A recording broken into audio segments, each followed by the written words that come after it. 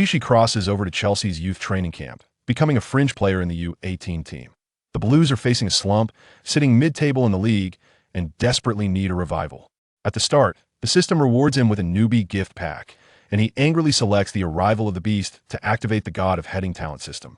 Still not satisfied? The system gives him a post-match card draw segment, legendary retirement cards from various players, and incredible skills. From now on, every header will score. He will slide and kneel with style, conquering Europe's giants. The sky is the limit for him. Chapter 1. 2023, West London, Chelsea's Cobham training ground. Chichi, when our jinx of a Coach Potter arrives, you should bring up that matter yourself. Got it.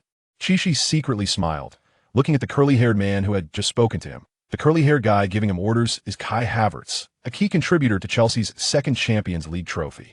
Meanwhile, Chichi, who was happily calculating in his mind, was actually a time traveler who had just arrived half an hour ago. Just wait a little longer, then that damn newbie task will be complete. Speaking of this time travel, it dates back to the end of March in the real world. Chichi was in front of the TV in China, swallowing the chocolate with a foul taste created by Chelsea's Coach Potter. The team had drawn against Everton at home, a painful loss of 2 points. The match was heavily wagered, and the result was despairing. After regaining his composure, he opened his computer and wrote an email to Chelsea FC, requesting reimbursement for this year's non-sports membership annual fee. But unexpectedly, just as he sent the email, a football game window popped up below. On the screen, the original player he had painstakingly created was waving a letter at him. Chapter 2. In the Cobham locker room, Chichi sat on a chair, repeatedly calling for the system to appear. But the system didn't come, and Brother Havertz plopped down beside him. Chichi, it's all my fault for getting you into this mess. The German suddenly threw himself into Chichi's arms, looking gloomy. All right, little Kai, that Jer Potter doesn't deserve to be our coach. Don't worry, tonight I'll show this old guy a heading hat trick. Bro, I know you're a man of integrity, but your success rate in aerial duels is really.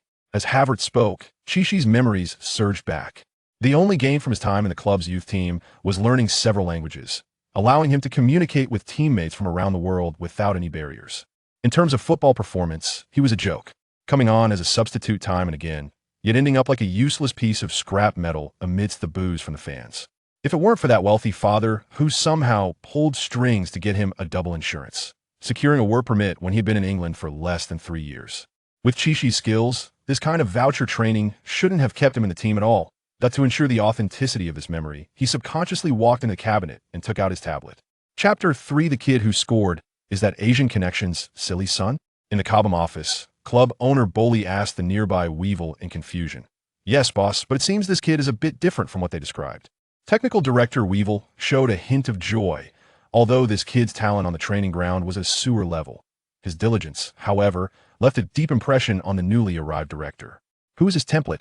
Boley looked into the distance, where the training match was still in full swing.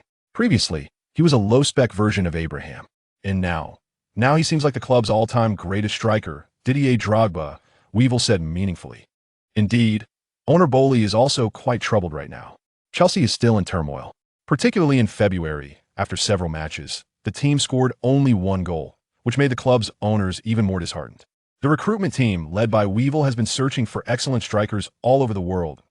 Napoli's Osimhen, Juventus's Vlahovic, and even the lower-tier Bundesliga duo are all within his scouting range. Chapter 4. Late night on the streets of London. The red 718 sped away quickly. Chichi enjoyed this gift from nature, rather than nature. It was more like an experience growing up with a golden key. Although he considered himself just a traveler, he now bore the responsibility of revitalizing Chelsea on his shoulders. Suddenly, at the intersection, a black Camaro sped by. Chichi, still unfamiliar with the power of the 718, was unable to dodge and ended up rear-ending it. A large man in black got out of the car, sporting a buzz cut and a fierce look. Mitro? Chichi instinctively called out. The man was indeed Fulham striker Aleksandar Mitrovic, one of the top aerial threats in the Premier League. You idiot. Do you even know how to drive? The other party shouted, and a woman in the passenger seat got out as well. She was an Eastern European woman, tall but with a hint of arrogance. Mitrovic, it seems like you ran a red light, Chichi replied, seeing that the other party had no intention of being polite. First courtesy, then weapons. Oh, an Asian, huh? Which team's fan are you?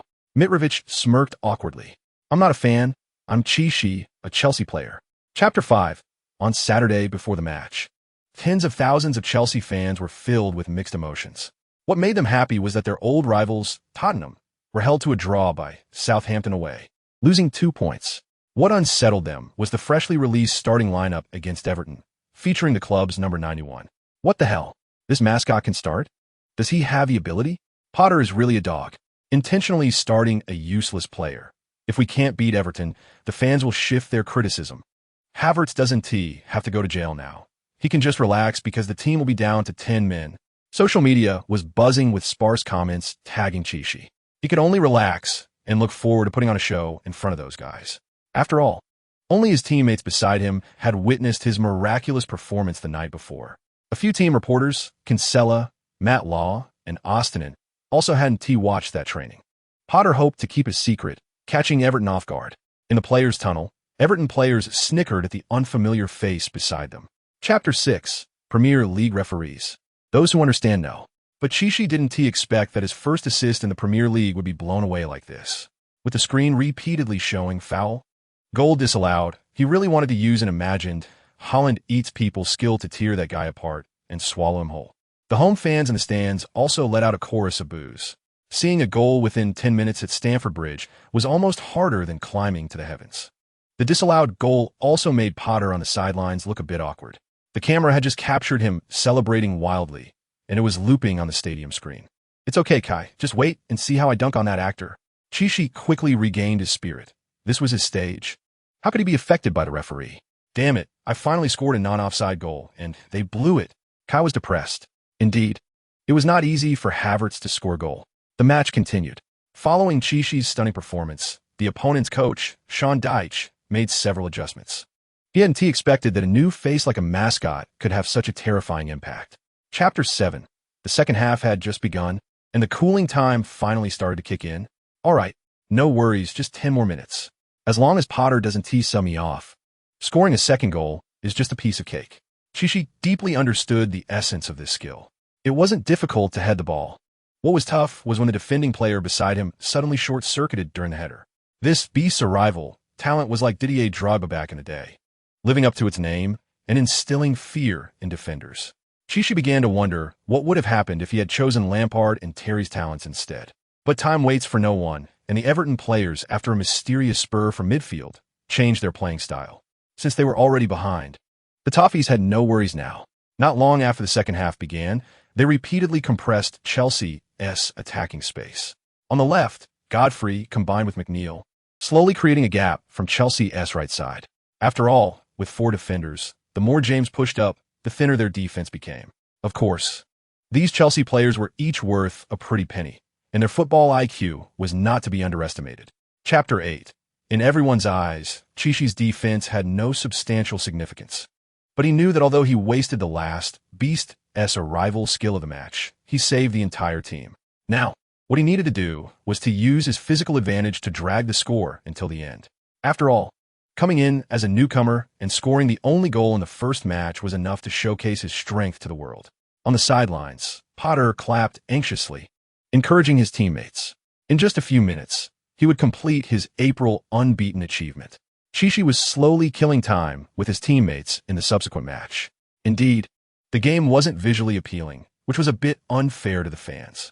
But his mind was already on the secret reward after the match. Who could refuse any lucky draw? This applies to everything. Finally, when the 4th minute of stoppage time arrived, Enzo sent a long ball forward, and referee Darren blew the whistle to signal the end of the match. Potter entered the field, hugging each of his lovely disciples. These big guys had extended a chapter in his Chelsea coaching career. Next up was the international break, allowing him to rest and prepare for the next challenges. Chapter 9. Evening. Chichi's home. Chichi lay in bed, refreshing his social media feed. Wow, the change of face is faster than flipping a book. It seems universal. In just one day, because of that goal, he went from the club's chief mascot to the new beast of the bridge. However, he liked this new title. The new beast, with the basic talent of Beast's arrival, was indeed a cherished memory. But he didn't expect that the real Didier Drogba also posted a social media update. After so many years, I finally see my own shadow. This was an absolute acknowledgement. Indeed, for Chelsea fans, Lukaku's impact on the club is unparalleled. The little beast? In the dead of night. Chi continued to refresh his personal attribute panel out of boredom. This time, he had ample time to study his attribute distribution. Name: Chi. Age: 18. Height: 189 centimeters. Weight: 88 kilograms. Strength: 18. Shooting: 15. Dribbling: 13. Heading: 18. Speed: 12. Chapter 10. Thursday afternoon. Queen's Park Rangers home ground, Loftus Road Stadium. After a simple entrance ceremony, the friendly match between Chelsea and the home team was about to begin. Although it was a warm-up match, some home fans still showed up. Everything is aligned with the Pound. As a club on the brink in the championship, QPR could definitely earn more than 80 if they could earn 100. Facing off against a London rival like Chelsea, the home fans remained enthusiastic. In the tunnel, N'Golo looked at Chi beside him in confusion. Has this kid always been like this? He quietly asked Cucurella behind him. After all, Chi was currently staring blankly, looking pleased, mumbling to himself as if possessed. No one knew that at that moment, he was engaged in a system interaction. I have chosen. I will use teleportation on that number 9 striker across from me. Ding. Congratulations, host. The medium tank talent of Dykes has been successfully copied. Wish you a good match. Chi smiled slightly. After watching several match recordings of QPR over the past few days, he was impressed by this Australian striker. Although he had average shooting and speed, his physique was solid. Chapter 11. After taking the lead in the score, Chelsea enjoyed the match even more. Potter was also clever. He knew that the purpose of the match was not to win big, but to help the injured players regain their form. In the 38th minute of the match, N'Golo provided an assist, and Mount scored from the edge of the penalty area. With a 2-goal lead, the team returned to the locker room. Chi knew that his skill cooldown still had some time left. Right now, he was quietly comparing the cooldown speed of the skills from 2 matches. The increase in talent points seemed to have less impact on cooldown reduction than he had imagined. He thought that with a talent value of 2, he could use skills twice in a match, and with a talent value of 3, he could use them 3 times. But he was wrong. From the current perspective, it was definitely not this calculation. Kids, take it easy in the second half. These rough championship players don't have a good mentality, and we are rivals. I'm worried they might take cheap shots at you. Potter reminded everyone with a smile. The long-lost smile from Potter. Even at the training base, that guy still occasionally puts on airs, but everyone knows that this coach is like a tightrope walker. If he is not careful, he could be swept out the door. Chapter 12. In the end, Chelsea won against their opponent without a fight. Chi, who was involved in almost all the goals, became the MVP of the match. Unfortunately, as this was a friendly, there was no official trophy. But the kid felt quite pleased inside. In the evening, the television was broadcasting a match of the German national team. Havertz scored a goal and was in good form. Things are getting better. Everything is getting better. Chi was self-satisfied, unaware that on the other side of the earth, a few people were discussing him. Buenos Aires, Argentina. Candy Box Training Ground. Argentina was actively preparing for the international match that would start later. Messi walked over to Enzo with a smile, inquiring about the recent developments of his most loyal little brother. The weather in London is really too cold. The climate is far from Portugal. Luckily, there is a man who makes me feel passionate. Is it that big brother from Hawaii you mentioned? What is his name? Messi took a sip of the mate tea he was holding and looked at Enzo beside him. Yes, his name is Chi. That terrifying physical quality. Even if Passarella were to return to his youth, he wouldn't be able to stop this guy. Chapter 13. Inside the administrative building of the training base. Chi feigned calm as he followed Director Weiwei to Polly's office. The closeness of these two meetings made him feel a bit at a loss. Even if it was about a contract, it shouldn't be this frequent, right? Come, Adbalai, let me introduce you to our new striker, Chi. Upon seeing the boy in front of him, the slightly bulging Abdali smiled and shook his hand. I watched a match against Everton. You performed very well, Director Weiwei. Y&T, I heard about this player in our club before. Chi was also from Cobham's youth training and had originally been Broja's substitute. So he had been playing in the reserve league. This season, due to a shortage of forwards, the coaching staff promoted him to the first team. Weiwei quickly explained beside him. Thank you for your recognition. I will continue to work hard. Although Chi was not so low-key on the training ground, humility was necessary in front of the boss. After all, they were his bread and butter. Every pound he earns in the future is related to them. I heard from the club's intelligence department that something happened at your home in Huagua. Polly calmly asked as he picked up a cup of hot coffee. Chapter 14. 3 days later. Cobham Training Base. The first team ended this short break with a 3-1 victory. Chi only played for 45 minutes, completing 2 shots. One was a header that unfortunately hit the post. The other was a right-footed shot that was powerful but was saved by the second team's goalkeeper, Betty. Of course, no one knew that this guy's mind was not on the match itself, so he was substituted for protection at halftime. But he still smiled as he entered the locker room. What comforted him was that the first time he used the rock-solid skill, the experience was excellent. Although the cool-down for this skill was longer than that of beastly descent, Chichi still felt the power of a superb interception. But this was just a match for players to regain form. The coach's focus was still on those players who had just recovered from injuries. Ding! Congratulations, host, on completing the match, now entering the post-match lottery segment. Come on, let's see how my luck is. Just as Chichi was filled with anticipation, the three-option qualification that appeared in front of him left him stunned. The midfielder from Portsmouth, the forward from Alaves, and a defender from Schalke 04. Chapter 15. Havertz perfectly exemplifies what it means to be wealthy and generous. As one of the high-salaried players in the team, the German boy is also very generous to Zichy. Most of the German specialties he brought are related to food. Of course, there are also those German beers that can't be found locally in London. Little Zichy, I heard from your brother Kai that you were staying at my place for a while, and there's no need to worry about convenience, said Sister Sophia with a smile as she sat in front of the sofa. Dear, you can rest assured. This kid doesn't see us as outsiders, and besides, now that he has nowhere else to go except the team's apartment, we all know Zichy cares about his image. Havertz quickly added, Zichy actually enjoys hanging out with the so-called big brother and sister-in-law. This couple has a very artistic vibe and looks great together. In fact, Zichy wanted to invite them out for a drink at a small pub in London that very night. But first, there was training the next afternoon. Second, there wasn't much money left on the black card his father left behind. Havertz has always been practical. He is not the type to hang around nightclubs. Chapter 16. On the way home. Havertz had long noticed this little brother's thoughts. You need to learn to get used to what Potter is thinking. Sometimes even the prophet can't understand it. I don't mind being a substitute, but there's one thing I haven't figured out.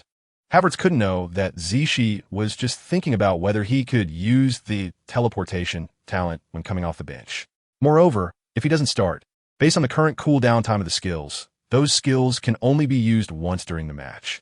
System, are you there? He silently sent out a voice while waiting for the traffic light. Ding. Detecting that the host has doubts, the system is here to answer your questions. If I come off the bench, can I still use the teleportation talent? Ding. Replying to the host, please do not underestimate your main system. In football matches, coming off the bench is common. When you're a substitute, you can choose from the 11 opposing players on the field for the teleportation selection. Good guy. Zichy understood. According to this logic, if the opposing team substitutes, his initial selectable characters would change. For example, if he wanted to choose Coutinho, and by the time he comes on, Coutinho has already been substituted, he would have to choose someone else. Chapter 17. After the halftime break, the booing echoed throughout the stadium. Fans were indeed happy about the return of the club's number 7. But the situation on the field was undeniable. Yet Potter made no moves. On the other hand, Villa's coach Emery thought differently, since the teams were evenly matched. He wanted to fight for a victory in London, aiming for an epic match. With a wave of his hand, Buendia and Ramsey were ready to go. Replacing the starters Luiz and Kamara, Zichy was still sneaking glances at Coutinho, sitting next to him. The Brazilian attacking midfielder was sulking on the bench. Nobody would be pleased with that. The referee signaled, and the second half began. Shortly after the start, Chelsea controlled the midfield just like in the first half. Outside the penalty area, Enzo found a good opportunity. Facing his national teammate Martinez, he fired a powerful shot. Unfortunately, Martinez knew little brother Enzo too well, diving to deflect the ball out of bounds. After the save, Martinez raised his arms in triumph. The home fans erupted in boos. This guy performed well in the World Cup, but was annoyingly arrogant. Zichy on the sidelines was also gritting his teeth in frustration. Chapter 18. Falling behind by a goal. Emery quickly used up the other substitution slots. There were still 20 minutes left in the match. Plenty of time. Potter was equally unyielding. His bench had many excellent players to call upon. He immediately instructed Mount and Sterling, 2 stars of the English national team, to start warming up. Before the kickoff at the center circle, Zichy and Havertz were watching everything unfold. It seemed that Havertz would have to be substituted. The referee blew the whistle, and the match resumed. Villa suddenly fell behind in such a manner, which affected the players' mindset significantly. The desire to attack grew stronger while their defensive resolve waned. Chelsea, following Potter's plan, adopted a defensive counterattacking approach after scoring. Felix's ability to break through was excellent, and Zichy was recognized as a bulldozer. But Zichy knew that without the power boost from the last match, he had to be cautious. As for where to use the Demon's arrival skill, that required careful consideration. He didn't dare to use it too early. From what he remembered, Chelsea had been equalized from set pieces far too frequently this season. Many Chelsea fans had to watch the last few minutes of the match with heart medication at the ready. Chapter 19. Going back to ask the technical team for data to check the speed of Zichy's last shot. On the coach's bench at the edge of the field, Potter said softly to his assistant, "Indeed, that free kick earlier was like Tyson delivering a heavy punch to Ming's head." After all the turmoil, the match resumed. After the drop ball, Chelsea regained possession and attacked again. Havertz knew that time was running out for him. Sterling and Mount on the sidelines were eager to come in and show their skills. So after Enzo finally intercepted the ball and passed it to Havertz, the latter shot from outside the penalty area without hesitation. The ball, however, went wide of the goal. It was a wasted opportunity to create a combination play. After that shot, substitutions were announced. Mount replaced Havertz, and Sterling replaced James. This substitution was not so conservative. Zichy walked over and patted Havertz on the head. "Come on." In this match, seeing the dejected figure of the young German, Zichy understood his feelings. No one wants to be substituted when they have nothing to show for it, especially when the team has plenty of counterattacking opportunities. In the next 15 minutes of the match, the situation for both sides remained largely unchanged. Chapter 20. Late at night. The courtyard was quiet. Zichy lay in bed, watching the video of the match. Villa was a respectable opponent. Emery's tactical arrangements should be above Potter's. Although the team had achieved a long-awaited winning streak, fans online were still not very convinced. Conflict among Chelsea players.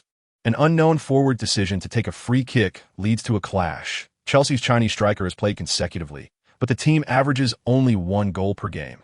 Looking at the sparse comments, Zichy felt a bit speechless. Who could know that in this match, although he didn't manage to score or assist, the tactical changes he brought to the team were evident. However, among the fans, some treat this match merely as a pastime or a means to make money. So who really cares about those details? In this match, Chelsea's expected goals reached 3, yet they only managed to score 1. It's only natural for them to be dissatisfied.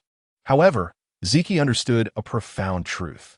Football is a team sport, and every teammate on the pitch is indispensable. Without Kepa's miraculous saves, Enzo's awareness in front of the goal, Havertz's connections, and the dual wings of James and Chilwell, Chelsea might not even win this match. Chapter 21. When Felix mentioned this person's name, Zichy suddenly realized. This suave guy was actually the Portuguese super agent Mendes. When Felix came to Chelsea and Enzo left Benfica, both were closely related to his operations. "Who is this kid next to you? I haven't seen him before." "Mr. Mendes, this is Zichy, our club's new striker." "What? He is Zichy? I think I heard about him in the news." Mendes spoke the truth. Reports about Zichy had been gradually gaining traction over the past 2 weeks. But for this group of Portuguese, all Asian faces look quite similar and lack distinctiveness. "Hello, Mr. Mendes." Zichy greeted him warmly. "Felix, you two chat, I won't disturb you." He understood that Felix's agent had suddenly come to discuss matters regarding the buyout at the end of the season. It wasn't appropriate for an outsider to stay. In the evening, at Havertz's place. "What? Mr. Mendes is here?" "Yes, it seems like the first time I've seen a player's agent enter the combo locker room." Chapter 22. Once upon a time, Carvalho and Terry were hailed as the best center-back duo in the entire Premier League. Though they had their strengths compared to Manchester United's Ferdinand and Vidic and the Italian twin stars of Milan, Chelsea's record of conceding only 15 goals was undoubtedly a historic achievement. The Carvalho in front of Zichy is also one of the best center-backs in Chelsea's history. After chatting for a while, Zichy learned that Carvalho now plans to leave his role as an assistant coach for the Portuguese national team and follow his older brother Mendes into the agency business. Mendes hopes that Zichy will be Carvalho's first client. Although hearing this news left Zichy feeling a bit off balance. Seeing the sincere Uncle Carvalho made him agree without a second thought.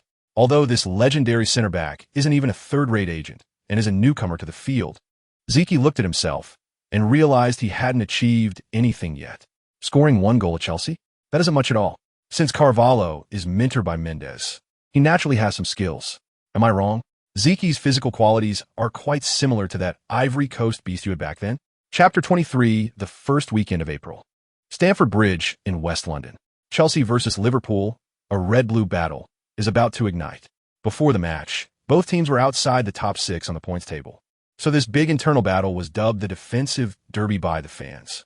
However, since March, both teams have been in relatively good form, especially Chelsea, who have achieved 5 consecutive victories across all competitions, exuding a momentum of resurgence. In the player tunnel, the players from both teams were friendly. There were many national teammates on both sides. Zeki stood alone in the crowd, silent but not quiet. Ding! Congratulations, host. The ability Eye of the Pharaoh from Sulla has been successfully copied. Wish you a good match. Zeki smiled. Last night, he hardly slept. The forward group of Liverpool was just too luxurious. No matter who was chosen, there was a high probability of getting a shooting boost. Sulla truly is the best winger in the Premier League. This Eye of the Pharaoh has allowed Zeke's shooting ability to reach its maximum for the first time, and his dribbling and speed have also improved somewhat. Hey, new face. Welcome to the Premier League. Suddenly, a strange voice from next door, speaking broken Japanese, interrupted Zeki, who was still studying his personal attribute panel. Chapter 24. At Stamford Bridge, Zeki clutched his ankle, lying on the ground in pain. Damn! It turns out that such high-intensity confrontations can hurt so much. He felt as if that foot no longer belonged to him. The team doctor immediately rushed onto the field. Players from both sides gathered around, chattering. Referee, Enzo just fouled Gakpo in the penalty area, shouted Liverpool captain Henderson. Did you drink too much before the match? Which I saw me committing a foul. Enzo retorted mercilessly. Havertz and Felix squatted on the ground, watching Zeki, who remained motionless. The team doctor gently lifted his ankle. How is it? Can you move? It's okay. When I collided just now, I lost feeling in my foot, but it's much better now. Zeki gently moved it a couple of times, relieving the crowd. The coach is asking if you want to make a protective substitution, the team doctor whispered, covering his mouth. No need, I can hold on. Zeki gritted his teeth and stood up with the support of Havertz and the team doctor. Meanwhile, Van Dijk, who was shown a red card, was still arguing with the referee. The fans on both sides jeered. Chapter 25. On the sidelines, Mount and Zakaria were already warming up. After Enzo left the field, adjustments had to be made in midfield. Zeki stood at the kickoff point, staring at the visibly pleased Arnold in the distance, silently muttering, "Son, remember this." The referee's whistle blew. The match continued. Zeki passed back to Felix. The opposing 3 forwards moved quickly, preparing to press. Felix had no choice but to pass to the right. In front of James stood 2 Liverpool players. Everyone knew that playing one man down against Klopp's Mad Dog tactics would be incredibly difficult. He had no choice but to move left. But just after a couple of steps, he was intercepted by Liverpool's left-back Robinson. He quickly passed the ball to his teammate Nunez in front of him. The Uruguayan striker immediately picked up speed. Seeing that Chizzy was getting close to assist in defense, he was ready to dribble past. With a casual touch, he split the ball away. Just as he was about to move forward, he realized the ball was gone, and the ball was at Chizzy's feet. Sure enough, he used as solid as a rock, leveraging D. Saley's strength to perfectly intercept the ball. Now, he couldn't afford to be stingy with his skills. Chapter 26. In the locker room at halftime, the Chelsea players were exhausted but felt a surge of adrenaline. After conceding a goal, Liverpool's coach Klopp was trying hard to motivate the entire team to attack aggressively. However, this group of players from the bridge, who were one man down, managed to withstand the opponent's fierce assault. Returning here with a draw, even with 10 against 12, was still a good result, right? Great job, kids. The opponent's mentality is starting to crumble. Look at their forwards. They don't even want to seek complicated combinations anymore. Yeah, boss. Just in the last minute of stoppage time in the first half, if Nunez's pass had reached the back post, Chilwell wouldn't have been able to cover Sulla's run. Reece James chimed in. TCH, even if that Egyptian pharaoh showed up, I'd still poke the ball out of bounds beforehand. Chilwell laughed and patted Reece's head. Chizzy's excitement was beyond description. He was the hero of the first half. Although they couldn't take the lead, his performance was definitely worthy of high marks. Is this a bug? Why did I only get a score of 69 for the first half? But when he saw the official halftime rating on the PAD, Chizzy was left speechless. Who told you to be a pivot forward? Losing possession and passing success rate would both affect the score. Chapter 27. Late at night, Chizzy stayed in his room, repeatedly watching the match footage from today. He was observing his highlights of confrontations with Van Dijk, Konate, and Fabinho during the match. This was produced by Sky Sports. In just one night, It had garnered an extremely high view count. He wasn't watching this to see compliments about himself in the comments. Of course, he didn't care about the trolls mocking some of his handling mistakes either. Chizzy knew he had a lot of room for improvement. Van Dijk. This was the strongest opponent Chizzy had faced so far. It was a high-level showdown. Relying too much on talent and skills would hinder his development. A good player, besides skillfully utilizing their super abilities, also needs to actively accumulate experience from matches. After all, he was still young and had much to learn. Downstairs, playful voices could be heard. Tonight, Brandt would be staying at Havertz's place for a few days. These two gaming addicts were still enjoying the fun brought by the PS5 in front of the sofa. With Sophia not home, Havertz had completely let loose. Chizzy envied them a bit. They had been prodigies since childhood, among the top future stars. Chapter 28. The next evening, players arrived at Cobham one after another. Potter broke his usual routine this time and announced the starting lineup for the match against Wolves in advance. Did you see that? Potter has gotten smart. He knows that Chizzy, Kai, and Felix are his saviors. Chizzy quietly joked in Portuguese with Felix beside him. This language was hard for most to understand. Thanks, West, for what you said in the locker room last night. Felix sincerely placed his hand on Chizzy's shoulder. Indeed, although Chizzy's words were mostly jokes, they resonated deeply. The Portuguese golden boy had desperately asked Mendes to arrange his loan to West London just to escape Atletico's coach Simeone. Unexpectedly, he found such a kindred spirit in this foreign land. Havertz, wearing headphones, had no idea what the two whispering guys beside him were talking about. He was seriously enjoying his girlfriend Sophia's latest single. For him, starting was an everyday affair. Even if he was on the bench, he could accept it. This laid-back German boy always seemed indifferent. But among the crowd, where there was joy, there was also sorrow. Several substitute players were already feeling heartbroken. Chapter 29. Molineux Stadium. The match officially began. Inside, the stand were packed with 30,000 spectators. Wolves fans, dressed in traditional yellow jerseys, cheered for their home team. The home coach Lopetegui was friendly, warmly shaking hands with his counterpart Potter before the match. Currently, Wolves were ranked 15th in the Premier League, with a considerable gap from 9th place Chelsea. But the Spanish coach believed he could cause some trouble for Chelsea at home. Before the kickoff, Hwang Hee-chan stood in the center circle, whispering to his teammate Neto beside him. That Asian forward looks even stronger than you. Trust me, brother, the Chinese can't play football. They can only play table tennis by their genes. Hwang Hee-chan smiled flatteringly, glancing at Chizzy not far away. Referee Atwell blew the whistle. The match started. Wolves kicked off. Hwang Hee-chan passed the ball to the right. Adama Traoré hadn't controlled the ball for more than 15 seconds when he was forced out of bounds by the defending Mudryk. On the sidelines, a few Chelsea fans cheered. It was clear that this Eastern European lad was indeed full of fighting spirit, eager to break his goal drought. Chilwell stood at the sideline, preparing to throw in this throw-in. Chapter 30. After conceding, on the sidelines, the Wolves coaching staff took the opportunity to say something to Traoré. There was still plenty of time. Anything could change. As the match progressed, both sides had not created many good opportunities in the next 10 minutes. This was how Wolves played. The Spanish coach led a group of Portuguese players. Possession and more possession. And what about Chelsea? Potter himself was a coach with a possession-based tactical background. Plus, with the score leading, he wasn't in a hurry. You need to pay attention to your footwork. I think they're going to target your side. During a throw-in, Chizzy walked over to Mudryk and quietly gave him a few tips. Mudryk accepted him.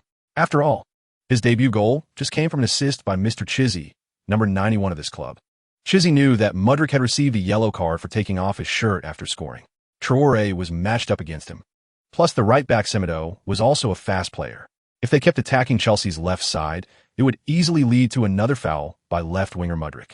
If there is a slightly dangerous foul position, it is easy to get 2 yellow cards and turn into 1 red card. Chapter 31. Chichi understood. Italy, since ancient times, has been a country that produces great forwards. The Apennine Peninsula has birthed great strikers like Baggio, Rivera, Zola, Inzaghi, and Vieri. However, Chichi still prioritized excluding them. Compared to the melancholic Italians, he preferred to make a choice from the Tulip Kingdom and the Pampas Eagles. The former has extraordinary talents like Van Basten, Cruyff, and Bergkamp. The latter also boasts stars like Batistuta, Crespo, and Kemps. As time was running out, Chichi had no choice but to instinctively select the middle option. In an instant, the Dutch flag before him vanished, and he was greeted by a wonderful star card ceremony. When a dark-skinned face appeared, Chichi jumped up in surprise. Ding! Congratulations to the host for obtaining the Dutch forward Kluivert's Night Hunter talent, permanently increasing personal speed by 1 point. Note: passive skill. When the host is in the center circle, the personal speed can temporarily increase by 3 points when rushing towards the opponent's penalty area. And this bonus disappears upon entering the opponent's penalty area. Got it? In summary, this skill is a counterattack weapon, and it's permanent. Swish, swish, swish. The system knew what he wanted to ask. Chapter 32. Before leaving the stadium, a man in casual clothes approached from Wolves. Scruffy and unkempt, not exactly handsome. A stunning beauty, Chichi instinctively greeted Diego Costa, who was standing in front of him, in Spanish. What? Costa didn't understand what that title meant. But the old captain Azpilicueta was right. You really are proficient in various languages. Costa didn't get a chance to play in this match, so he had already changed into casual clothes. Played well, much better than our Asian forward. Thank you, Diego. You are one of the favorite forwards of the Blues fans. Is that so? But I think this title will sooner or later belong to you. And the word one will be dropped. While showing his sense of humor, he reached out. Chichi then realized he wanted his jersey. Luckily, after interacting with the fans earlier, he had no mood to take off his shirt, so the jersey was still on him. Great, number 91, which is exactly the opposite of the number I had when I was at Chelsea. Costa smiled and turned to leave leisurely. Chapter 33, Monday noon. London Heathrow Airport. The Chelsea charter flight departed on time. Before boarding, a large number of Blues fans came to send their blessings to the club. Nowadays, although Chelsea is in great form, having won against Wolves and climbed to 7th place in the standings, there is still a significant gap to the top 4. To ensure qualification for next season's Champions League, there is only one path: to uphold Chelsea's tradition of changing coaches to win the Champions League and secure the big-eared trophy. In their half, Bayern and Manchester City are battling each other. Moreover, Real Madrid has just completed a massacre of Liverpool, and their state is explosive. The fans must be very nervous. After all, Chelsea only managed a tough draw against Liverpool, even though they played with one less man throughout the match. On the plane, the players were not so tense. One reason is that Potter had given everyone a day off yesterday. The other reason is that being able to play at the Bernabeu against Real Madrid is a dream for many young players. Fofana, Cucurella, Enzo, and others were all looking forward to this battle. On the other end, a man was leisurely watching a movie, completely unaffected by those around him. What the hell are you watching? Chapter 34, Bernabeu.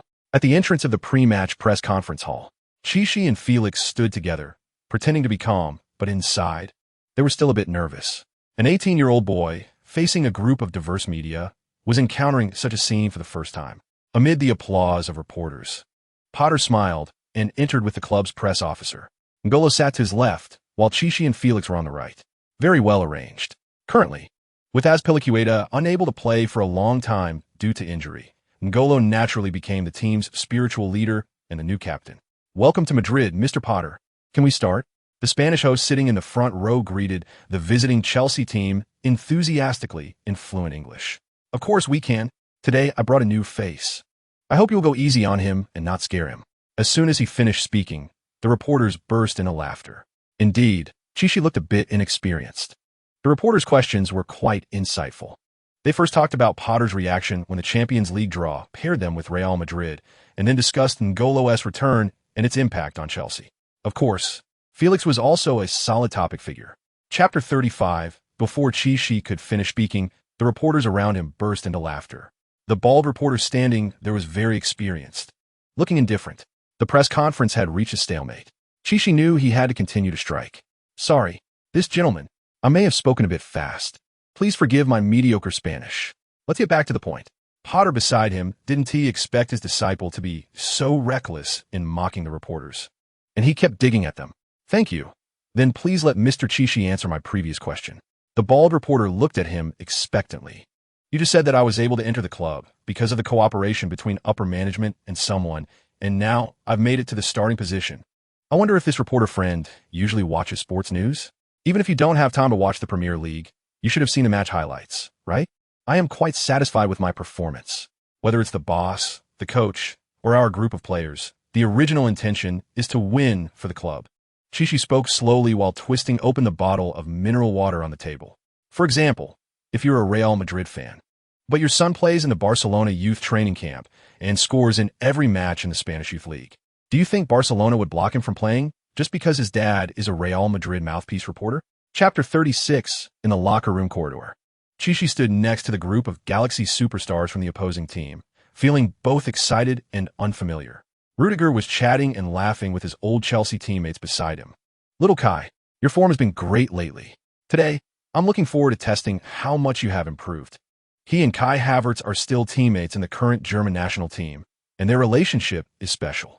The captain's armband for Chelsea in this match is worn by Thiago Silva.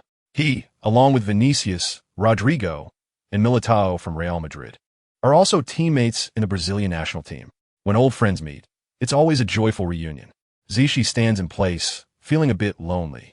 Although a couple of strangers occasionally walk by and greet him warmly, he understands that in their eyes, he is just a fleeting figure from the Huagua. Suddenly, a man in sportswear comes over and hugs James. It's Eden Hazard. Back when he was thriving at Chelsea, James was still in the youth ranks. Of course, Zishi was in an even younger tier. "I remember this kid. He was responsible for bringing drinks to everyone back then." Hazard is friendly with everyone, and upon recognizing Zishi, he immediately rushes over. Chapter 37, the coaching bench. When Potter saw Rudiger's second precise interception, he was completely stunned. If that big black man had stayed at Chelsea, we could have gained 20 more points. But boss, if he had stayed here, Tuchel might not have been sacked, and we could still be at Brighton. The assistant Reed quickly said, "It doesn't matter. I believe in Zishi. After being intercepted twice in a row, this kid will definitely be mentally boosted." Potter grinned shamelessly. This English coach, who has reached the Champions League quarterfinals for the first time, is pinning all his hopes on Zishi. After being intercepted again by Rudiger, Zishi even felt that this guy might also be a time traveler. His ball-winning skills are just too damn strong. After winning the ball, Real Madrid continued to control the game with passes. Real Madrid today is different from before. Players like Benzema, Kroos, and Modric are aging and can no longer engage in fast-paced attacks against opponents like they used to. More often, when facing strong teams, they adopt a defensive counter-attacking strategy. Against Liverpool, they turned the game around with a few unanswerable counters. Chapter 38, inside the Bernabeu Stadium. Amidst the boos of the home fans, both sides returned to the center circle to prepare for the kickoff. After that goal, Zishi had become a thorn in the side of the Real Madrid players. His strong physique and solid muscles made Rudiger question his life choices. Zishi just silently stood near the kickoff point, ready to press after the opponent's kickoff. The referee blew the whistle. Without hesitation, Benzema immediately passed the ball to the left. This was different from the team's usual kickoff pattern. It's clear, Real Madrid intends to launch a fierce attack. Ancelotti was shouting from the sidelines, "Attack." As soon as Vinicius got the ball, Enzo came up to him. But before he could position himself, Vinicius passed the ball back to the center again. Benzema immediately backheeled it behind him. Toni Kroos took control. The German midfielder glanced at his teammates' positions. Rodrigo was well positioned. In the early stages of the match, Real Madrid focused their attacking direction on the left flank. The right flank was relatively quiet. It seemed that Chelsea had also relaxed their marking on Real Madrid's right winger. Teacher Tony sent a long pass to the right with a big kick. It was a ball played behind. Over here, Chelsea's left back Chilwell quickly ran forward following Rodrigo. Chapter 39, inside the locker room. Potter looked at the Chelsea players. He was relieved that this group of young men withstood Real Madrid's offensive and did not get turned around in the first half. He had to admit that Real Madrid was the strongest opponent we had ever faced. "So, coach, what changes do you want us to make in the second half?" James asked excitedly, but Potter didn't know what to say. Faced with Ancelotti's tactical changes, he didn't know what method to use to suppress Real Madrid. "Zishi, I know that goal was perfect, but what are you going to do on the field in the next period?"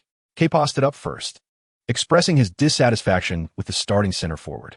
This left Zishi speechless. He felt that his performance in the first half was quite good.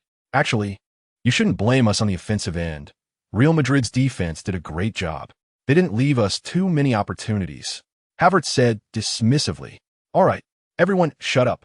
In the second half, I will substitute one forward and strengthen the midfield." After thinking it over, Potter could only helplessly change tactics. Now, the counter-attacking combination of Felix, Havertz, and Zishi was completely useless. Chapter 40, Bernabeu VIP stand. When Chelsea owner Bowley and the guests witnessed Felix miss a counter-attacking opportunity, They helplessly sat down in their chairs. "Gentlemen, how much buyout fee did Atletico propose to you?" At this moment, the old president came over. "To be honest, even if they offer 70 million, we would have to think about it for a long time."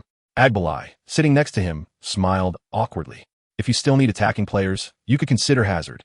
We are willing to waive the loan fee and even share half of his salary." The cunning Florentino said with a smile. Vival secretly smiled. This old Spanish man thinks we are easy targets. Indeed, that counter-attacking opportunity was great. But Felix, in the penalty area, surprisingly did not pass to the arriving James. His weak shot was directly intercepted by Courtois. This counterattack also sounded the alarm for Real Madrid. Swish! Substitutions began on the sidelines. Tchouaméni and Camavinga came on, replacing Rodrigo and Toni Kroos. Chelsea also submitted their substitution instructions. Chapter 41. Inside the Bernabeu VIP box. Real Madrid director Solari and PR manager Butragueño found themselves in an awkward situation. After witnessing Benzema's last-minute goal, the old president remained relatively calm. But these two subordinates were extremely excited, and the two old men suddenly jumped up to dance the Madrid dance. Florentino was smart. He didn't want to celebrate so wildly next to Chelsea's two owners. But now, with VAR intervening, this goal also faced the risk of being disallowed. On the field, players from Real Madrid and Chelsea gathered around the referee. Tilpan signaled for everyone to step back.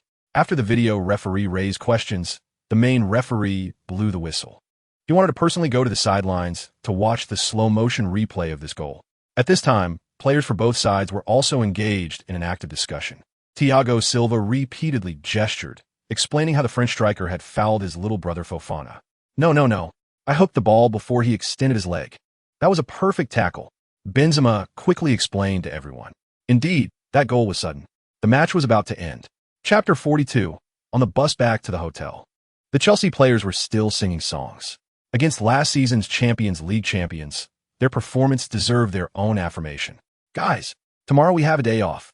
The flight back to London is early the day after tomorrow." Reed, Potter's assistant, stood up to announce this decree. Suddenly, the noise in the bus escalated. "Awesome. We all love Madrid," James shouted excitedly. After being eliminated last year, the players had no interest in touring the historic city. Now, with Felix as their new guide, they were all looking forward to it. Zeki sat next to Havertz, glancing at the silent German. What was going on? What were they so happy about? Havertz was startled by the two eyes beside him and quickly took off his Bluetooth headphones. Zeki then realized that this guy hadn't heard the news at all. "The boss has spoken. Our coach has voluntarily resigned." "My God, is this really happening? I need to call Sophia quickly. Tell her to take a red-eye flight to Madrid to celebrate with us." Chapter 43. In the Silver Diamond Club box. After a few rounds of drinks, the atmosphere in the box became wild. A Chinese man who could speak fluent foreign languages naturally delighted the Atletico Madrid players. "See? I told you the Chinese drink like no other," Felix shouted madly, opening another bottle of Martel XO. Zeki raised his glass, clinking it with the Spanish guys next to him. He downed in one go. To him, this amount of alcohol was nothing. He didn't know if it was inherited from someone, but drinking this foreign wine felt like having 2 bottles of AD calcium milk. Look at Luis. He's completely let loose.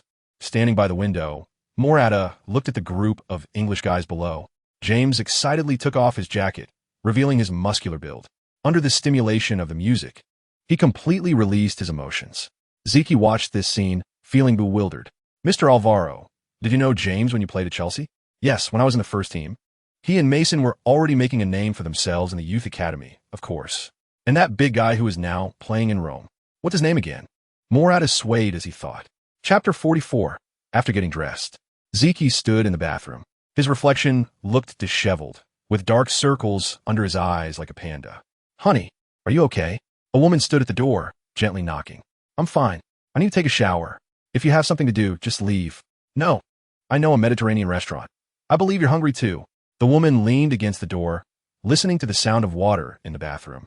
Sunlight streamed into her hair, and her eyes had a faint green hue. Zeki understood. This Strina was not an ordinary person.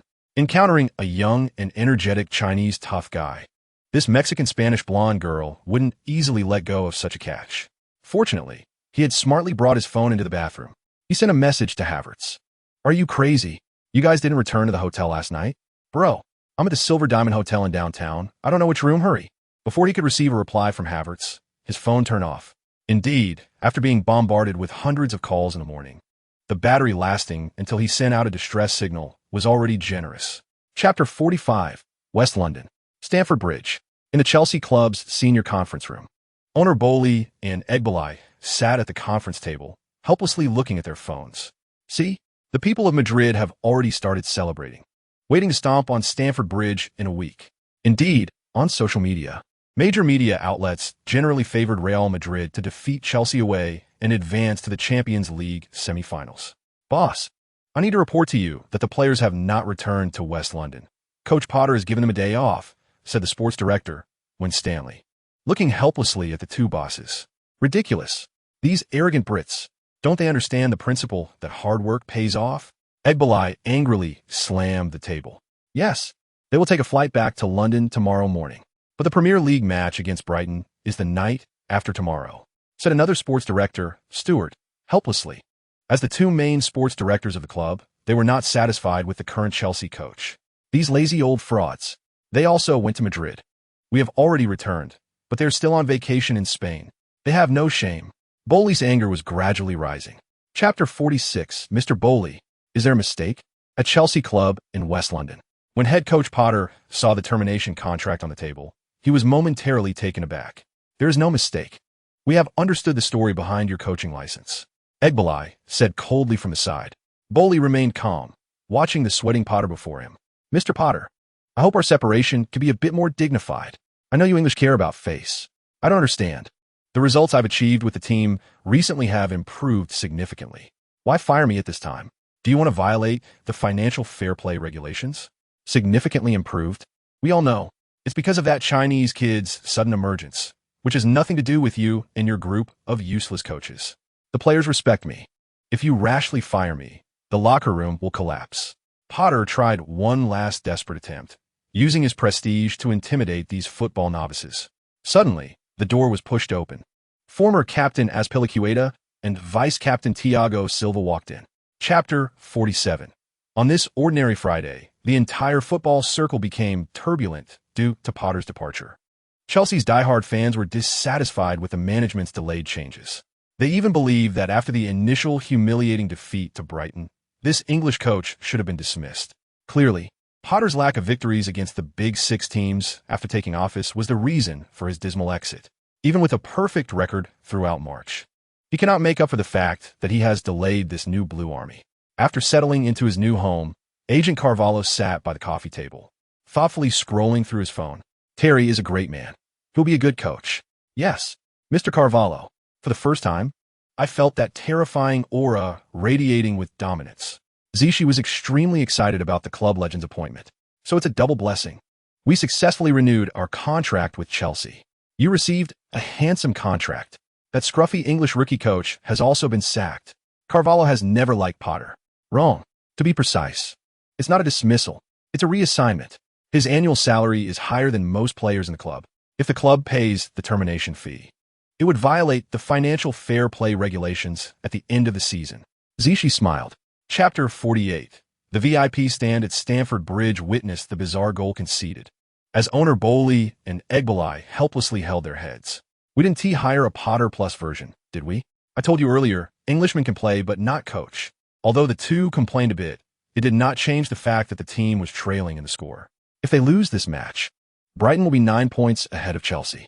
On the pitch, after scoring, Brighton became much more conservative according to the coach's instructions. They knew that this newly appointed team was the hardest to deal with, especially since it was Chelsea. Plus, the current Blue Army does not have a true tall striker. Havertz's physique is merely a decoration compared to Brighton's center-backs. So Brighton boldly gave Chelsea possession, allowing them to attack. They waited for a chance to counterattack. Sure enough, despite the two fullbacks making overlapping runs, they still couldn't get the ball to Havertz's head. Chelsea's starting wingers, Pulisic and Mudryk, failed to create any opportunities either. Although the three midfielders are all exceptional talents, only Enzo could occasionally attempt a long shot. Chapter 49. Brighton's goalkeeper sat frozen on the ground, watching James's unreasonable world-class strike. Meanwhile, around him, Stamford Bridge was completely ignited by this goal.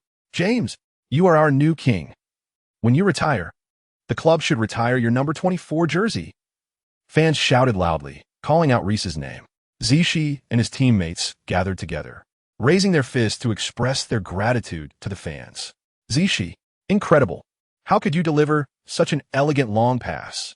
James excitedly greeted his teammate beside him. "Luck. Actually, I have to thank you. You helped me get an assist." Zishi appeared very humble. While speaking, he didn't forget to glance at the disappointed McAllister. With the match equalized, Chelsea's pressure was significantly reduced. On the sidelines, Coach Terry was full of confidence. After all, his bold substitution at halftime really had a positive effect. The earlier efforts of that young Chinese lad, recovering the ball, intercepting, and making that long pass all in one go, stunned this rookie coach. I believe now, what the fans said about him extending Potter's life is true. Chapter 52-1. The ball flew into the net. The goalkeeper didn't even have time to react. Brighton's defenders could only watch as Zishi stood up beside them, ready to celebrate. After scoring, Zishi excitedly took off his jersey. He ran to the sidelines, waving at the home fans. His well-defined muscles glistened with beads of sweat. It was a cathartic celebration. He wanted to tell everyone, this young lad is more than capable of being an absolute center forward under any coach. "Referee, this guy fouled." Brighton players reacted and complained to Marina. But Zishi was still the same, celebrating with his teammates. He had absolute confidence in this goal. That earlier aerial duel couldn't constitute a foul at all. Even if Taylor and Henning came, they wouldn't call it back. "You, my friend, that pass was fantastic. Truly worthy of the Premier League's best right back. You headed it well. Tonight, we must go to the new nightclub by the Thames for a drink." Hearing Zishi's praise, James was also very excited. "Don't joke. I've seen how you act when you're drunk. It's terrifying." Chapter 51. As the Spanish flag gradually faded, Zishi clasped his hands together and silently prayed. He understood that his first shooting skill was about to arrive. Suddenly, a handsome man with blonde hair came into view. WOC. Fernando Torres. The great left-back TT. The man who sealed the deal in the Euro 2008 final. Chelsea's mascot number 9. Ding. Congratulations, host. You have obtained the Spanish forward Fernando Torres's holy child's tenacity, talent, permanently increasing shooting by 1 point and speed by 1 point. Note, when preparing to shoot, if there's only the opposing goalkeeper in the penalty area, the goalkeeper will lose their judgment ability, limited to once per match. Zishi took a deep breath. This is so T&D exciting. The first shooting skill of my life is finally here. This skill perfectly replicates the moment when Torres toyed with Barcelona's goalkeeper Valdez during the late stages of the match at Camp Nou.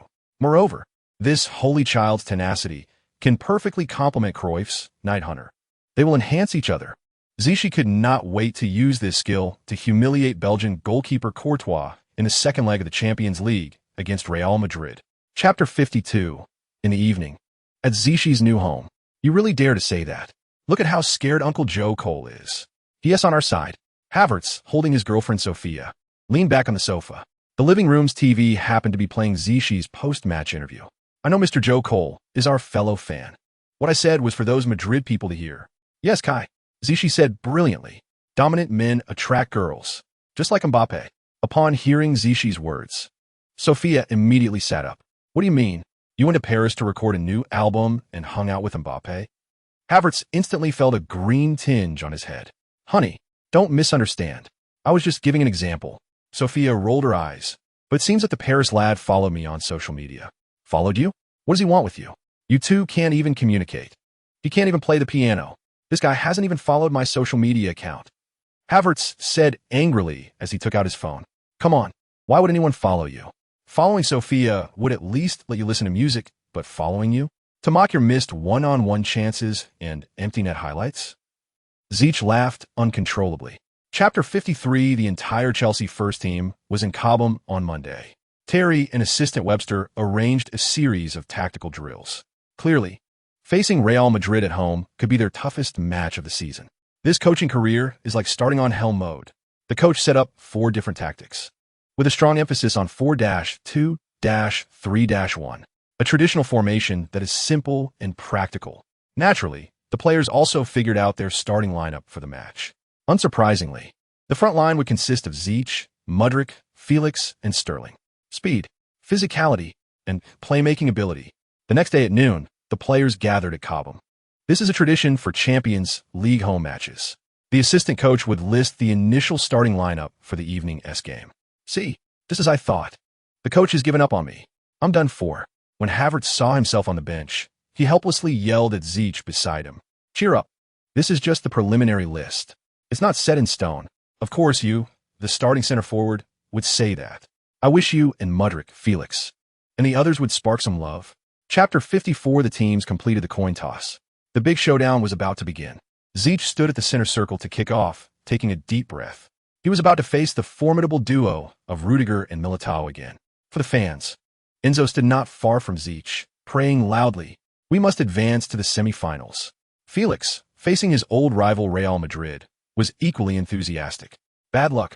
Get out of this number 29 jersey," Havertz whispered to himself, with the referee, the Italian Orsato, blowing his whistle.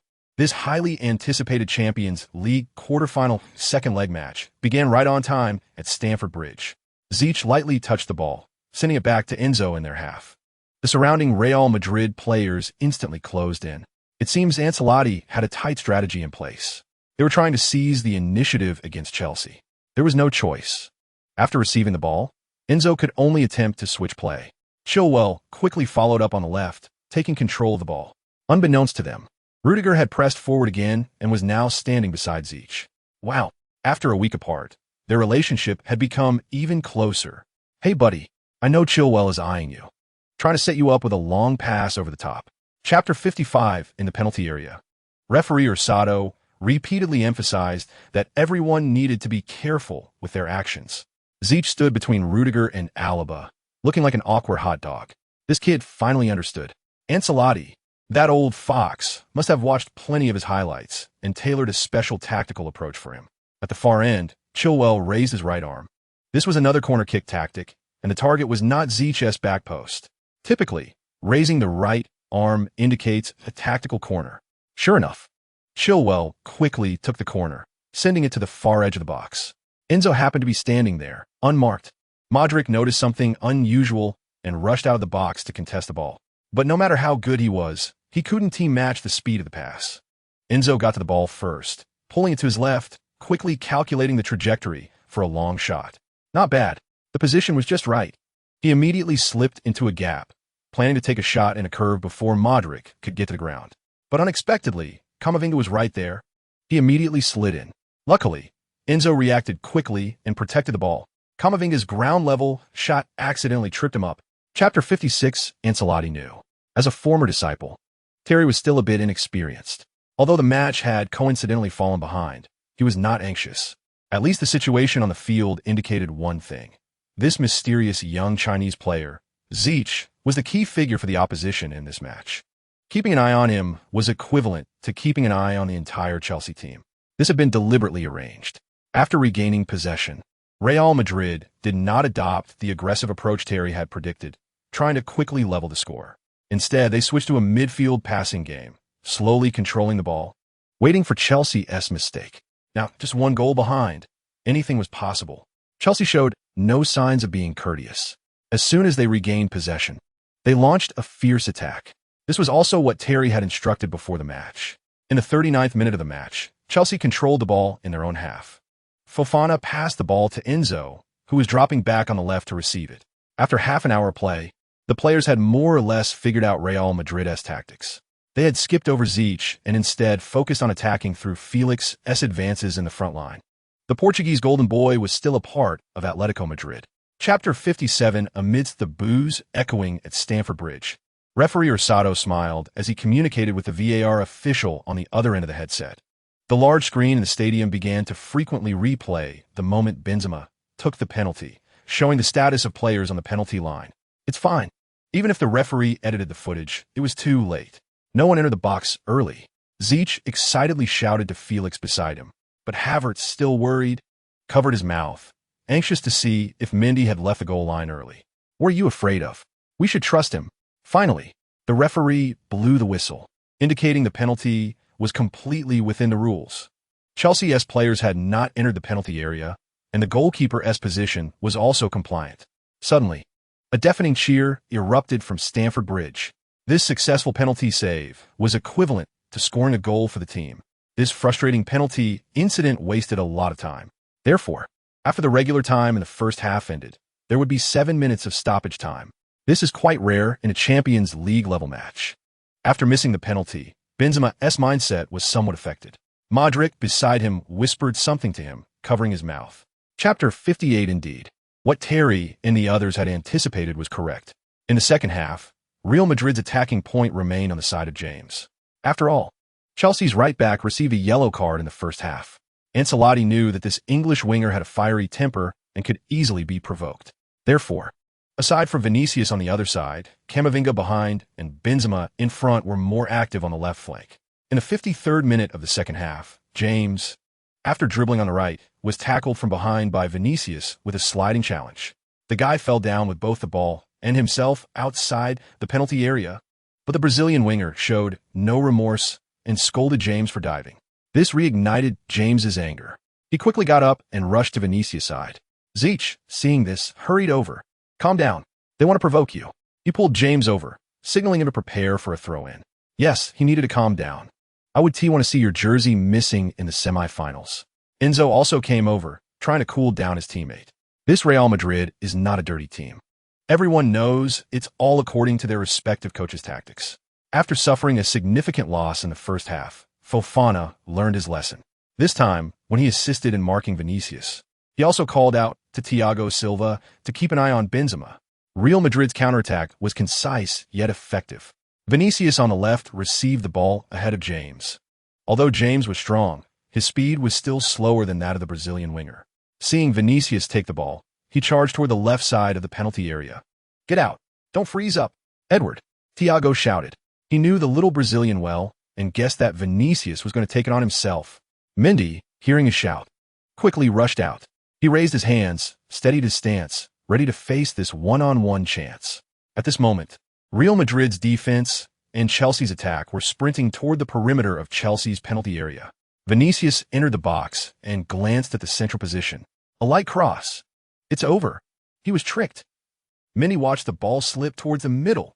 Benzema was about to arrive. Thiago was right in front of him, going for a slide tackle, but he didn't touch anything at all. The ball was still at Benzema's feet. Terry and assistant Webster stood on the sidelines, anxiously watching the time on the screen. There would be 8 minutes of stoppage time in the second half. These final 480 seconds made it hard for all the home fans to breathe. After conceding a goal, Real Madrid behaved unusually, launching wave after wave of attacks. For a while, Chelsea had no chance to mount even a single decent offensive. They could only grit their teeth and use their last bit of strength to defend. Ziyech, Mount, Sterling. In the final minutes, they played like their own defenders, especially Ziyech, who had been pushed back to near his own penalty area. Even at the 92nd minute, he received a yellow card for colliding with Rodrigo. Everyone knew that if they could hold on for the final few minutes, Chelsea could once again reach the Champions League semi-finals. Ziyech stood in the penalty area, secretly raising his elbow. Next to him was Rudiger, whom he needed to mark. Of course, under the current circumstances, marking just one person was definitely not enough. He also had to keep an eye on Benzema, who was not far away. Modric stood over the set piece, hands raised. Almost half of Real Madrid's team was inside Chelsea's penalty area. "Now, I just want to lie on my bed at home and sleep for a whole day and night." On the field, James, who had also played the entire match, was pulling Chilwell. After the match ended, these two golden wings planned to return to the dressing room. "Look at Ziyech. How come he doesn't look tired at all?" Chilwell passed by the motionless Ziyech. "No, just look at him. This intense Champions League match must have worn him out," he asked, standing still. "It should mean he can't move his legs anymore." The two teased each other, but who could know that at this moment, Ziyech was caught in a happy dilemma. Ding.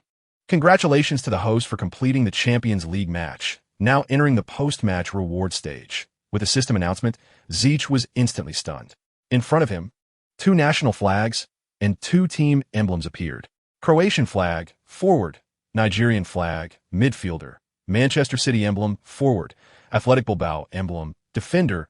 This reward needs no further explanation. 2 legendary cards. Kudos to the generous system. The Croatian forward reminded Ziyech of few people, foremost being Suker, who shone in the 1998 World Cup. and the recently retired Mandzukic. After the interview, Zeech walked towards the dressing room with the trophy. But this corridor was different from usual. There weren't many teammates with towels. He didn't know what had happened and could only walk lonely to the dressing room door. Inside was quiet, with no sounds. These crazy guys left really fast. Even Coach Terry was nowhere to be seen. Muttering a few words, he slowly pushed open the dressing room door. In an instant, several bottles of champagne sprayed out simultaneously towards Zeech. "Come on, let's give our MVP a little Chelsea shock." Reece James shouted the loudest, making the most noise. This sudden ambush left Zeech's trophy drenched in champagne. Coach Terry stood nearby, his hair a mess. Webster and the group of assistants were also disheveled. It seemed this group of excited young men had just completed a round of celebration. "All right, that's enough." Webster cleared his throat. "Come on, it's time for our dressing room tradition, the summary speech." Captain Thiago Silva pulled Terry beside him and stood up. The makeshift coach tidied his hair and smiled at the surrounding disciples. At Stamford Bridge in West London, Chelsea Football Club's administrative building, owner Bowley and Abelai stood up from their desks as soon as Zeech and his agent arrived. "Come on, let's congratulate our club's hero," the boss commanded. Behind him, the three directors also smiled and applauded for the boy who was about to turn 19.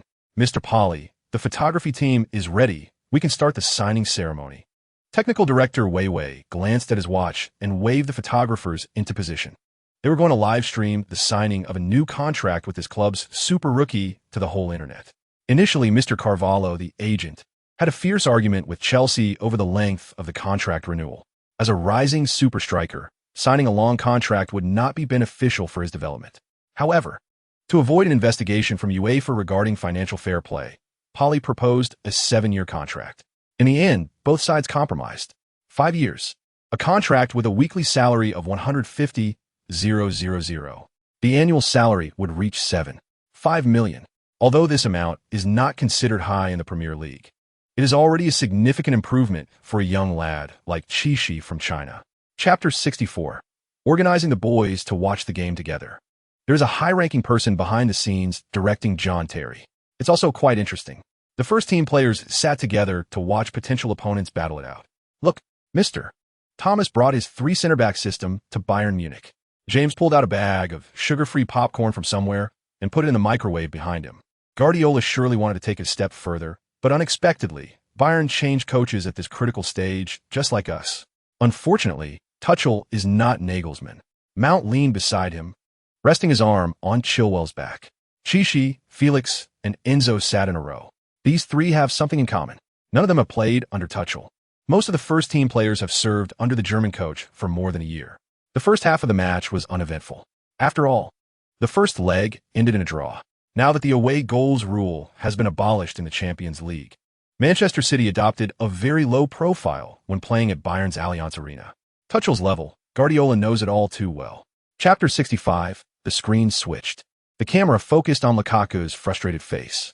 This was a bizarre own goal. Benfica had a corner opportunity. While Lukaku was contesting for the ball, he headed it towards the goal.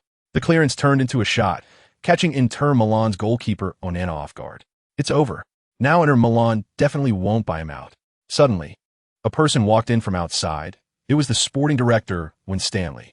Not long ago, he was in charge of negotiating with Inter Milan about reducing Lukaku's loan fee. Now that Qishi is rising, the club no longer needs a like striker. Kovacic, look at your fellow countryman. He really is a tough character. James couldn't help but tease the Croatian midfielder beside him. Last year of the World Cup, Lukaku's poor performance helped Croatia break through the group stage. Hence, he was nicknamed Lukakovic. Everyone is a professional player and should respect each other. However, Lukaku's interview criticizing the club caused quite a stir at the Cobham training ground. Qishi and his peers from the youth academy felt ashamed of the Belgian striker's actions. Chapter 66. Before the dinner, Carvalho helped Qishi achieve something big. His new ride had arrived, a fully equipped Aston Martin DBS. It cost Qishi 400,000. No big deal. As he cruised through the streets of West London, Qishi felt the thrill of the convertible supercar, the power of the turbocharger. Youth is indeed a blessing. We old bones prefer something more solid, like an SUV. Carvalho held the safety handrail tightly. "Mr. Carvalho, this is the car a young man should have." Qishi felt the wind calling him. This convertible was much more comfortable than Havertz's old X6. Want to know the dinner guest list? Carvalho smiled slightly. As soon as he said this, Chichi hit the brakes and stopped by the roadside. Quick, tell me, will all the club legends be there? Of course. Mr. Polly spent quite a bit. I've never seen so many club legends at once after retirement. As one of the best defenders in club history, Carvalho was naturally invited due to his connection as Chichi's agent. Suddenly, a vehicle with flashing police lights stopped in front of them. A local London police officer stepped out. Chapter 67.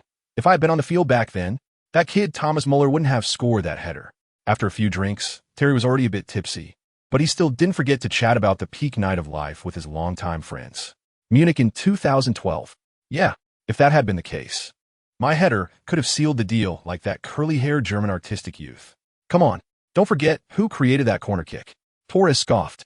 Didier, if it weren't for Petr Cech saving Robin's penalty in extra time, you would have been the villain. Ashley Cole joined in.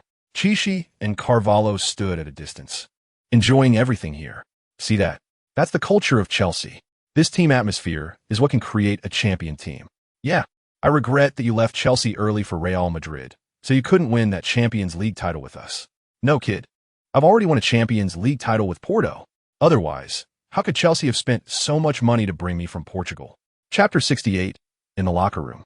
Terry glanced at the silent Pulisic. Just as he was about to say something, he was interrupted by Webster beside him. Chichi and Felix. Go out and continue warming up with Coach Law. Boss, who are we replacing?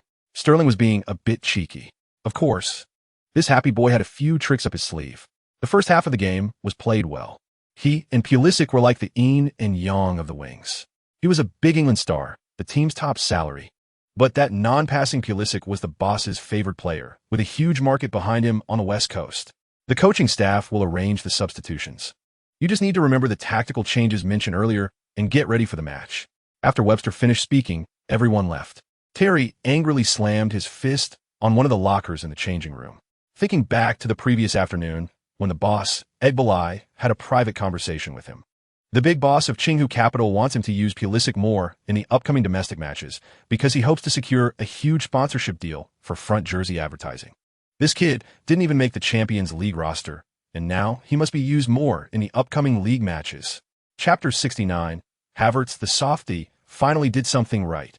He is going to let the penalty opportunity go to the Chinese king. Zeki, don't give Raya any chances. We need you. In the stands, the Chelsea fans sang in unison. Zeki took a deep breath and glanced at the man beside him. To be honest, he had no record of taking penalties in his memory. Whether in U16 or U18, even in the reserve team, he was never the first-choice penalty taker. Now, he also wanted to score again in the Premier League as soon as possible. In the last match against Real Madrid, he created 2 goals. Why call it creating? Because one was credited to the deflection off Havertz, and the other became an own goal by Courtois. Who knows what UEFA has against Chelsea? He could only accept it. All right, leave it to me. Zeki placed the ball and stood directly at the penalty spot. This is not the time for being a saint. Scoring this goal is more important than anything. Havertz's mental state is indeed not suitable for this. Opposite him, Raya waved his arms. With his height and reach, he seemed quite confident facing Zeki. The referee blew the whistle. Chapter 70. The coaches and substitutes on the sidelines all stood up in unison. They were ready to celebrate as Zeki was about to extend the lead. But unexpectedly, Raya couldn't reach the ball. The goalpost at Stamford Bridge once again played a nasty trick on Zeki. The ball hit the post, bouncing out of the goal. The fans erupted in uproar again. But right behind that, Havertz rushed in, scoring from the rebound into an empty net. It felt like an advertisement for rapid heart rescue pills at the pharmacy at Stamford Bridge. 20. Chelsea has secured the victory. Ver scored twice. Can you believe it? This time, Havertz grabbed the bewildered Zeki by the arm. This Chinese kid couldn't believe he had actually become the savior of this unlucky guy beside him. If he doesn't score, he won't. But once he does, he keeps scoring. In the home match against Real Madrid and Brentford, he scored 3 goals in total. Such astonishing efficiency is all thanks to this Chinese kid beside him. Havertz, you should bow twice to Zeki. Enzo was equally excited. Sure enough, on the other side of the field, Brentford players surrounded the referee again. What now? Of course, they're appealing that Havertz's rebound shot was offside. Chapter 71. Actually, it wasn't Inzaghi who was drawn. A few minutes ago, when a man with the small ponytail appeared, Zeki was stunned. Roberto Baggio, the melancholic prince of Italy. Ding! Congratulations, host. You have acquired the talent of Italian forward Roberto Baggio, ponytail of sorrow, permanently increasing ball control by 1 point. Note, the host has activated the penalty system. If you miss a penalty, fans will be attracted by your unique aura, Zeki smiled. Adding 1 point to ball control is indeed great. At least his stopping ability and ball handling skills have improved. Dribbling and ball control are essential attributes for a mobile forward. As for the skill that sounds somewhat melancholic, ponytail of sorrow, it still has some substantial effect. He didn't need to ask the system to know that it was undoubtedly a penalty version of reformed rake. When taking a penalty, a radar might appear, possibly calculating the different judgment probabilities of the opposing goalkeeper when facing a penalty. Penalty super skill. But the problem arises again. He is not even considered the team's penalty taker. The German boy beside him, who is still grinning, is. However, the recoil from Ponytail of Sorrow is still quite good. Chapter 72, at Cobham Base. There are only 2 days left until the match against Arsenal. Havertz will definitely miss this crucial match due to certain reasons. Therefore, Terry faces a big problem. The selection of the first penalty taker. Originally, the second penalty taker in the team was Mount. But recently, this kid has mostly been a substitute due to contract renewal issues and competitive factors. If Havertz is not present, it would be just right to arrange for him to play, so Mount should logically be the penalty taker. However, a few players expressed different opinions. The first among them was the Portuguese golden boy, Felix. After all, the penalty-taking level of these two is pretty much the same. This puts Terry in a difficult position. Using his fellow countryman Mount, he will be talked about behind his back by the foreign players. Following assistant coach Webster's suggestion, they decided to use the old method. Fair selection within the team. In the midfield, Enzo, Kovacic, and Kanny all voluntarily gave up their opportunity to participate in the selection. They also hoped to give the goal-scoring opportunity to their attacking teammates. In defense, James actively signed up. This was a reshuffling opportunity for the penalty taker, and he was very satisfied with his powerful right foot. After all, in the 1990 World Cup final, Germany won the victory thanks to the penalty shot by the fullback Brahim. Chapter 73. Mr. Wywell, may I ask what you need me for? Walking into the private office of the technical director, Zeki looked at the German in confusion. I know you speak German, so I will communicate with you in my mother tongue. Wywell's expression was serious as he gestured for him to sit down first. I believe you know that I have been optimistic about you from the very beginning. Zeki didn't expect that this technical director would directly get close to him. Thank you. Mr. Wywell, I watched your penalty selection today. Your performance was very good, so I couldn't help but suspect that a few days ago, when you faced Brentford, you deliberately missed the penalty to create a rebound opportunity for your teammate Havertz. Is Wywell's brain sick? Zeki was directly taken aback. He didn't expect this meticulous German to think he was a saint. No, Mr. Wywell, it was me. It's okay. You don't need to explain to me. I just want to tell you, a professional player, especially a forward, you must be a little selfish. Sometimes wanting to help your teammates break their scoring drought is a good thing, but you can't joke with the team's victory. Chapter 74. Sophia knows how to cook. In half an hour, a Bavarian cream potato dish was freshly made. Suddenly, a fragrant smell wafted through the room. You really know how to enjoy yourself. Just look at Havertz's skinny frame. He always says the calories are off the charts and throws it away after just a couple of bites. In our country, there's an old saying, nothing tastes better than a sister-in-law's midnight snack. Chichi was savoring the mashed potatoes in front of him while scrolling through his phone. Just a few minutes after posting, he had already garnered 200,000 likes and tens of thousands of shares. The FA's announcement had just come out, and Chelsea's official account wasn't idle either, immediately supporting their player. The copy she had drafted came in handy, and he became the first active player to speak up for Havertz. Your copy is just amazing. It appeals to reason and stirs emotions.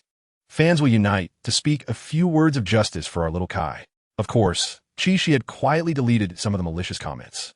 After Havertz's incident, there were still many extreme Chelsea and German fans kicking him while he was down, demanding that he retire. If Sophia saw some of these comments, she would probably have to go to a mental health clinic with her boyfriend. Chapter 75. West. It's fine to deceive your brothers, but it's pointless to deceive yourself.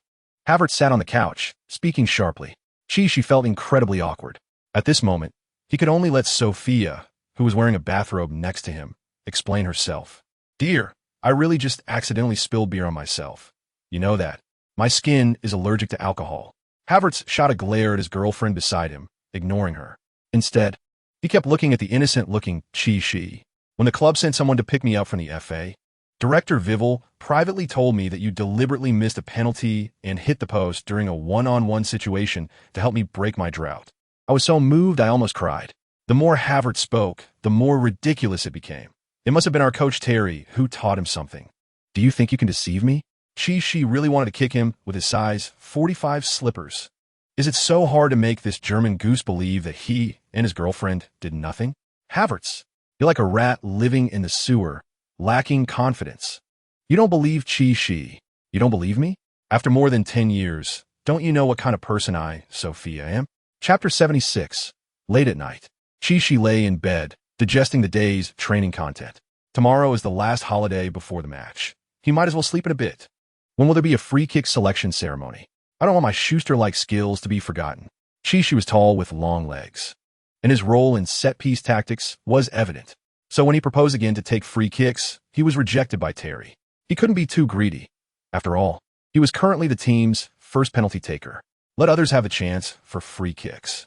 The new coach's training intensity was high, but Chi felt his abilities were strengthening. However, weighing himself every few days, his weight remained unchanged. The 2 kilograms of fat that Brandt brought him seemed to have taken root on him. Bored, he opened his tablet. What popped up was Havertz's new social media update. She said I look like a rat living in the sewer, but even rats deserve respect.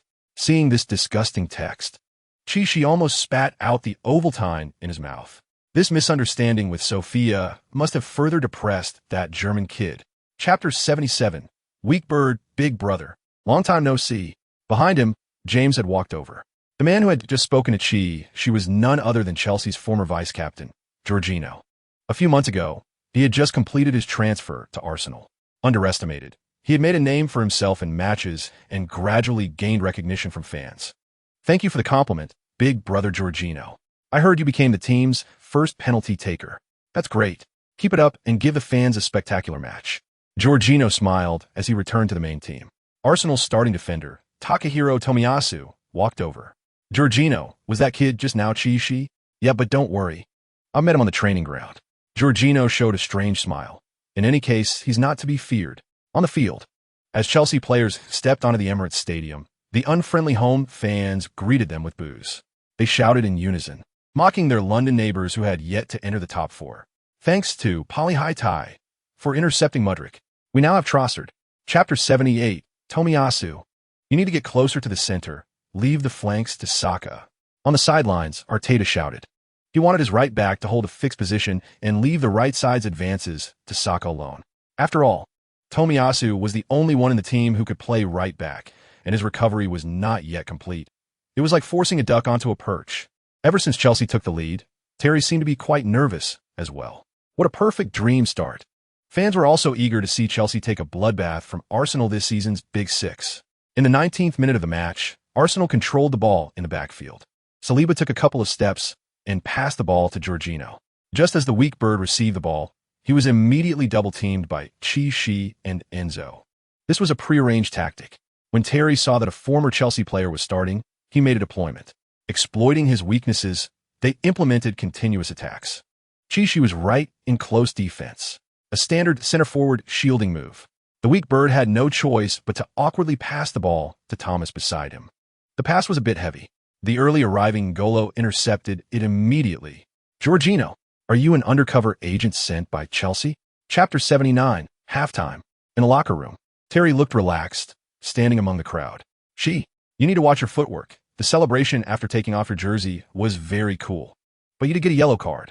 Assistant Webster repeatedly reminded him. I'll substitute you in the second half because I want you to be available for the match against Bournemouth in 3 days. Terry smiled. No, boss, my stamina is great. We need to score more. Let's make the arrogant Arsenal fans on the sidelines shut their mouths. Yes, let them know that Arsenal is not invincible. We have underperformed for most of this season just because we didn't have Chi. Mudryk chimed in. I'm not asking you for your opinion. Terry ignored others, turned his head, and looked at the other players behind him. If they all understood the tactical arrangements, Then they should return to the field and prepare for battle. This temporary Chelsea coach still had some skills. Toward the end of the first half, he noticed that the kid, CC, was unusually excited.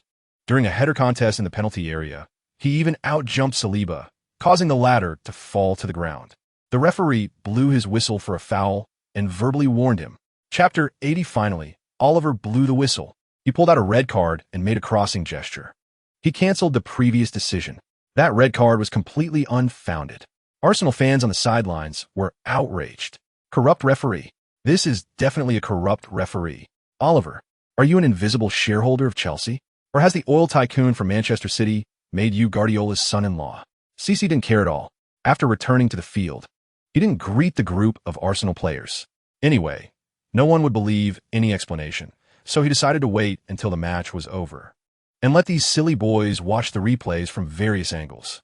He confidently stood in place, waiting for the referee to drop the ball. But as luck would have it, Takahiro Tomiyasu wasn't so fortunate. According to the team doctor's urgent check, his old injury flared up and he had to be substituted. This made Arsenal's already thin defense even more stretched. Arteta waved his hand, and former captain Granit Xhaka came on. If only I had listened to you guys and gone for 3 center-backs. Taziko glanced at the coaching team behind him. Indeed, the current formation was all messed up. Seeing that the island boy had gone off, CC didn't feel particularly happy about it. Chapter 81 Country Bumpkins.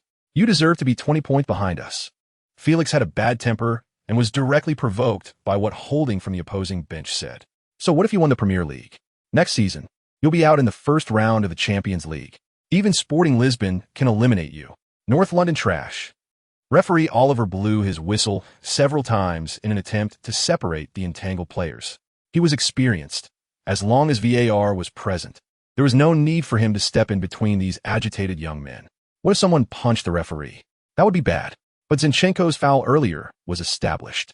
Being sent off had become an objective fact. CC stood motionless among the crowd that was entangled in the scuffle.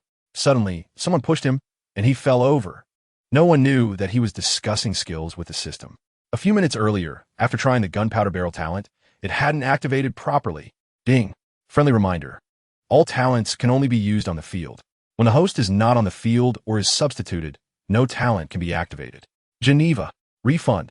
I did my best and got a mascot talent. I don't agree. Chapter 82 Actually, a few minutes earlier, CC sat on the bench, struggling for a long time. New love and old love. It's a man's nature. If he didn't choose to enter the exchange mall now to complete a talent synthesis, he was afraid he wouldn't be able to sleep at night. He told himself that if he drew a goalkeeper talent, he would accept it. At worst, he could gather 2 legendary cards and do a cycle exchange. Anyway, according to the system, this exchange mechanism would exist permanently. I choose to synthesize Larsson's fancy dribbling, Schuster's football prodigal, and the gunpowder barrel I just drew. Host, please confirm. Consumed talents may appear in future match rewards, and there's also a chance they may appear now. There's such a dirty trick, but at this point, a real man never looks back. Ding. Sorry, fancy dribbling, football prodigal, and gunpowder barrel have temporarily left the host. The host's dribbling, passing, and stealing abilities have each decreased by 1. Suddenly, the flashy interface in front of him dissipated. What came into view was a familiar national flag. He had drawn it before. Netherlands. Underneath were the familiar FW letters. Another forward. Dutch forward. CC felt refreshed. Van Basten, Van Nistelrooy, and Van Persie. Chapter 83 Outside the Emirates Stadium, the local police in London had already deployed. Normally, such a level of police presence would only be seen in a match between Arsenal and Tottenham. But this London derby hadn't even ended, and the atmosphere was already tense. So what if the referee favored us once? Besides, which of our goals was controversial? Chelsea players sat on the bus, watching the armed London officers not far away. Yes, Chelsea has never been a team favored by referees. Why can't these Arsenal fans accept the objective fact of their defeat? Because they're too desperate for this Premier League title. I understand them. Terry, sitting in the front row, heard his disciples' heated discussions and stood up seriously. The match had just ended. Major sports media outlets had already started the narrative. Some were denouncing Oliver's officiating. Others were criticizing Zinchenko's violent foul. But even more were questioning whether CC's created red card for Fabinho was justified. CC was undoubtedly the focus of the match. He assisted the first goal, scored with a left-footed curler. After being sent off, he was reinstated, and then on the bench, he indirectly caused Vieira not to play. Chapter 84X. I really don't know what to say. Felix on the other end of the phone was already speechless, his cheekbones trembling. I thank you on behalf of Fabio Vieira. Cici looked at the Portuguese golden boy on the screen. Did he really need to make such a big deal out of just posting on social media? A few minutes earlier, after seeing Fabinho's pitiful social media update, Cici wrote a post. I accept Fabio Vieira's apology and will submit a document to the Premier League Referee Association tomorrow regarding the unfounded violent foul by Fabio Vieira. Hoping for a review by the referee. I believe it was a misunderstanding. He's not some tomato author in Huagua, writing over 100,000 words, but getting only a few visible reviews. This social media post of just a few dozen words, with Cici's million followers' powerful influence, instantly topped the social media headlines. Goodness, these fanatical Arsenal fans and Portuguese diehards changed their faces in an instant. Cici also transformed from Busquets' illegitimate child, the invisible Oscar winner, into Huagua Man, FIFA Fair Play Award winner. Chapter 85. Have you heard? It seems that owner Boli plans to sell Pulisic. In the changing room, Enzo quietly shared the information he heard from the cleaner. Good. First, let us sell Potter, then sell Captain America. The club's spring is coming. Mudryk, who heard this news, almost slid to his knees on the floor. Zeech didn't comment. Although his relationship with Pulisic was average, there was no deep hatred. What about our new season jersey sponsorship? Keeping that West Coast prince is just to sign a strong American company, right? I heard from a rumor. It seems a large Asian group wants to sponsor our team, and the sponsorship fee is double what it is now. Double? If what Enzo says is true, then the financial fair play regulations for the new season might pass. An Asian company? Is it because of... You guessed it right. I heard it's because of our club's Wabofeng boss, Zeech. After Enzo finished speaking, everyone turned to look at the Wabofeng man beside them. Meanwhile, by the Thames in West London, at the top-floor private room of the Sunset Hotel. Boss Wu, a pleasant cooperation. I'll drink to that. Chelsea owner Boli raised a large cup of Chinese white wine, excitedly pouring it into his mouth. Chapter 86. Listen to me, kid. Your future is not with this team. Of course, you can fulfill your contract and leave freely. In the Chelsea owner's office, Boli and Pulisic faced each other for a heartfelt exchange. A businessman, accustomed to hangovers, but last night, as Chinese white wine indeed hit hard. Mr. Boli, you forgot that you belong to a nation. This kid has a huge American market behind him. His agent quickly said, after Boli rejected Pulisic's contract extension. The American captain felt humiliated. It was always the players rejecting the teams. How could a team give up on a player in advance? He is the American captain. Christian Pulisic. I said, your client can stay with the team until his contract expires and then go to any team that appreciates him, where he could get a nice signing fee. Whether it's Newcastle or Manchester, the climate there is better than London. Looking at Boli's firm expression, Pulisic left in despair with his agent. In the elevator, it seems the rumors are true. They really have negotiated with the Chinese company for the front jersey advertisement. Chapter 87. In this match, Chelsea fielded a true rotation squad. The classic 3-4-3 formation. In defense, Chalobah started, partnering with Badiashile and Fofana. The two wingbacks were Cucurella and Zeech. The midfield was formed by Kovacic and Gallagher. Mount, Aubameyang, and Sterling took the stage together. The fans understood. Chelsea was saving energy for Bayern. In the stands, Havertz looked at Zeech beside him and leaned against him without thinking. Hey, get away. I don't want the camera to catch us and make the fans misunderstand that I'm gay. I'm just too excited. I can finally play again. You only missed one match, right? Felix flipped his bangs, bro. When I first came to the Premier League, I got a red card and was suspended for 3 games. Zeech looked at these two silly boys beside him, feeling like a loving old father. These two iron wastes indeed found themselves in the team's front line with his help.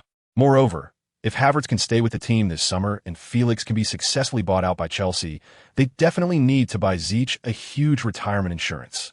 Chapter 88. As the second half of the match was about to begin, Zeech took a deep breath and stood by the field. When the screen showed the number 9 going off and number 91 coming on, Chelsea fans erupted. Poor opponents. Zeech is here to inspect your defense. The devil coach of the football world has arrived, Kelly. Stevens. Mepham. Get ready for military training. Hearing the encouragement from the sidelines, Zeech felt refreshed. Ding. Philips Talent Nordic Armor has been copied. Bonus activated. looking forward to the host's good performance. Billing? Who is he? One of the best players for Bournemouth this season. Standing at 197 centimeters and weighing only 80 kilograms, he is truly big, fast, and agile. Zich's fair and strong body, combined with his talent, indeed boosted his strength to the max level. The referee blew the whistle. The second half was about to start.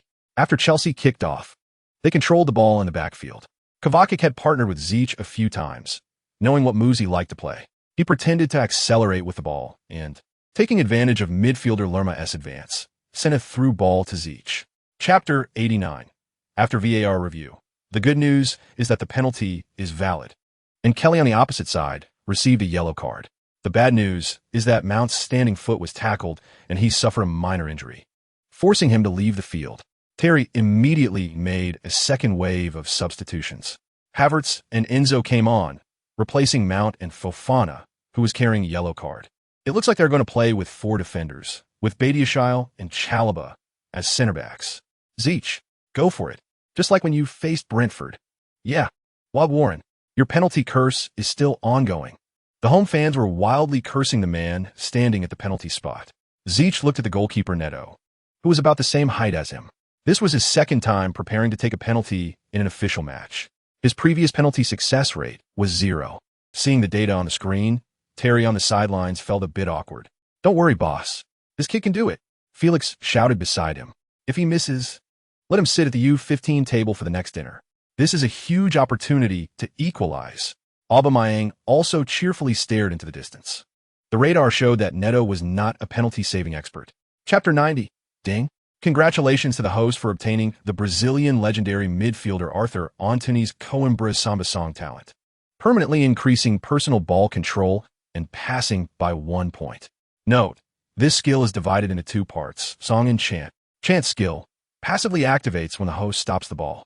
If there are no opposing players within a 3-meter radius, the host can complete any stopping action. Song skill. The host can choose to use this skill while dribbling. When passing in their own half, the host gains a radar bonus, which can predict the running paths of 3 attacking players and 3 defending players from the opponent. A completely unfamiliar name, a convoluted skill. When this string of names appeared, Zich was stunned.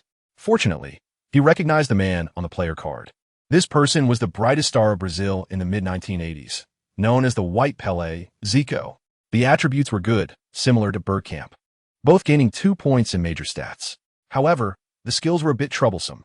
After studying for a long time, it turned out to be a midfield, godly skill. First, the passive ability ensured that as long as there was no one marking Zico within 3 meters, he could achieve a perfect stop of the ball 100 of the time. As for the active skill, it allowed him to accurately find the passing lines when preparing for a counterattack in the backfield. Chapter 91 Midnight in London. A breaking news story has just emerged. Chelsea's young star Zico suspected missing. More updates to follow. The headline was short but had a huge impact. When Zico was driving Solanke's RX-7 on a small road in Dorset, he didn't expect that the club was already in chaos. First, the charger in the car did not match his phone. Secondly, the car was full of gas, and the storage compartment had enough water and food. His bladder capacity was also impressive. For a 2-hour journey, he didn't need to look for a payphone at a convenience store. Of course, Zico had some tricks up his sleeve. He had just won the MVP of the match, and the Chelsea bus could forget the team's hero in a small town in southwest England. Unbelievable. Unacceptable. After just over 30 kilometers, suddenly a fierce wind howled. Zico panicked. Light rain followed quickly. Anyone with a bit of driving experience knows that the roads are the slickest right after it rains. Plus, this so-called country road was not in good condition. Zico focused intently on his surroundings. Slow down. Chapter 92, Let Go. Let go. You blind idiots. This is Zico himself. The leader of the black-clad men shouted. His name was McTavish, the captain of the SAS Royal Air Force 141 unit. The London police, fearing significant responsibility in Zico's kidnapping case, submitted a request for support to their superiors. Coincidentally, the 141 Task Force was training in the suburbs of London, and, somehow, they sent Captain McTavish to assist. The resourceful McTavish believed the kidnappers would surely infiltrate Zico's home for a robbery. Sure enough, he spotted a battered car parked at Zico's door. Once Zico was released by the people beside him, the chief of the local London police quickly helped him up. Sorry, Kid, you were scared. Yes, forgive my rude subordinates. They're usually busy training and haven't watched many football matches, so they don't recognize our star of hope. Zico was stunned. What does this mean? Why are both the police and military involved? What big trouble have I gotten into? Suddenly, a black Chevrolet sped over and stopped beside them. Chapter 93, Tuesday evening. Stamford Bridge. The first leg of the UEFA Champions League semi-final was about to kick off. Chelsea was facing Bayern. In the tunnel, Tuchel and his assistants greeted his former subordinates warmly. Only one man did not exchange words with him. That man was none other than Chelsea's starting center forward for the match, number 91, Zico. Your level isn't fit for the first team. You should stay honestly in the reserve team. Looking at the tall German coach's back, Zico recalled the few exchanges they had. Although the words were sharp, they were understandable. After all, at that time, he didn't have a system to help him, nor the gifts from so many legendary players. This match had to make the German coach see him in a new light. Zico, let me introduce you. This is Havertz, who is also starting, happily introduced his partner to the Bayern players. Many of them were close friends from his national team, although their relationship was not as good as with Dortmund's Brandt. This group of experienced German internationals was also very warm toward Havertz. I've seen your recent performances. Very good. Are you interested in coming to Bayern to replace that old guy over there? Sane smiled slightly, covering his mouth and giving Zico a wink. The Bayern veteran they were discussing was Choupo-Moting. Chapter 94 Zico's stop was perfectly placed, right at the center circle near his half. Samba song. He couldn't wait for his first experience of the song. Suddenly, the field transformed like a giant net. It became black and white and transparent. On the left, Mudryk. In the middle, Havertz. On the right, James. All their running lines were displayed on the radar. He could even see what these three were thinking. Mudryk, I have to keep stretching out wide. Zico will definitely pass to me. He trusts me. James, if I can cut towards the baseline on the right and make a 45-degree long pass, these idiots in the box won't be able to reach it, right? Havertz, Sophia was different last night. She drank a bag of fresh milk this morning and threw up. Could it be that my little brother Zico is really with her? But I truly love her. I don't want to be a bullheaded man. The difference was clear. The ball definitely couldn't go to Kai. Don't be fooled by this kid's orderly running. This German mouse's brain is all about his girls. Zico glanced at the opposing players. Mudryk had already made the defender Pavard lose his position, so this French right back was not a threat. Chapter 95 on the field. The experienced N'Golo stepped forward, demonstrating to the opponents how Zico was blocking the ball. He should use his chest, not his arms. But the Bayern players were not buying it at all. What to do? I don't even know if I handled the ball. Zico covered his mouth and softly expressed his thoughts to Enzo in Spanish. Although this Chinese man appeared calm on the surface, he was sweating inside. What if he used his hand to block the ball and a penalty was awarded? Not to mention getting a red card? Tilpan blew his whistle. He ran to the sidelines. He wanted to see the replay himself. The familiar rhythm resumed. The fans in the stadium were restless. Chelsea fans wanted the opponent to take the corner immediately, while Bayern fans hoped the referee would take another half an hour to look. Tilpan mumbled to himself. The video in the stadium was about to start playing the replay. Finally, the referee blew his whistle and pointed towards the corner flag. No penalty awarded. Chelsea fans cheered loudly. Ziki pretended to be indifferent with a light and carefree demeanor. The referee demonstrated to the protesting Bayern players that Ziki had both hands pressed in front of him, and when he leaned forward, he used his shoulder and chest to block the ball. On the screen, the replay was looping continuously. After witnessing Ziki's unreasonable goal in Chapter 96, Tuchel's face turned ashen. He and his assistant sat in the away team's coaching seat, speechless and stunned. In contrast, Terry on the other side was relaxed, chatting and laughing with the assistant. Just looking at that old scumbag makes me angry. I didn't lose to him on a tactical level at all. Tuchel picked up a bottle of mineral water and took a sip, but accidentally choked, coughing uncomfortably. Boss, it's obvious to anyone with eyes that this group of English coaches has no tactics at all. They're just focusing on one strong leg. They cling to it tightly. When we were at Chelsea, how come we didn't realize how powerful Ziki was? What on earth is going on? Yeah, boss. That skinny kid back then has now turned into a giant V12 tank. Look at Upamecano and De Ligt. They must be feeling depressed. We can't let Potter come over. He will provide psychological counseling. There's no other way. Being 2 goals down, the experienced Tuchel had to make adjustments again. He changed the formation and substituted in several defensive warriors. We can't concede any more goals. If we were 3 goals down in the first leg, even if we return to Allianz Arena, we won't have a chance. In Chapter 97, Agbalai angrily said to the assistant beside him, "Contact Colonel Gordon from Delta Force. I don't want Bavard to leave West London alive." All right, be a bit more gentlemanly. If the camera catches your lip movements, just wait to be cyber-bullied. Polly immediately covered the mouth of this East Coast big shot and said, "Listen, Agbalai, do you know why I kept Potter at the club as a psychological advisor? Because I was getting roasted by those netizens faster than Havertz. Did you see that foul? Zeke's bone was almost kicked out." Agbalai was still very angry. "It's not that serious. Besides, he wasn't taken away by an ambulance. He was helped off the field slowly. Although Boss Polly appeared calm, he was actually bleeding inside. Uncle Sam has a special bias against this Gallic rooster. Can't do anything right, always surrendering first. This French right-back injured Chelsea's #1 striker. So it's normal for Agbalai to want to take him down." Zeke was sitting on the bench. The team doctor was using an ice pack for traditional icing. Havertz examined his right foot and said, "Zeke, I just noticed that you have more leg hair than I do." In Chapter 98, the ups and downs of life often come down to a single thought. Tuchel never imagined that Zeke's injury. A few minutes ago, when Zeke called for the system, intending to acquire the Leopard Ito skill, an astonishing scene occurred. Ding! Congratulations to the host for acquiring the Cameroonian legendary forward Roger Milla's old horse still has spirit, talent, increasing host stamina by 1 point. It's over. I'm done for. Zeke had forgotten about Uncle Milla.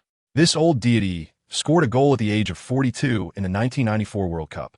Forward skills plus stamina. Besides disappointment, there was regret. It would have been better to have that Italian defender. Note, the host will passively possess a career like a football evergreen, and the host's injury tendency will be minimized. This skill sounds unremarkable, but it feels like a medical health patch has been applied to myself. Unexpectedly, after the skill was activated, there was indeed a slight change in his right ankle. The swelling next to the ice pack gradually dissipated, although it wasn't fully healed yet. It seemed the system wasn't just bluffing. This mischievous system, Zeke had just cursed it in his heart, but unexpectedly, this system's mother was indeed deeply touching.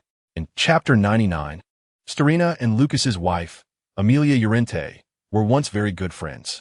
Of course, this Mexican-Spanish girl also knew that her friend and her husband had been separated for many years. They were each living their own lives, which had long been an open secret in the circle. After all, Llorente was more than 10 years older than Lucas. An older wife and a younger husband. Over time, the young man naturally couldn't handle it. What Starina didn't expect was that Lucas would actually contact her alone. Finally, when a midday sun in Munich surrounded the hotel, the doorbell rang. The woman tidied up a bit, put on her clothes, and opened the door. "Starina, long time no see." As soon as the door opened, Lucas walked in. The enthusiastic Frenchman gave the Spanish girl a heartfelt hug. "I heard Llorente say that your leg injury has gotten a bit better." "Yeah, it's rare that she still thinks of me. But this time I called you here because there's something important." Discovering the photo of Chelsea's number 91 striker with Starina was the day before Bayern's trip to West London. For many years, Lucas had not been in a good position at the club. In Chapter 100, Saturday afternoon, the match between Chelsea and Nottingham Forest was about to begin. Both teams had one thing in common. They had each won 2 Champions League trophies. Currently, Forest was ranked 17th in the standings, just 1 point above the relegation zone.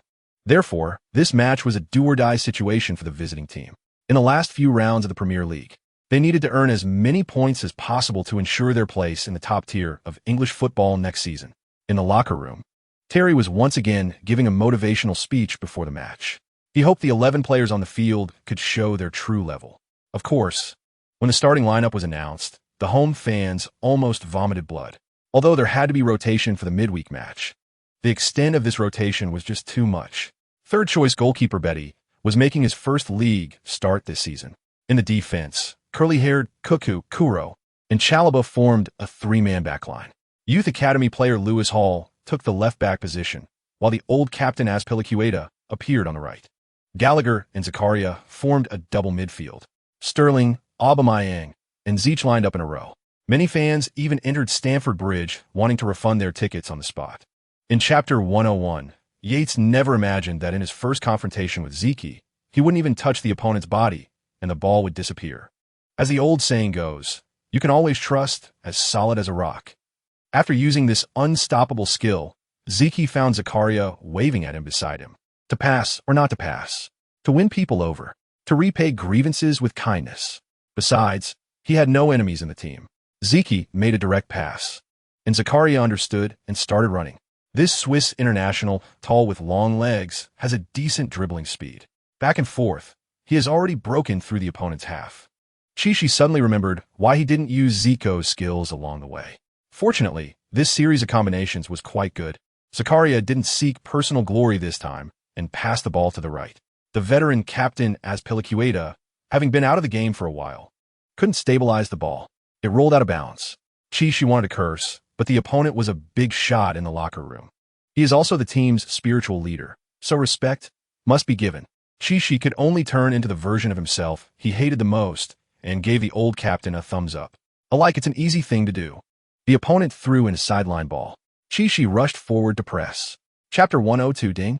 Congratulations to the host for obtaining the Czech legend midfielder Nedved, Eastern European Iron Cavalry talent, permanently increasing personal stamina by 1 point. And the talent value has risen again after many days. Note: passive skill if the host remains on the field in the last 10 minutes of regular matches. All players on the team will have their stamina fully restored. After much searching, he finally got the first group buff skill he had been thinking about. Chichi looked at Nedved's blonde hair. This Juventus legend looked so pleasing to the eye. It's like a super high-end version of Yoshida Maya's skill. He wanted to immediately go to the sidelines and ask Boss Polly to sign a supplementary contract.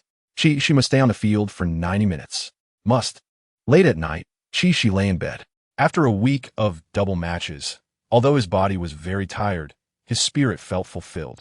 He had forgotten when he last obtained a talent from an active player.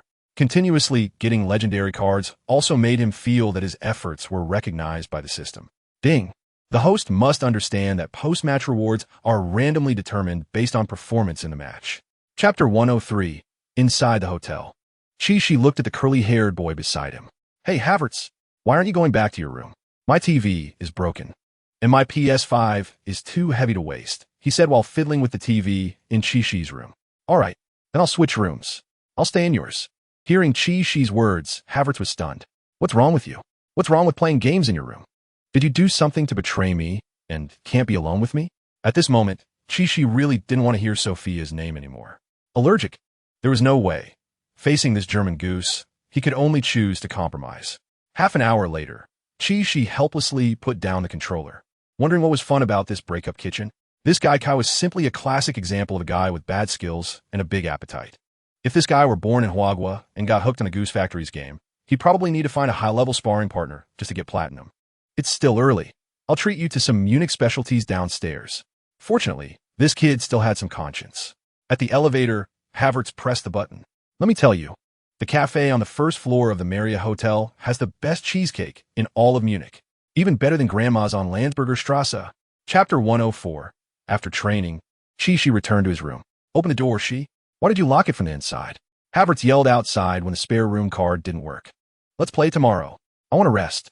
Having run 5 more laps than the others, she felt his legs were heavy. Damn, Chilwell. If he dares to spread rumors about me and that Spanish lady, I'll kill him, he silently thought. Chichi really didn't understand why this group of teammates liked to gossip more than community Annies. A few hours ago, he had simply had a cup of coffee with Starina. Afterward, fearing that if he went back to the room, Brother Havertz would force him to play that broken game, she simply went to the library on the west side of the hotel. He found a book and read it all afternoon. Unexpectedly, Chilwell's brain circuit had already fixed him in Starina's bathtub. Sure enough, after knocking on the door with no response, Havertz returned to his room. The hallway also quieted down. Chichi opened his premium gear in his backpack and began to complete today's course. Daily recognition of 5 lesser-known national flags. Just as he read for a moment, the doorbell rang again. Chapter 105. Inside the Allianz Arena tunnel in Munich. The state of both teams was completely different from the first leg. After experiencing a crushing defeat, Bayern Munich's players were all energized by Tuchel's pep talk. They must win by at least 3 goals at home to force the match into extra time. Hey, where's that young boy from Huagua? Kimmich, who had been made to look foolish by Chichi in the last match, quickly asked when he saw the kid wasn't in the tunnel. Yeah, has his injury healed? Pavard, who faced additional punishment, also came over, starting. The questions from these two national team veterans left Havertz at a loss. Suddenly, "Hello everyone. Thank you for your concern. My injury is completely fine now." Chishi quickly ran over from the other end of the tunnel, politely answering the two questions for Havertz. "Your ankle is really tough. That tackle from Pavard isn't something everyone can take." Kimmich, being a gentleman, extended his right hand. "I guess I'm just a bit luckier than others. But you guys are at home. I hope you can show some mercy." Chapter 106. In the backfield of Bayern, less than a few seconds after controlling the ball, Chishi quickly rushed to the ball holder Musiala's vicinity. Enjoying the on-field boost of Maple Leaf Rocket, this speed was fantastic, approaching his former youth training classmate. Before Musiala could pass, Chishi decisively used rock solid. The ball was immediately turned over. Musiala looked confused, unable to stabilize his body, and fell to the ground. Chishi smiled slightly. Wasn't this a counterattack opportunity? The Cruyff passive on him was about to activate. "Let's go, young man." However, just as he took a few steps, the referee blew the whistle, indicating that she had committed a foul. Chishi was stunned. He saw Musiala still rolling on the ground. Kimmich, who had been friendly in the tunnel earlier, rushed over, indicating that the referee should show Chi a yellow card for his foul. These Germans really turn on you fast. Chishi could only explain to them that he definitely made a clean tackle. But who would believe him? The referee just smiled and gestured for him to step back. Was this rock solid wasted just like that? Fortunately, after acquiring Nedved's skills in the last match, the system notified him that his talent value had increased. Not knowing was one thing, but calculating it was shocking. Chapter 107. Sterling, the 2014 Golden Boy winner, naturally has a solid foundation. Seeing his little brother Chishi pass the ball to him from behind, he immediately accelerated. Faced with the inexperienced Croatian right back, he made a quick hip twist and slipped into the penalty area. Terry on the sidelines had already stood up. Chishi was running while looking at him expectantly. But that guy hesitated again. He slowed down for a few seconds, allowing Upamecano and De Ligt to get into position to defend. Damn, time stood still for this guy. There was no choice. The counterattack turned into a constipation-like siege. Fortunately, Sterling at least had a clear mind and passed the ball out of the penalty area. Enzo had arrived. He got to the ball before Goretzka could slide in and passed it to the right again. James and Felix had already started running. Just before Davies and Kimmich could defend, James skillfully stopped the ball with his right foot and looked into the penalty area. That man was waving. "Chishi, get the ball in with your head." James roared in his heart and sent a 45-degree cross. Chishi quickly judged the landing spot and jumped before De Ligt. The Dutch center back was not to be outdone, aiming to deliver a header with his teammate Upamecano beside him. Chapter 108. Facing Chishi again, De Ligt and Upamecano could not afford to be careless. James' pass was quite good, landing right near Chishi, who said he couldn't head the ball without the beast descending. Chishi leaped into the air and headed the ball towards the goal over the two iron guards. Sommer made a dive, but he didn't even touch the ball. However, the ball was uncooperative, hitting the post squarely. What grudge? What resentment? Do goalposts around the world have a grudge against Chelsea forwards? Upamecano quickly cleared the ball out of the penalty area with a big kick. Outside the box, Gnabry received the ball during the previous defensive set piece. He was the only one lingering in the midfield. This was Bayern's only counterattack point. Chelsea left the smaller Enzo and N'Golo to handle the back.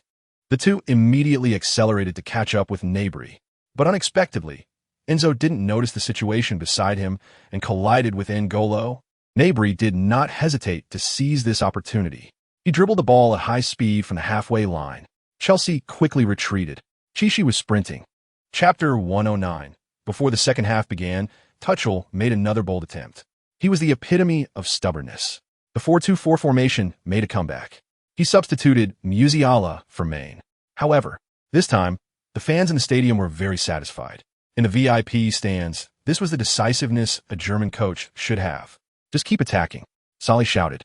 He had no time to study why that Chinese kid was on the field. With one more player, the momentum was overwhelming. He needed to give the coach enough trust. "I really have an eye for talent." Tuchel's aggressive tactics were much better than Nagelsmann's. "I truly despise those idiots from the Red Bull system." Kahn echoed. The referee blew the whistle. The match officially started. Although Bayern was one midfielder short, their defensive line was pushed forward heavily. They had to gamble. Only by quickly scoring a third goal to reduce the overall score to 1 goal could they have a chance. Chelsea, on the other hand, continued to exude their willpower. Chishi, rather than being a forward, played more like a defensive midfielder in this match. He wandered near the center circle, assisting in defense while looking for counterattack opportunities. Chapter 110. However, when a match resumed, Chishi did not feel any change in his teammates on the field. Fortunately, the opponent received a yellow card, so he didn't have to leave the field and could continue playing. James stood over the set piece, preparing to take the kick. Was I mistaken about the Czech Iron Man's skill? There was no time to study the panel. He had to bite the bullet. Chishi stood in the crowd, waiting for James to kick the ball. The Englishman made a long pass, but the ball's power was too strong, and it went directly out of play. Terry on the sidelines was furious. "Reese, what the hell are you doing?" James looked innocently at the coach. "I don't know what happened. I just kicked it lightly." The opposing goalkeeper Sommer kicked the ball out. The ball flew directly towards Chelsea's half. At this moment, Chishi had quickly sprinted into position, blocking Gnabry in front of Goretzka. With a leap, he headed the ball to Gallagher. Gallagher took 2 steps and passed it to the right to the advancing N'Golo. Chelsea's number 7 quickly accelerated, charging towards the wing. Alphonso Davies hurried back and accidentally tripped him. Chapter 111. A few seconds ago, when the system displayed the forward behind the English flag, Chishi was stunned. The boy of the wind, Michael Owen, if he didn't have the dribbling skills of Kluivert and Bergkamp, Chishi would have undoubtedly chosen him. However, now he felt that some overlapping skills were somewhat wasted. He couldn't keep looking for opportunities to use dribbling skills in that match, could he? Plus, that guy had a potential reverse profit quality. The skill probably wouldn't be that strong, right? I'll choose an Italian defender, at worst. I'll end up with a useless skill to use as exchange material in the future. If I get a leader-like defender, such as Maldini, Barisi, or Cannavaro, I could easily become Chelsea's captain at the age of 18. Such an achievement would be comparable to that of caretaker coach John Terry. Ding! Congratulations to the host for acquiring the Italian legendary defender Fabio Grosso's sole possession, talent, permanently increasing personal shooting ability by 1 point.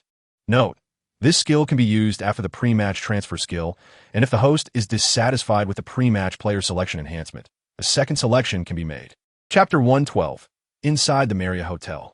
By the time Chishi finished washing up, it was already late at night. Although the bathroom at Allianz Stadium is great, he still isn't used to showering and changing at the away team stadium. What if some eccentric German catches him on a pinhole camera? In the room, Havertz is furious, holding the controller. "Bro, give me a break. I've been playing for nearly 100 minutes. You liar. Why is my save file gone? You definitely played it yourself." Havertz's words left She speechless. He had to play games in his own room while watching the face of that German rodent.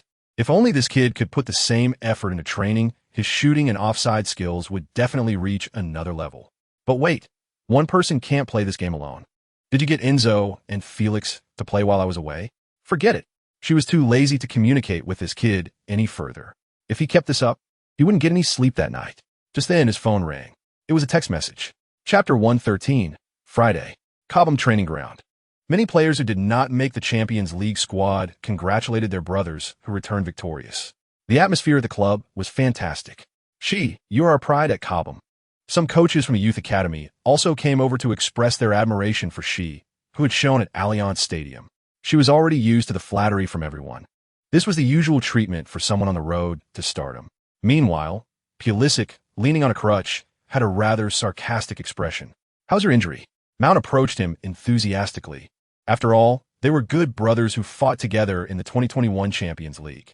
"I should be fine before the preseason. I'm the club's number 10. The team needs me." His words made Enzo and Felix, who were nearby, want to laugh. Is this really him? He dares to call himself Chelsea's number 10? Yeah, they might as well give that number to Mudryk. At least that kid can pass. She then remembered that Mudryk had disappeared after getting injured in Munich. Assistant coach Webster clarified the issue. His injury is serious. He should be back in time for next month's Champions League final. Chapter 114. In the evening, Chelsea's bus entered Manchester. The nightlife in this industrial city was just beginning. The players were staying at the Gordon Manor, located in the southwest outskirts of Manchester. It is said that the Manor's owner is an old acquaintance of Bowley. To be fair, our American owner is quite generous. In the past, when players went to Manchester for matches, they would usually return to West London overnight. However, Bowley's actions this time were well received by the first-team players. Yeah, To be honest, I had my doubts when I signed the contract. Back then, Chelsea was mid-table in the league, and the Champions League seemed precarious. It seems the contract terms for us new players clearly stated that if we didn't qualify for the Champions League next season, we would all have to accept pay cuts. Enzo sighed with relief. Once we get the Champions League bonus, we should crowdfund a perfect party for Shi. Just look at his performance. He's practically the guardian of our high weekly wages. She enjoyed the praise from his teammates. He was also looking forward to showcasing his best form in the upcoming week. Chapter 115, In the Tunnel. Arlen, what did you just say to that Asian boy? Seeing she had walked away, Grealish approached. That kid's foreign language skills are impressive. He even speaks Norwegian. Holland chuckled. I just told him that a great coach makes a great player, and he needs to learn to unleash himself and not play according to the tactics of Chelsea's third-rate coach. That makes sense. John Terry is definitely a Chelsea legend, but I know a bit about his coaching level, Grealish said with a mischievous smile. In the distance, after hearing Holland's Norwegian nonsense, she summoned the system. In this match, Guardiola once again deployed a powerful attacking formation. It was just Rodri as the lone defensive midfielder. Up front, Holland, Grealish, Mahrez, Bernardo Silva, and De Bruyne were all starting. Who does he think he's looking down on? Ding. Congratulations, host, Erling Haaland's Major debut. Talent has been successfully copied. Looking forward to your great performance. Just as she thought. Chapter 116, She's rock solid, is indeed a huge bug. After the ball was intercepted, Grealish didn't fall like that kid from Bayern last match. He just kept shaking and desperately trying to win the ball back. But she couldn't let him have it. With a turn, he passed the ball to Enzo. Two players closed in on the Argentine midfielder. Before Bernardo could tackle, he passed the ball back to Shi. And I won't be polite. She accelerated, activating the passive ability of Night Stalker. He used his speed to get past Rodri. Facing De Bruyne, who was providing support, he wasn't afraid. It was all about breaking through. De Bruyne was strong, but compared to Shi, he was still lacking. There was no way. He had lost his position. Perfect. Let's let Ruben Dias and Stones experience Bergkamp's freezing technique. Sure enough, the two of them didn't react at all and were passed by Shi. But Kyle Walker was already in position. No choice. If I can't take it, I'll pass. She immediately passed to Sterling, who was making a run down the left. The happy boy performed quite well against Bayern last match. Chapter 117, whether it was lagging behind or what. After Chelsea took the lead, Erling Haaland seemed to activate his fighting spirit. Anthony Taylor's decision was indeed debatable. On the field, the victim of such controversial calls always ignites a special flame within. In the 14th minute of the match, Chelsea's midfielder had the ball. As Kovacic was about to control the pace, he was tackled to the ground by Bernardo Silva. In an instant, players from both sides gathered around. Get up. Stop acting already. Kyle Walker shouted. Shut up. Your Bernardo should be sent off. Just wait for VAR to intervene. The Portuguese player knew his foul was reckless and politely expressed his apologies to Kovacic. Meanwhile, Felix was discussing the severity of the foul with his national teammate Ruben Dias. Unfortunately, Kovacic couldn't hold on any longer. There's no choice. Gallagher had to step in. The first half of the match wasn't even halfway through when Chelsea lost a key player. Be careful. Take care of yourselves. On the sidelines, Terry gave a few instructions to Zeech and Felix during the substitution. Chapter 118, in the locker room at halftime. The Chelsea players were relatively quiet. What's wrong with you? Have you already given up?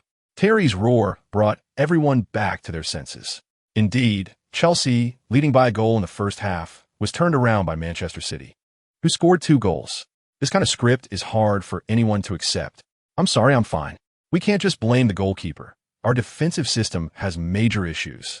Aspilicueta, wearing a substitute's vest, said, yeah, even if Cech were here, he might not have saved those 2 goals.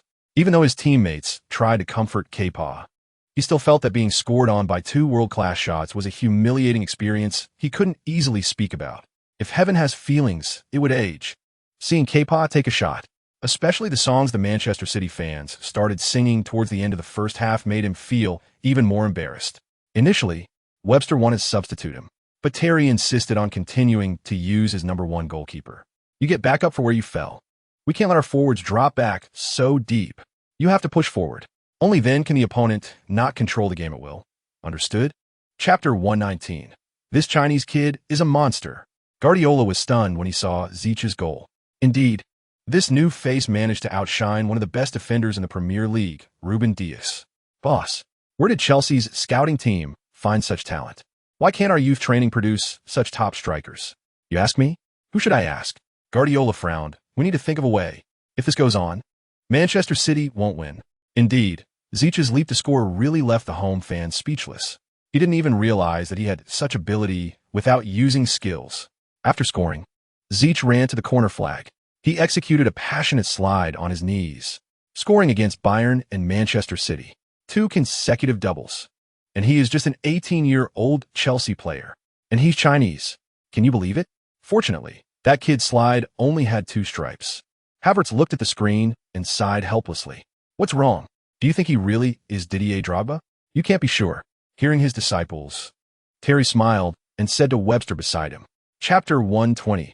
After the fireworks faded, Zich was stunned for a few seconds. Who is this guy in front of me? With slightly retro long hair. The resolution of the portrait photo is a bit low. Ding. Congratulations to the host for acquiring the German legendary forward Gerd Müller bomber talent. No personal attribute bonus. Note, this skill is a passive skill that when the host is on the field, increases the shooting ability of other teammates on the field by 1 point and heading ability by 1 point. Zich understood. This unfamiliar face was actually the ancient beast, Gerd Müller. He scored 10 goals in the 1970 World Cup. But before Zich crossed over, the old man passed away in the summer of 2021. Old Müller has a prominent place in the history of football. A typical all-around striker. This skill, although it has no personal attribute bonus, is still a good group buff skill. Don't underestimate this increase in shooting and heading. It can completely determine whether Sterling's one-on-one and Havertz's header can hit the net. Let us make the happy boy no longer happy. Mr. Pasta regains confidence. Football is a team sport of 11 players, although individual heroism is also very important.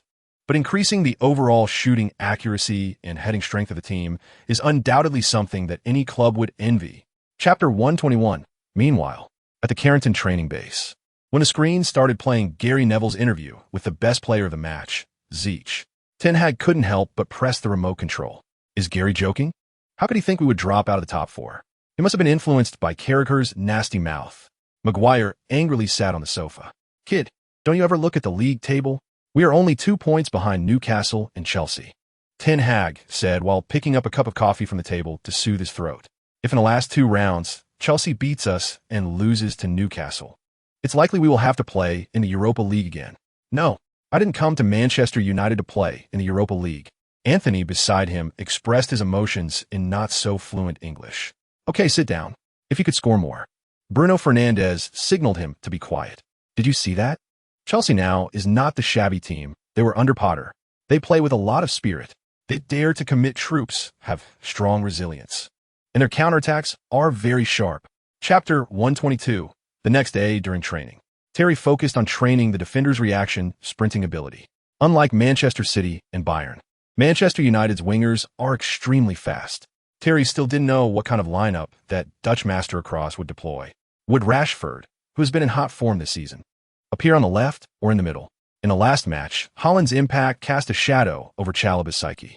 His performance was recorded by the boss, Bowley, and director Vivel. Although Zich indirectly helped the club bring in huge investments, balancing the books is a big issue. Several Cobham Academy players might leave at the end of the season. Vivel is an experienced man. He knows that players' futures cannot be placed in the open now, as it would affect morale. During set-piece practice, Terry tried to let Zich take the penalty again. Unfortunately, that Chinese boy's powerful shot flew straight out of the goal. This drew an uproar from everyone. A penalty with a powerful strike, but a set-piece with hesitation? Zich also knew that ever since he sacrificed Skirl's prodigal son returns, his set-piece accuracy indeed had issues. Chapter 123. The next day. It was one of the few holidays since Terry took office. Some Chelsea players, after obtaining permission, formed a team and left the manor. They headed to downtown Manchester to enjoy the unique atmosphere of this industrial city. Where's that guy Zich? Enzo glanced at the back seat of the van and turned to ask Felix beside him. Who knows what he and Havertz did in the room? Forget about them. This is my first time in Manchester. I have to enjoy a bit on the boulevard. A black sedan passed by them. It seems that there are new guests at the manor. Could it be our boss? No way. I've been following Polly and Agbalai's Facebook, and they're both not in England right now. The players wouldn't expect that while they're out, a little surprise is about to unfold at the manor. Noon. Zishi rubbed his eyes. The weather is nice today, and there's no noisy German accent in the house anymore. After tidying up a bit, he walked into the dining room. At the other end of the dining table, Coach Terry was happily chatting with a big guy. Havertz and Webster were also there. Chapter 124. Late at night, Felix and the others returned to the manor. As soon as they walked through the gate, they saw the training base still brightly lit. Fernandez. Who is that tall guy over there? He looks a bit familiar, but I joined the team later than you, with so many coaches in the club's various teams. How could I know them all? Wait, it looks like Bollock. Gallagher exclaimed excitedly. Bollock? Our club's legendary number 13? When everyone got closer, they realized Gallagher wasn't seeing things. Back when Bollock played for Chelsea, this group of Cobham kids had just entered the youth team. I was also very excited. The man in front of him is the ceiling of the hexagonal warrior, the pinnacle of B2B midfielders. He is the role model he has always wanted to learn from. I was wondering where Zishi and Havertz went. It turns out they were forced to practice more by the coach. Mount said with a smile. Yes, Havertz's scoring efficiency is really too low. It seems Coach Terry used his personal connections to call his old teammates to spur on his German compatriot. Chapter 125. Actually, Ten Hag's tactics are quite profound. His 4-2-3-1 formation is very targeted against Chelsea's 5-2-2-1. Both flanks have strong dribbling abilities. Plus, the two fullbacks behind, Luke Shaw and Dalot, have excellent support capabilities. This way, it can compress the space for Chilwell and Reece James to advance. The flanks are inherently a region of mutual loss and gain. Only high-pressure strikes can prevent the opponent from suppressing oneself. Standing at the kickoff point, Zishi felt the piercing boos from Old Trafford. Is this the enemy general bearing the sins? Many passionate Red Devils fans are using their words to disturb the visiting player's mentality. But Zishi has been to the Bernabeu and Allianz. To be timid at home? To strike hard abroad? You think too highly of yourselves. Referee Paul Tierney blew his whistle. The match officially began. Shortly after the start, Zishi experienced the unique function of a central midfielder. He wanted to control the pace with the ball, but Casemiro behind him didn't give him any space to think. Casemiro's tight press forced Zishi to send the ball out. Chapter 126. Zico's talent allowed Zishi to perfectly interpret the movements and thought processes of the opposing players. Indeed, just as he thought, this big brother Maguire is all brains. It seems that Ten Hag has done a lot of homework. I hope he can block Zishi's counterattack routes. At this moment, the thoughts of his teammates also came into view. Enzo Fernandez. Same surname as Fernandez. Why does Bruno on the opposite side get respect from fans? What's wrong with my high market value? Rui Costa's dark heart. What does it have to do with me? Havertz, it's over. They must be treating me as the core. Their players are all guarding Zishi's position. It must be a ruse, feinting to the east and attacking the west. Fortunately, I'm smart. I won't fall for this trick. Felix, Dalot gave me a flying tackle during the national team training last time. I'll make sure to educate this kid today. Let him get close to Burrow. Just wait. The few guys in front all looked troubled. However, N'Golo's thoughts were the first to be caught by Zishi. There's a small gap between Luke Shaw and Maguire on the opposite side. If Zishi could do a wall pass with me, I can burst through, just to show the Red Devils fans who is the most comprehensive midfielder in the world, me or Casemiro. Chapter 127. After more than half an hour of competition, Zishi also discovered a characteristic of Casemiro. When he and Fred were defending together, the right side Dalot would hang back for a while. After receiving the ball, Zishi headed straight for that spot. Seeing this, Maguire and Lindelof followed. Now it's good. 4 Red Devils players rushed over. Zishi was also startled.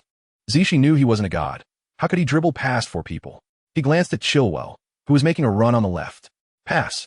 This is the role of a big center forward. Draw fire. With 4 people trying to mess with Zishi, naturally, someone would lose their original protective area. Chilwell also understood he had to make good use of this side. Taking advantage of Dalot not being in position yet, he directly continued to carry the ball forward. Felix had been waiting for a long time, but the English winger didn't give it to him. Just one person continued to carry the ball. Pass, brother. Felix yelled while running. Chilwell glanced at Enzo in the center. He made a back pass. The Argentine midfielder suddenly found a chance for a long shot. Having been booed for more than half an hour, his ears were almost calloused. Chapter 128. K-Pa. Go for it. Watching Rashford make a run, Coach Terry's voice was loud. He knew what level this England winger was. One Rashford and one Saka from the neighboring Arsenal made Terry drool. Fofana and James, although fast, don't have wings. Not knowing whether the grass at Old Trafford is artificial AI or what, just as they were about to catch up to Rashford, Fofana slipped again. Kepa immediately rushed out. Rashford faced the Spanish goalkeeper, full of confidence. Just when everyone thought he would shoot, he glanced at Anthony on the right. Without saying a word, he passed it to the $100 million man of the summer window. After Anthony got the ball, he didn't adjust. He shot directly. This left foot was like Suker possessed, drilling straight into the net.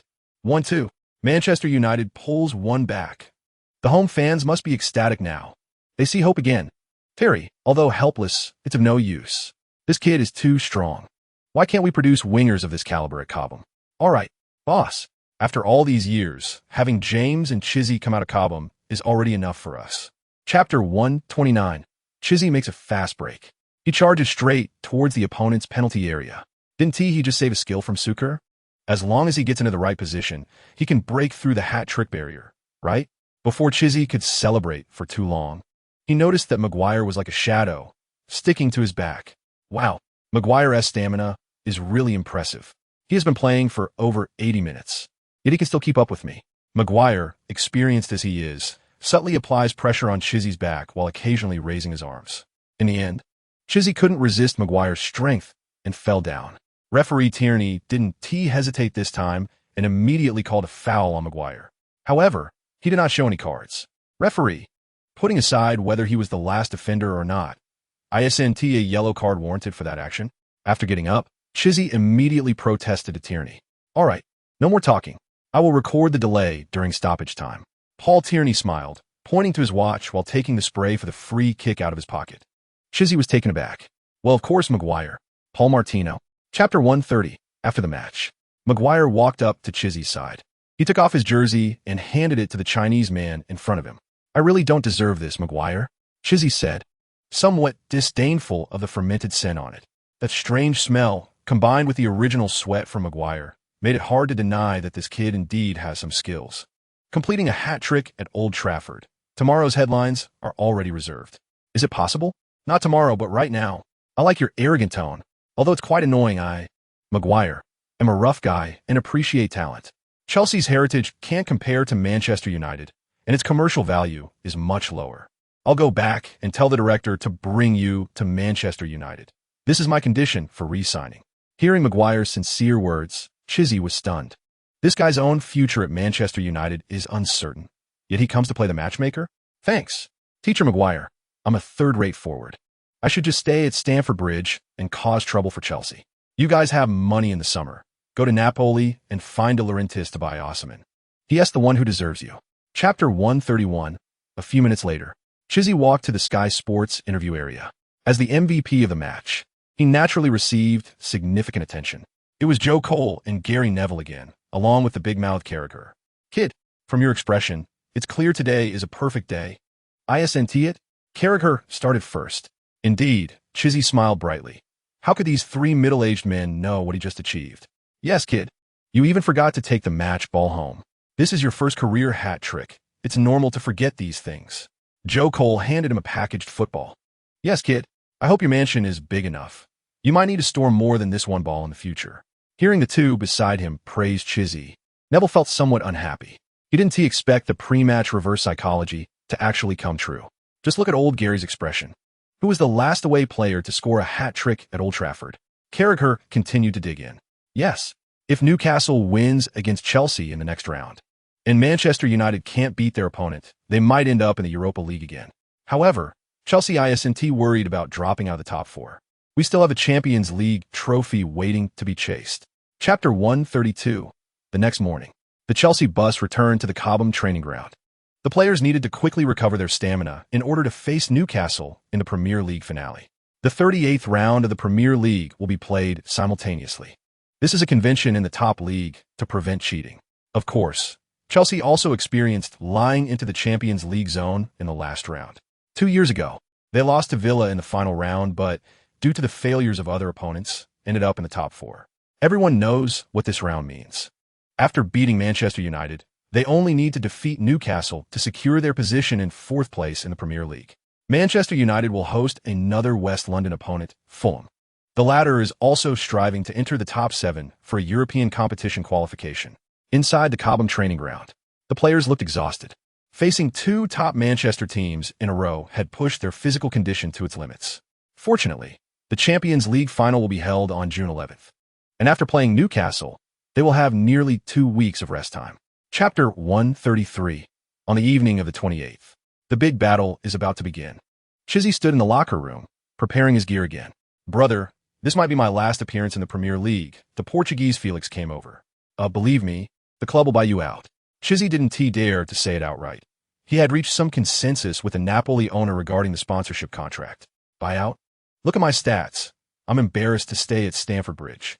Felix was already prepared to see Simeone's face at Atletico with his price and salary. Not many teams can afford him. "All right, don't be so sentimental. If you've only loaned for a season and can get a Champions League trophy, what is not to like?" Enzo said with a smile. "Yes, you and Zakaria are both lucky guys. But I'm also afraid that Margarita will come to North London to find Paolo from time to time. I'll have to accompany her then." On the bench, Chizzy looked at Oliver in the distance. This round's referee was the same man who had made controversial decisions in the previous match against Arsenal. Chapter 134. Putting aside how much Chizzy's role matters, having Aubameyang and Sterling up front is like self-inflicting wounds. Plus, with Oliver on the other side, who knows if he drank mineral oil instead of soda water, making all sorts of mysterious decisions. Terry had no choice but to make substitutions to avoid an 8-against-12 situation. "I know your stamina hasn't fully recovered. You've played 2 high-intensity matches in the last 7 days. I have one request. Don't get injured." "Don't worry, boss. I can't tell you why, but I know my body is tough. I will definitely lift the Big Ear Cup with my own hands in 2 weeks." After speaking, Chichi stood by the sidelines with a grin, accepting the 4th official's inspection and reminders. At the 29th minute of the match, Chelsea made another substitution. Chichi came on, replacing Sterling. He would partner with Aubameyang. The last time this combination appeared was during a friendly match on international break. At that time, he successfully assisted Aubameyang with a beast descend move. Ding! Congratulations! The Newcastle United forward St. Maximin's horse-trampling mud loach talent has been copied. We hope the host can successfully complete this season's domestic matches. Chapter 135. When Chichi saw the screen indicating that VAR was intervening, he was stunned. Is this high-level Premier League referee trying to wipe him out? But he didn't dare to argue. He already had a yellow card. So any further discussions with the referee would be left to the old captain and the others. If he said too much, he might get sent off. However, the bad boys for Newcastle were not to be trifled with. Seeing the referee hesitate, they immediately surrounded him, with Trippier being the first to step up. "Mr. Oliver, this Asian kid's foul is extremely serious. He nearly knocked Portman silly. You really have to give him a yellow card." Seeing this, Chilwell rushed over and pulled his national teammate away. As Pilicueta wasn't going to let Trippier off easy. "Shut up. Don't think you can bully the newcomers." "Newcomer? You call a guy who has scored over a dozen goals a newcomer? What a joke." VAR was intervening for a long time. The big screen in the stadium was looping the little story that happened in the penalty area. Indeed, when Chichi jumped, he didn't actively lean towards Portman. But they did have physical contact. Chapter 136. Oliver glanced at the tall Chinese player in front of him, but this time he chose to follow his heart. To hell with Page. He didn't show a second yellow card to Chichi. "Referee, Aubameyang was definitely not offside when he started." But Chichi's voice was loud, reminiscent of Bollock roaring at Henning. Oliver signaled for him to be quiet. "Number 91, please mind your tone. You already have a yellow card." "All right." The referee suddenly became more gentle, and Chichi felt a bit unaccustomed. There was nothing he could do but step back. From the sidelines, a chorus of boos erupted. Even Newcastle United players were embarrassed to complain. It was clear that Dan Burn had dragged behind. Oliver was waiting for his assistants to finalize the decision. He knew keeping Chichi on the field had already violated the higher-ups' wishes, and they would probably have to disallow this goal. But unexpectedly, a few seconds later, the big screen showed not offside. The string of English letters instantly sent Chelsea fans into a frenzy. "Sorry, sir, but this image is really hard to process. Aubameyang's position is too far back. It's impossible to fix it to offside." The video assistant referee quietly reported to Page, who was watching the monitor beside him. Chapter 137. Boss, the other field is currently 31. Manchester United has won the match. It's only a matter of time. Congratulations to the Red Devils. They have secured a top 4 spot in the Premier League, and as long as we maintain this score, we can finish this season in the top 4. Terry casually glanced at the big screen inside the stadium. Time was passing second by second. On the field, when Chichi once again used Beast Descends to win the aerial control, fortunately, the opposing defender did not fall. Enzo skillfully gained possession of the ball and was about to launch a new counterattack. Havertz received the ball at his feet and had already started to accelerate. It seemed that the German lad also didn't want to leave any regrets in the last round of the season. He pushed forward with all his might.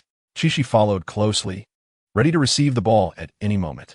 The opposing midfield quickly retreated, disrupting Havertz's dribbling path. But the kid managed to bypass Longstaff and Guimaraes with a couple of moves. Havertz charged toward the opponent's 40-meter area. Faced with the advancing Schär, he glanced to the right. Unfortunately, there was no James here. The starting fullback Azpilicueta hadn't arrived yet. Chapter 138. Oliver. Oliver, please respond. After witnessing his decision to allow the save, Leader Page shouted angrily. But the official on the screen completely ignored him. He simply signaled that Newcastle United could take the throw-in. Inside the stadium, the cheers filled the air. Chichi felt like a king. You are the hero of Stamford Bridge. You will create your own glory on this sacred ground. Chichi knew the fans' affection was not without reason. Being able to score in consecutive matches, leading the team to the Champions League final, and even acting as a goalkeeper in this crucial match for a top 4 finish, denying a penalty. Who else could do that? The next few minutes would be a breath-holding moment for Chelsea fans. Now, they were down to 9 players. From an initial 5-2-3 formation to 4-3-1. This match was truly fierce. Chichi also knew that his goalkeeping talent was only in single digits. After saving that penalty, he had exhausted his goalkeeper skills, and now he could only leave it to fate. Newcastle United was getting anxious. After the throw-in, Murphy and Longstaff made a mistake in their collaboration, and the ball slipped out of bounds. Chapter 139. I mean, you really turned off the live stream, right? Bald Page looked panicked at Oliver. You aren't secretly recording here, are you? Brits don't lie to Brits. I have a favor to repay you. Don't worry, boss. I have no ill intentions. I'm just trying to help you out. I know this is all the FA's doing. We're just pawns in this. Oliver chuckled. Right. As long as you know. At this point, you can only blame Newcastle United for being too weak. This bunch of country bumpkins can't even score a penalty, and the other side doesn't even have a proper goalkeeper. Yeah, we've done our best. In the entire Premier League, matches with 2 players sent off are rare, but it seems this isn't Chelsea's first time. After leaving the referee's room, Oliver breathed a sigh of relief. At this moment, Stamford Bridge was filled with cheers. He knew no one would welcome him here. Congratulations to you, Chelsea. And congratulations to you, the amazing Chinese kid. Oliver murmured softly as he walked towards the referee's exclusive car passage. Chapter 140. When Chichi saw that there were 2 peeping props, he nearly slipped and fell to his knees. Ding. The Premier League champion can receive 5 peeping prop cards. Reaching the top 4 gets 2, reaching the top 6 gets 1, and not making the top 6 gets 0. Ding. In the Premier League, the champion receives 5 attribute points. Finishing in the top 4 earns 2 points, and finishing in the top 6 earns 1 point. After the final match of the Premier League, there will be a season-ending lottery with prizes including 8 legendary cards.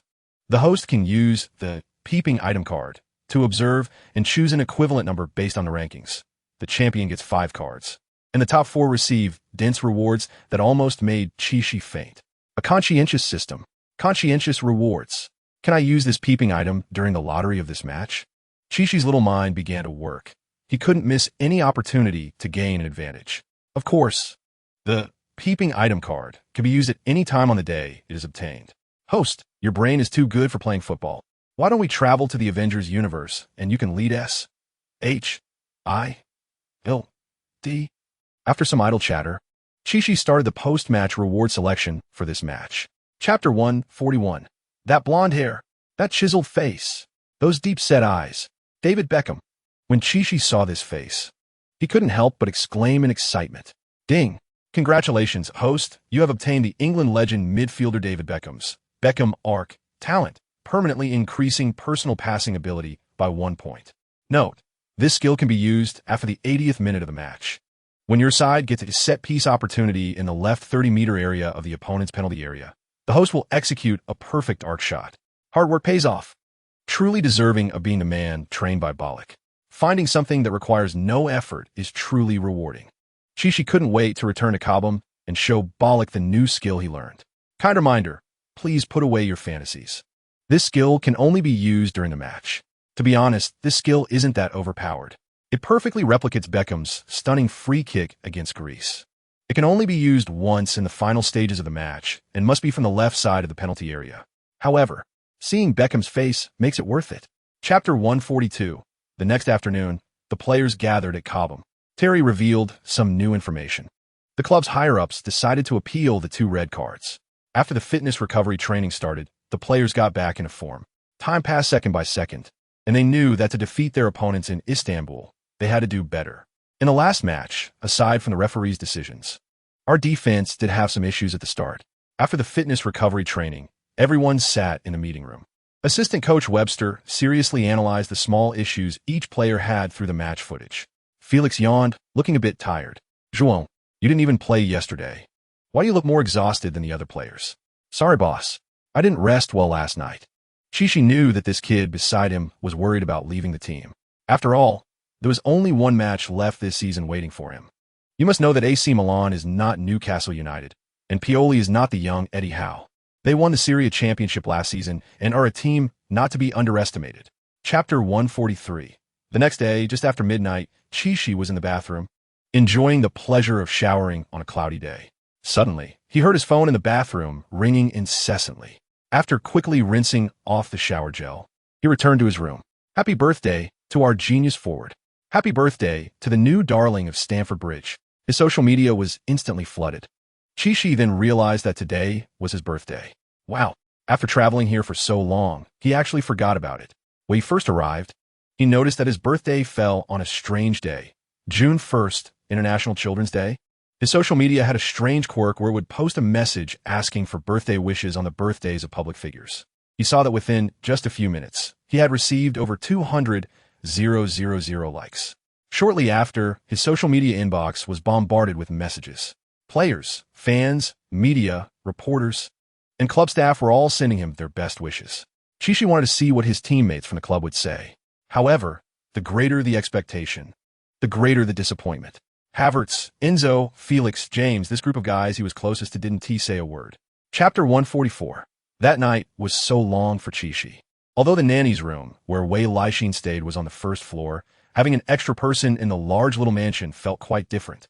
This unfamiliar maid was not like the lazy Havertz. She wouldn't just lie on the sofa, picking her feet and playing games. Chishi didn't know if it was because his physical body was a Gemini, leading to some personality split. He cared about his image and began to pay attention to how he dressed at home, even considering whether to close the bedroom door when he farted. However, thinking that in just 2 days they would be flying to Istanbul made him shrug it off. TCH, real men never look back. It's just a nanny. The next morning, as dawn broke, Chishi had already changed his clothes and planned to go for a morning run. He intended to jog around the neighborhood, as usual, then return home to shower before heading to Cobham. But as soon as he went downstairs, he saw a figure in the living room. Aunt Wei Leixin saw Chishi and quickly set aside the book on the table. Sir, I'm sorry. I thought you might want to sleep a bit longer. I'll prepare breakfast for you right now. Chapter 145. Meanwhile, at the Milanello Training Center in Milan, Pioli sat on the sidelines, watching his disciples carry out their daily training according to his instructions. Rumor has it that the Londoners will depart early.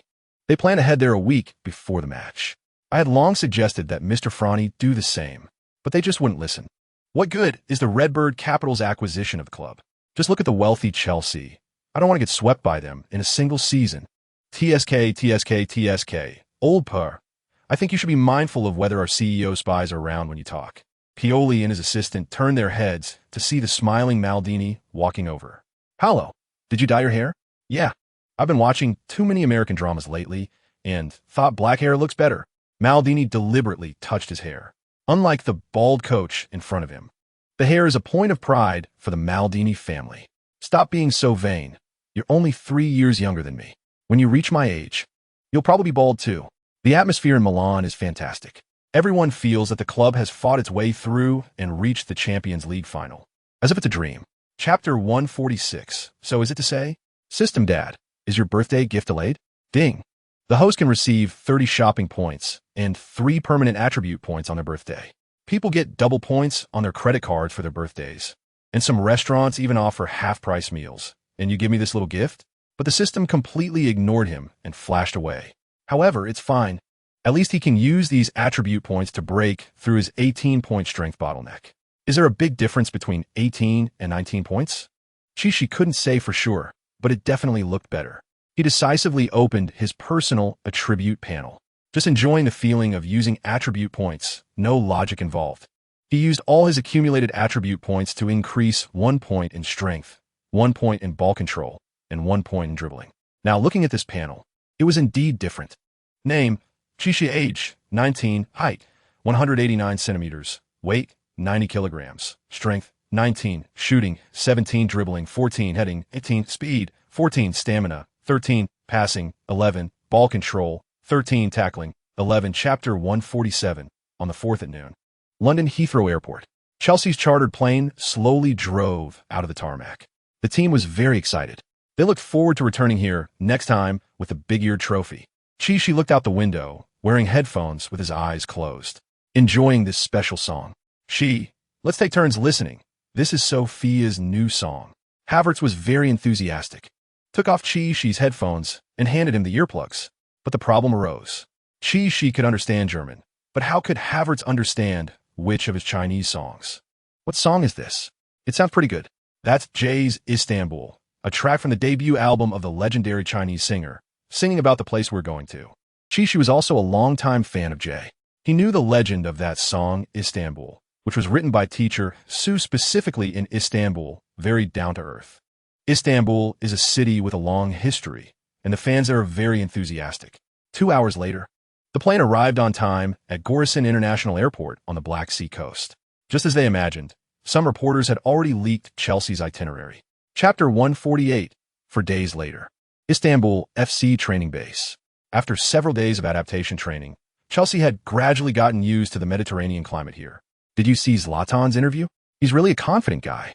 Yesterday, an Italian Sky Sports reporter interviewed some of AC Milan's star players before their departure. When asked about Ibrahimovic's views on Chi, he said, "I'm sorry. I didn't have time to watch the highlights of the Premier League. I only watched the match footage against Bayern and Real Madrid with my teammates. He's a good player, but I don't know if this kid will continue to be lucky when facing us. I just hope that the referee, Mr. Tilly, can see through everything. No one wants to see a clown match where one side has more players." Zlatan was still aggrieved about Tomori's red card in the group stage. Some fans think Chi is very similar to you. Technically sound, tall and strong, a good template for a top striker. No, if I'm not mistaken, that kid is several centimeters shorter than me. I'm twice his size. For a man. Chapter 149. The next day was the Champions League pre-match press conference day. Chi was ready early.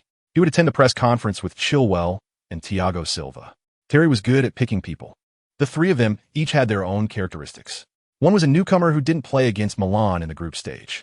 One was the unfortunate guy who had to leave the game due to injury when facing Milan. The last one was a former Milan center back. Where's Chilwell? We need to get going. The press officer Roland glanced at his watch. That kid should know the list for this press conference. But it seems he hasn't been seen this morning. Hearing everyone's words, Chi was stunned. But he couldn't directly say that last night Chilwell sneaked out for a good time without the coach knowing. This good time was completely different from our Mr. Chi. He was a guy who couldn't stay quiet for a minute. "Mason, have you seen Chilwell?" Terry called Mount over as he passed by. "I don't know. We were drinking the night before yesterday. After training yesterday, we should have been in our own rooms. Damn, didn't I tell you guys no drinking before the match?" Chapter 150, 3 hours later. Istanbul Central Hospital. When Chilwell slowly opened his eyes, Mount instantly leaned in. "Mason, Chi." He was about to speak, but remembered something.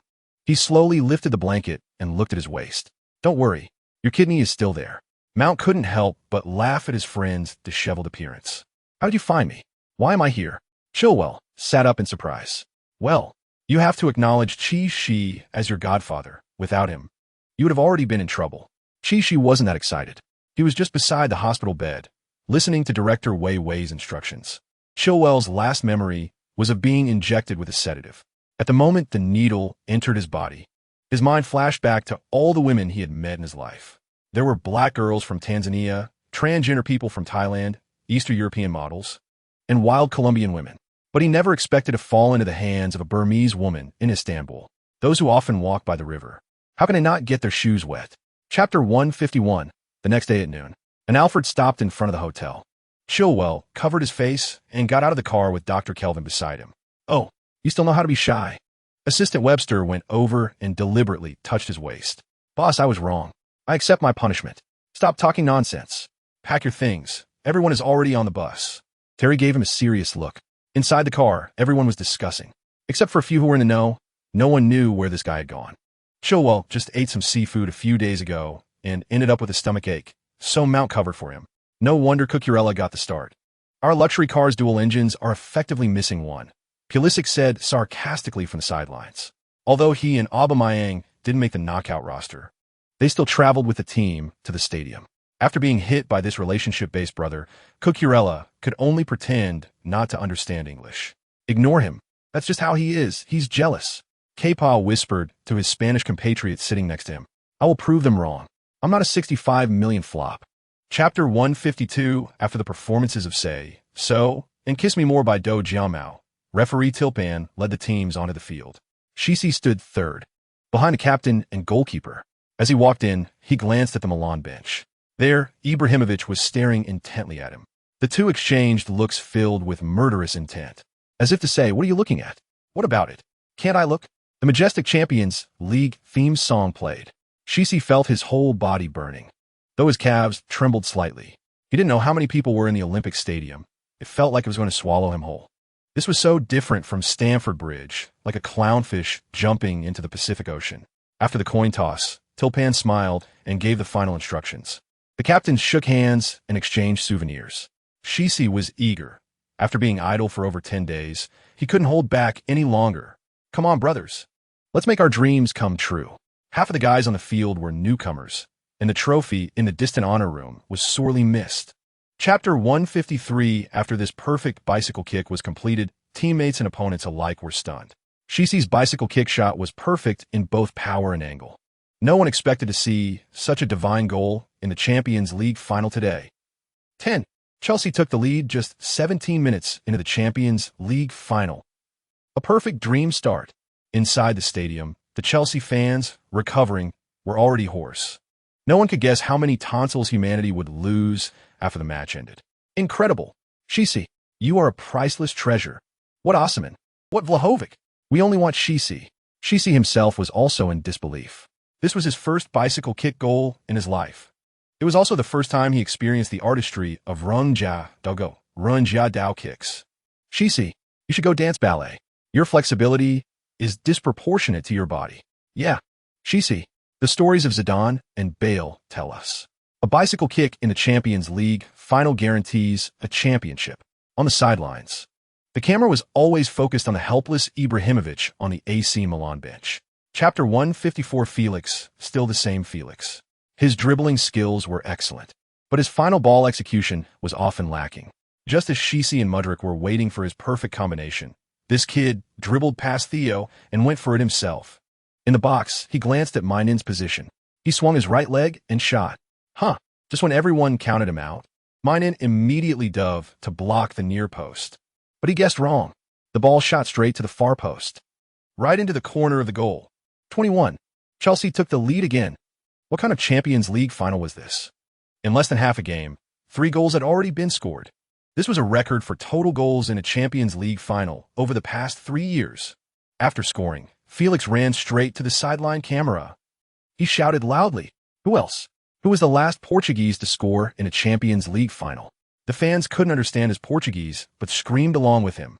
Indeed, there aren't as many Portuguese players who can score in a Champions League final as people think. Chapter 155. In the locker room, Terry stood in the middle. "I won't say much. I'm afraid Ancelotti will take over." Hearing his words, everyone burst into laughter. "Don't worry, boss. Even if we each have a bottle of 1,000 milliliter champagne right now, we won't crash." James shouted confidently. "Reese, calm down. Don't ruin the vibe. That man is about to come on in the second half." The shrewd Thiago said seriously, just before the end of the first half. Zlatan and Origi were already warming up. One was Milan's god, and the other was a former Lucky Charm. "Wesley, I shouldn't have complained in the first half. My bad. I apologize." On the other end, Mendy surprisingly apologized to Fofana. "It's okay, brother Edouard. This year's Champions League bonus. Can I have half? No problem, right? I'll give you a del. Your bonus is almost catching up to my annual salary. Watching his teammates fooling around, Shisi felt very comfortable. Shisi, why don't you switch to playing defensive midfielder? I feel like your passing is just like Perlo's. You know where your teammates will run. Don't flatter me, mister. Perlo is a real rich kid. I'm just a foggy city orphan relying on a bit of luck to survive in football. Shisi liked to feign humility and then listen to this group of guys continue to praise him. Chapter 156 in the stands. When the Chelsea legends saw Shisi's incredible header clearance, they all stood up excitedly. Did you see that, Didier? This kid can really jump high. Unbelievable. He's only 18 years old. Indeed, that previous aerial duel in the box left the towering Ibrahimovic with no chance. Shisi's header was unreasonable. After Chelsea withstood AC Milan's three-pronged attack in the second half, they kept the ball on their own side. Enzo continued to showcase his excellent performance from the World Cup. It was as if in big matches, this kid became a Pampas warrior. Of course, it was also thanks to the complementary nature of N'Golo beside him. They coexisted perfectly. It created an effect where 11 is greater than 2. In the 58th minute of the match, Chelsea's midfielder got the ball. Enzo saw Shisi was ready to make a forward run. He delivered another pass. After battling against Tomori and Kjaer for an hour, he had already grasped the characteristics of these two central defenders. After receiving the ball, Zishi didn't rush to turn around. Instead, he waited for the moment when the opponent made a move and then played a back pass forward.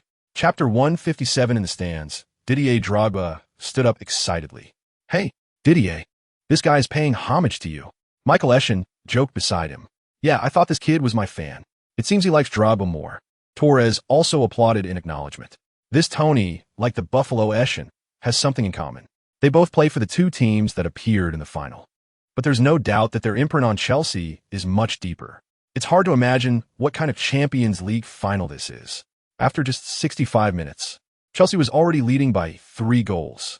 On another stand, many AC Milan legends gathered. When they saw Chelsea strike again, some were already speechless in despair. Only a few special individuals seemed to be in relatively good spirits.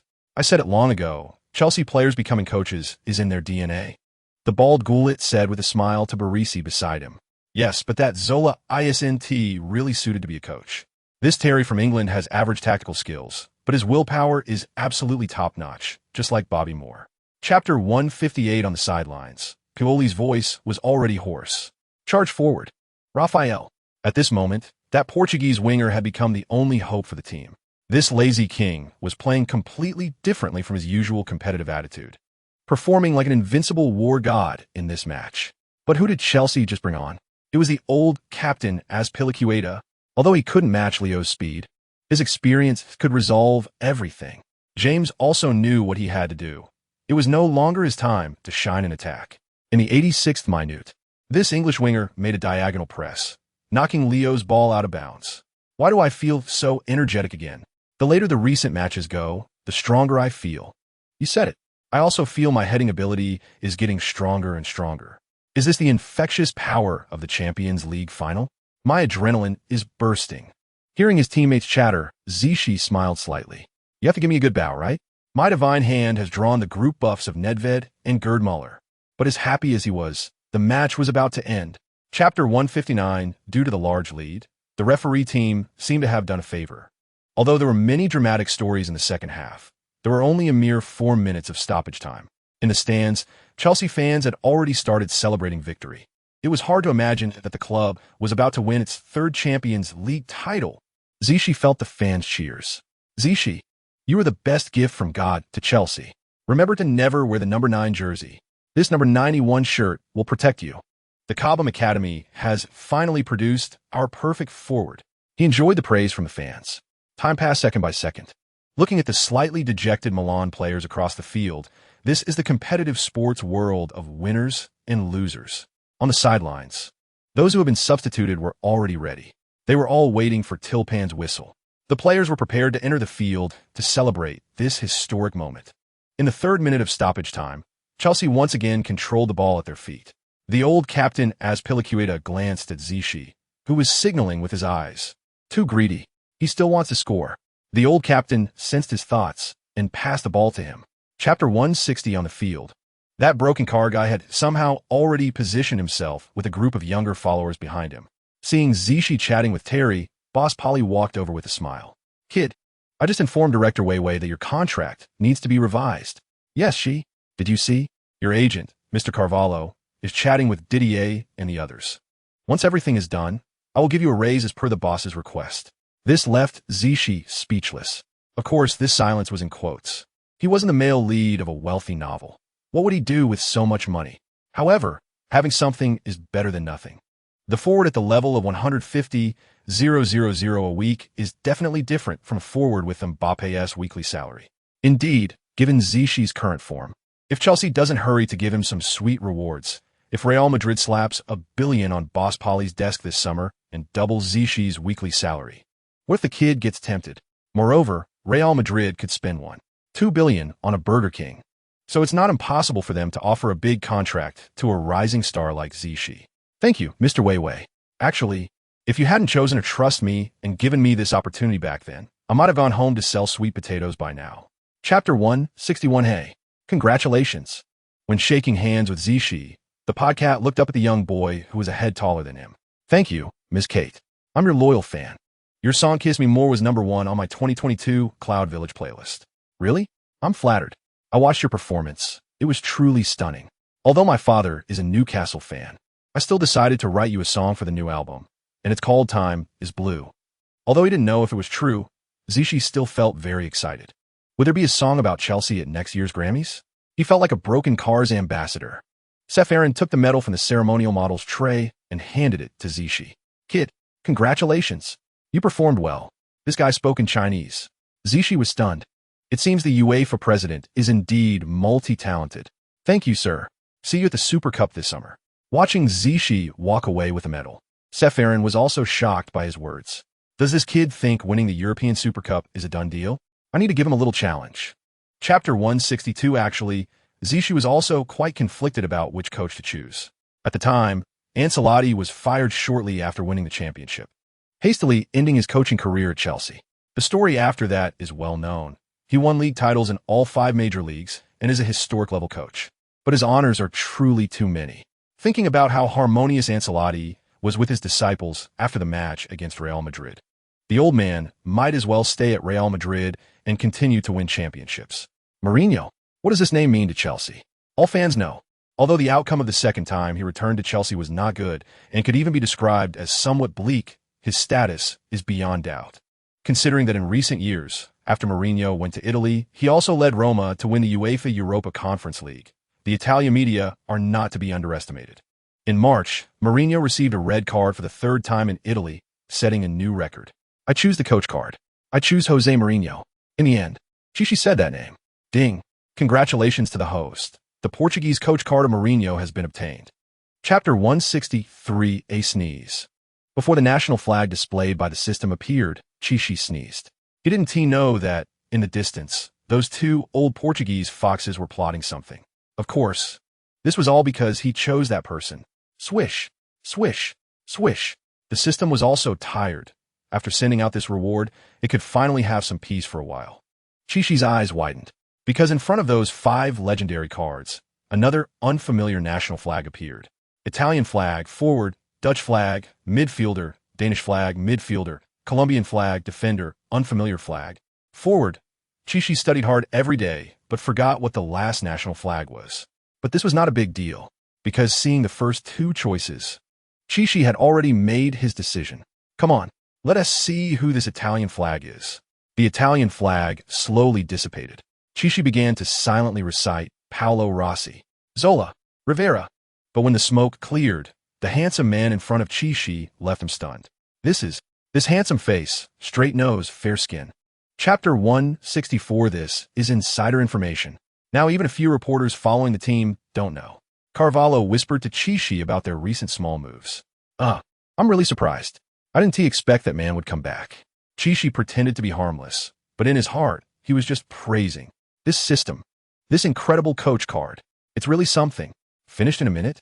A few minutes ago, Ricardo Carvalho quietly told his client Chichi about Mendes' recent work.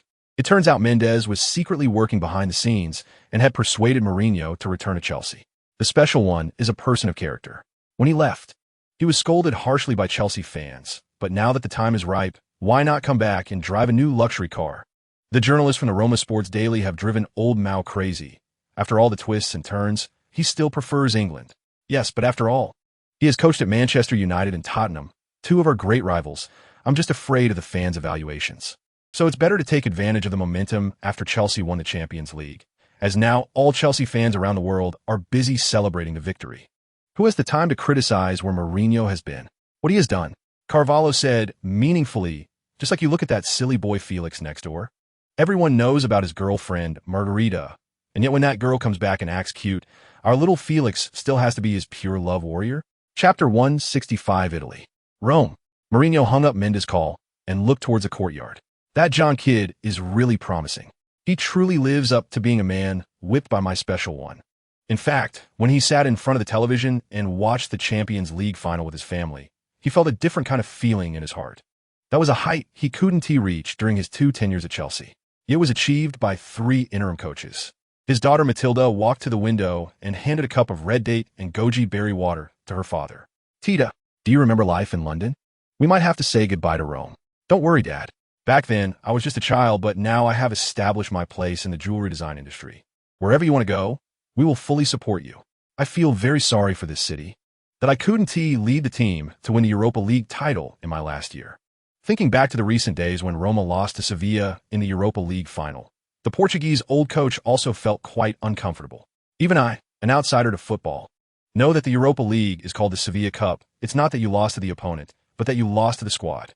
Look at the teams you previously managed, and now this Roma, their squad doesn't even rank in the top 3 in Italy. Chapter 166, after a simple chat. The 2 bosses led a large group to the exhibition center.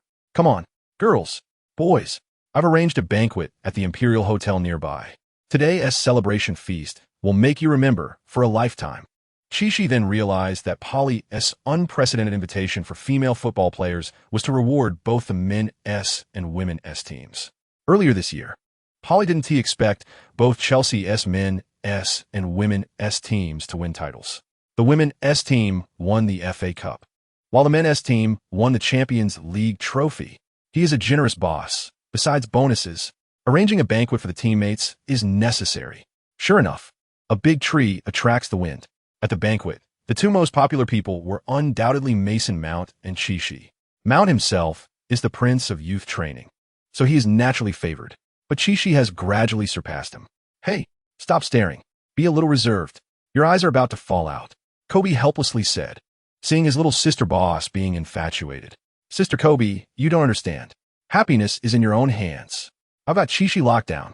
Even Jesus can't stop me.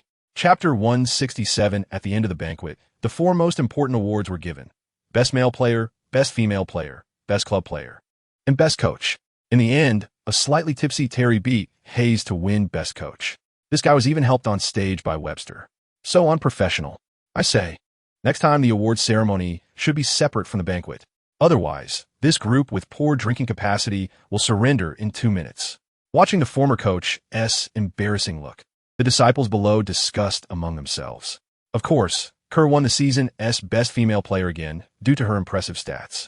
She is gradually riding her historical status in Chelsea women's football. When Roland read out Chichi's name again, the kid had already gotten used to it.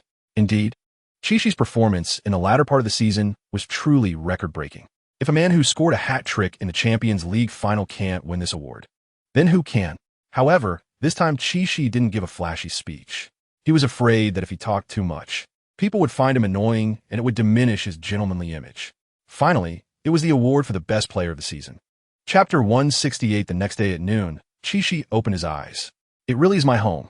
How did I get back here? He felt a splitting headache and, after getting dressed, went downstairs.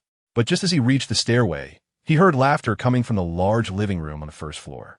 Chichi then remembered that there was a housekeeper aunt in his home. Due to a Gemini man's pride, he turned around and quietly returned to his room. As the saying goes, people rely on their clothes, horses rely on their saddles. Looking at his disheveled self in the mirror, he thought he should change into something decent. After tidying up, he went downstairs. Only then did Chichi realize who Wei Leixin was laughing with. Downstairs, the Havertz couple and the Enzo family were gathered together. Of course, there was also a middle-aged man with curly hair. Ricardo Carvalho. You really can sleep, can't you? It's already noon. We're almost starving. Enzo was the first to speak. When Chichi saw the large crowd, he was directly stunned. He even doubted whether this group of foreigners would go to someone else's house without giving prior notice. Wei Lixin beside him seemed to see through Chichi's thoughts. Chapter 169, I really do have an inexplicable connection with the Portuguese. When he heard Mourinho's name, Enzo felt a mix of emotions. After all, when he was serving Benfica, he had heard many stories about how the Special One led Porto to win the Champions League. Jose is expected to arrive in London next week, and as his agent, you little kids need to give me some face and try not to make things difficult for the new coach. Mourinho has developed a psychological shadow over the term insider. Mendes didn't know if he was drunk or what, but he started to raise his voice. So, for this meal, we'll have to trouble you to foot the bill. Big brother, since we brought the bird back to the bridge, you should have made quite a bit of money off us, right? Let me treat this meal. Isn't that a bit much? Felix joked. Joao, you're treating. Let me swipe the card. How can that be? Aren't you afraid your girlfriend will laugh at you? Hearing Mendes' words, Margalita, who was sitting to the right of Wei Lixin, leaned slightly to the left in disdain. Wei, now you know why I dislike that silly boy Joao, right? Not generous at all. Chapter 170, where is Chilwell? Has he been kidnapped to some weird place again, has he? Terry is no longer a coach, and he has become a bit more reckless with his words. Indeed, the bus had not set off for a long time because this kid Chilwell hadn't arrived at the meeting point. The driver, Tom, glanced at his watch. If we wait another 10 minutes, and he still doesn't come, we're leaving. Weirdo commanded. Indeed, for this celebration event, he had promised the boss. It had to be the most perfect championship celebration in London's history, second only to a prince's coronation. But ideals are often beautiful, while reality. No one knew that the club's number 21 had drunk himself into oblivion last night and was now sleeping soundly in some hotel's romantic suite. Chichi stood on top of the bus, watching Felix and the other two comforting each other. Felix, you previously said that the housekeeper you introduced to me is Margalita's sister? Just a reminder, she is Margalita's friend's sister. Havertz answered first. Why are you so excited, Havertz? Be careful. Being emotional might affect the young people's development. Felix rolled his eyes at him. Yes, that's right. She is Margalita's friend's sister. Chapter 171 at an altitude of 30,000 feet. On a Pan American Airlines business jet, Chichi glanced at the old guys behind him. Not every retired player is as lucky as I am to carve out a niche in a new field. Chichi, we all have a day when we grow old. Carvalho smiled meaningfully. This plane's destination is Redwood City, California. The headquarters of EA Games is located there. Indeed, besides Chichi and his agent, Mr. Carvalho, there are also a bunch of Chelsea legends from that era. Paulo Ferreira, Damien Duff, Manish, Alex, and Jose Bozingua. These Chelsea legends share a commonality. EA never had their copyrights before. Brother Ricardo, we must thank your little brother Chichi. His presence has reconciled EA and FIFA. Yes, Ricardo. This kid is truly amazing. He has allowed so many retired old-timers to return to the game. You know, I can't even believe that with our abilities, we can become the new generation of FIFA icon legend card players. Chapter 172. Holland has always been a warm-hearted guy. Seeing Chichi in the distance, he quickly walked over. In the match against Manchester City, Chichi's performance was enough to impress all the opposing players. At least within Manchester City, De Bruyne and Bernardo spoke highly of this guy. Hey, Chi, congratulations on winning the Champions League.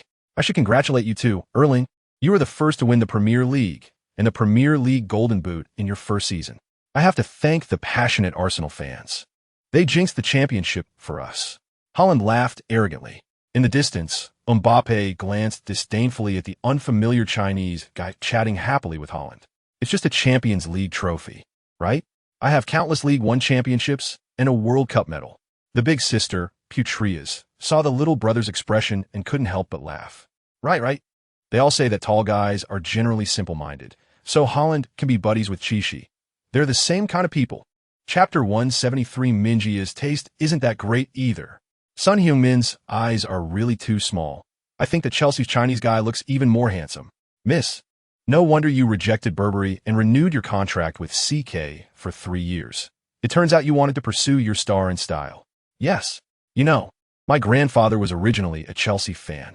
Even when I was in elementary school, the pajamas I wore had that blue shirt with the Samsung advertisement on the front. Miss, have you really decided to have all Blackpink members wear Chelsea jerseys at the concert in New York? That's South really out of place. So what? You know, just with a retro Samsung set. It's also a way to express patriotism. Besides, Samsung is almost going bankrupt, and Jenny, saving the country with my curves. Wouldn't that become a legendary story? Ha ha ha. As the bathroom quieted down, Chishi slowly pushed open the partition door. He tiptoed out of the bathroom. Indeed, he had taken a wrong turn. This was the ladies' restroom.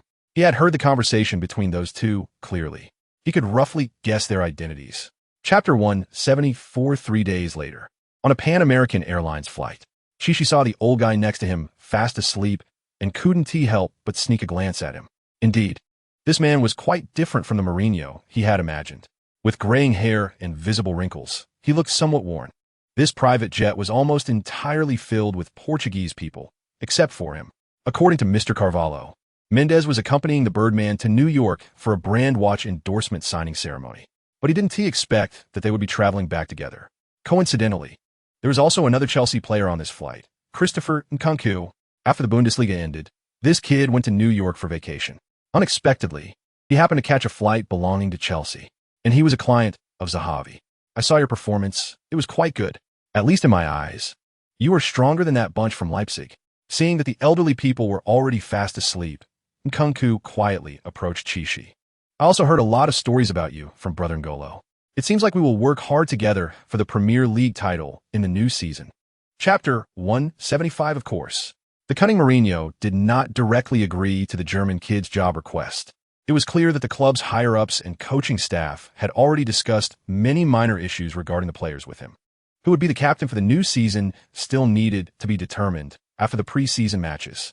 And these 2 weeks of rest were for the club to focus on transferring market operations. The next day, the teams of Weevil and Weinstein set off from London with thick lists. Weinstein would return home first, with his first stop being Brighton on the south coast. The target was currently the hottest transfer market star, Moises Caicedo. The indefatigable Ecuadorian was Mourinho's first choice for midfield reinforcements.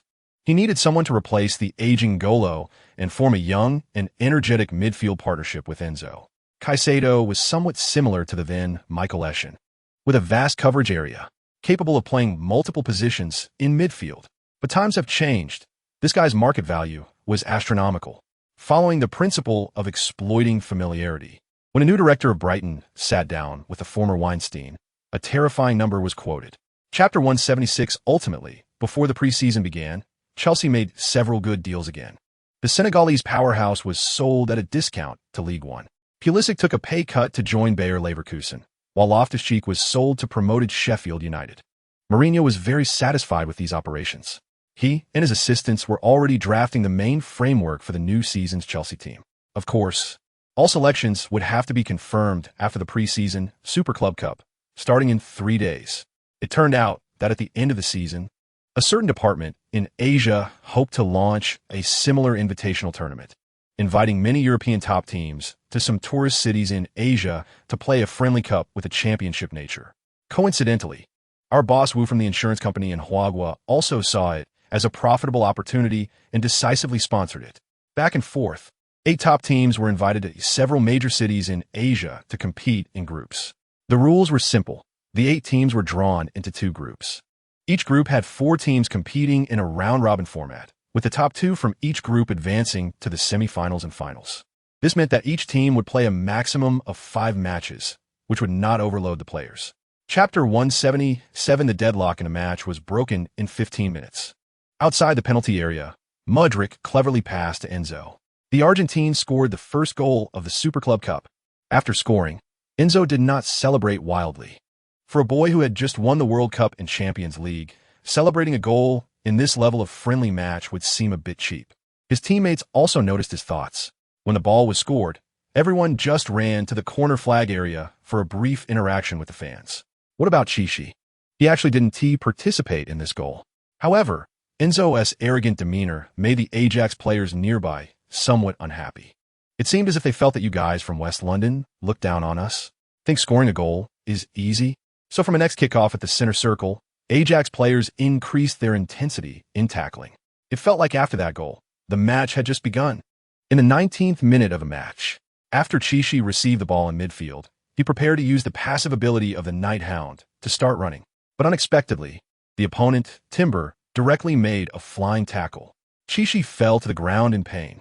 Chapter 178. Ultimately, Chichi's debut under Mourinho ended at halftime. Before walking into the dressing room, he knew he was going to be substituted. There was no way. The team was composed of dozens of players, and he couldn't take away opportunities from others just because he scored more goals. However, what made Chichi regretful was that he was just one pass away from activating Sneijder's electric stick in the penalty area. He could only wait to taste it again in the upcoming match against Inter Milan. As for Inzaghi's skill, it was only used once in this match. After all, our Chichi was always pushing forward against the opponent rather than using positioning to compete in the sprint. However, Chichi also experienced the passive effect of the offside radar for the first time. When he was offside and his team started attacking, a buzzing alarm would sound in his head. He could also see a phantom line, indicating where the last defender of the opposing team was. In the dressing room, Mourinho still set high demands for the players who remained. He substituted 7 players. The 3 forwards were all substituted off. The midfield only retained Enzo, while James and Colwill will also take a break from the backline. Chapter 179. Leaving aside his experience coaching Inter Milan, Mourinho is quite familiar with the current Nerazzurri after coaching Roma for 2 consecutive years against them. The climate in Manila is somewhat different from that in Kuala Lumpur. However, on the training ground, they are still sweating it out. Did you see that? The fans here are really enthusiastic. Indeed, around the training field, there are fervent Chelsea supporters waiting to watch their idols train. This was specially arranged by the event organizing committee to allow fans a glimpse of their idols in training. As a light of the yellow skin, Chichi naturally received a lot of attention from fans. During the signing event after training, he was the busiest one. To be honest, this artistic signature was specially designed for him by Carvalho. At first, he found it hard to write, but after doing it multiple times, he became adept at it. Since they share a training ground with Inter Milan, when they finished, the Nerazzurri's training bus had already arrived with the players. The Chelsea players were also very friendly. Although the fans from both sides often argue online over Lukaku, the players get along well privately. Chapter 180. Ideals are reality. Although Gusto can be considered a great right-back, his shot was still saved by the experienced Onana. It's unclear whether Onana wanted to stand up for his former club, which had been heavily criticized days ago, but he was quite emotional after saving Gusto's powerful shot. It's okay, brother. Get ready for a corner kick. Chichi casually went over to comfort him. They're about the same age and will rely on this kid's crosses in the future. Felix ran to the corner area with the ball. This just happened to be in front of the Inter Milan fan stand. Their boos left the Portuguese feeling puzzled. You will send this corner kick out to the baseline again. The Golden Boy winner. It seems that fans from all over the world have seen his earlier mistake. The internet's memory is evident here. Chichi isn't deaf. He can hear the fans' ridicule. He simply raised both hands, signaling Felix to pass in front of him. Since he got the Black Swan, his beast arrival can definitely be used inside the penalty area. Felix also raised his right arm. He was looking for him at this point. Chapter 181. As we all know, beast arrival determines Chichi's lower limit. The Night Stalker added 2 more hours to that lower limit. After drawing so many skills, his favorite remains this passive skill of accelerating with the ball. Once he chooses to speed up, the opposing defenders can only desperately sprint back. But Chichi has a feeling that he only has this half to make an impact. Charge! After Chichi accelerated with the ball, Batoni and Acerbi quickly followed. Both of them are not slow. Don't underestimate that 35-year-old veteran center back. His sprinting speed is impressive. Plus, Dumfries on the right side came to help, meaning Chichi attracted 3 defenders. This is great. Next in Nkunku, their only DeMarco. Chichi made a right-footed flick pass. Good brother. Run for it. Nkunku comfortably controlled the ball, and without saying a word, he dashed forward. The talent he possesses is innate. Nkunku also wants to score again. That way, he can secure the starting position from Havertz and Felix, both Champions League stars. Outside the penalty area, he glanced at Onana's position. Pass or shoot? That is the question. Chapter 182. Havertz stood in front of the penalty spot, looking at Handanovic across from him. Handanovic didn't expect that just after coming on as a substitute, he would face a penalty. The broadcast even caught the expression of Onana, who had just been substituted. However, saving penalties is his job. It's also his specialty. In the stands, Sophia and Margarita sat together, watching their boyfriends on the field. Shishi's really a good man, actually giving the opportunity to your little Kai. Margarita, you would have feelings for Shishi as well, would you? No. Although I like to play, I still have principles. A rabbit doesn't eat the grass by its nest. I don't want to have a reputation like that Coach Terry down there. Let us just say that Spurs Poro is also a national teammate of Little Phi. Sophia swallowed hard, focusing intently on the distant Havertz. The referee blew the whistle. Havertz took a run-up. Shot. His left foot executed a routine trajectory. Perhaps because this trajectory was too standard, it actually fooled Handanovic. 20. The ball went in. Kai Havertz. Chapter 183. In fact, Shishi also wanted to choose the Napoli forward. However, he had previously witnessed Osimhen's skills, and honestly, they can't compare to the amazing skills of his current teammates. Even if he got Lozano or the Georgian King, how could they be as impressive as Kluivert and Suker?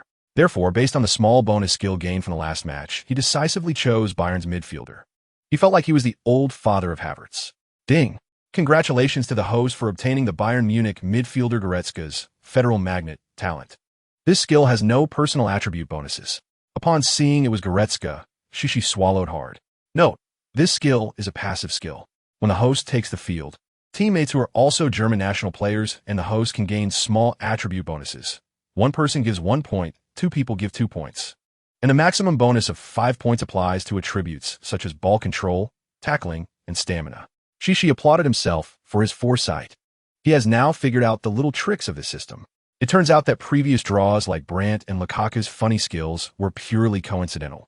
Active players who have a place in their respective national teams also possess skills worth acquiring. Chapter 184. Holding 2 MVPs, Shishi and his teammates headed to Bangkok. What great place! The hot tropical monsoon climate made the boys feel the warmth of the Thai people as soon as they got off the plane. I heard the semifinals will be in your old nest. I'm really looking forward to the trip to Huagua. The last time I went to Munich, Shishi felt the warmth of Havertz. And this time, the semifinals will be held in the magic city of Huagua, and Shishi hopes to show his hospitality. To be honest, the cities arranged by the organizing committee this time are all cultural tourism centers in Asia. Some temples in Bangkok have naturally become the first choice for everyone. This time, teams will gather together to complete the last 2 matches in Bangkok. As mentioned earlier, the qualification spots for this group are no longer in suspense. The match between Chelsea and Paris is more like a contest for the top spot in the group. The match between Inter Milan and Ajax is to give back to both teams' fans, and, of course, it's an honor match. No one wants their team to finish this friendly match without a win. What fracas at the Grand Palace in Bangkok. Havertz looked at the building in front of him, astonished. Wow, luckily you took me to that temple in the outskirts of London back then. Since that time, my luck has changed. Chapter 185. The next day at noon. Rajamangala National Stadium in Bangkok. The staff had already made the arrangements in advance, turning this special stadium into the main stage for tonight. The match between Chelsea and Paris Saint-Germain is about to begin. Unlike the previous 2 matches, this one is full of highlights. Unlike the derby a few days ago, Chizzy and Mbappe are hailed as 2 of the best young forwards in the world. This match has a lot of neutral fans. Many people try to find scalpers to watch this blockbuster match live. Chelsea hasn't faced Paris in a long time. In the Champions League, it seems they have been bound to Real Madrid for the past 3 years. But a few years ago, they were common opponents in the Champions League knockout stages. The experience of being eliminated due to away goals in that overtime match is still fresh in memory. The director's camera also frequently focused on Thiago, who was wearing casual clothes on the sidelines. Unfortunately, he couldn't come on the field to show off the 2 Champions League trophies he had won to his old friends on the opposite side. In the tunnel, Chizzy glanced at Mbappe beside him. The exciting moment has come. Undoubtedly, he might hesitate against other forwards. But facing this living legend, who could score a hat-trick in the World Cup final, he had to test Mbappe's talent. Chapter 186. In the penalty area. How could Kimpembe withstand the power of the beast's arrival? Chizzy out-jumped the French center-back and scored with a header. Donnarumma could only be a backdrop, watching the ball go into the net. 1-1. Chelsea equalized in a flash. But before Chizzy could celebrate, the referee was about to stir things up again. He saw Kimpembe beside him had fallen to the ground, holding his face. The referee blew the whistle. signaling an offensive foul. Chizzy wanted to take on a rustic referee. "Sir, I didn't foul at all. It was the opposing French center back who jumped too high." But the referee still signaled for him to step back. At this moment, that man appeared again. Mbappe came over with a smile, starting to reminisce with Chizzy. "Hey, Chizzy, where did you learn that elbow strike? It's really professional. Is this called an elbow strike?" "My brother Chizzy just used a perfect artistic jump to make your French compatriot center back useless. By the way, where did he learn that dive? Is it from your blonde number 10? Before Chizzy could speak, Havertz had already walked over. This little Kai had instead become Chizzy's spokesperson. Chapter 187. To be honest, among so many shooting skills, Chizzy found himself particularly fond of a scissor kick. Perhaps because this skill is full of artistic performance. It allowed the wild side of Chizzy to find a way to vent. As soon as the ball was passed to the right height, his scissor kick pose caught the surrounding Paris players off guard. The ball was scissor kicked into the net by his left foot. 2-1. Chelsea took the lead. After scoring this goal, Chizzy stood up. He ran towards the Chelsea Asian fan stand on the sidelines. He lifted his shirt. There was actually a line of small words written inside. One line in Chinese, one line in English. "My heart is always blue." The Chelsea fans on the sidelines were moved to tears. In the upper stands, the owner Boli and Egbalai sat beside sponsor Mr. Wu. "I don't know what to say. I'm really moved by him. Yes, although it's just a friendly match. He gave his all to show us his heart." Putting aside that stunning scissor kick, just a few lines of words written on his chest made me tear up. Chapter 188. A few minutes later, in the locker room, Chizzy approached and hugged Mudryk. The Eastern European lad was beaming, feeling like he had already integrated into Chelsea's first-team circle. "Little Moo, congratulations. That solo goal after the curve was simply perfect." Coach Terry also came over, encouraging Mudryk. 31. This was the score displayed on the big screen in the stadium. No one knew what was being discussed in the Paris Saint-Germain locker room at this time. "Coach Terry, where's Mourinho? Why hasn't he shown up?" Thanks to Felix, Coach Mourinho's hemorrhoids flared up, bleeding through his trousers. Now, Dr. Kelvin is treating him in the medical room.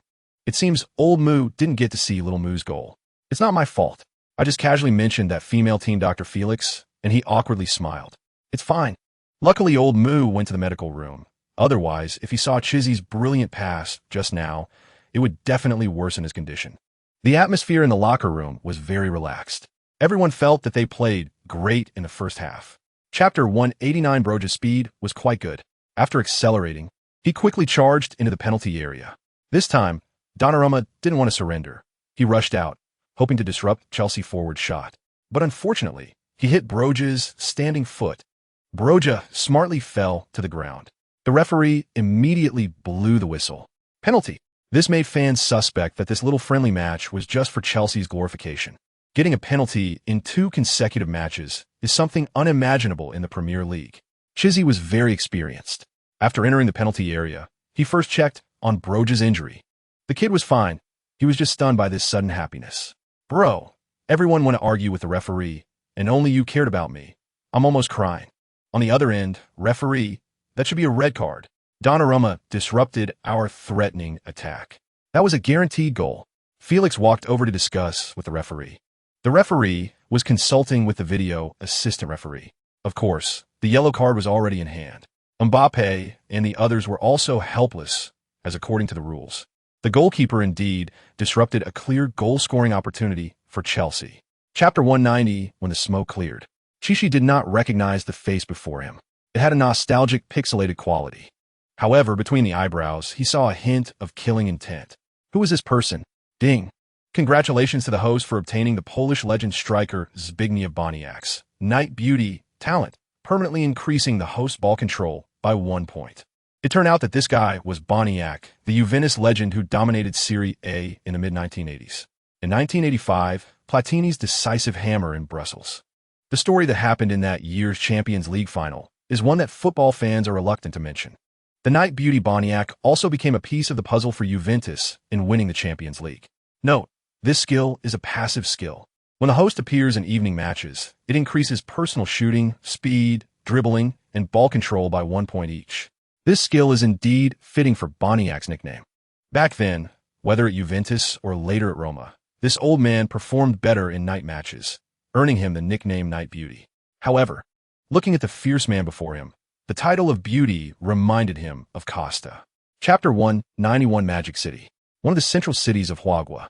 Chelsea will face their opponent in the semi-finals of the Super Club Cup at the 80,000-seat stadium in Magic City. Real Madrid. Again Real Madrid. Again Ancelotti. Again the old president. Again Benzema and Courtois. The players on both sides feel that playing a match every year is as simple as going to the neighbor's house for a meal. They're neither tired of it, nor have they had enough. And the fans? They feel it's simply not enough. Some Huagua netizens even jokingly said, the semi-final should be like the NBA playoffs with a best-of-7 series. That would be thrilling. What happened to your hospitality? We've been here for a day. I even think Chilwell is more like a Huagua person than you. Inside the Emperor Hotel in Magic City, Havertz and Sofia watched Chichi, who was swiping on his tablet. Brother, to be honest, this is my first time here and the food is relatively light. I don't think you'll like it. Chichi's excuse was reasonable. In his memory, he had no database archives about Magic City at all. You two brothers can stay at the hotel. I'm going to find Margarita to stroll on the beach. Sofia rolled her eyes at the two homebuddies, planning to go out for fun. Chapter 192, the next evening. After a day of deadly amusement park activities, Chichi returned to the hotel with the main group. If he could choose again, he would definitely pretend to be sick and not join that group of show-off couples at Disney. Just thinking about being mixed in with the family groups of the Blue Bridge made him feel awkward. He even played the role of a bag watcher for many activities. Fortunately, the club had training tomorrow. The coaching staff was also worried that the players would go crazy and affect the match the day after tomorrow. Late at night, Chichi lay in bed. In his leisure time, he finally had time to take another look at his template. With the continuous increase in ball control attributes, he felt he was gradually catching up with the great Henry. Name, Chichi. Age, 19. Height, 190 centimeters. Weight, 90 kilograms. Strength, 19. Shooting, 18. Dribbling, 15. Heading, 18. Speed, 14. Stamina, 13. Passing, 13. Ball control, 15. Tackling, 11. Goalkeeping, 2. Now he was more certain about the choice of players for the match against Real Madrid. His speed was still somewhat of a weakness, but he had grown an inch in height. Chapter 193, what qualifications does Chichi have? To make Uncle Burr jealous just a few weeks after meeting him. Boss, rest assured, I have no other intentions towards Chelsea. Do you still remember the words on my undershirt during the celebration of the match? That was my heartfelt sentiment. Once a blue, always a blue. Very good. That's exactly what I wanted to hear. Let me tell you, although these American owners have done a lot, I'm still afraid they might sell you for the temptation of money. I know the old president of Real Madrid. He is someone who would do anything to buy his desired player. Meanwhile, at the hotel where Real Madrid was staying in Magic City, achoo! Real Madrid president Florentino let out a huge sneeze. The head coach Ancelotti quickly took 2 steps back in fright. Boss, why don't you get flu vaccine while in Huagua? To be honest, I think the medical standards here are better than in Spain. I guess I'm allergic to the pollen sent from that waitress just now, but let us get back to the point.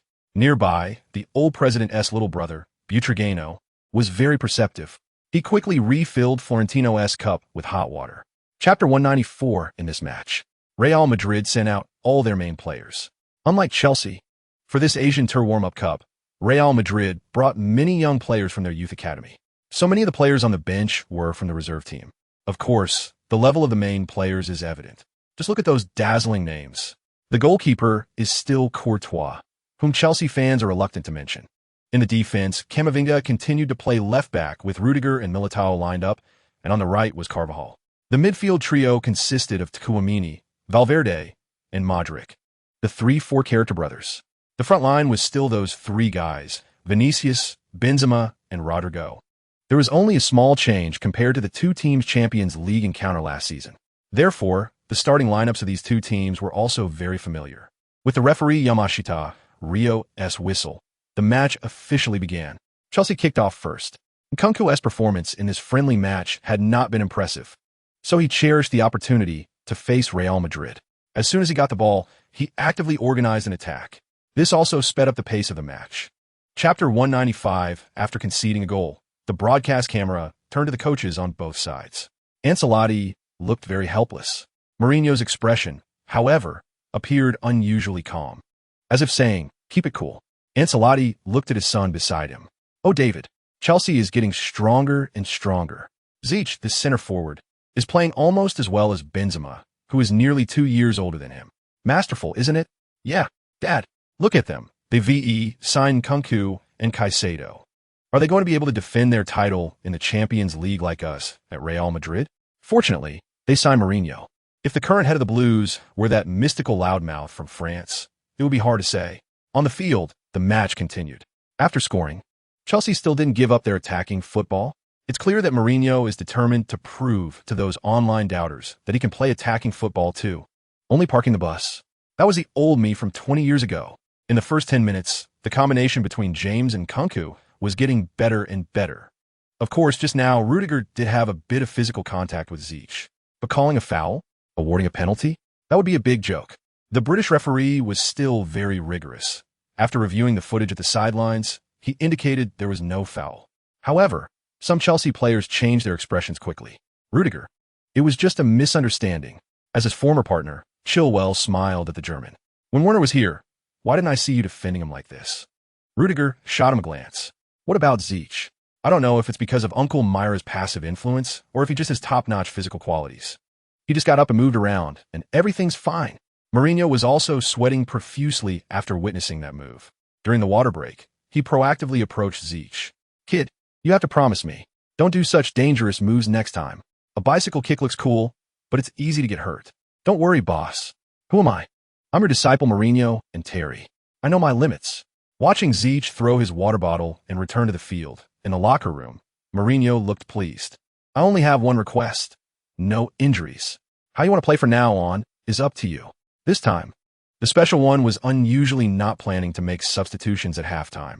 Of course, he also understood that the opposing Real Madrid coach, Ancelotti, would not be idle. A boss. Is it hot in Tokyo when we get there? Chilwell was the first to ask. Indeed, everyone knew that the final arranged by the organizing committee was at the Olympic Stadium in Tokyo. Don't be like Ancelotti over there, popping champagne at halftime. We're only one goal ahead. Real Madrid was once the king of comebacks in the Champions League. Do you forget how they turned around against Paris and Manchester City in 2022 to win the Champions League? Don't worry. Everything you said has been reminded to us by Coach John here. The players were becoming increasingly relaxed.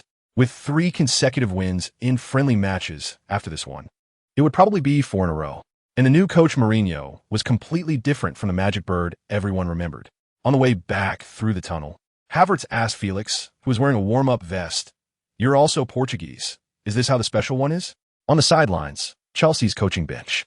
After seeing Ziyech's goal, Mourinho could no longer contain his immense energy. "John, tell me, where did that kid learn to shoot like that?"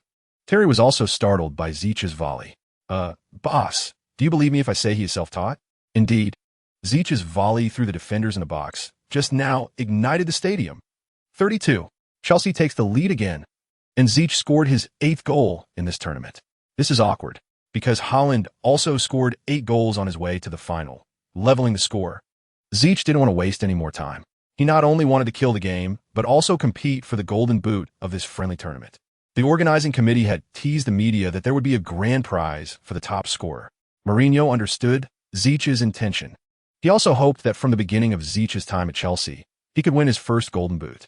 Although its value isn't high, it sounds good to say. Seconds after the kickoff, the referee blew the final whistle. The match is officially over. Chelsea defeated Real Madrid 4-2, establishing the reputation of this tournament being a feast of goals. The players from both sides were very friendly. They shook hands with their opponents one by one. Rudiger was the first to come over. He glanced at Ziyech and slowly leaned in to whisper in his ear, "Brother, to be honest, when I couldn't renew my contract with Chelsea, I felt that Chelsea didn't have a top striker. When Lukaku and the German gang were arguing over the ball, I was too anxious. That's why I wanted to come to Real Madrid. I understand. Brother Rudiger, football is round. Anything can happen. You should understand this. Let us just say if I knew you were coming, I would have stayed at Stamford Bridge, even without a pay raise. To be honest, after living in London for so many years, I'm used to it. And Real Madrid is such a big platform. If I don't perform well, I will be cyber-bullied by the fans. In the future, as opponents, we can also become a good story. You still don't get my point." Rudiger paused. "I really don't want to compete with you anymore. My body is almost falling apart from your torment." Late at night, Ziyech heard the passionate sounds of conversation from the next room. He really wanted to grab a pair of scissors and end Felix's happy life. This extremely loud noise made Zeech feel numb all over. He secretly vowed never to stay next to this guy again. The next day, when he woke up, it was already noon. There was no physical recovery training arranged for today. The Special One thought it was unnecessary. He just gave the players a day off. Indeed, the intensity of this friendly tournament was not low. At least the frequency of matches was much stronger than previous preseason games. He was also worried that since he just arrived, giving the players a bunch of high-intensity, high-demand training might lead to a mole showing up one day. However, Zeech missed a delicious breakfast. After listening all night, he was almost full. Lunch was on the second floor of the hotel. As soon as he sat down, Havertz and sister-in-law Sophia arrived. "Zeech, were you tired last night? Where did you find a partner?" Sophia, although she asked in a low voice. It almost made Chishi spit out his coffee. After chatting for a bit, he realized that Felix's voice was so loud that it even startled the German couple in the next room. Chapter 201, Tokyo Haneda International Airport. A large number of Chelsea fans had come to pick up the flight. Chishi himself didn't expect that he was gradually expanding his influence in Asia. However, among the crowd, there were also many fans wearing blue Brighton jerseys, which had Maitoma's number. Last season in the Premier League, Chishi performed excellently against Brighton. After the match, the three-goal king publicly praised the Chinese player on social media, calling Chishi the most perfect Asian forward. Everyone knows how the Korean media operates. When Maitoma accidentally scored a goal with his hand, the Korean media labeled him as shameless. The island fans were certainly unwilling to accept this and fought back. The Korean media likes to step on one while lifting another. They often state that even though Son Heung-min hasn't won any championships at Spurs, he is the Premier League Golden Boot winner, and Chishi isn't even worthy of carrying his shoes. The enemy of my enemy is my friend. So this time, the organizing committee specially arranged for the final venue to be in Tokyo, hoping to generate some buzz. Maitoma and Chishi tied for the best in Asia. Son Heung-min? On the streets of Tokyo, slogans like these were everywhere. Chapter 202. Chishi's initial impression of Mount? It was probably seeing him sitting nervously on the bench in the last few minutes of that Champions League final after being substituted. At that time, Chishi was only 16 years old, still a child. The day after the game happened to be his 17th birthday. During that time, Mason Mount was the pride of Chelsea's youth training and the absolute leader of Cobham. No one would have thought that in July 2023, this guy would soon leave the team. Of course, some say this is closely related to Chishi. The Chinese player's consecutive salary increases over the past few months made Mount a bit envious. But the fact is, Mount now is unwilling to be a supporting role at Chelsea. Whether it was John Terry back then or Mourinho now, this English lad has never secured a familiar starting position. Although the club has recently cleared out some players, if they don't sell him now, another Christensen-type incident will happen. People also believe that this friendly match final against Manchester City will be Mount's last appearance for Chelsea. Chapter 203. Sure enough, just as Chishi thought, Grealish's talent brought great dribbling and ball control. Although his speed increased a bit, it wasn't that much. So Chishi understood that Felix and Nkunku beside him had such strong impact. In this match, he had to play as a controlling forward. After all, as long as he was in the penalty area, he would always get opportunities, right? Manchester City fielded their regular starting lineup. The same 4-2-3-1. The goalkeeper was still Ederson. And the defense line had Ake, Ruben Dias, Stones, and Kyle Walker starting. In midfield, Rodri and Bernardo played deeper.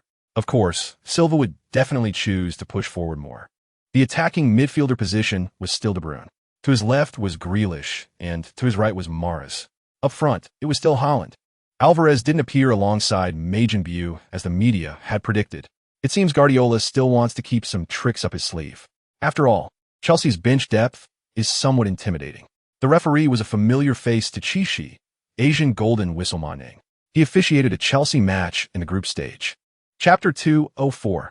2 seconds later, Maneng blew his whistle and pointed to his watch. The goal line technology showed that the ball had completely crossed the goal line. Nkunku excitedly ran to the sidelines and performed a sliding celebration.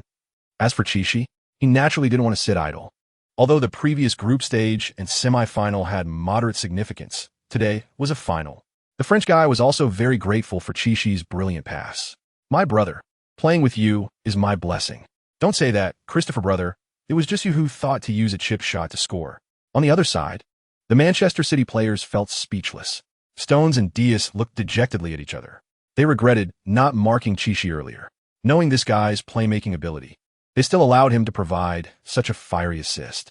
On the sidelines, Klopp seemed in a good mood. He turned his head to look at Guardiola beside him. As last season's Premier League champions, Guardiola had to maintain some composure, right? He didn't want Klopp to see through his thoughts. He had already told them to mark this number 91. All of Chelsea's attacking sources came from him, but they let him slip through. If I had known, I would have let Akanji play. Those two fools, Stones and Diaz. Chapter 2:05. Halftime ended. On the way back to the locker room, Chichi had many thoughts. Guardiola truly deserved to be one of the best coaches in the world. Setting aside Manchester City's paper strength, their pressing was indeed different from before. Although last season they had drawn against opponents in the league's final stages, the intent of the two teams was different at that time. Chelsea was fighting for a top-4 finish, while Manchester City had almost secured the Premier League trophy. Their focus was on the upcoming FA Cup. And now, after facing Ajax, Inter Milan, Paris Saint-Germain, and Real Madrid consecutively, Manchester City's intensity was indeed on another level. Go back and listen carefully to what your Portuguese coach says. Remember to tell me quietly. Holland had unexpectedly come over and teased Chichi. I'll go back to get a recording pen, and you copy what Guardiola says for me. Chichi jokingly replied with a smile. He knew that this long-lost piece was laying the groundwork for the upcoming match. The decisive battle was in the second half. In the locker room, Klopp seemed to be in a good mood. He praised the players' performance. Chapter 2:06. Although Nkunku's skills are flashy, he is also an honest kid. Unlike the Moroccan magician Ziyech who deceived him back then, he genuinely wanted to reciprocate Chichi. On the left side of the penalty area, Nkunku saw that the new temporary captain was already in place and quickly passed the ball along the ground to the middle. Ederson had just realized this and did not rashly rush out. After all, there were still two of his defenders in the middle. The pass was a bit low, but the position was not in Sukur's area. Chichi swung his right foot and took a shot. To be fair, that shot was excellent. The power and angle were fantastic. But I don't know if it's because Havertz came on, bringing the attribute of hitting the post one. The ball went over Ederson's fingertips and hit the post, bouncing out. The cooked duck flew away. Chichi felt a hint of despair. But here's the interesting part. Ma Ning actually pointed to the corner flag area. Chelsea corner. This made the defenders of Manchester City unhappy. Diaz and goalkeeper Ederson both indicated to the referee that the ball was never touched by him. Ma Ning, however, smiled and signaled them to retreat. And Chichi? He knew Ma Ning's refereeing style. He could only pretend to be innocent and direct his teammates taking the corner. Chapter 2:07. 77th minute of a match. It's Manchester City controlling the ball again. But Chichi had already set his sights on Foden, who had just come on as a substitute. Taking advantage of his inattention, he put in all his effort and pressured from behind. Foden, a confident young lad, thought to himself, a center forward wants to take the ball from me? Dream on. But he had no idea that Chichi had the rock-solid skill for quite some time. A steal. The ball changed possession. Before Foden could react, Chelsea had already launched a new counterattack. At this moment, Manchester City was rushing back to defend. Stones and substitute Akanji knew that Chichi was a killer in the penalty area. To be fair, after watching so many match videos, most of Chichi's goals were scored inside the box. So while Manchester City was retreating, they were paying more attention to Chichi's passing routes. Outside the penalty area, Chichi saw the crowd already positioned inside the box. Just as he thought, these guys wouldn't be defending against Chichi's shooting angle from outside the box. Nkunku on the left also created a gap for Chichi. At the 28-meter mark outside the box, Chichi suddenly felt an incredible force. Chapter 2:08. Foden was not stingy. He wanted to take a world-class shot, just like Chichi. Chichi was still in the box, saw the ball coming, and jumped. He made contact. Chichi's back head changed the trajectory of the ball. But what happened next was astonishing. Coincidentally, because the ball hit the back of his head, it fooled Slonina, the American goalkeeper, who dove in the opposite direction. The ball, however, struck towards the right side of the goal. At this moment, Holland in front of the goal made a run. A sweeping kick action. He nudged the ball into the net. 32. Manchester City pulled one back. Holland didn't care how the ball went in. He got up and celebrated. But Ma Ning signaled to wait for the VAR report. At the moment Holland took the rebound shot, he might have been offside. The assistant referee had already raised the flag at the moment of the goal. Chichi felt a chill run down his spine. This decision was reminiscent of when Giroud scored against the Spanish team in the Champions League. Whether it was offside needed to be checked. It also ricocheted off an opposing player before being shot in the net by Giroud. Chapter 209, Chelsea received a participation bonus of €38 million, while the runner-up Manchester City earned €17 million. Although this amount cannot be compared to the broadcasting revenue from the Champions League, this friendly cup only had 5 matches and included all expenses. What is the difference from just handing out money? Chizzy and Haaland each received a black envelope. Of course, the bronze boot winner who couldn't attend the award ceremony would also receive a package from Tokyo. Is this the legendary, luxurious prize for the top scorer? Chizzy didn't know what was inside. Compared to that, he was more looking forward to the post-match system rewards, so he simply put it in his backpack. On the return bus to the hotel with his teammates, the players were singing and dancing. This low-budget Double Crown winner came quite suddenly. Ding! Congratulations to the host for completing the match. May I issue the rewards now? The system was quite polite today. Swish, swish, swish. A hat trick definitely deserves a legendary card. Saudi Arabia flag, forward, Newcastle United badge, midfielder, Lazio badge, defender, chapter 210 in the hotel. Chizzy lay on the bed. They will be heading back in 2 days. Back to West London. At this time, it was already midnight on the island. On social media, Chelsea fans were celebrating the victory everywhere. Forget about the so-called Super Club Cup. Chizzy will take us back to the top of the Premier League. He deserves to be captain. He will be the first team captain of Cobham after John Terry. Haaland looks dim in front of him. Chizzy will determine the height of an era. The various praises from fans were something Chizzy had grown accustomed to. When he saw fans calling him the Golden Boot winner, he remembered that black envelope. He didn't know what the reward was inside. To his surprise, when he opened it, it turned out to be something similar to a room card. At that moment, the phone rang. It was Erling Haaland. West. Hard to believe. The organizing committee actually gifted us a set of properties. After chatting with Haaland for a bit, Chizzy understood what the Golden Boot prize was. The Norwegian received a 400-square-meter apartment in the city center of Huawei's magic capital. Chapter 211 2 days later. At 30,000 feet in the air, on Chelsea's private plane, Chizzy looked helplessly out the window. Next to him was an empty seat.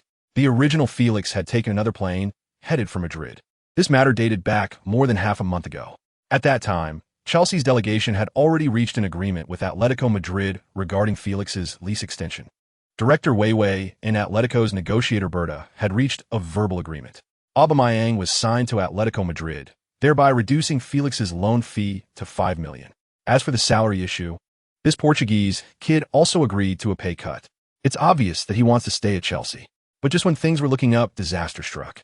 The deal fell through due to personal issues with the Gabonese forward. Aubameyang was not included in Mourinho's squad for the Asian tour. However, while he was enjoying a holiday in the Alps, he ended up participating in a crazy snow project. That's where the problem arose. This guy was quite unlucky and injured his leg.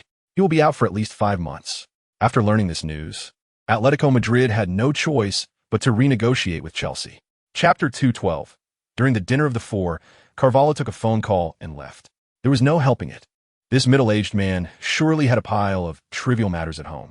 So, only the 3 young ones remained in the room. What surprised Shishi was that during this less than 3-week Asian tour, Wei Laixin had actually learned several languages, especially German, which now seemed to pose no barrier for communicating with Havertz. With this German giant beside her, Chishi felt embarrassed to bring up Felix. Unexpectedly, after a few drinks of Chivas, Havertz spoke up first. Miss Wei Laixin, I heard about your brother, what a pity. Now, that was great.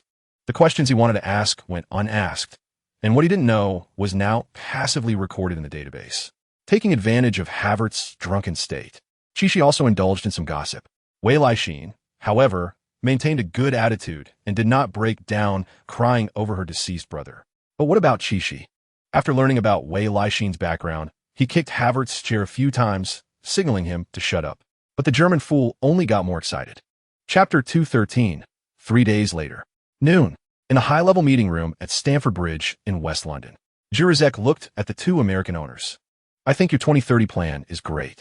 I also watched the preseason in Asia. It's unbelievable that Cobham could produce a striker of Chishi's caliber. As the club's new CEO, Jurasek was an experienced guy. In fact, Polly had long intended to delegate power to his subordinates. After the team won the Champions League trophy, he knew he could step back and just handle transfers. Today's high-level meeting discussed upcoming transfer actions and internal player decisions. The owners believed Aubameyang was very unprofessional. and Mourinho himself was not fond of the guy. Since he couldn't serve as a substitute for Felix, he could only be placed in the reserves. After all, this American owner wasn't too short on money. He just hated others challenging his authority. Any player who disrespected the team would face severe punishment. The executives also reviewed some players from the taxi and youth teams who had received brief playing opportunities during the Asian tour. Under Mourinho's instruction, Lewis Hall would enter the first team's framework for the new season. Chapter 214. Back at the gym center, Havertz and Enzo were playing on their phones in their chairs. Mudryk didn't know where he had gone. However, Nkunku was engaged in aerobic muscle training, looking very focused. It seemed that after his injury last season, this kid wanted to quickly build some strength to avoid unnecessary injuries. Missing the World Cup was definitely a painful experience for a player of his level. Christopher, how was your relationship with Pavard while you were in the French national team? Upon hearing the new captain's question, Nkunku quickly put down the equipment in his hands. Hey, are you still hung up on Pavard's malicious foul last season? Before Nkunku could respond, Havertz chimed in. What nonsense are you talking? Our Chichi is not that petty. Don't you remember? He once pleaded for Fabio Vieira after he was sent off with a red card. Enzo retorted. Chichi smiled. He didn't expect Mourinho had given him a little challenge. Half an hour ago, in Mourinho's office, the phone call that the Portuguese hung up was from Weevil. Chapter 215. Before the second half of the match started, Chichi, Nkunku, and Mudryk were called to the field. They would form a new trident to battle against this old team that had just been promoted to the championship. However, given that it was just Sheffield Wednesday, at Chichi's current level, it didn't matter who he selected. Ding! Congratulations, host. Sheffield Wednesday forward Michael Smith's brave in adversity talent has been successfully copied. Chichi knew this guy was crucial in the few playoff matches that Sheffield Wednesday had to fight their way back to the championship. Indeed, this guy's talent enhancement wasn't very obvious, but Chichi was relieved that his strength had returned to max value. Although this British center forward was slow, his physical attributes were excellent. Not long after the match started, Chelsea broke the deadlock. After receiving a fantastic pass from Nkunku, Chichi scored with a golden violin shot into the bottom corner from a suitable area in the penalty box. However, Chichi did not celebrate. There weren't even any spectators. Who was he celebrating for? It would be embarrassing, right? The opposing muscular players were also smart. They wanted to borrow a few young talents from Cobham during the friendly match. After all, didn't Team Out and James come up in the championship? Chapter 216. During the side selection phase, Chichi smiled. This was also his first appearance in the Premier League as captain. When Oliver shook hands with him, there was a hint of ambiguous affection in his gaze. This made Chichi feel a bit tense. He recalled that Oliver's arrogant refereeing during the final match against Newcastle. On the other end stood Sheffield United's captain, veteran Billy Sharp. He was nearly 20 years older than Chichi, but was a player from the same era as his brother-in-law. Good luck to you. After Oliver finished speaking, he began to toss the coin. Mourinho sat in the coaching seat. Not far away was the infamous Anthony Taylor, who was the fourth official for this match. This configuration was reminiscent of the match they lost to Sevilla in Budapest, except that Oliver and Taylor had switched roles. John, you're also a purebred Englishman. Can you think of a way? I'm willing to trade a year's salary for Anthony Taylor's life. Hearing Mourinho's whispered words, Terry covered his mouth and could only comfort him. Indeed, both Chelsea and Mourinho were victims of Taylor. Chapter 217. On the field, Dr. Kelvin looked at Chichi's ankle. Don't worry, doctor. I'm sure I can hold on. Just now, when I was off the field, the team doctors saw that foul clearly. Even if you can hold on, lay down for a bit. We need to use the fans' boos to put pressure on the referee. The team doctor is very experienced. Chichi actually felt that there was no need to play tricks against a team like Sheffield United. But that reckless foul just now was indeed outrageous. In the end, Oliver went to the sidelines to watch the video replay of the foul. Indeed, the opponent's player did not touch the ball with that flying tackle, but directly kicked Chichi's ankle. Oliver returned to the field and pulled out a red card. Norwood was sent off with a red card. As for Chichi, with the help of the team doctors, he slowly stood up. Sheffield United's midfielder just smirked a couple of times and left the field, muttering to himself amidst the boos from the home fans. This is embarrassing. The reigning Champions League champion against the English Championship runner-up, and they have one more player on the field before halftime. Back on the field, Mourinho urged his players to keep attacking.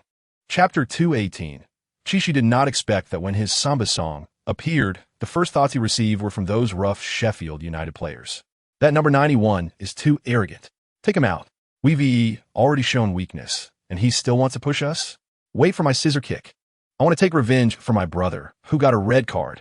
Let me show you what a real leg-breaking action looks like. The Blade Club really lives up to its name.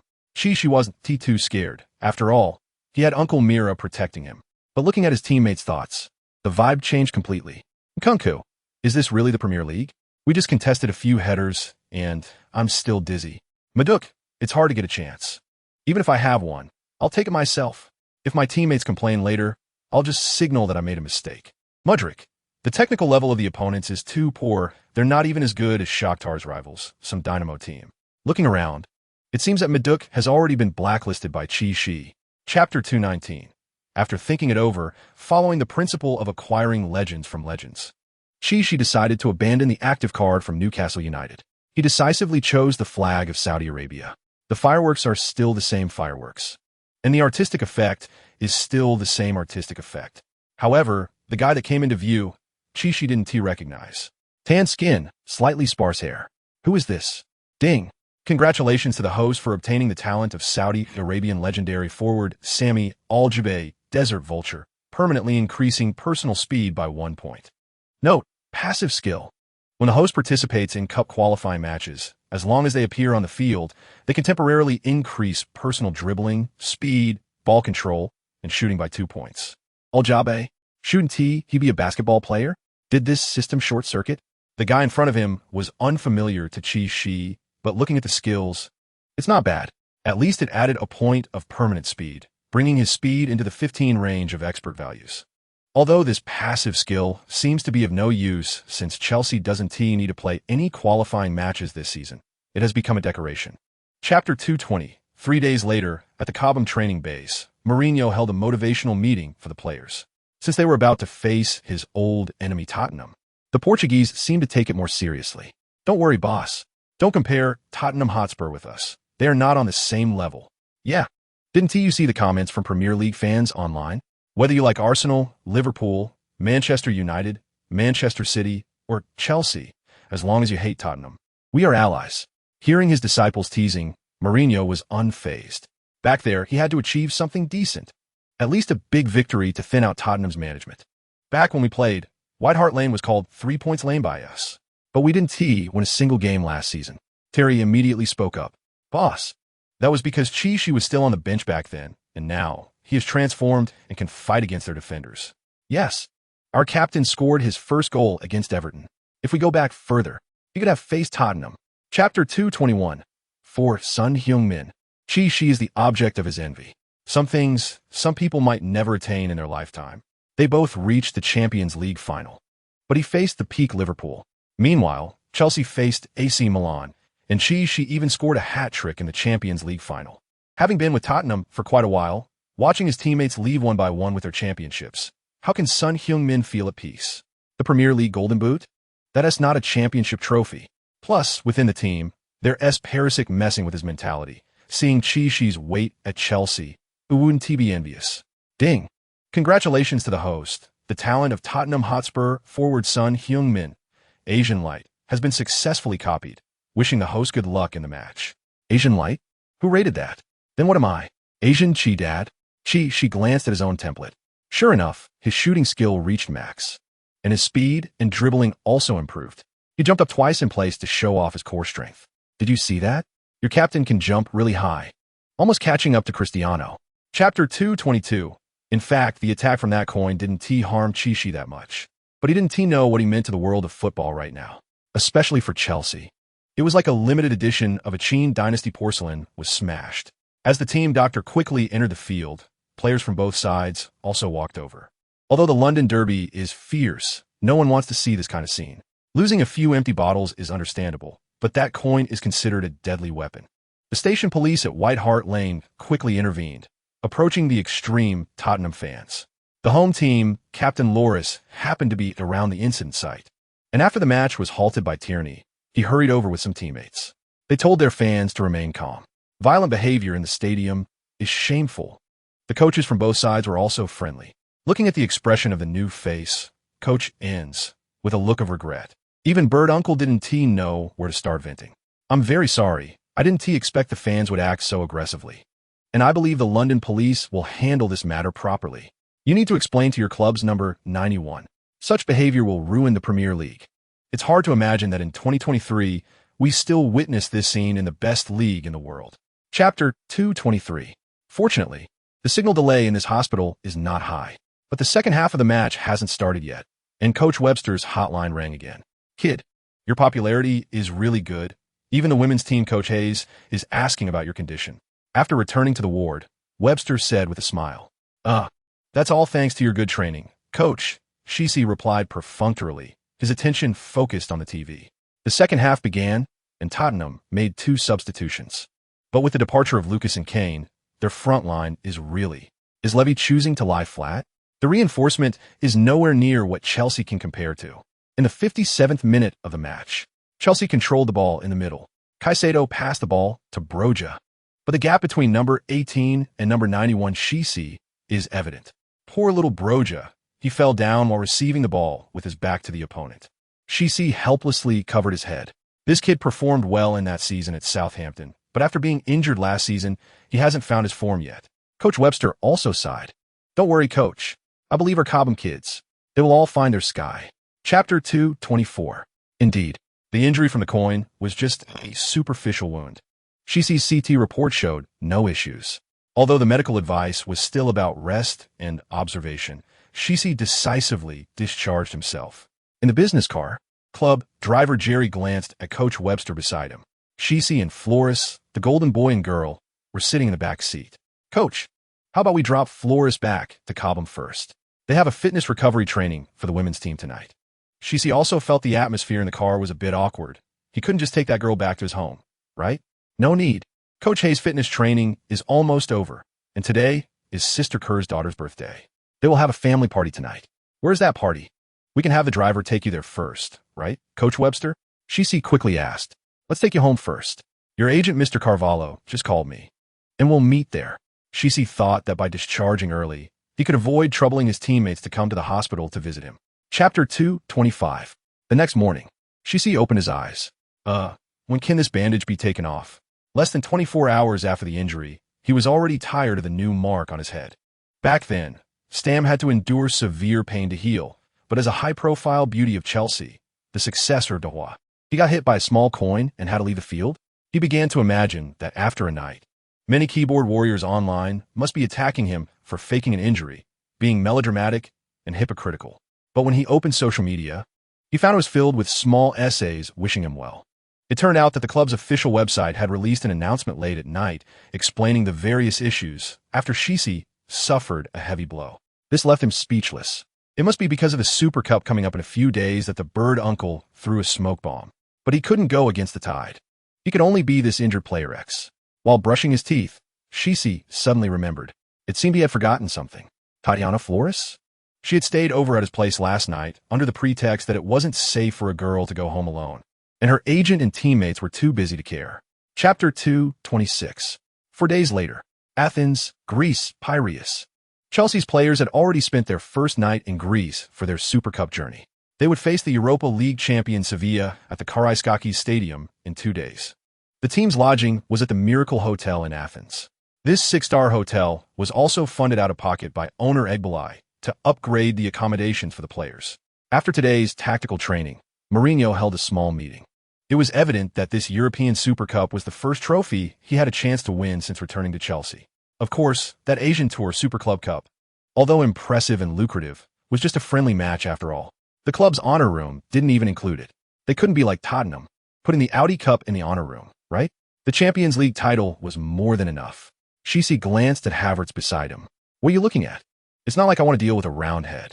He rolled his eyes at the German's gaze. I'm just so touched, brother. It must be for me, right? Havertz's eyes were filled with tears. Chapter 227.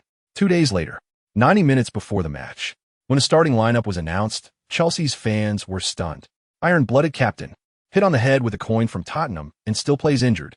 Loyal soul of the bridge. Shisi gambled his career to help Chelsea win a trophy. In fact, in the past few days, there had been numerous reports and speculations about Shisi's injury on social media. Many fans didn't even know where they heard it from, claiming that Shisi had a skull fracture and needed to wear protective gear like Czech. Some even said that Shisi was out for the season. Come on. It was just a coin that broke the skin, okay? Shisi looked at the concern from fans on the screen and felt a bit embarrassed. Of course, Sevilla's team noticed Chelsea's starting lineup and immediately had their PR team create a narrative online. The incident between Granovskaya and Sevilla's director Monchi over Count was well known. The relationship between the two clubs can't be described as hostile, but it wasn't friendly either.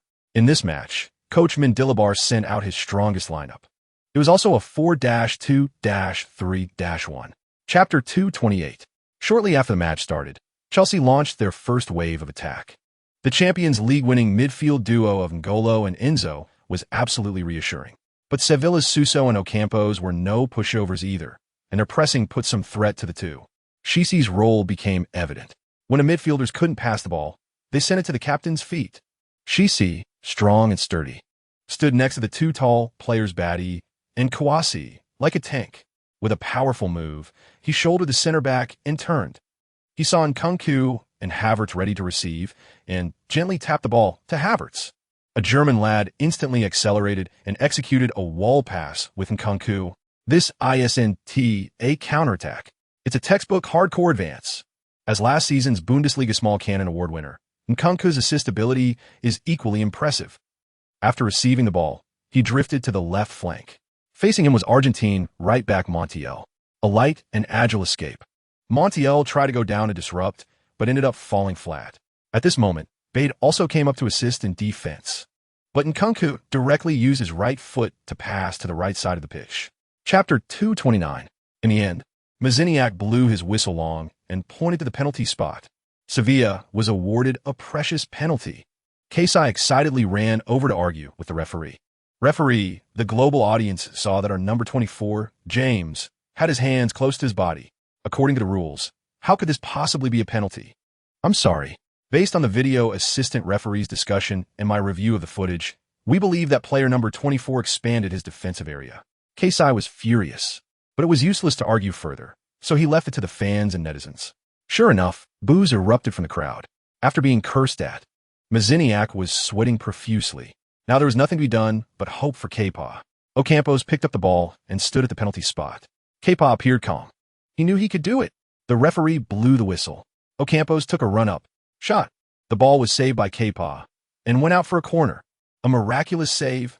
Kepa came through. But before Kasai and the others could rush to embrace their hero, another situation arose. Chapter 230. At the moment of taking the shot, Kasai felt a bit regretful. After equalizing, the Surinamese wild boar would probably go offline. But there was no time to think about that. So many fans and teammates were watching him. Did he want to have fun? He had to consider the feelings of countless Chelsea fans around the world. Selfish? No way. After using his skill, before the ball even hit the net, he was already running towards the sidelines. He knew this skill, this shot, a goal, it was a sure thing.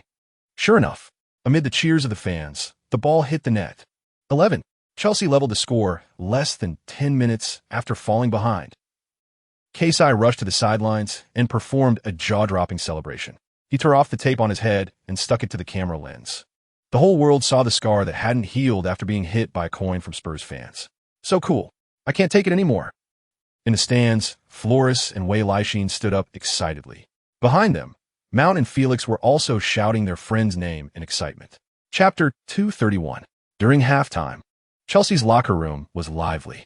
Besides their temporary lead, it was also because a group of familiar old-timers had arrived. The legends, led by owner Egbalai and director Wevel, came to visit the locker room. It was called a morale boost, but in reality, they just wanted to show their faces. However, these prominent figures knew that when they appeared next to these young lads, the players' mentality changed. Great. Kids, you should apply to the club to wear the number I once left behind.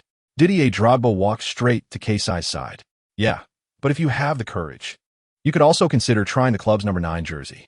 I do like to see if it's our level that's lacking or if this jersey really has some invisible curse. Fernando Torres slicked back his hair.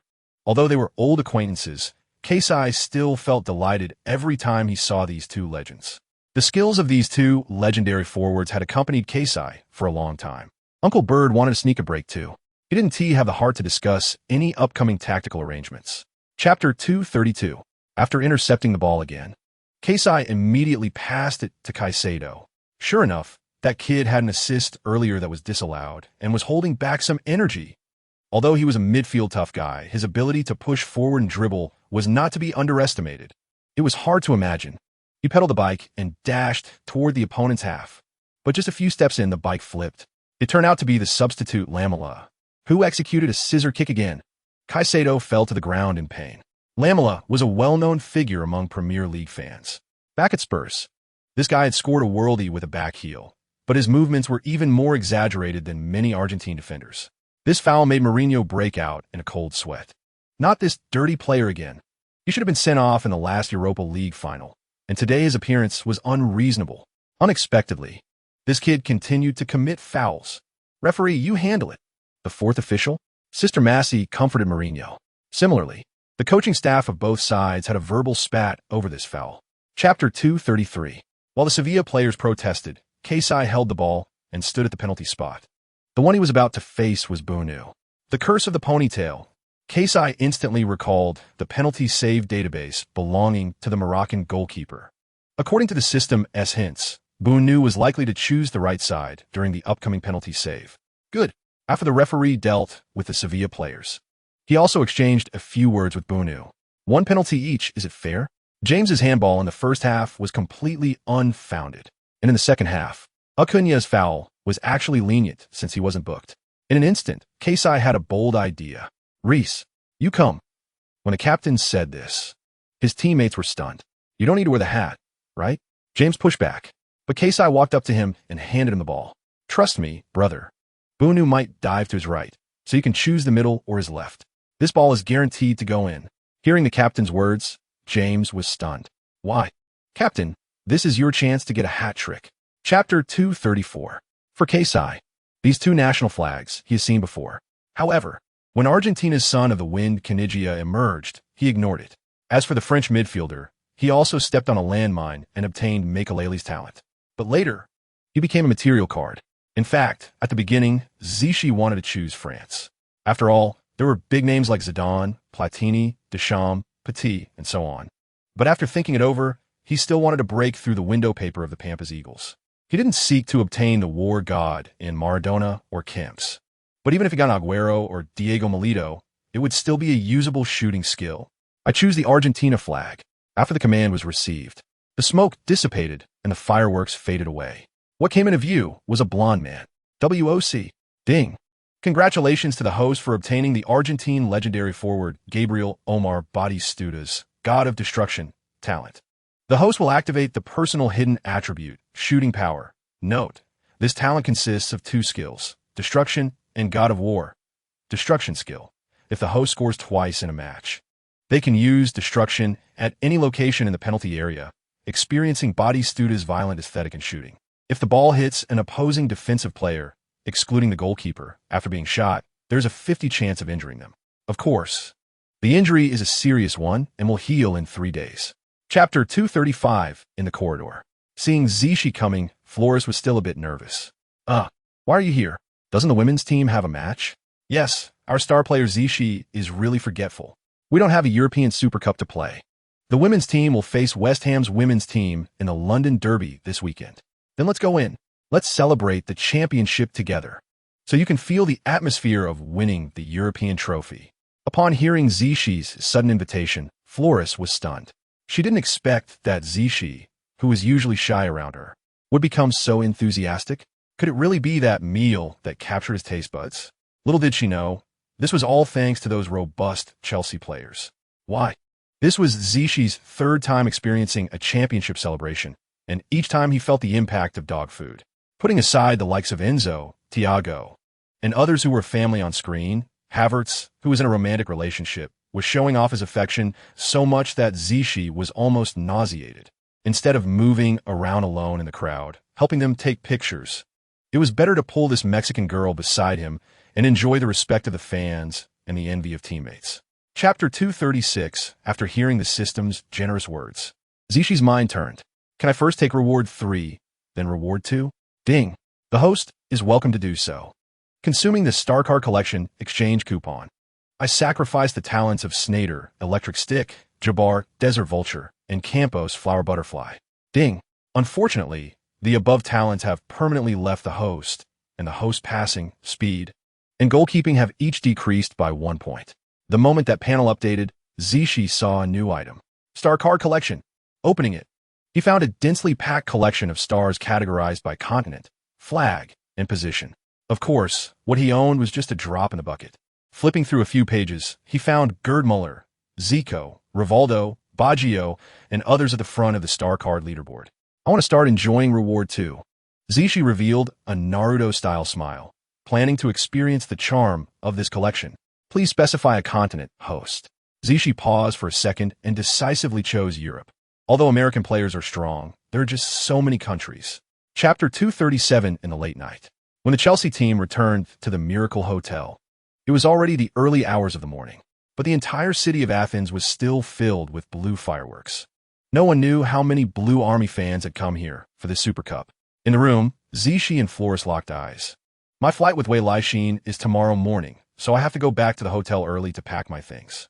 Wei Laishin's butler? She came to Athens too? Floris then realized she seemed to have revealed this new friend's secret. But taking advantage of Zishi's good mood after winning the championship today, she laid out the whole story. Undoubtedly, Floris' bare shoulders were somewhat attractive. Zishi couldn't help but glance a few more times, forgetting about that troublesome butler on vacation. Just as the two were about to take their relationship further, the doorbell rang. Who could it be? It's that German rat again. When Havertz walked into the room and saw Floris sitting on the bed with a sage-like expression, his buck teeth immediately popped out. Did I come a bad time? It's the middle of the night. What do you want, kid? Disturbed from his mood, Zishi impatiently stood at the door, signaling him not to enter. Chapter 238. Before the weekend league started, Chelsea's several transfers were finalized. The League One team Monaco welcomed their new goalkeeper, Edouard Mendy. Chelsea sent the Senegalese player to France for a base price of €17 million. It was evident that the competition for the number one goalkeeper position in the new season would be between Kepa and Slonina. Coach Kai had rich experience, while Slonina had performed outstandingly in the U20 World Cup in June. Meanwhile, Croatian midfielder Kovacic, after winning the Super Cup, transferred to Manchester City for $38 million. Kovacic had been diligent at the club in recent years, but had a common flaw with N'Golo: fragility. The club also thanked the two players for their contributions in winning the Champions League in 2021 and 2023 on their official website. After missing out on Ugarte, Chelsea reached out to their fellow countrymen at Southampton. After relegation, this South Coast team also entered supermarket mode. Young Belgian midfielder Lavia had always been a focus for Chelsea's scouting team. With the recommendation of club legend Winger Hazard, this Belgian lad also became a candidate for Chelsea's midfield reinforcement. Chapter 239. Emery can be considered a tactical master. Although his experience at Arsenal wasn't perfect, after returning to the Premier League from La Liga, his Aston Villa became a resilient team. Zishi certainly remembered that last season. It was his indirect assist that helped Enzo score the only goal of the match. And now, both he and Enzo are on the bench with this match. Zishi's judgment was not without reason. Havertz indeed proved that, when facing these tall center-backs, his physical disadvantage in duels was evident. Mings and Konsa quickly limited the German lad's effectiveness. In the 13th minute of the match, Chelsea's midfielder received the ball. Caicedo broke through and passed it to Gallagher. The Englishman took a powerful shot from outside the box. It hit the post, leaving the spectators at Stamford Bridge in disbelief. The game entered a tug-of-war. It was clear that Mudryk, returning from injury, was not in great form either. The deadlock was broken in the 27th minute. A passing error in Chelsea's defense led to Douglas Luiz intercepting Gusto's pass, and a mistake was made in the process. Chapter 240. A head collision. In football matches, this is a terrifying incident. The urgency with which the referee stopped the game indirectly proved this point. Seeing Havertz on the field, Zishi felt powerless. In this collision, Havertz's forehead hit Mings' back of the head. Both were going for the ball and didn't notice each other. The force of the impact was tremendous. Havertz was bleeding on the field. Dr. Kelvin wrapped a blue professional bandage around the German lad's head. Fortunately, the boy had previously shaved his hair, so the bandaging process was quicker. Of course, the director intentionally did not focus the camera on that side. No one wants to see a match where the grass is stained with blood. On the field, Dr. Kelvin repeatedly communicated with little Kai. They finally breathed a sigh of relief when he gave a thumbs-up gesture to the coaching staff. Mourinho turned his head and looked at his apprentice behind him. Zishi, It's your turn to perform. The young lad from China had already warmed up and was waiting for a long time. He changed his gear and walked up to Bird Uncle's side. Chapter 241. When Flores arrived at Stamford Bridge, it was still Director Weevil who welcomed him. The German leader didn't know how it happened, but it was just like Zishi's personal spokesperson. Of course, for him, being able to host the club's women's team members who had just performed a goal at the London Bowl made Weevil very happy. Another big win. And the women's team players this season also needed to strive for more honors. That is, of course, my wish. Unfortunately, traffic made me miss that guy's goal. I only heard the cheers of the fans downstairs. Flores still felt quite regretful, although she witnessed Zishi's goal in Greece. She perfectly missed it upon returning to the Premier League. While heading to the stands, Weevil caught a strong fragrance coming from her. It was evident that, although she came in a hurry, she still enjoyed the unique hot water system of the London Bowl Stadium. Although they lost, West Ham United generously provided the visiting Chelsea women's team players with a bathing environment. Of course, Zishi was still fighting hard on the field. Chapter 242. Sure enough, the referee believed that McGinn deliberately handled the ball to block it and issued a yellow card. 2 yellows turned into a red. The Villa midfielder was forced to leave the field with a red card. Meanwhile, Chelsea was awarded a well-placed free kick opportunity. Zishi picked up the ball and glanced at Big Martin. The Argentine was directing his wall. Time was running out. This was Chelsea's last chance in the match. Zishi took a deep breath. Familiar position. Familiar area. Although it was a bit closer to the left side, it was still within the range of his Beckham curve skill. The right time, encountering the right situation, made Zishi feel like a chosen one. In the stands, all the fans stood up. Villa fans hoped the match would end quickly. They wanted to see Zishi take a powerful free kick. Meanwhile, Chelsea fans hoped he would again use a curling shot to secure a last-minute victory. Weevil was sitting in the private box south of the VIP stand, as requested by Flores. He could clearly see the back of the 2 bosses not far away. As for Flores, she was, of course, praying with her hands together. She knew that the man she favored could achieve it all. Chapter 243. When the man appeared before him, Zishi felt a tightness. Ding! Congratulations! The host has acquired the legendary Manchester United defender Gary Neville's Red Devil Rocket talent, permanently increasing personal stamina by 1 point. Note, when the host takes a throw-in, they can gain significant momentum, and using the Red Devil Rocket skill will allow them to accurately throw the ball to a designated target's head, limit 40 meters. It was actually the legendary right back Gary Neville from Manchester United. Zishi had heard of this guy's struggles. It was said that when he was young, he worked hard on his throw-ins. Neville's throw-ins could easily reach 30 to 40 meters. He could even throw directly towards the opponent's goal. But the problem was that Zishi usually played the role of a jumper in throw-in tactics. Having a top striker like him take throw-ins for assists was really a waste of talent. Material card reserved 1. Zishi, can you hear me? Finally, Flores' voice brought him back to reality, although this skill wasn't that great. Chapter 244. In the end, Chelsea's assembly under Mourinho's 3rd term was completed. The first-team roster for the new season had many new faces. Goalkeepers. Number 1, Kepa Arrizabalaga. Number 36, Gabriel Slonina. Number 13, Bettinelli. Of course, there were also several goalkeepers in the reserve team who could step up. In defense, number 21, Ben Chilwell. No, 32, Marc Cucurella. Number 24, Reece James. Number 27, Gusto. Number 3, Colwill. Number 2, Benjamin Pavard. Number 6, Thiago Silva. Number 33, Wesley Fofana. Number 4, Badiashile. Number 67, Lewis Hall. In midfield, number 5, Enzo Fernandez. No. 7, N'Golo Kante. Number 8, Caicedo. Number 38, Lavia. Number 23, Gallagher. Number 20, Cassidy.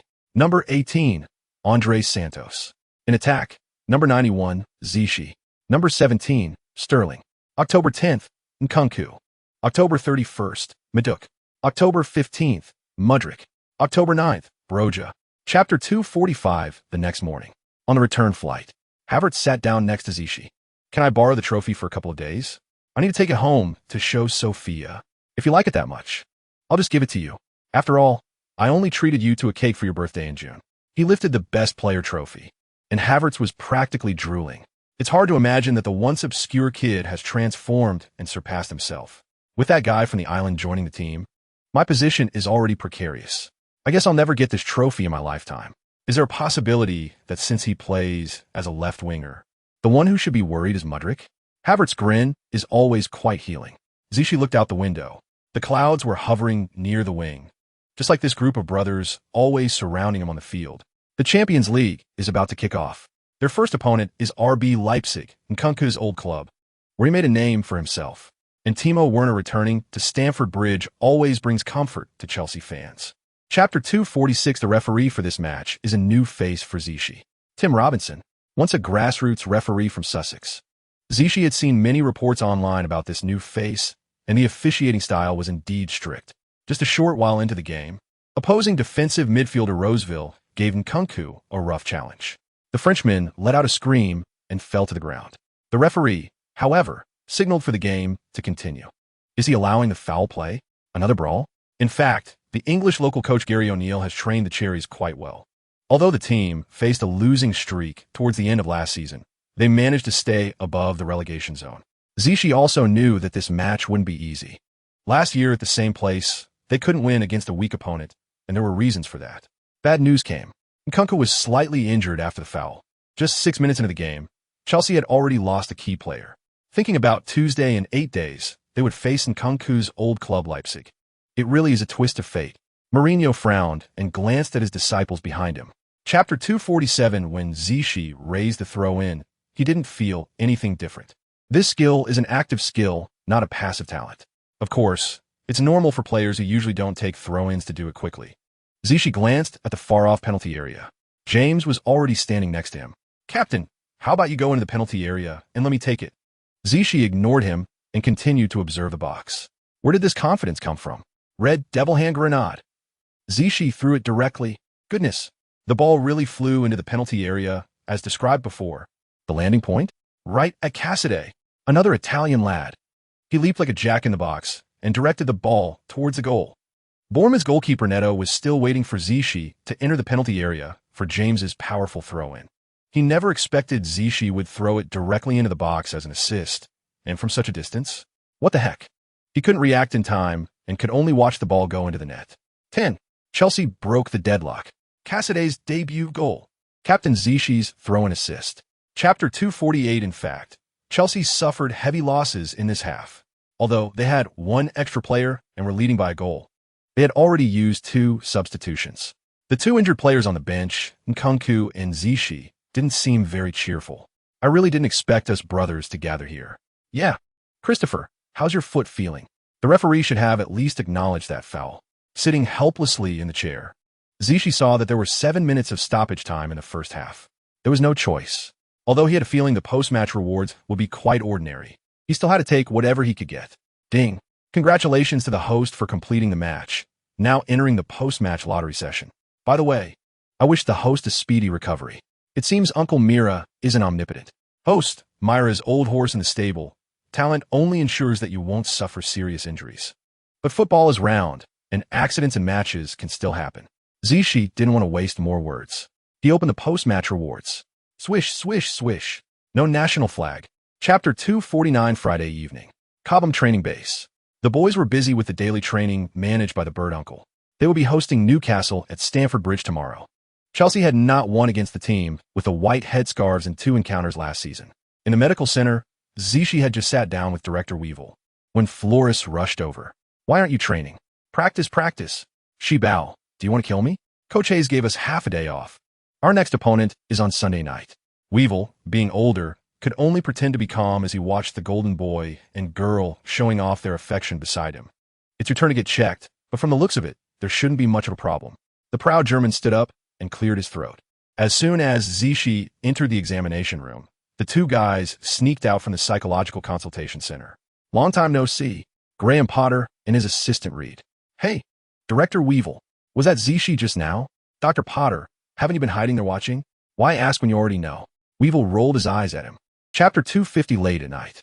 When Zichy and Flores returned home, Wei Laixin was already dozing off in the living room. "You guys are finally back. I'll go heat up some late-night snacks." "No need. Wei." Zichy and I packed food from Mr. Mark's on Queens Road. Hearing their conversation, Zichy felt a chill run down his spine. If it weren't for Havertz getting that VVVP Black Diamond membership card for the bakery, they wouldn't be lying in bed at all. Chichi glanced at Flores, who was watching a video beside her. Unlike other girls her age, at the age to have fun, that girl wasn't watching American dramas or social media short videos. Instead, she was watching highlights and analyses of female football players. Just look at Sun's core strength. That's why she could become one of the greatest players in Asian women's football history. Qishi then noticed that the girl was watching highlights of the legendary Sun One from China. Seeing Floris's serious expression, Qishi felt a bit of admiration for her. Meeting a woman who is as passionate about this sport as he is every man's dream, right? Chapter 251, The Ebb and Flow. This substitution indeed transformed Newcastle's disadvantage into an advantage. Uncle Bird didn't take a break either. He signaled again for the two fullbacks to tuck in. Since the opponent's fast wingers were out, it turned into a dual striker formation, and he needed to work more in the midfield. This half felt more like a battle of wits between two famous coaches. The less experienced Eddie Howe truly represented the younger generation of English coaches, while Uncle Bird was an old fox, always able to counter the opponent's new tactics with his own methods. Although the first half ended with a score of 0-0, the content of the match was undeniable. In the locker room, Qishi looked at Uncle Bird with anticipation. "What are you dazed for? I know you can't hold it in anymore. Go ahead. Go warm up." "All right." After being hit by a coin in the match against Tottenham and having a rest before halftime last time, Qishi wasn't very satisfied with his playing time in the Premier League. He needed to quickly secure stable playing time, not to be affected by various injuries. Before the second half started, two Chelsea stars were about to come on. Maduk and Gallagher were substituted. Chapter 252, 64 minutes into the match. Warm-up is over. Newcastle substituted in those two wingers, replacing Isaac and Almiron. It seemed Eddie Howe was going back to a three-striker formation. How fast is St. Maximin? Gusto had some understanding of him. In this match, he would be positioned as a left winger, while Joelinton was forced to the right. Not long after St. Maximin came on, he had a scoring opportunity. On the left, he accelerated and used a skilled change of direction to get past the Frenchman Gusto. Luckily, Kepa quickly went down and blocked his right-footed curling shot. This save made Mourinho on the sidelines break out in a cold sweat. "I was interested in him when he was at Tottenham. This kid's speed is incredible." Uncle Bird marveled at him. "Boss, I suggest you stop mentioning that North London Zero title team. If a lip reader catches your words, it won't end well," Terry quickly reminded. John's words had some truth to them. Uncle Bird had recently been praised to the skies by fans. They had forgotten that this old guy briefly coached Tottenham. Chapter 253. After leveling the score, Newcastle changed their strategy at Eddie Howe's request. For them, getting a point at Stamford Bridge would also be satisfying. So the cut and chop tactic reappeared. We want to talk about Botman and Shar. Just the duo of Guimaraes and Onana had Qishi double-teamed enough. But Archishi's physical fitness was indeed impressive. He learned many techniques for holding off opponents on the training ground, and it was time for him to make better use of his large frame. Black Swan. In the 76th minute of the match, Qishi used a ridge-card-style header to flick the ball to the side for the 3-goal king. Mitoma had already seen Mudryk warming up. Was Uncle Bird about to substitute him? So this time, he chose to go himself, wanting to quickly expend his last bit of energy. But slowly, Trippier on the opposite side had already figured out his cutting-in routine. With a foul, he interrupted Qishi's advance. A set-piece opportunity? Qishi smiled slightly. "I suggest we don't casually give Chelsea set pieces in the front, especially when I have beast descent." Chapter 254.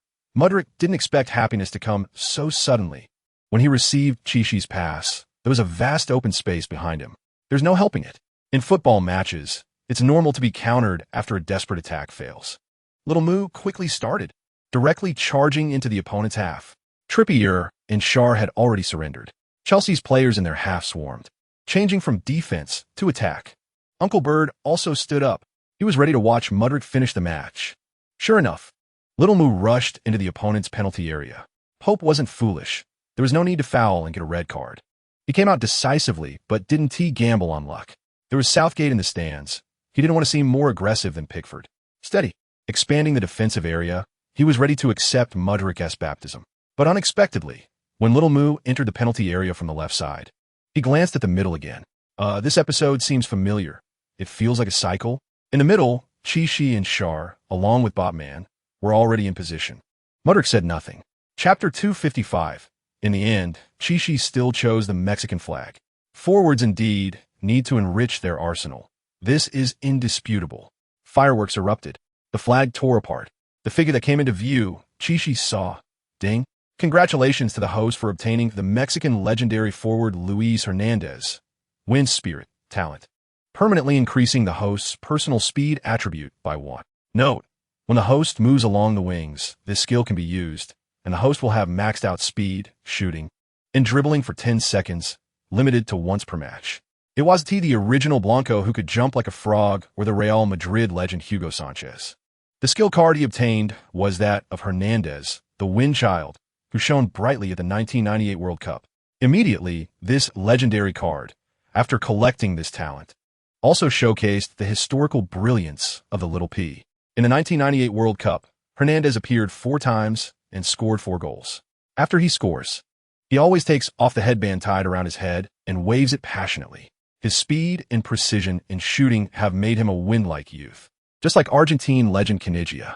Chapter 256. Actually, looking at the original intention, Chishi did not want Xiaofei to live in his house. The reason is simple. He does not trust the kid's motives. However, he understands Wei Leixin and knows that this girl is not someone easily manipulated by Felix. Therefore, after a day of rest, he went alone to Cobham in the early morning. After a long-awaited holiday, what greeted him was the regular training on Monday. I believe you all saw that last night's match, where Manchester City won, giving them 13 points, closely following us. Guardiola is a specialist in bullying weaker teams. But their Champions League match is on Wednesday night, a day later than ours. In the Champions League draw, Manchester City encountered their old rival Dortmund, while the other 3rd and 4th tier teams are PSV Eindhoven and Celtic. For Holland, it's another good opportunity to rack up goals. Today, Uncle Bird also introduced a familiar friend to everyone. When Havertz saw Michael Ballack in sportswear, he was indeed very excited. Chapter 257. The next day at noon. In the Cobham base, Uncle Bird announced the starting lineup for the Champions League match that night. The bad news is that Enzo suffered a minor injury during the morning training, but it doesn't seem serious.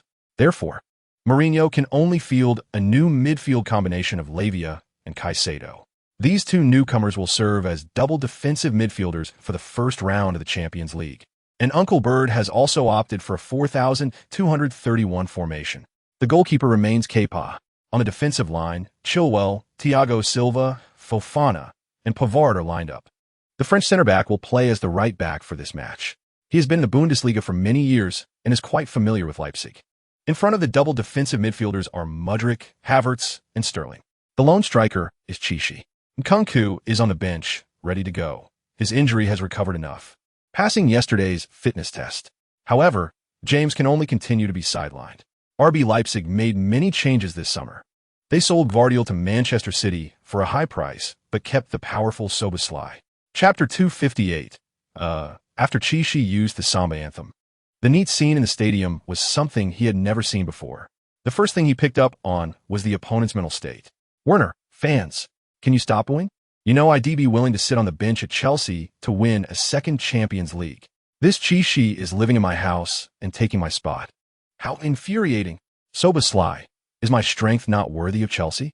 This summer, they would rather bid for the Japanese guy than consider me. Did the gifts I sent to brother Nkunku previously go to waste? Wasn't it promised that he would recommend me after joining the team? Alvarez, I was humiliated by this Chinese kid in the summer, but unexpectedly we're facing each other again in the first match of the new season. I have to regain my lost face. Seeing the opponent's thoughts, Chichi was speechless. He then glanced at his teammates' thoughts. Mudryk, how about it? My high emotional intelligence performance in the last round has solidified my position as the main winger for the team, right? I will keep up the effort this match and make a dress for Captain Chichi. Havertz, facing a Bundesliga powerhouse again. It's my time to shine. I must let them know that Havertz is also the king who can dominate. Chapter 259. Half an hour later, in the locker room. Although everyone in the team appeared relaxed, Chichi still felt empty inside. The score on the field was stuck at 2-0. Chelsea scored a goal in the 37th minute from Chilwell's assist on the wing. Although Chichi also provided 1 assist in the first half. He learned from Coach Webster that Havertz had been injured. The injury just now might not be just a sprain. The club has arranged for a doctor to escort Havertz to the central hospital. It might be an Achilles injury. If it's an Achilles rupture, Havertz's absence will not be short. Captain, we must believe in Havertz. I think he is a lucky guy. The examination report hasn't come out yet. He'll be fine. In the corridor, Enzo walked over in casual clothes. The recent schedule has been too intense. It's hard to imagine that only I remain on the field among the 4 gentlemen of the bridge. Should be the 3 swordsmen of the bridge. Forget about that guy Joao. He is the prince of Atletico Madrid and not in our camp. Chapter 260. After hanging up the phone, the car stopped at the hospital. During the call, Chishi also heard the live broadcast without delay. Coach Kai's clean sheet bonus? Gone. Badiashile made a mistake and assisted Werner with an own goal. Did Vincent score at Stamford Bridge? Can you believe it? I feel insulted. Why didn't you invite me to your private gathering? You didn't even tell me about the elevator hall in the hospital. Enzo glanced at the mirror in the elevator, admiring himself while complaining. What do you mean by a private gathering? Felix, is naturally a playful character. And I also don't want Sister Valentina and your precious girl to dislike me as that bad uncle who always occupies her father's private time. Chishi quickly replied, all excuses. Truly the worthy disciple of Uncle Bird, deeply learned. Dr. Sullivan also did not expect that Chishi and the others would come. A few club staff members, upon seeing the captain and the star player arrive, quickly greeted them. Chapter 261. The next afternoon, at London Heathrow Airport. Although Felix had changed his appearance, his unique acidic aura was still very evident. Next to him, Chishi and Enzo embraced the Portuguese kid. Next time before you come, give me a heads up. I need to prepare. I won tea. I will surprise you next time. Who told you to boast that London is always my home? Looking at that guy's injury, Chishi felt quite relieved. In fact, at the beginning, he also wanted to quickly use the remaining 2 Somber Redemption cards this year to heal Felix and Brother Ngolo. But after thinking it over, he decided against it. Felix's injury is not serious. He should recover after the international break.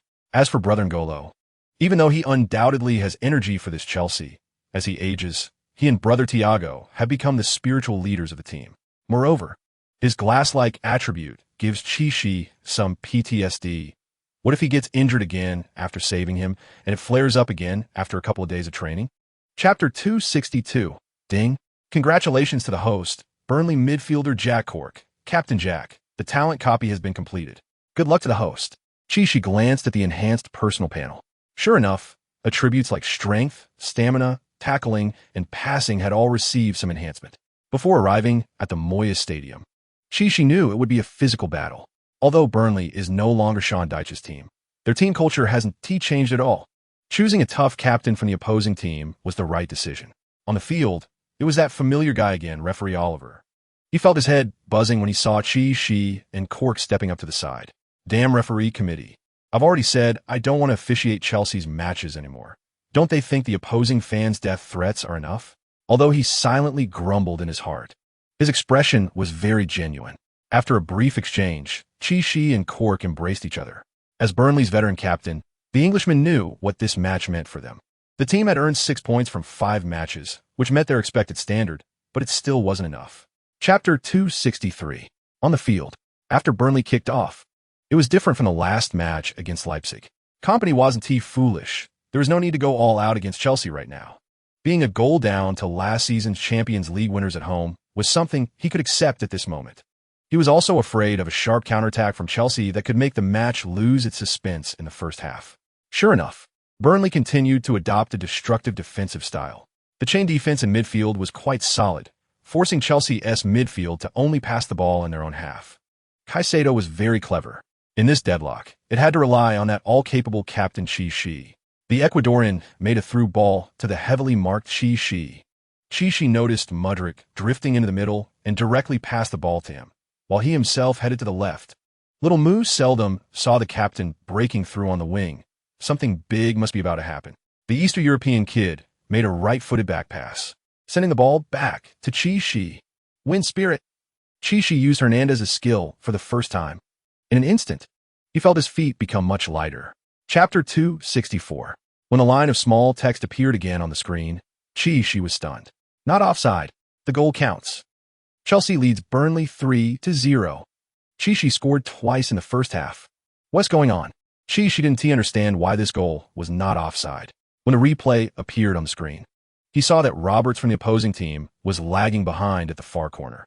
Chishi and the others were all active near the penalty area, and didn't notice that there was still someone lagging behind.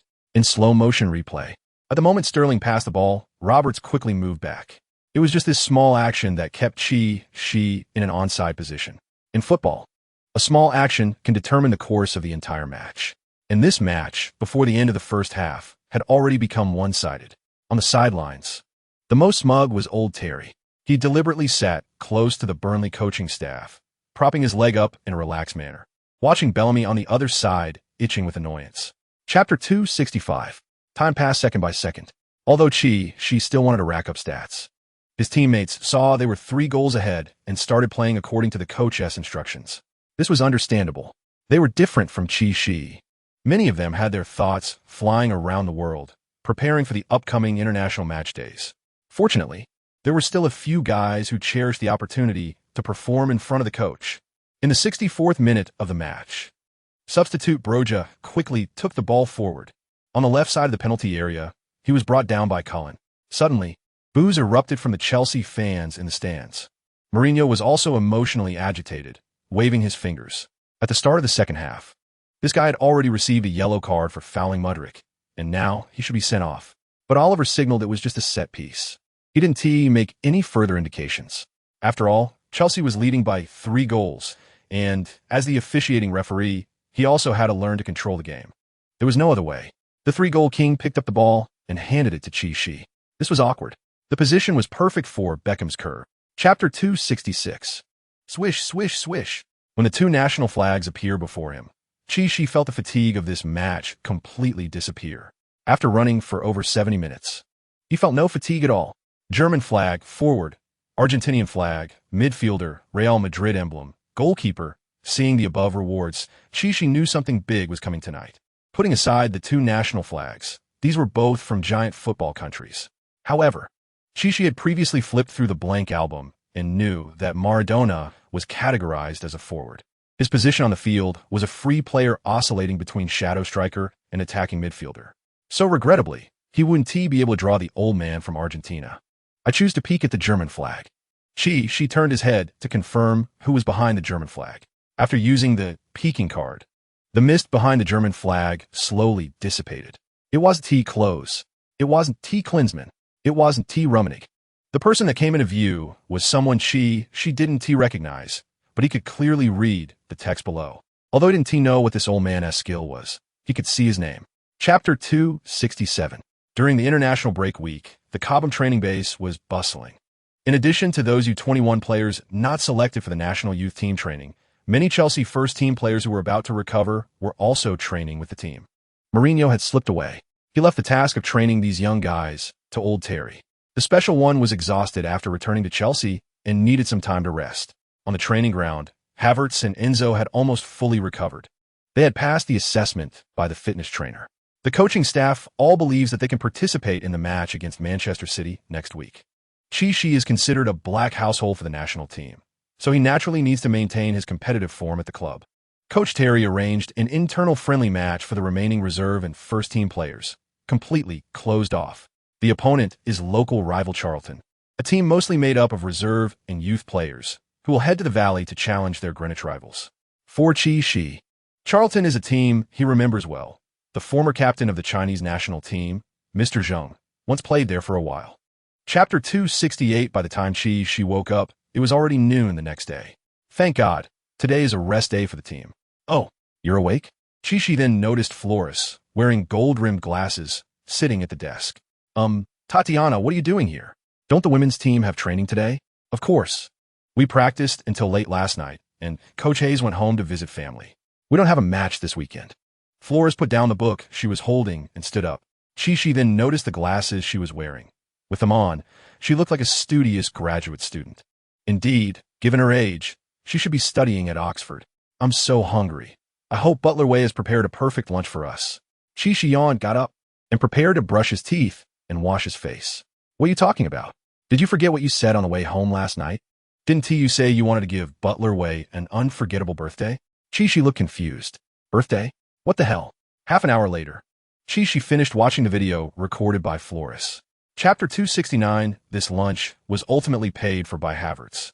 Although they usually joked with each other, the German guy was still quite generous. Feeling uncomfortably full, Havertz suggested to Shi that they go for a walk to digest.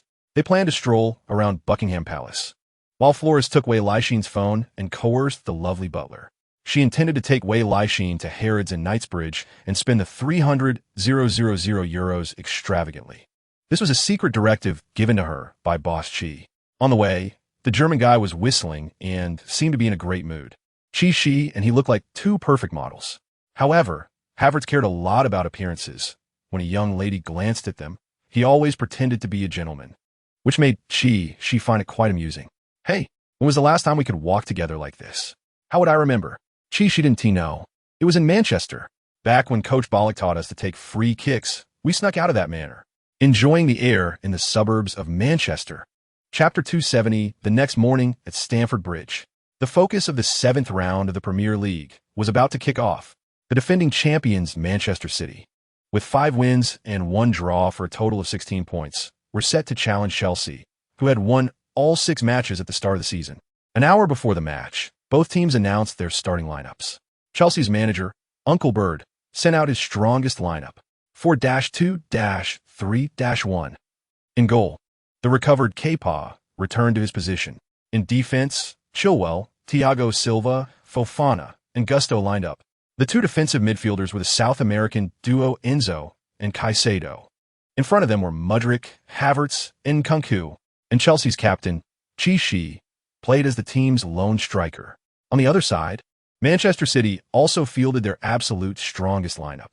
In goal, it was still Brazilian goalkeeper Ederson. In defense, Ake, Gvardiol, Ruben Dias, and Kyle Walker lined up. Gvardiol was the record signing of this summer's transfer window from Manchester City, breaking Leipzig's player sale record, and Walker's contract renewal was due to being inspired by Guardiola's future plans. Chapter 271, since this position was near the center circle, when Chi accelerated. He was actually not far from the opponent's penalty area. Although Gvardiol lost his position, Chi's old rival Dias quickly closed in. Chi was as strong as an ox, and although Dias had blocked his position, the moment he made contact with Chi, he lost his balance. There was no way. Seeing Chi about to get past, Dias hurriedly reached out to grab the Chinese player. Chi cleverly fell to the ground, pretending to be in pain. He was already calculating that Dias was the last offender. Would a red card be coming? But Taylor still signaled for the game to continue. It turned out he wasn't blind, but had forgotten to bring his whistle, forgotten to bring his cards. This left Chi speechless. After getting up, in the first dead ball situation, he quickly went to find the referee to argue with Havertz. Calm down, kid. I saw it clearly. The opponent's defender's touch didn't constitute a foul at all. How could Chi stay calm? However, Holland, who was nearby, ran over with high emotional intelligence and pulled Chi in another direction. Chapter 272, for Chelsea fans. Taylor was absolutely a referee they despised, just like Hennings. But when they saw old Anthony lying on the ground motionless, the fans were still somewhat worried. Life is paramount. The crime shouldn't lead to death. Chi and De Bruyne all surrounded Taylor, waiting for the cooperation of both teams' medical staff for treatment. After Chelsea's doctor, Kelvin, diagnosed that Taylor had suffered a concussion, it was easy to understand. Chi's shot combined the power of Batistuta, Holland, and himself. For bald-headed Taylor, his head must be buzzing for a while, just like being knocked down by a heavy punch on the green field. On the sidelines, Oliver was also confused. He repeatedly communicated with the referee team and the Premier League officials. When the team doctor gestured for substitution, he nodded. Oliver replaced the unable to continue Anthony Taylor as the main referee for this match. Although it wasn't big news for referees to be substituted due to injury in mainstream leagues, such an occurrence in such a crucial match made Oliver feel tense. Chapter 273, a few seconds later. The fans were dumbfounded. Chi looked at Ederson, who was raising his arms and cheering, with a puzzled expression. The penalty kick just now actually didn't go in. When the referee blew the whistle, Chi shot powerfully with his right foot, kicking towards the left side. Ederson indeed lunged towards the right side, as indicated by the skill, the tragedy of the ponytail, but this powerful shot did not produce a miracle. The ball hit the left post and bounced out of play, without even a chance for a follow-up. It must be that Anthony Taylor put a curse on me before leaving. This bald-headed troublemaker has done nothing but bad things. Chi could only force a smile, turning around as if nothing had happened. Havertz came over and wrapped his arm around his neck. It's okay, brother. It's just a penalty. I know. Don't worry. Which striker in the world hasn't missed a penalty? Chishi pretended to maintain a high profile, not wanting his friend beside him to see his frustration. Hearing you say that, I feel relieved. Keep going. Look, I told you Harlan won't be your true friend. Did you see his mocking smile? Havertz said, while rolling his eyes at the Norwegian in the distance. Chapter 274. Chishi looked steadfastly at the man in front of the goal. Kepa waved his arms. Extremely excited. Chelsea needs to buy a reliable goalkeeper. What 80 million man? Kepa doesn't have the strength to guard the goal for Chelsea. He's an undercover. For some reason, the Spanish goalkeeper's mind was filled with the criticisms he had seen online. As Harlan took his run-up, Kepa also watched Harlan's left foot with determination. 3-2-1. Shot. At the critical moment, Kepa noticed Harlan's gaze. Gamble. Kepa dove to the right, and the ball just happened to come flying towards him. He made a side dive and deflected the ball away. The follow-up shot from Grealish hadn't arrived yet when Enzo stepped in first, kicking it out of bounds. Heroic. Kepa. Inside the stadium, fans shouted Kepa's name, while Chishi and his teammates rushed over to encourage the goalkeeper who had just made a significant contribution. However, Manchester City players were complaining that Chelsea had someone enter the penalty area early. Are you kidding? The VAR review was long, but the result was still quite satisfactory. Chapter 275. In the stands, the two tourists from out of town stood up again. It was like a penalty shootout. 3 penalties had actually appeared. Zlatan couldn't help but sigh. His little calculations were about to start again as he wanted to see Guardiola's expression when he was constipated. I thought of the 2000 European Championship semifinals when Zambrata went off early and the opponent got 2 penalties in quick succession, but the memory door of Maldini opened. No. Stop. Don't say it. Brother Paolo, I don't want your jinx to ruin Chelsea. The director Viware couldn't help but interrupt him. In that semifinal, after De Boer's penalty was saved, Cruyff's second penalty, like Chishi's in the first half, hit the left post and bounced out. Inside the field, Chishi was different from what Viware thought. He still held the ball tightly in his arms, facing Ederson. Behind him was a familiar Norwegian accent. It can't go in. It can't go in. This ball is skyward. Chapter 276. In the 3rd minute of stoppage time, Manchester City continued their aggressive attack. Chelsea had positioned themselves properly. Facing the invincible Universe team, they stood united. Chishi remained on the field, always able to bring new energy to his teammates. Of course, it was also the passive power of the Eastern European Iron Cavalry. Foden, who came on as a substitute in the second half, showed excellent competitive form. As Manchester City's prince, he certainly wanted to win a regular starting position. He went all out. Facing the substitute Pavard on the left, Foden showcased his skills. A feint and a cut, breaking through the opponent's defense. He passed into the penalty area. Harlan jumped with all his might, but Fofana got there first, heading the ball out of the penalty area. Outside the penalty area, Rodri had been waiting for a long time. The Spanish powerhouse didn't stop the ball and just took a shot. However, although his shot had enough power, the angle was a bit too straight. Kepa desperately punched the ball away. Harlan's clever follow-up shot into the net. The equalizer was born. 1-1. Manchester City equalized. Chapter 277. In fact, Harlan also knew. Although he had a good relationship with Chishi as a Manchester City player, the two didn't need to appear too close in front of the cameras, fearing being misunderstood by online trolls. So after chatting for a bit, the magician took Chishi's jersey to thank the away fans. In this match, the home fans were nearly hoarse. Naturally, Chishi wanted to take his brothers to express their gratitude to this lovely group of fans. Did you see that? The man next to director Viware seems to be Mr. Maldini and Zlatan. Upon hearing Fofana's words, Chishi finally realized.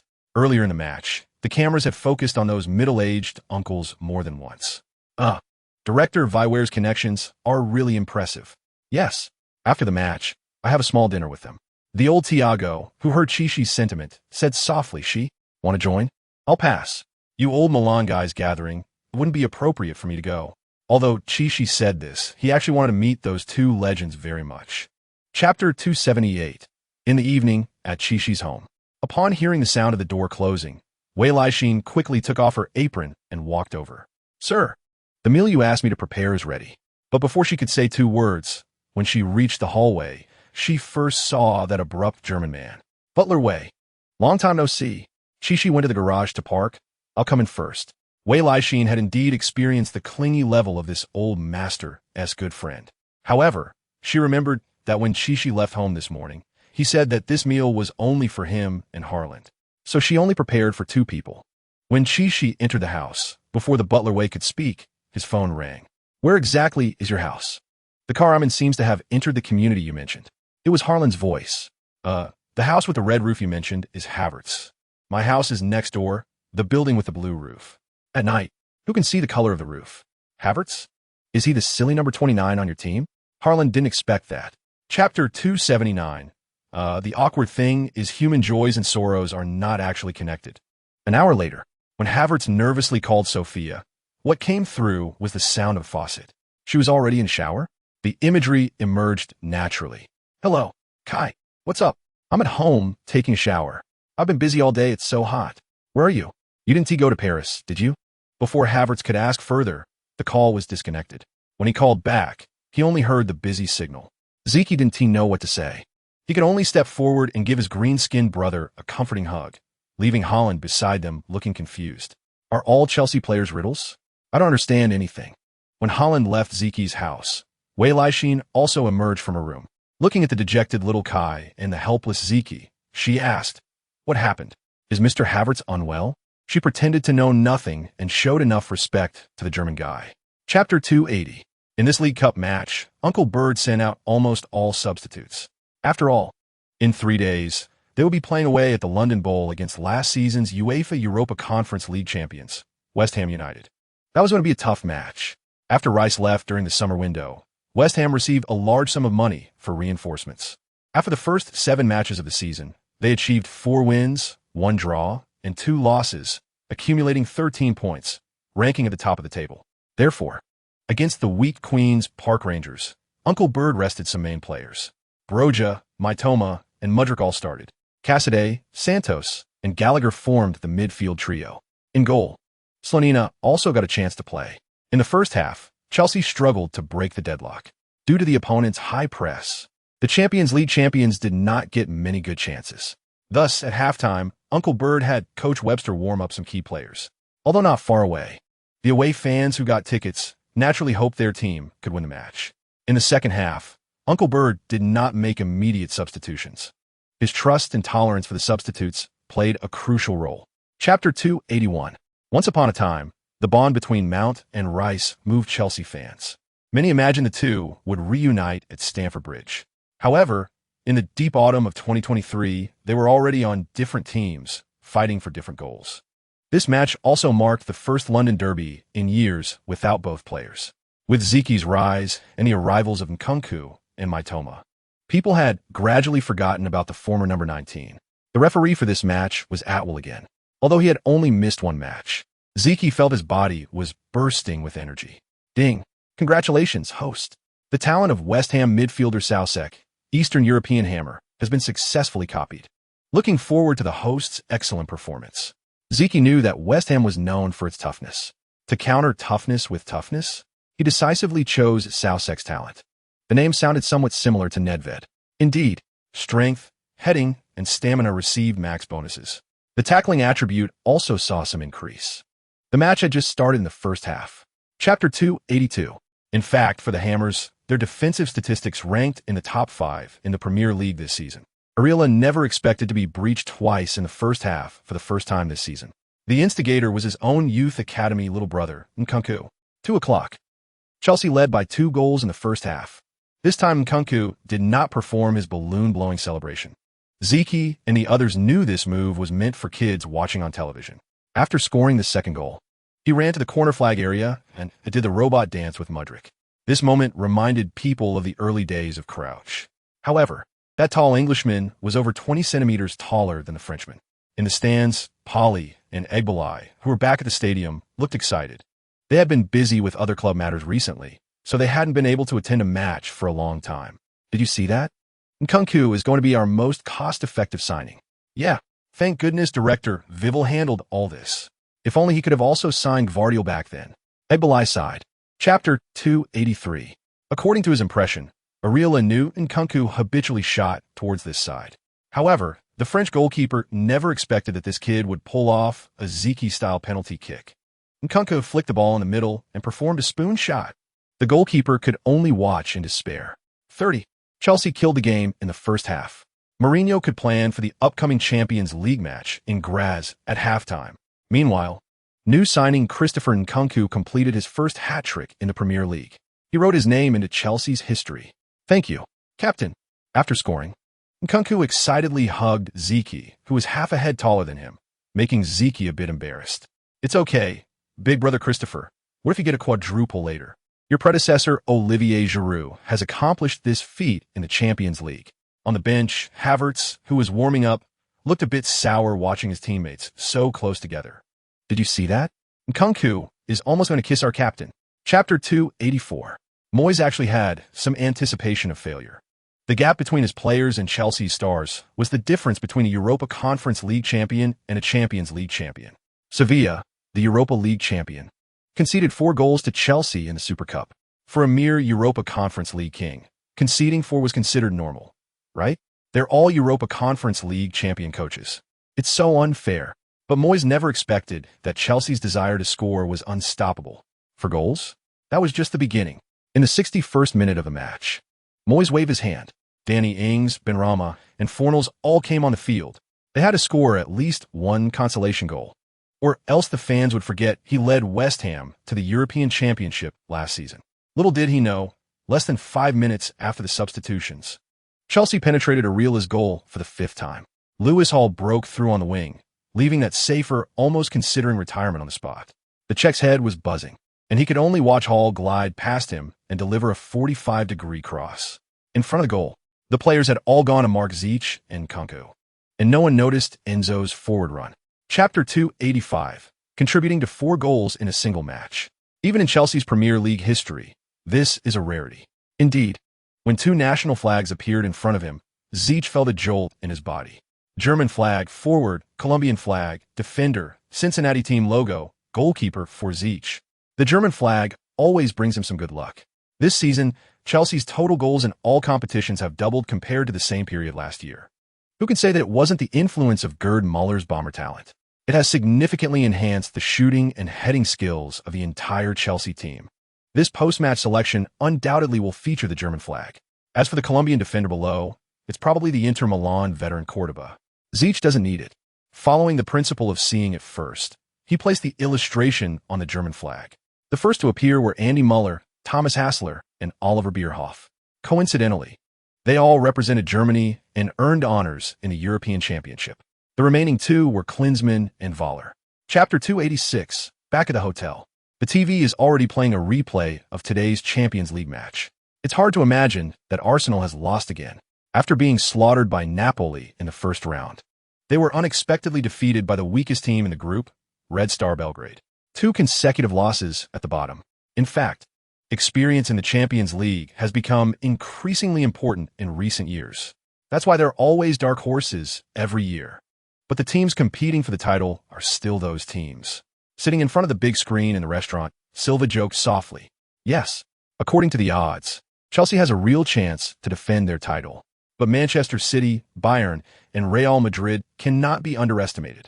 Ziyech also knows that they really have a chance to defend their title this season. Everyone wants to use their strength to change Chelsea's history. The next day before the match, both sides announced their starting lineups. Compared to the match against West Ham United, Chelsea made a few personnel adjustments. The goalkeeper position is still held by Kepa. In defense, Mourinho chose a more impactful young lineup. Lewis Hall, Colwill, Fofana, and Gusto. Chapter 287. Setting aside the technical level of the Graz Storm defenders, just the height of these unfamiliar tough guys averages at least 187 centimeters. A bunch of them standing in the penalty area instantly petrified Ziyech. Even though he had become stronger with a 19-point boost, he couldn't just charge in and scatter this Maginot line like a bowling ball, could he? The first 20 minutes of the match were just a half-field attack and defense drill. The 2 fullbacks, Lewis Hall and Gusto, were both strong in breakthrough ability. Want to play positional warfare? They really fell short. Ziyech instantly missed the soon-to-return Reece James and Ben Chilwell. If he had known it would be like this, he would have gritted his teeth and used Socrates' somber redemption on both of them. It's still the old saying, the beast's rival and artistic assassin both rely on teammates' passes. In regular matches, both sides usually have back-and-forth exchanges. Even against a weak Premier League team, the opposing team would at least come out with some early pressing. Zic's skills always have their uses. But this Austrian team took an opposite approach. They allowed the opposing players to roam in other areas, but would not let anyone enter the penalty area. Chapter 288. By the end of the first half, the 0-0 score was enough to shock everyone. Fans did not expect that after just winning a 7-0 rout, they would go scoreless against an Austrian league team by halftime. The bad news was that Lavia could not continue. Mourinho made the first substitution for both sides, bringing on a more offensively capable Casadei to replace the injured Belgian midfielder. In the locker room, Chelsea players also felt a bit of pressure. On another pitch, Leipzig was leading Lazio 2-0 at halftime. Werner and Szoboszlai each scored a goal. If this trend continues, Chelsea could indeed accumulate 4 points and rank first in the group. But that was not their goal. Everyone hoped the team could achieve consecutive victories in the first 4 rounds to lay the foundation for advancement. This way, in the last 2 rounds of the Champions League, the Birdman could arrange for some newcomers to take the field. In the second half, Chelsea did not make immediate substitutions. After summarizing the experiences of the first half, Zic decided to be more aggressive. He felt that he and his brothers were still too gentle. Chapter 289. The match entered stoppage time. Chelsea continued to launch a massive offensive. However, the Graz Storm players became even more spirited as time went on. Now the fans also understood their bus parking tactic and collectively hoped they could earn their first point in this season's Champions League. There were only 5 minutes of stoppage time in the second half. Mitoma took the ball on the left and was sharply intercepted by the opposing defenders. Fortunately, all Chelsea players had Zic's Eastern European Iron Cavalry boost, so they were physically fit. They actively returned to defense and intercepted the opposing attacking player's ball. The Birdman also knew the match was about to end. He was indeed a seasoned master of the bus parking tactic. Sure enough, after Enzo's sky-high shot, Maziniak blew the whistle to end the match. Chelsea was held to a 0-0 draw away by the Graz Storm, creating a huge upset on this match day. At the moment the referee blew the whistle, the Storm players celebrated as if they had won. Zic felt a bit uncomfortable. This is the difference in club goals. Some clubs come to the Champions League just to earn broadcast fees, while others aim for the final. Enzo helplessly slumped to the ground. Chapter 290. In the evening, at the Cobham training base, Coach Terry announced the squad for the upcoming match against Luton Town. Before this, the Birdman and Terry privately approached Captain Zic, concerned that the captain might not be able to handle the consecutive intense matches. However, Chishi's response reassured them. He was willing to continue as a starter.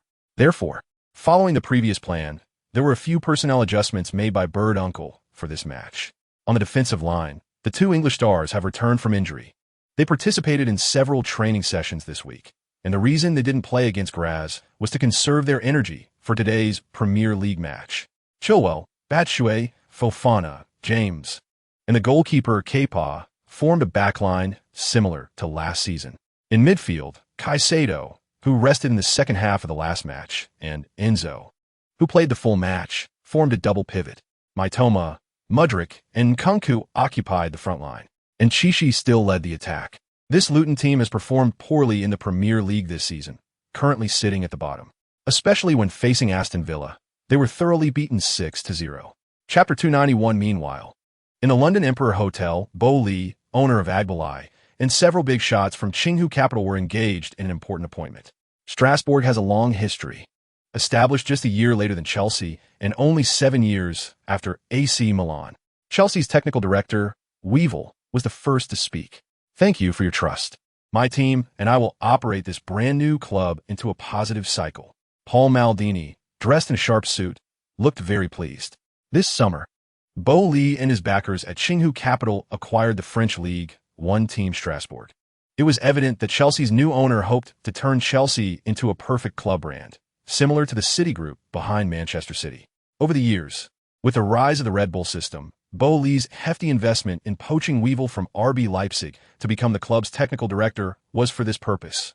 Director Weevil and former Milan director Paul Maldini are also good friends privately. After introducing him to the owner, Bo Lee felt that the time was ripe. It is now late autumn, and the winter transfer window is just over a month away. Chapter 292. In the locker room, Bird Uncle encouraged his disciples again. A 1-goal lead is not safe. This is the Premier League. I believe you can kill the game early. Don't worry, boss. If it weren't for hitting the post twice in the first half, we would have been 3 goals ahead. Let me tell you a ghost story. In the match against West Ham, we also scored 3 goals in the first half. We all know how that ended. Chichi appeared very relaxed.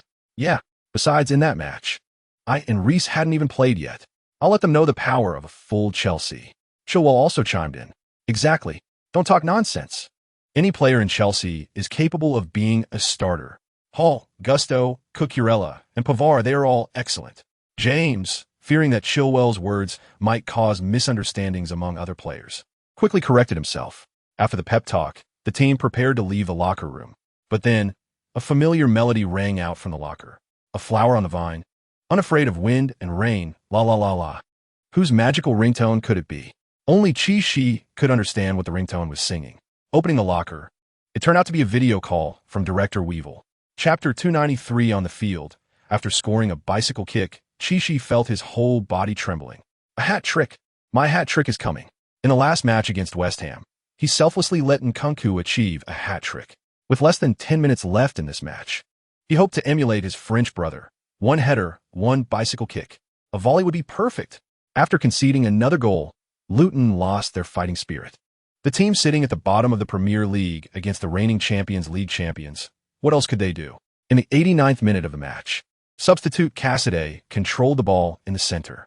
Facing the opponent's defender, the Italian lad quickly broke through.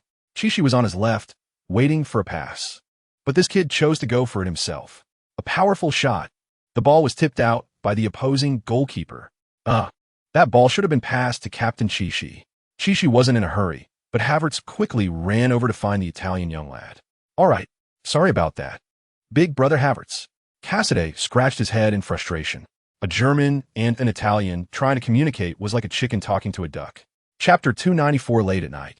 Chichi lay in bed, observing the new member in his legendary card collection. He never dreamed he would draw a legendary player from Chelsea. But it was a goalkeeper, Petr Cech. After the match ended in the evening, following his double goal, Chichi opened the post-match lottery interface. What came into view was a single national flag, Czech flag. Goalkeeper. There was no way around it. Based on the principle of choosing a flag when there was a flag, Chichi silently chose it. Sure enough, it was the club's former technical director, Petr Cech. Ding! Congratulations, the host has obtained the Czech legendary goalkeeper Petr Cech. Tank hat. Talent. Permanently increasing personal goalkeeping attributes by 1 point. Note, when a host appears as a goalkeeper in a penalty shootout for the first 3 penalty saves, 1 incorrect option can be automatically removed from the left, middle, and right choices. This skill was indeed suitable for Kepa and also paid tribute to Cech's remarkable achievement during the 2012 Champions League final, when he correctly judged the direction of Bayern players' penalties consecutively. However, as a goalkeeper skill, Chichi felt a shiver down his spine after storing it in the collection. Chapter 295 in the end. Chelsea secured a 3-1 victory against their opponents at Stamford Bridge, although this weak team from League Two equalized in the 14th minute of the second half. With the introduction of Nkunku, Chelsea still scored 2 goals within 5 minutes. The Frenchman assisted Caicedo's goal and then scored himself with a curled shot from outside the box. The team has scored in 3 consecutive matches. Chelsea headed to Old Trafford with a brand new attitude. As mentioned before, this round's League Cup matchup is quite interesting. The Manchester Derby ended in a 1-1 draw, leading to a penalty shootout. Since the summer when the extra time in the early rounds of the League Cup was cancelled, it has successfully reduced the burden on many Premier League powerhouses. During the penalty shootout, Manchester City's second-choice goalkeeper performed brilliantly, saving penalties from Sancho and Antony. In the end, Manchester City defeated their opponents and advanced to the next round. The North London Derby turned into a card battle, with Arsenal and Tottenham receiving a total of 9 yellow cards during the match. In the end, the Gunners triumphed 4-2 over their rivals, advancing to the next round. Once the winners of the 4th round were all determined, Chelsea naturally hoped to draw a weaker opponent. Their wish was granted in Chapter 296, the Red-Blue Clash. As one of the most high-profile matches in the early 21st century Premier League, this game also attracted many legends of the Premier League. The infamous duo from the peak days of Manchester United, York and Andy Cole, were present at the scene. On the other side of the stands, David Beckham, accompanied by his family, was also in attendance. Of course, many from Chelsea were there as well, all arranged by Vival to come to Manchester. Players like Malouda Duff and Anelka occupied the special seating. Sky Sports had Gary Neville and Joe Cole serving as commentators for this match. As representatives of the two clubs, they looked forward to a high-level game. The referee was none other than Anthony Taylor, who had a buzzing headache after being headbutted by Zeech last time. He spent a whole week in the hospital after that incident and only returned to officiate after completing various assessments. There was no way around it. Zeech knew that this guy was a top referee in the Premier League, officiating most of the crucial matches. Chapter 297. With a lead in the score, Chelsea's playing style became slightly more conservative after the restart. Facing his former employer that had once dismissed him, the Birdman hoped for a steady victory. He knew that in terms of league performance, the only notable result from last season was a 3-2 win. But back then, the manager was still John Terry. When was the last time Chelsea managed to win back-to-back matches against the Red Devils in the Premier League? Even becoming assistant coach, Terry couldn't recall. In the 19th minute of the match, Chelsea controlled the ball in their own half. Enzo passed the ball back to defensive stalwart Thiago Silva. The Brazilian veteran wanted to control the pace of the game. After all, Manchester United had been gaining momentum recently, and their desire to close the gap was evident on their faces. The experienced Silva took a couple of steps before a figure in red flashed past him. This person was none other than Manchester United's right winger, Antony. The Brazilian winger aggressively pressured Silva, making a fierce tackle right in front of him. Before hitting the ground, the Brazilian veteran managed to pass the ball to Enzo. The Argentine saw the opportunity and quickly advanced with the ball. Chapter 298. In the first 10 minutes of the second half, both goalkeepers displayed their heroics once again.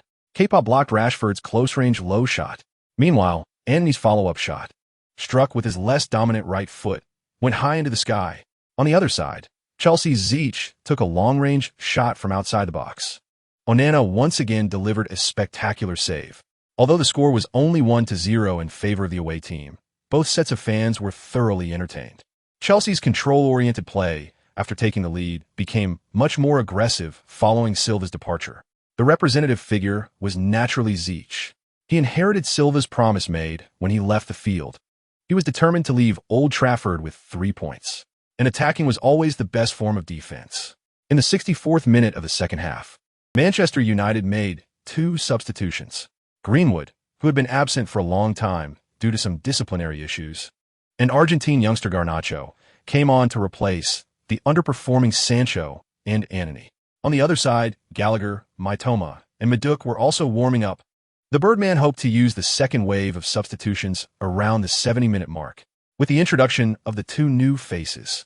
Chapter 299. On the pitch, Zeech and Mitoma were both shaking their fingers. Looking at Anthony Taylor's bald head, Zeech wanted to take another powerful shot, but there was nothing to be done. The linesman raised his flag, and the referee had no choice but to blow his whistle. Taylor raised his hand while signaling both players to remain calm. The video assistant referee was drawing lines. Firstly, there was definitely no issue with Zeech receiving the ball. The point of controversy regarding offside was the moment he passed it to Mitoma. He started to blame himself, wondering if he had passed too late. Zeech, if it really was offside, then that's my fault. I ran late, away from the referee and the Manchester United players, Mitoma whispered, covering his mouth. It's all right, little Kazu. I think our cooperation was fantastic. We can even say it was the most exciting goal of the season. No, my dear captain. I think your bicycle kicks and free kick worldies are way more beautiful than the one we just scored. I meant the teamwork. That last combination was so in sync. Just like in Kung Fu and you, I knew what you were both thinking. Chapter 300. As expected, the system did not deceive me. After leading the team to a likely victory over Manchester United, Zeech's post-match rewards revealed 2 national flags. Juventus badge, forward, German flag, defender, Dutch flag. Goalkeeper, getting Van der Sar at Old Trafford. Zeech swallowed hard and opened the catalog. He wanted to see what was behind this German prize pool. Swish, swish, swish. Several vintage faces flashed before his eyes. There was the legendary German center-back Bertie Vogts and the football emperor Franz Beckenbauer. He even spotted one of the famed 3-horse chariots. Brame. The other 2 were Jurgen Kohler and Matthias Sammer. In fact, for Zeech, most of them were ancient legendary figures. He wasn't foolish. He couldn't just choose the Dutch flag and pick up another goalkeeper card, could he? He resolutely chose the German flag. Ding. Congratulations to the host for obtaining the German legendary defender Franz Beckenbauer's supremacy talent. This skill has no personal attribute bonuses. Note, passive skill. If the host wears the captain's armband during the match, all allied defenders receive an increase of 2 points in individual tackling and stamina attributes. All allied midfielders receive an increase of 1 point in individual ball control and passing attributes. And all attackers receive an increase of 1 point in individual speed and ball control ability. This passive skill automatically shuts down when the host leaves the field or does not appear in the match. Chapter 301. 2 days later. London Heathrow Airport. Chelsea's charter plane took off on time. For the team, there was good news and bad news. N'Golo would be traveling to Italy with the team for this match. After nearly 2 months of absence, he finally returned from injury. At first, the old bird didn't want to include him, wanting him to rest completely before making a comeback. However, seeing that the oldest midfielder in the team was actually Enzo, the special one had to bring in an experienced player to stabilize the situation. The bad news is that James has a minor issue with his right knee and will miss this round of the Champions League. Fortunately, after this week's league match, they will face an international break. Southgate did not call up James due to this minor problem, and the team hopes he can return for the red-blue battle against Liverpool after the international break. As for the issue with the brother-in-law, it doesn't seem too serious. No one knows why the team doctor's diagnosis results were different. Initially, after the first scan, old Thiago showed signs of an ACL issue that would require surgery. Even the brother-in-law was considering retiring early in tears to enjoy life. Chapter 302. Chichi never expected that when he opened the door, he would be greeted by 2 uniformed Roman police officers. It was then that Chichi realized the corridor was crowded with people. Different officers were standing outside many players' doors. "Excuse me, sir, sorry to bother you." "Routine check," one officer said to Chichi in broken English. "It's fine, my Italian is quite good. May I ask what happened?"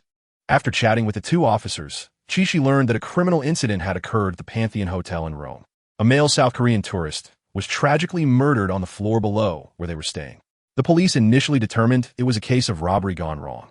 Therefore, following the leadership's request, they were providing special attention to the group of Chelsea players who had come from afar. They needed to check all the rooms on the 2 floors above and below the crime scene to see if there were any suspicious individuals. Chichi breathed a sigh of relief. Before coming to Rome, Flores had originally bought a ticket to travel with him. However, due to the heavy rain, her flight was cancelled, and she stayed in West London. Chapter 303. Although 2 main players had some issues, the old bird did not change his starting lineup. He knew the role of Chilwell against Lazio. Kepa remained the starter. The defense featured the traditional 4-back formation. Chilwell, Colwill, Pavard, and Gusto would form a perfect defensive reorganization. In this match, Enzo's position would be advanced. Caicedo and Gallagher would partner as double pivots. On Enzo's left and right were Mudryk and Kunku. In front of them, still the captain Chichi. This formation could be seen as 4-2-3-1 or 4-5-1. The old bird hoped to use his understanding of the Eagles to take the team to victory. The referee for this match was the renowned French referee, Philpan. He was also an old acquaintance of Chichi. Standing in the player tunnel, among the Eagles players, there was a special character, Pedro. As a veteran player for Chelsea, Pedro was chatting happily with his old teammate Kepa. When Sarri and his coaching staff walked by, Kepa didn't forget to reach out and greet his former coach. Chapter 304. On the sidelines, Sarri tried not to show his emotions. This summer window, with the departures of Milinkovic and Zaccagni, the Italian old man felt the squad depth had diminished significantly. Fortunately, their defense had performed relatively well, currently ranking among the top in Serie A. However, unexpectedly, after facing Chichi at the start, their defense was exposed. Lazio certainly knew what this match meant for them. If they failed to secure points at home against Chelsea, they would be powerless even if they went to Stamford Bridge. With the back-to-back matches in the last few rounds, Leipzig faced the weaker grass Storm. If Lazio couldn't secure points against Chelsea, their qualification situation would be precarious. Indeed, the players on the field, after falling behind, launched a new pressing wave, but the Chelsea players were in excellent form. No one knew that it was Chichi's inherent passive ability ruling the world. The defenders skillfully used passing to neutralize several counter-pressing attempts from the opponent. However, after all, Chelsea's defense was still somewhat young. Chapter 305. Ultimately, at halftime, the score remained unchanged. Even though Lazio had one more player, Chelsea controlled the pace of the game. This led the media to believe that Chelsea had the makings of a defending champion. They played with ease in the second half of the first half. looking nothing like a team with one less player. The bad news was that in another match, Leipzig was also leading Graz Storm 2-0 at halftime. If Forsberg hadn't missed a penalty, they would have been leading by 3 goals. Such a weak opponent, and we haven't gained any advantage against them, Chichi lamented helplessly. Indeed, the Champions League is always the highest stage in European football. Lazio, who was first in the group yesterday, might plunge to third after tonight. The old bird still emphasized the importance of defense to everyone. Although they had taken the lead, he feared that the players might tire in the second half. In the tunnel, Chichi secretly approached the Portuguese old man. "Boss, I need a favor. You're not asking me to substitute in your late-night Buddy Havertz, are you?" Chapter 306. Cucurella's through ball truly lived up to his youth training in the Iberian Peninsula. Like Xavi's surgical pass, it made Chichi feel a deep affection for the curly-haired man. In this counterattack opportunity, the Chelsea players were full of energy. However, Lazio's players, after launching a massive attack, had also exhausted their stamina. Sure enough, a few of them rushed back at full speed, but couldn't stop the already accelerating Chinese man. Chichi quickly charged toward the opponent's penalty area after receiving the ball. The goalkeeper was already rushing out. A perfect 2-on-1 opportunity. Next to Chichi was the recently recovered brother N'Golo. For some reason, Chichi suddenly felt that this scene resembled the 2006 World Cup match between the Czech Republic and Italy. That big Peter was no match for 4 legs. After glancing at N'Golo's position, Chichi didn't seek personal glory. He passed the ball directly. How could N'Golo miss such a hard-earned goal opportunity after returning from injury? All he needed to do was give it a gentle push, and he directed the ball into the empty net. 3-1. Chelsea has killed the game. Unbelievable. The reigning champions, playing with 10 men, are humiliating the group leaders, Lazio, 3-1 at the Olympic Stadium in Rome. Chapter 307. Sure enough, as the young men were preparing to set off on that early morning, bad news came from the Fiumicino Tower in Rome. The request for Chelsea's charter flight to take off on time was denied. All flights at Rome Airport were grounded. It's hard to imagine such terrible weather occurring on the Apennine Peninsula under the Mediterranean climate. After waiting for 2 hours, the bus took all club personnel back to the Pantheon Hotel. If the match against the Little Bees was postponed, it would be bad news for the club. Indeed, they're competing on multiple fronts, and with the Club World Cup at the end of the year, they would have to adjust several domestic league match times. If this continues, by the time they reach the final sprint phase of the season, their physical condition will be a concern. Zichy is of course aware of this. Sitting by the window of the bus, he looked at the rainy streets of Rome and sighed helplessly. Unexpectedly, as soon as he got off the bus, he encountered several police cars parked outside the hotel. After inquiring, he learned that the police had arrested the suspect responsible for the bloodshed in the hotel. The 60-year-old South Korean tourist who died in the room had previously been reported by the media as a victim of criminal intent. Chapter 308. When the club's charter flight arrived at Heathrow Airport, it was already midnight local time in London. The originally 2-hour flight had taken 6 hours instead. In a few hours, the sky would brighten. A true red-eye flight. Seeing his disciples dragging their tired bodies, the special one decided to give everyone a little benefit. Go back and get a good night's sleep, kids. We'll meet in Cobham on Sunday morning. Now, it was early Saturday morning. The last round of the international matches coincided with the Premier League on Sunday evening. So the special one meant to cancel the training camp. Although he couldn't guarantee the players' form, he had to protect their bodies. This final chapter of a grueling schedule, the special one must ensure the players are healthy for the international match day. Next week's matches will be the last wave of national team events for 2023. From then on, the players could focus all their attention on club competitions. When the club bus returned to the Cobham base, Butler Way had been waiting for a long time. Seeing the old Master Zichy carrying luggage towards the Cobham parking lot in the early morning, Butler Way hurried over. Chapter 309. Upon hearing the bet, Gallagher was instantly petrified. When was the last time he scored? It had to go back a long way. James occasionally had flashes of brilliance, but his injury had not yet healed. I'm going for it. I'm going to find Dr. Kelvin for a painkiller injection. For the important event in life, I have to get on the field. Don't be ridiculous, Reese. You really don't want to trust our Cobham-trained brother? Zichy asked comfortably. Connor? His chance of scoring is probably even lower than that of big brother N'Golo, right? Don't look down on people, Reese. When I was loaned to Crystal Palace 2 years ago, I contributed. Gallagher began to reminisce. Yes, Brentford's defensive capabilities aren't that strong. They're actually an attacking team. The special one must have his own ideas in mind by letting Gallagher play. Zichy glanced at the clock, put on his soccer shoes, and prepared to return to the training ground. If this continued, the special one would take out his knife on him and Connor. In the evening, before the match began, good news arrived. Manchester City had just suffered a shocking equalizer in the early match. Chapter 3:10 on the field. It must be admitted that after the long journey, Chelsea's state in this match was not at its peak. Unlike the Little Bees who had ample rest during the week, Chelsea's players showed clear signs of fatigue. Fortunately, old Mourinho's personnel arrangements were reasonable. The three attacking players around Zichy had not started the last UEFA Champions League match, especially Mitoma, after seeing Zichy's goal disallowed for offside. The Japanese player was eager to break the deadlock. In the 18th minute of the match, Chelsea had the ball on the right. Madueke faced Brentford's Rico Henry. A skillful change of direction and breakthrough. Finally, Chelsea found another perfect scoring opportunity. Unfortunately, when Madueke entered the penalty area, he hesitated slightly. The ball was kicked out of bounds by Pinnock, who had come to assist in defense. Corner kick. In this exhausting battle, Zichy knew that a corner kick was a good opportunity for him. When he stood among the crowd, several tall defenders had already positioned themselves next to him. Chelsea's set-piece arrangement placed 6 players in the penalty area. Zichy's position was at the near post. At the corner flag, Mitoma raised his right hand. Zichy knew he was looking for him at that spot.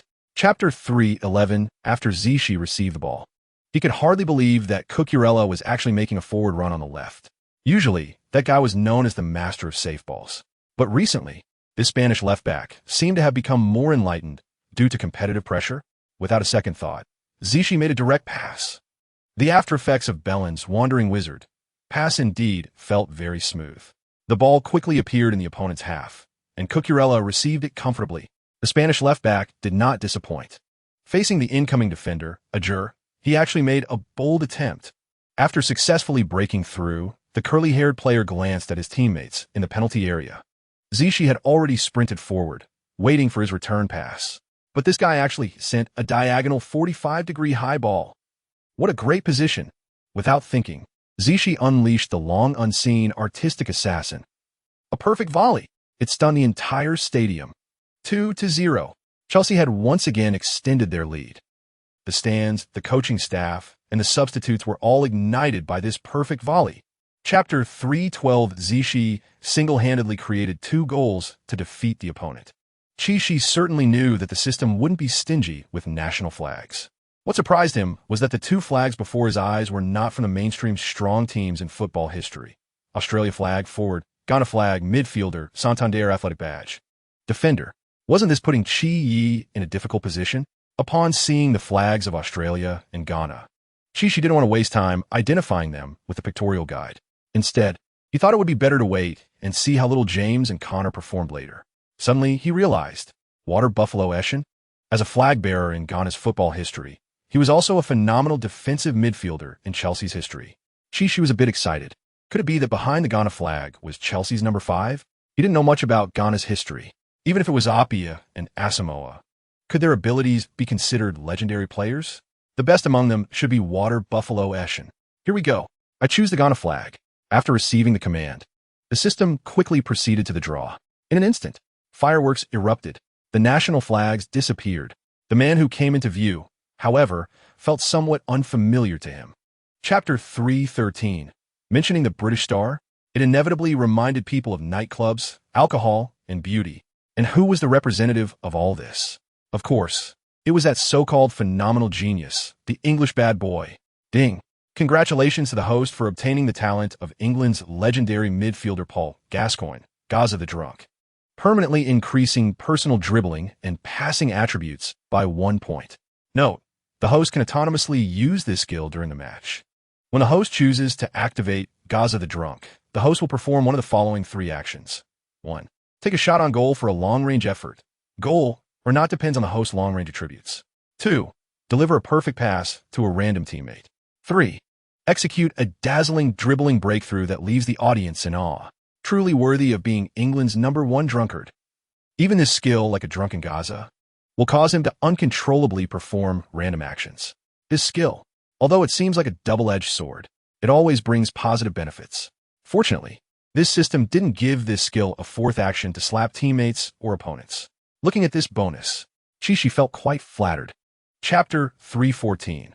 Although after the match against Brentford, Uncle Bird gave the remaining disciples a 2-day vacation, Chi still appeared in the gym at Cobham the next afternoon. Sure enough, Reece James and Conor Gallagher were already there. Chi, what to do? I think I'm in love. Hearing this from the big guy James, both Chi and Gallagher felt a bit awkward. Are you sure this is called love? Reece just told me he dropped Miss Maria off at the Hilton last night, and that was it. Gallagher immediately added. Yeah, James, unrequited love isn't love. Besides, your priority now is to protect your knees. Maintain good competitive form. Once this break is over, we can push through to June. After Christmas, we still have to go to West Asia for the Club World Cup. That will be our first trophy of 2024. In fact, for Chi, the upcoming schedule wasn't that terrifying. Once the group of guys participating in the international break returned, they would immediately head to Crystal Palace. Chapter 315, on the way home. In the business car.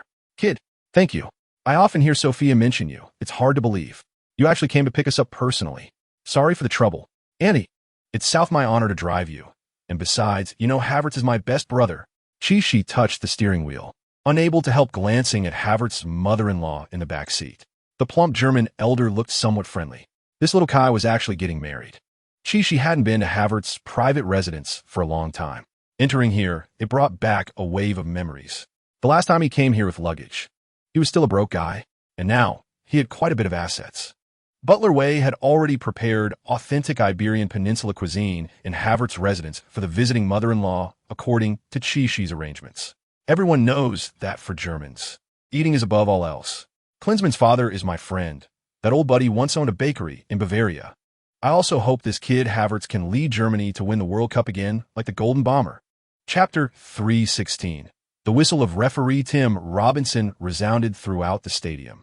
As the first Premier League match after the international break, it naturally attracted the attention of local English fans.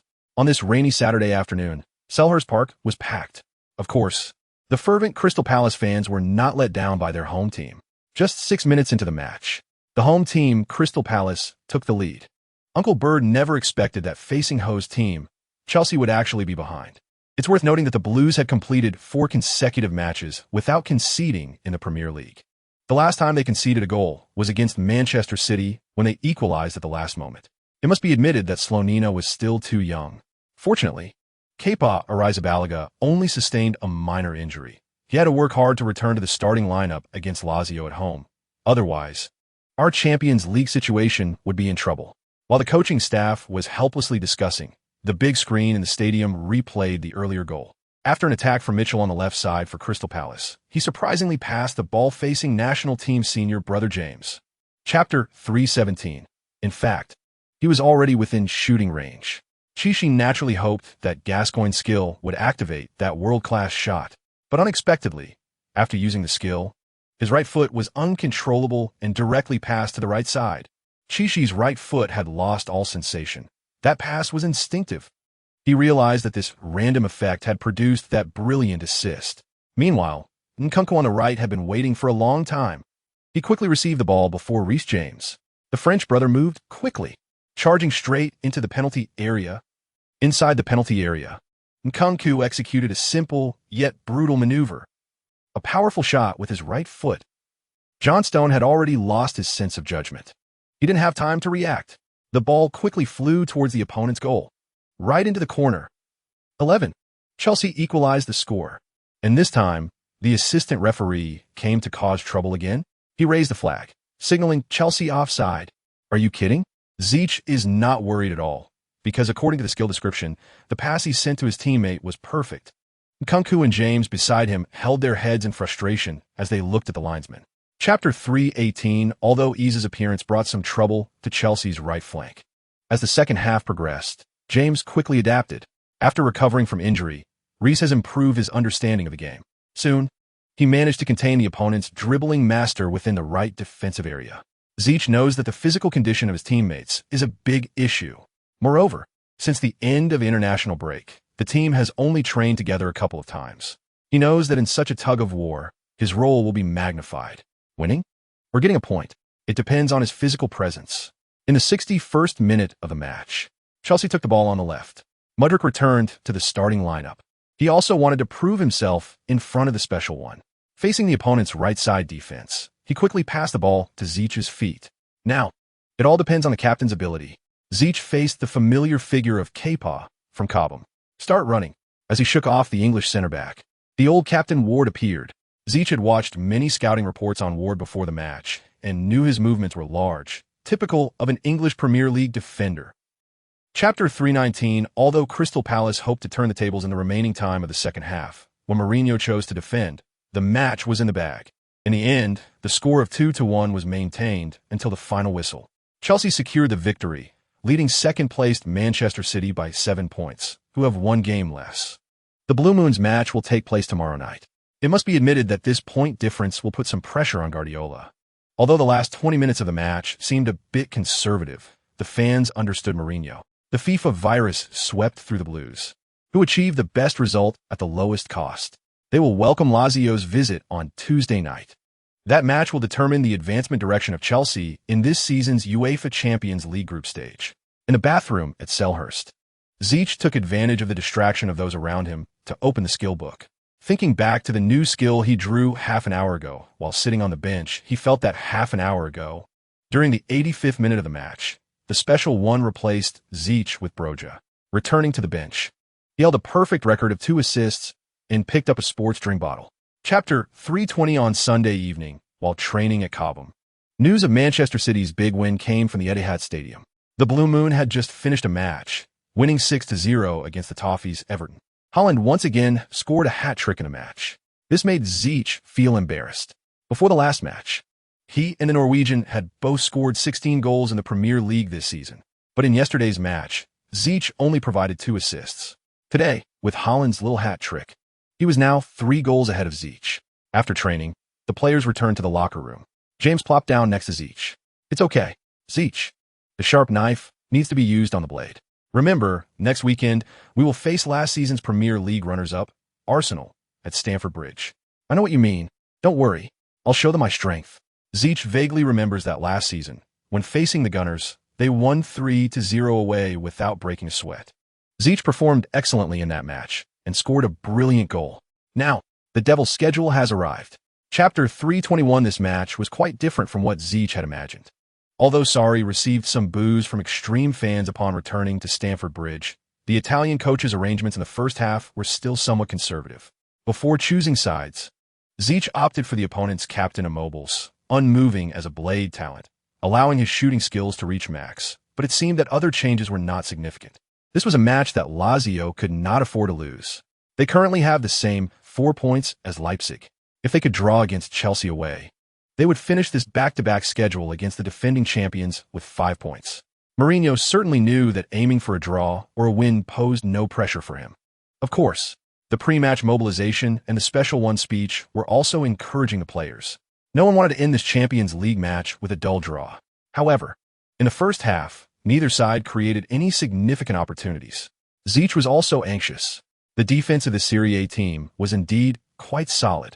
In the last match, they were man up and conceded 3 goals to Chelsea, so Sarri had learned many lessons. In the first half, although the fans were excited, they could not change the score on the field. Chapter 322. After a dozen minutes, the referee's whistle echoed throughout Stamford Bridge. The scoreboard displayed the conspicuous 0-0. Although Chelsea's players were unwilling, for them, earning 8 points in the first 4 matches was something the fans could accept. In their remaining 2 rounds, they would face Leipzig away and host Sturm Graz. Although Ziyech created several chances in the opponent's penalty area in the last few minutes of the match, the deadlock remained unbroken. This united Lazio also received applause from the traveling Lazio fans for their performance. In the locker room, teammates were still discussing the current situation in their Champions League group. Although Leipzig pulled one back, Sturm Graz still secured their first win in this season's Champions League due to being a man-up. That's good news. As long as we get 3 points next, we can stabilize our qualification. No, I don't want to leave the field with another dull draw. The fans will scold us behind our backs. We must win all the next 6 points. After this round, Chelsea secured 8 points and remained in first place. Chapter 323. The next evening, 1 hour before the London derby between Chelsea and Arsenal began, both sides announced their starting lineups. The star-studded Arsenal also made neutral fans look forward to the match. In goal, it was still Ramsdale, who had been in decent form in the league. In defense, Zinchenko, Saliba, Gabriel, and Timber took the field together.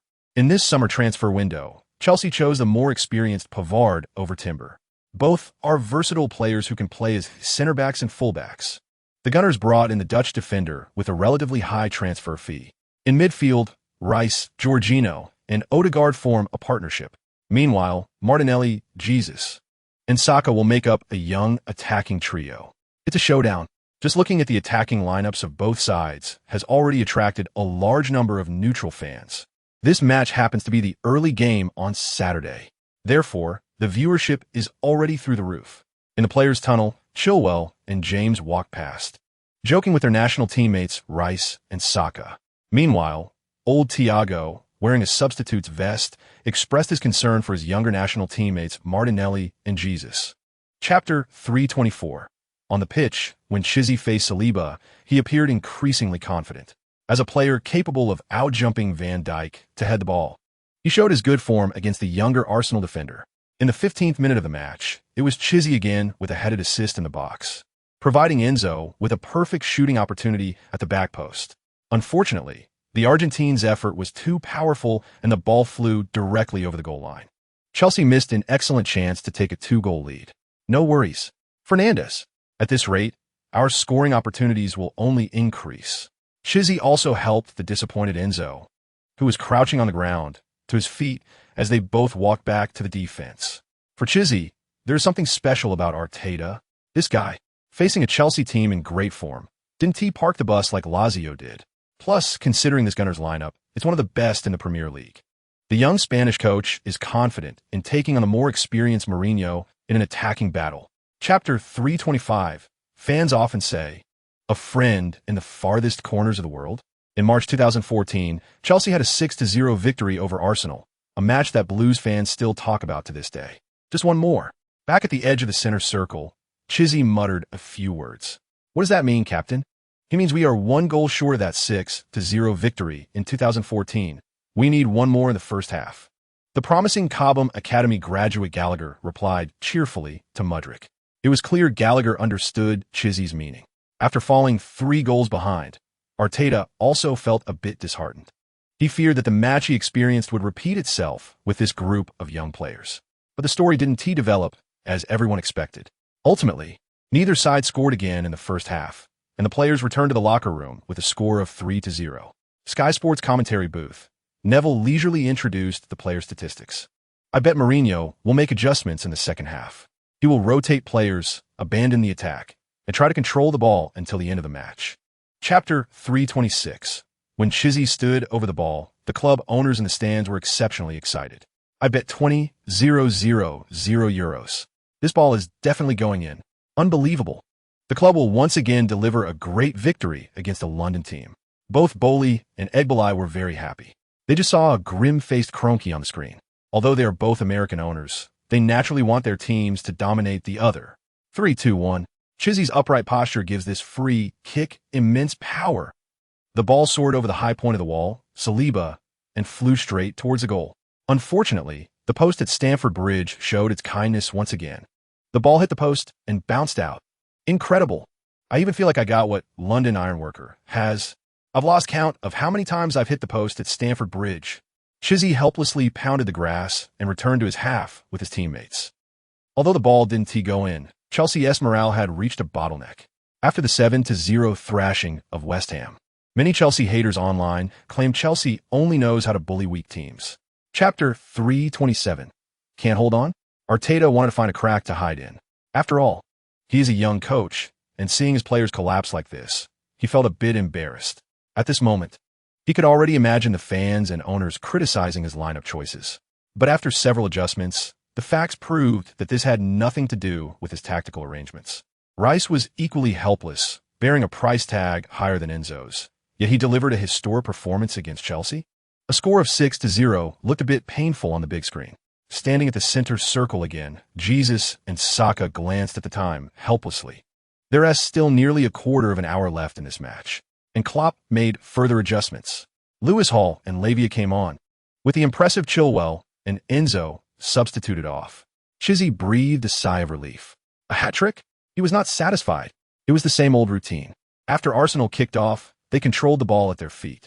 Chelsea didn't T-press forward, waiting for them to prepare for an attack.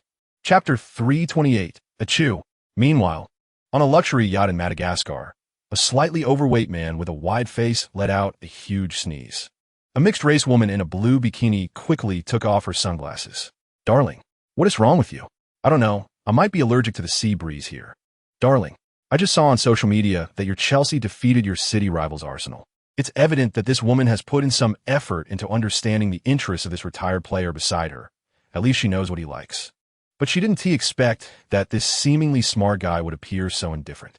I've long anticipated that even if Chelsea took down Bayern, Real Madrid, or Manchester City, I wouldn't be surprised. No wonder they say you're smart. You always seem to have everything under control. Flattered by the girl beside him, the man immediately showed a charming smile.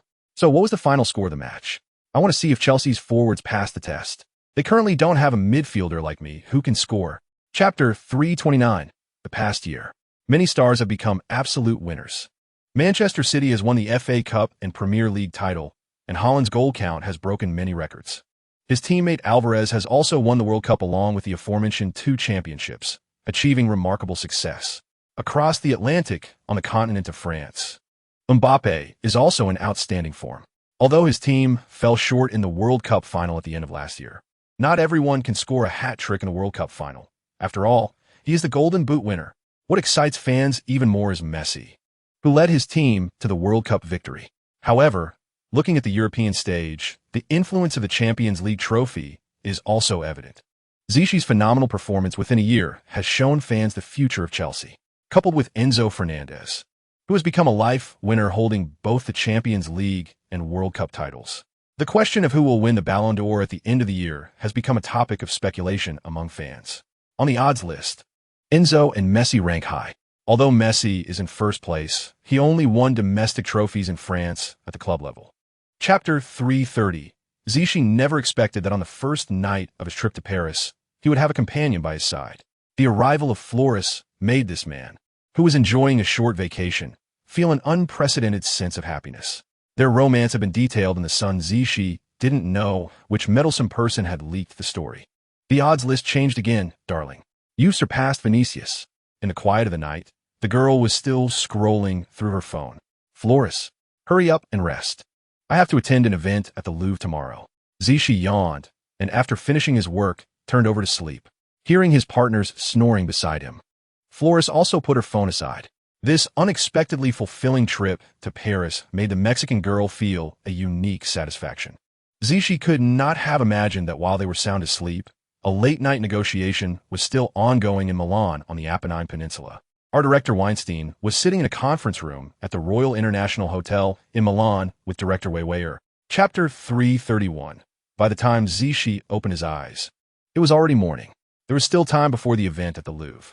He glanced at his personal phone and found that there were 20 missed calls from a scrambled satellite phone. He wanted to return a call, but found it to be a disconnected number. Still groggy from just waking up, he had no time to investigate who the caller was. Before he could go back to sleep, his phone lit up again. Another scrambled satellite call. Hello, who is this? Ziyech asked lazily. Ziyech, my friend, it's McTavish. Hearing the authentic English accent on the other end, Ziyech instantly perked up.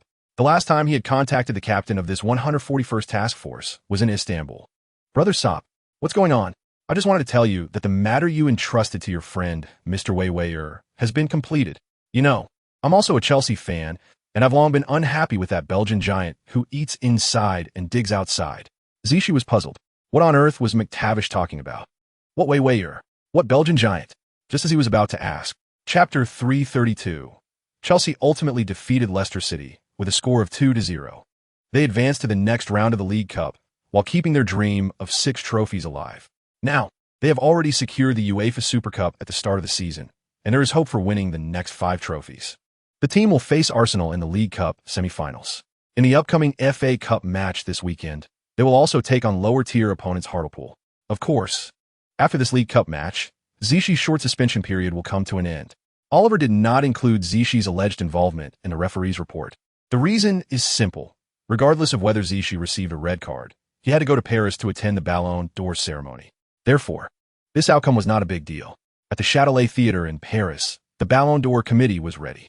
Tonight would be a sleepless night for thousands of fans around the world. Unlike previous Ballon d'Or selections, in this long year of 2023, there were many contenders. Whether it was Messi, Enzo, Mbappe, or Haaland, they all had the chance to achieve this honor. Chapter 333. On the flight back to London, Zichy raised the trophy. Enzo was quite generous. He knew that winning this trophy was actually thanks to the two brothers, Messi and Zichy. Why? If it weren't for Messi's steady scoring in the World Cup and the impressive performances of the Zichy brothers in the Champions League knockout stage, he wouldn't have been able to compete with the league champions for the trophy. The award committee wasn't foolish enough to give the Ballon d'Or to a player from a team that finished fourth in the Premier League. Actually, I feel unworthy of this award. Have you seen the social media? They say I'm the most undeserving Ballon d'Or winner in history. Don't joke, brother. You're a man with double crowns. Trust me, at the end of this season, you'll become the Grand Slam champion of club competitions. Hearing the club captain's confident reassurance, Enzo felt very happy. Watching Valentina in the distance, Flores playing with little Oliveira, Enzo felt like he was at the peak of his life. Zichy, let's arrange a marriage for our children in the future, okay? You strive to have a son. Don't joke. Fernandez, I don't want kids that early. Let's talk about it after I win the Ballon d'Or. Chapter 334. At the Red Bull Arena in Leipzig. On the home team's coaching bench, Coach Rose frowned. Tonight was an important day for him. If Lazio secured a win against their opponent in another venue while they lost to Chelsea, their chances of advancing would be in jeopardy. Just thinking about their previous loss to Sturm Graz made him furious. In this match, Leipzig was plagued by injuries and suspensions, making it difficult for this German coach to work with limited resources. Therefore, he set many defensive requirements for his backline. In the first half of the match, they had to defend their goal. Even if they didn't score, they couldn't let Chelsea's attacking line slice through them. He also shared the match where Chelsea won 7-0 against Arsenal, making several requests regarding Zichy's defense. In the tunnel, Zichy glanced at Leipzig's starting forward Werner. Ding! Congratulations. Host, Leipzig forward Timo Werner's Golden Scout talent replication is complete. In fact, he had already acquired the talent of the former Chelsea player during the first leg of the match between the two teams. Chapter 335. During halftime, Zichy felt the gifts from his teammates. Captain, how'd you do it? That world-class strike will definitely make it to the top 5 goals of this round of the Champions League. No, Lise. I even think that Zichy's shot will be a candidate for the best goal of the Champions League this season. Chilwell was equally excited. Zichy himself didn't know how to describe that goal. Should he tell these two Englishmen that it was taught to him by their predecessor, Gascoigne? However, the Birdman still emphasized some minor issues during halftime. Leipzig was smart. They learned from last season's Champions League knockout stage against Manchester City. Although they played conservatively, the Red Bull attacking group still caused some trouble for Chelsea's defenders. Moreover, given the score at halftime, Leipzig had to go all out. So the Birdman decided to make some personnel adjustments. He substituted Gallagher for Madueke. The hat trick in the League Cup had made Little Madu a favorite among fans. According to his arrangement, Nkunku returned to the central attacking midfielder position. Chapter 336. In fact, Zichy also knew that his performance in this season's Champions League hadn't been particularly outstanding. Ignoring the 2 goals scored today, he had only managed 2 goals in the previous 4 matches. In the last round, Manchester United's Rashford had a hat trick. Additionally, with Haaland's big 4-goal game against a weak team, even though Zichy had scored 4 goals in total, he couldn't reach the top of the scoring chart. Since that's the case, then let's not miss today's opportunity. In the 79th minute of the match, the opponent's Openda was dribbling down the right. The substitute Cucurella lost his position and was brushed past by the Belgian. Fortunately, Colwill quickly assisted. Chelsea's left center-back intercepted the ball first and passed it to the central substitute. Lavia, Chelsea's substitute midfielder, quickly advanced. This is what Lavia's long legs are good at. Leipzig, due to their heavy offensive push, left bigger gaps behind. Zichy, Sterling, and others were quickly making forward runs. Lavia saw Sterling's position. Why should a substitute make things difficult for another substitute? After receiving this wonderful pass, Sterling was already in the opponent's left side of the penalty area. Chapter 337. Inside the elevator of the Red Bull Arena, Zichy felt a bit awkward next to Carvalho. After just dominating Leipzig, they happened to share the elevator with several Leipzig staff members. Carvalho was also worried that these hosts of the stadium might swallow them whole. I can't understand why we can't find a hotel cafe to chat, since the team's charter flight is also leaving tomorrow afternoon. Because that Mr. Ma is a singer, famous around the world, and the multifunctional boxes at the Leipzig stadium can be rented with money. It seems they are also planning to hold a concert here next year. So the Leipzig management reserved the box. Singer? Who are they? Shichi really didn't know who the Portuguese was talking about. What happened to the supposed New Year's money nemesis?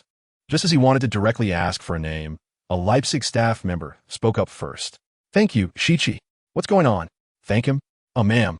I don't quite understand what you mean. Shichi politely replied in German to the woman in a suit beside him. Chapter 338 Apennine Peninsula. Lombardy region. City of Como. Maria was sitting on the sofa, and her father had just finished watching tonight's Champions League match with her brothers. Achoo! The rarely resting Fabregas let out a huge sneeze. Caught a cold? This Spanish uncle had no idea that far away in Leipzig, Germany, a Chinese man was chatting with another Chinese man about himself. Look, Dad. Shichi is actually with the rapper Ma Siwei. When she saw her best friend's boyfriend's social media update, Maria excitedly sat up. Oh, it seems you're quite interested in that Chinese guy. Fabregas picked up a tissue to wipe his nose. Of course, he's Tatiana Flores' boyfriend. When I went to London last time, I thought he was really nice, not at all like a superstar. That doesn't quite match the characteristics of Cobham's youth training. Look at the bad boys they've nurtured over the years. Mason has a dream of being an internet celebrity. Tammy loves to complain with his hands up, and Reese enjoys posting toxic quotes online. But this Shichi, I rarely see negative news about him. Chapter 339 Ding. Congratulations, host. Brighton forward João Pedro's flying blade talent replication is complete. Before the kickoff, Shichi confirmed his choices one last time. In the last transfer window, Brighton's supermarket opened, and many strong players were bought away, but they also brought in a group of capable players. João Pedro had performed well in Brazil's Serie A, known for his speed and dribbling skills. Shichi knew the characteristics of Chalobah, and he needed this guy's boost for this match. Now, facing two big English stars, Dunk and Chalobah, Shichi hoped to deliver an excellent performance. Shortly after the match began, Brighton showcased their home advantage. This was very much in line with Brighton's culture. Coach De Zerbi was not a conservative person. However, Chelsea's 4-4-2 formation had strong interception capabilities in the middle. Both Enzo and Caicedo were capable defenders. Facing the opponent's heavy offense, the two metronomes also did a great job of cutting off the opponent's neutral attacks. But the opponent's front line, this young Ferguson, had a decent physique and still had some advantages over the aging Thiago. Chapter 340 before the last round of Champions League matches kicked off. Among the four Premier League teams, except for last season's league runners-up Arsenal, the other three had all advanced early.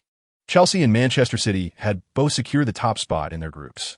Manchester United had also basically locked in the group lead, especially since they were facing the weakest team in the group in the last round. The day before the match, Cobham had already known the squad list for the match. With a week of consecutive double matches and the FA Cup match scheduled for this weekend after the Champions League, the Birdman also gave some players time off as agreed. Old Thiago, nearing 40, naturally couldn't handle such high-intensity matches, so he would return to his family for a short break. Ben Chilwell and Reece James, two fragile players for the club, have been given a 3-day break by the coaching staff who are worried about their physical condition encountering further issues. In this match, young goalkeeper Slonina will start. The defense line will consist of Cucurella, Badiashile, Fofana, and Gusto. In the midfield quartet, Uncle Bird has deployed young Lewis Hall, who will join Cassidy, Lavia, and Sterling on the field. Chapter 341. Finally, at halftime of both matches, the score remained unchanged. When returning to the locker room, the mindset of the four teams was different. For Lazio and Leipzig in the adjacent match, as long as they win, they can secure qualification. After all, they only need to score one more goal to secure second place in the group. Meanwhile, Sturm Graz needs to fight for their lives. On the other pitch, if Lazio wins, they would be eliminated even with a draw. For Chelsea, this is just a training exercise. The players hope to deliver excellent performances and enter the Champions League knockout stage with their heads held high. Shortly after the start of the second half, Sturm Graz substituted a forward for a defensive midfielder. Wow, fighting for their lives? Chichi smiled slightly, watching Mitoma come on to replace Cucurella. At the end of the first half, Cucurella had a minor issue with his right leg, so Mourinho replaced him with Mitoma and moved Hall back to play as a fullback. So far this season, Mitoma has mostly appeared as a supporting player, but he has still provided good stats for everyone. Sure enough, Chichi has to thank Uncle Bird for this substitution. Chapter 342, on the sidelines. In the visiting team's coaching area. When the coaching staff of Sturm Graz saw the penalty confirmed, they all slumped into their chairs. They put their tablets aside. Now, they are 4 goals behind last season's Champions League champions, and if a mobile scores from the spot again, Lazio will advance confidently. Damn, we can only settle for the Europa League. Be grateful, gentlemen, in 2 years after the Champions League reform. The third-place teams might not even qualify for the Europa League anymore. Although we can't earn the Euros from the Champions League knockout stage. The broadcasting fees from the Europa League are still higher than our domestic cup in Austria. Watching their assistants discuss in a flurry, this Eisel also looked somewhat helpless. There's nothing they can do. They're doomed not to be this season's dark horse. On the field, the visiting Sturm Graz fans are downcast. It's clear they aren't upset about the result of this match. A weak team playing away at Stamford Bridge. How easy is that? But when they saw referee Taylor point to the penalty spot on their phone screens, they felt despair. Chapter 343. Finally, the group stage of the 2023-24 Champions League has come to an end. RB Leipzig advanced to the knockout stage with a last-minute winner. After that match, Coach Sarri and his assistants surrounded Anthony Taylor and fourth official Oliver. They believe Werner's goal close to the 99th minute was already past time. Taylor was indeed feeling apprehensive. Am I familiar with this scene?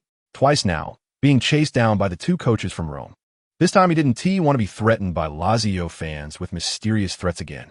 In the end, from the Premier League, Manchester United, Manchester City, and Chelsea all advanced to the next round. Arsenal finished 3rd in their group and will seek a chance at a European title in the Europa League. With their squad, they still have a good chance of winning the Europa League. In Serie A, the Milan duo and Napoli also advanced to the next round, while Lazio finished last in their group, ending their Champions League campaign for this season. In the Bundesliga, all 4 teams that participated advanced to the knockout stage. And of course, they also have to thank Werner's last-minute winner. Chapter 344. Meanwhile, Northeast France, Lower Rhine Province, Strasbourg. Inside Ibrahimovic's new home, 2 former Milan legends and their colleague Vivel watched the draw ceremony for the boss's team together. I suspect UEFA is targeting Milan. What are we going to use to play Chelsea? Maldini sighed helplessly. Don't joke, Brother Paolo. If those Redbird guys go to the dark web to find a mercenary and sink Chichi to the bottom of the sea, there might still be a chance, Ibrahimovic joked. Hearing the words of the tall Swedish man next to him, Vivel felt a tightness. Speaking of the disappeared one, I wonder how that Lukaku kid is doing. Vivel certainly doesn't know that the big black guy is currently at the bottom of an oil well, enjoying the mental and physical torment delivered by his roommates. A man of his size is naturally favored by those big bearded men. After watching the draw, Maldini and Vivel walked along the streets of Strasbourg. The calm life in France is indeed more comfortable than the 2 fashion capitals of London and Milan. Chapter 345. 1 hour before the match. Both teams announced their starting lineups for this match. Chelsea, 4-2-3-1. Kepa starts. Chilwell, Colwill, Fofana, and James will form the defense. In midfield, Enzo and Caicedo will play deeper. Mitoma, Nkunku, and Mudryk will float behind Chichi. As for Liverpool, besides Fabinho, who is sidelined due to a minor injury, all other main players are present. Enzo will face his old partner McAllister, who has donned a red jersey this season. Of course, this also highlights that Messi was once Caicedo's midfield partner. But no one expected that during the pre-match warm-up, both sides encountered some issues. Fofana suffered a minor injury and couldn't continue. On the Liverpool side, Luis Diaz seemed to have a small problem with his ankle as well. There was nothing the coaches could do but temporarily change their tactical arrangements. In the end, old Thiago was called upon in an emergency. Mourinho still hoped to let the long-absent Pavard regain his form. Ding. Congratulations, host. Liverpool forward Sulla's Eye of the Pharaoh talent has been successfully copied, wishing the host a smooth match. Chapter 346 in the stands. Wesley Fofana sat next to Brother Pavard. His right foot was covered with an ice pack, but he was in a relatively good mood. Wesley, your injury is really concerning. If you keep being this fragile, I'm afraid you won't be able to make the European Championship roster. For Pavard, This little French brother in the same position is not really a competitor. But his relationship with Deschamps is not that good, and next year's European Championship is in jeopardy. Now this Chelsea team has a lot of French players, especially in the defense line, with Pavard, Gusto, and Fofana forming a French trio. Brother N'Golo is about to return to the pitch after his comeback, and the hottest player right now is definitely Nkunku. Shirin said that if I want to retire early, she would be willing to hand over the Paris branch to me. Fofana does have a backup plan. Let's not forget he has a wealthy wife. Come on, Wesley.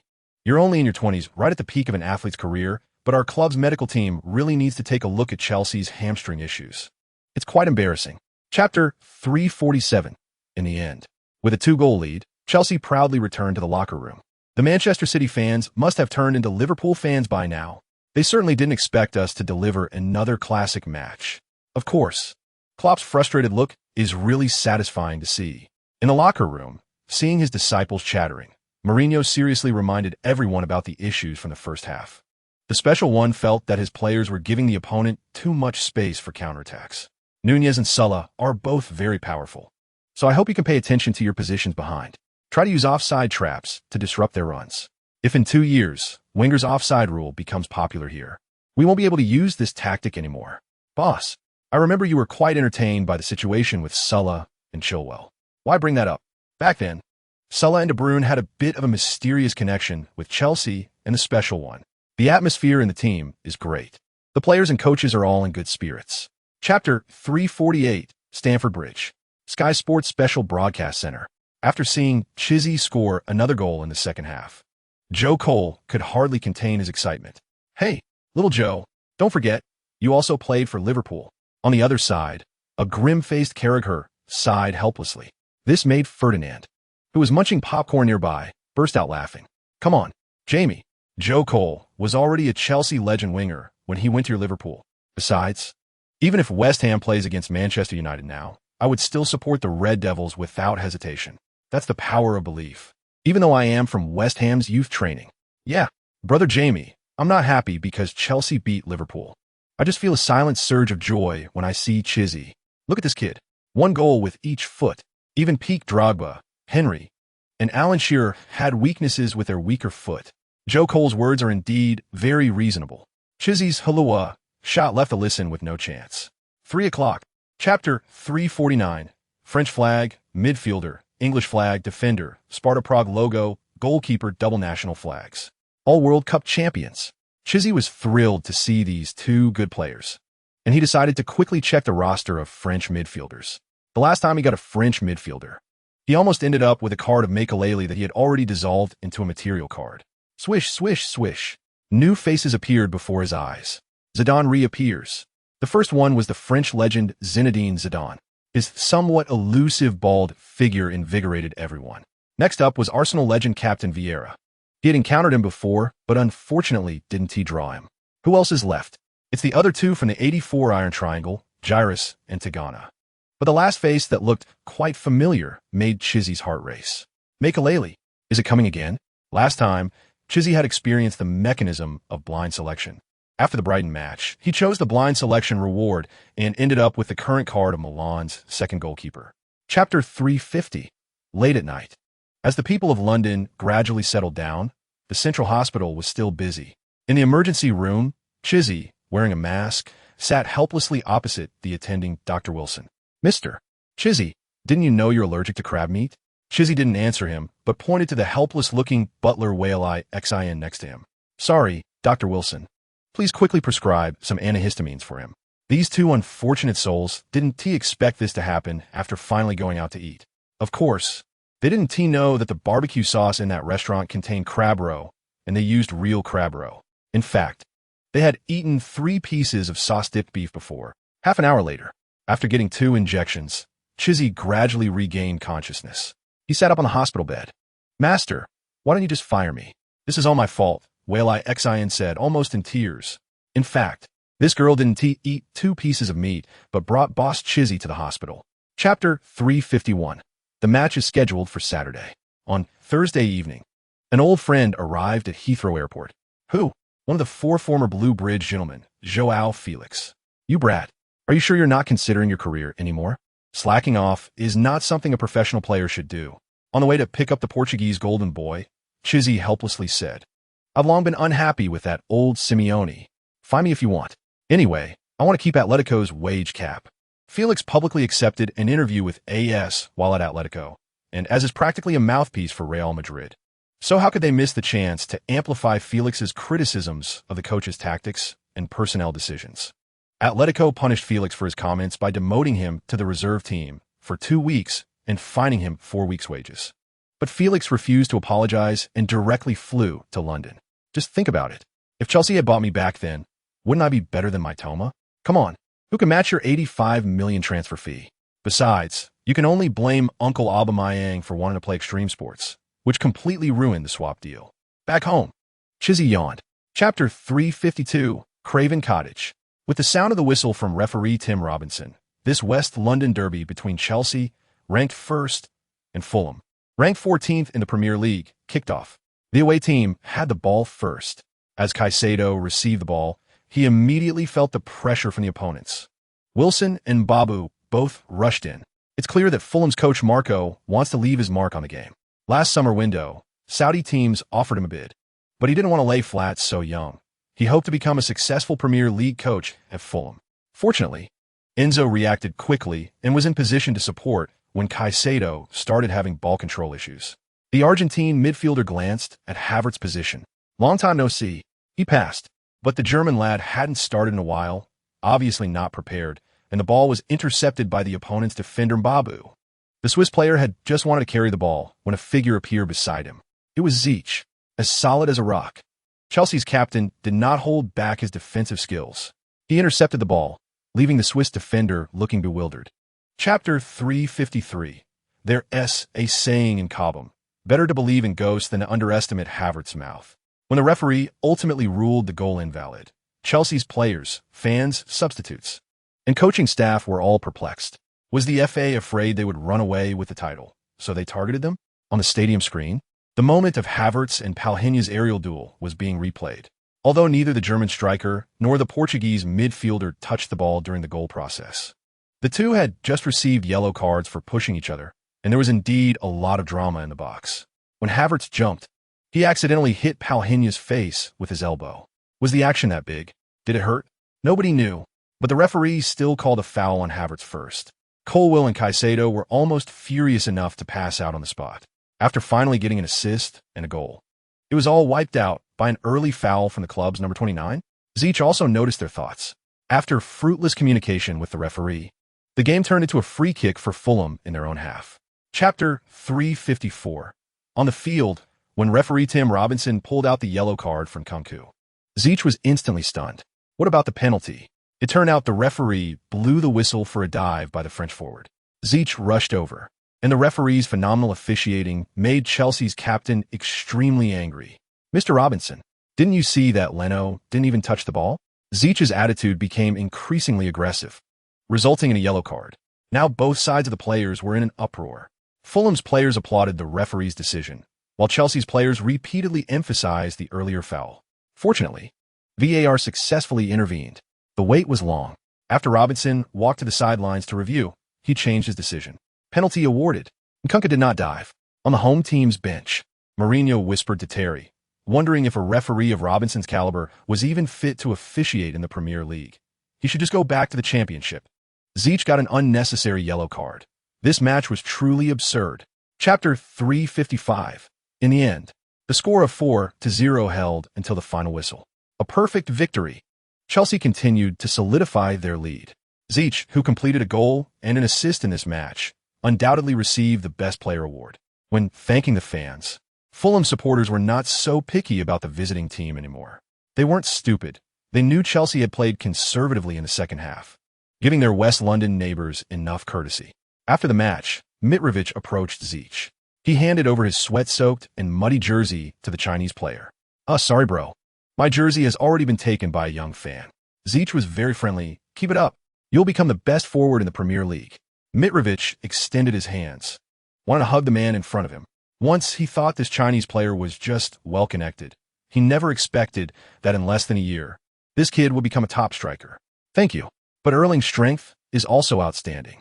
Once the winter window opens, I'm going to Saudi Arabia.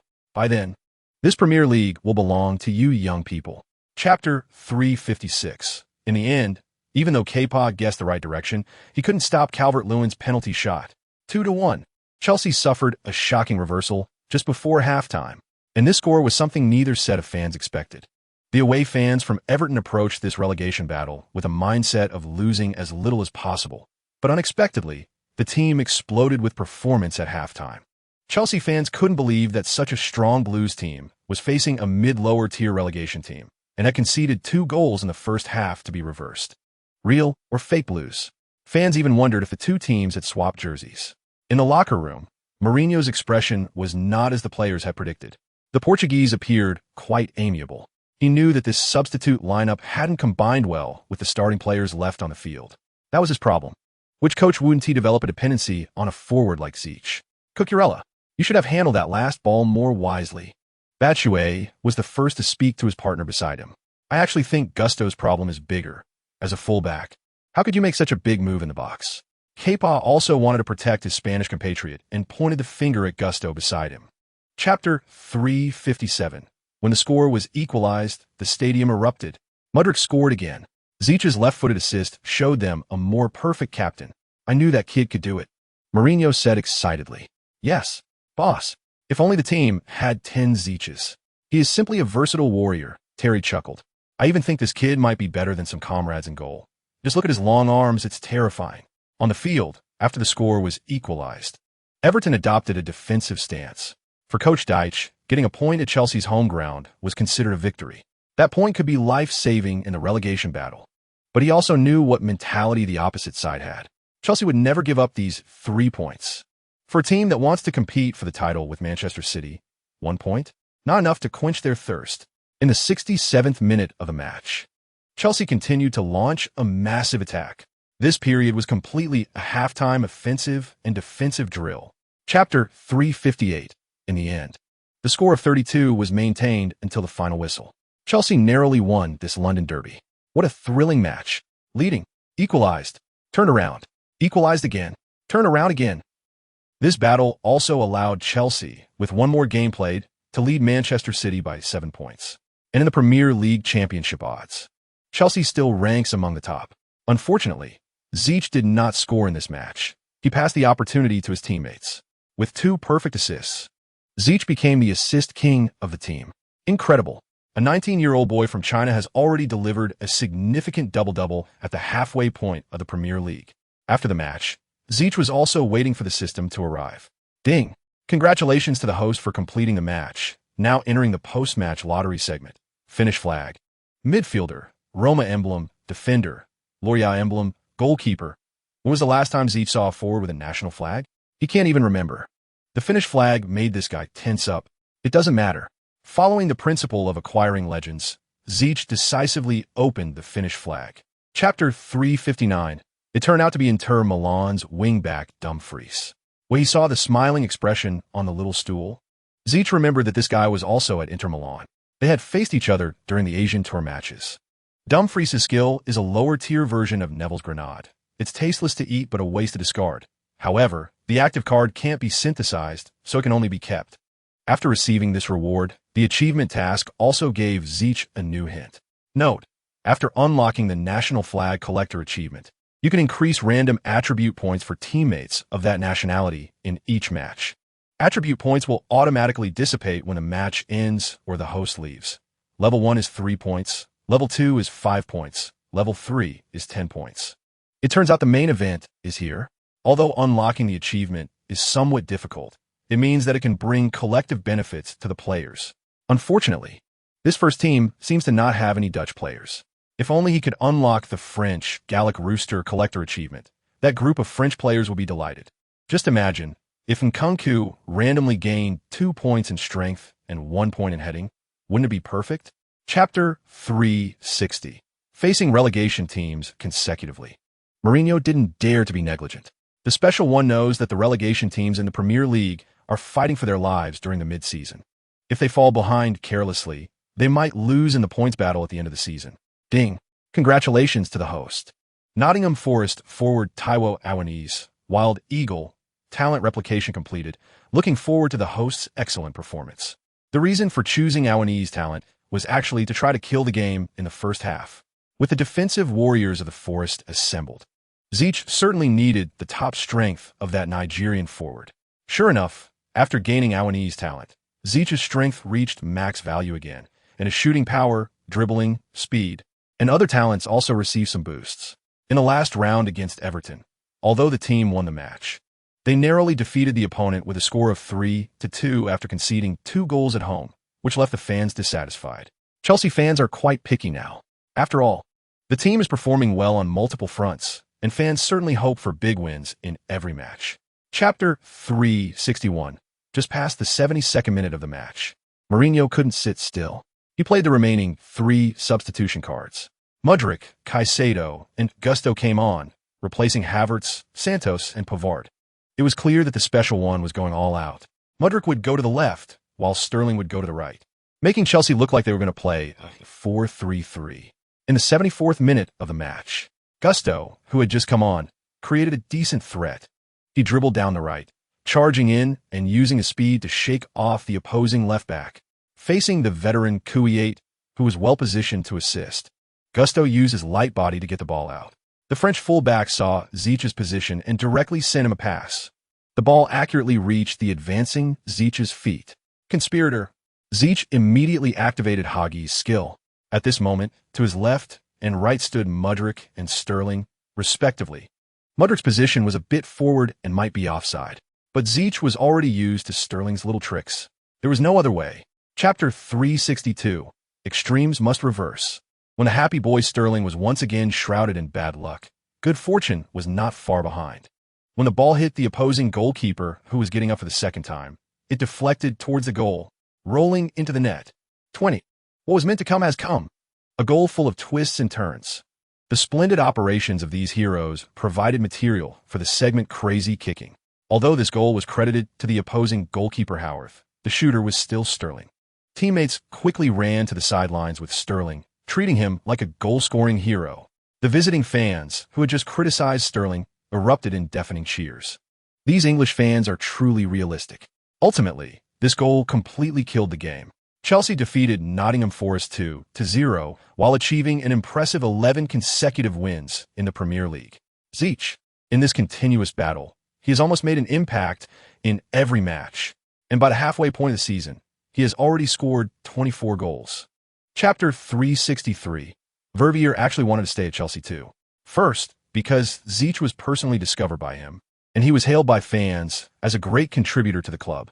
Second, because the current Chelsea group is developing smoothly, and his close friend Maldini is still at the club's satellite team Strasbourg. After talking with the boss last time, he decided to drop the gardening issue. This time he traveled thousands of miles and finally found a hamstring expert in a certain country. But he didn't expect that just as he returned loaded, 2 major players in the team ended up on the hospital bed.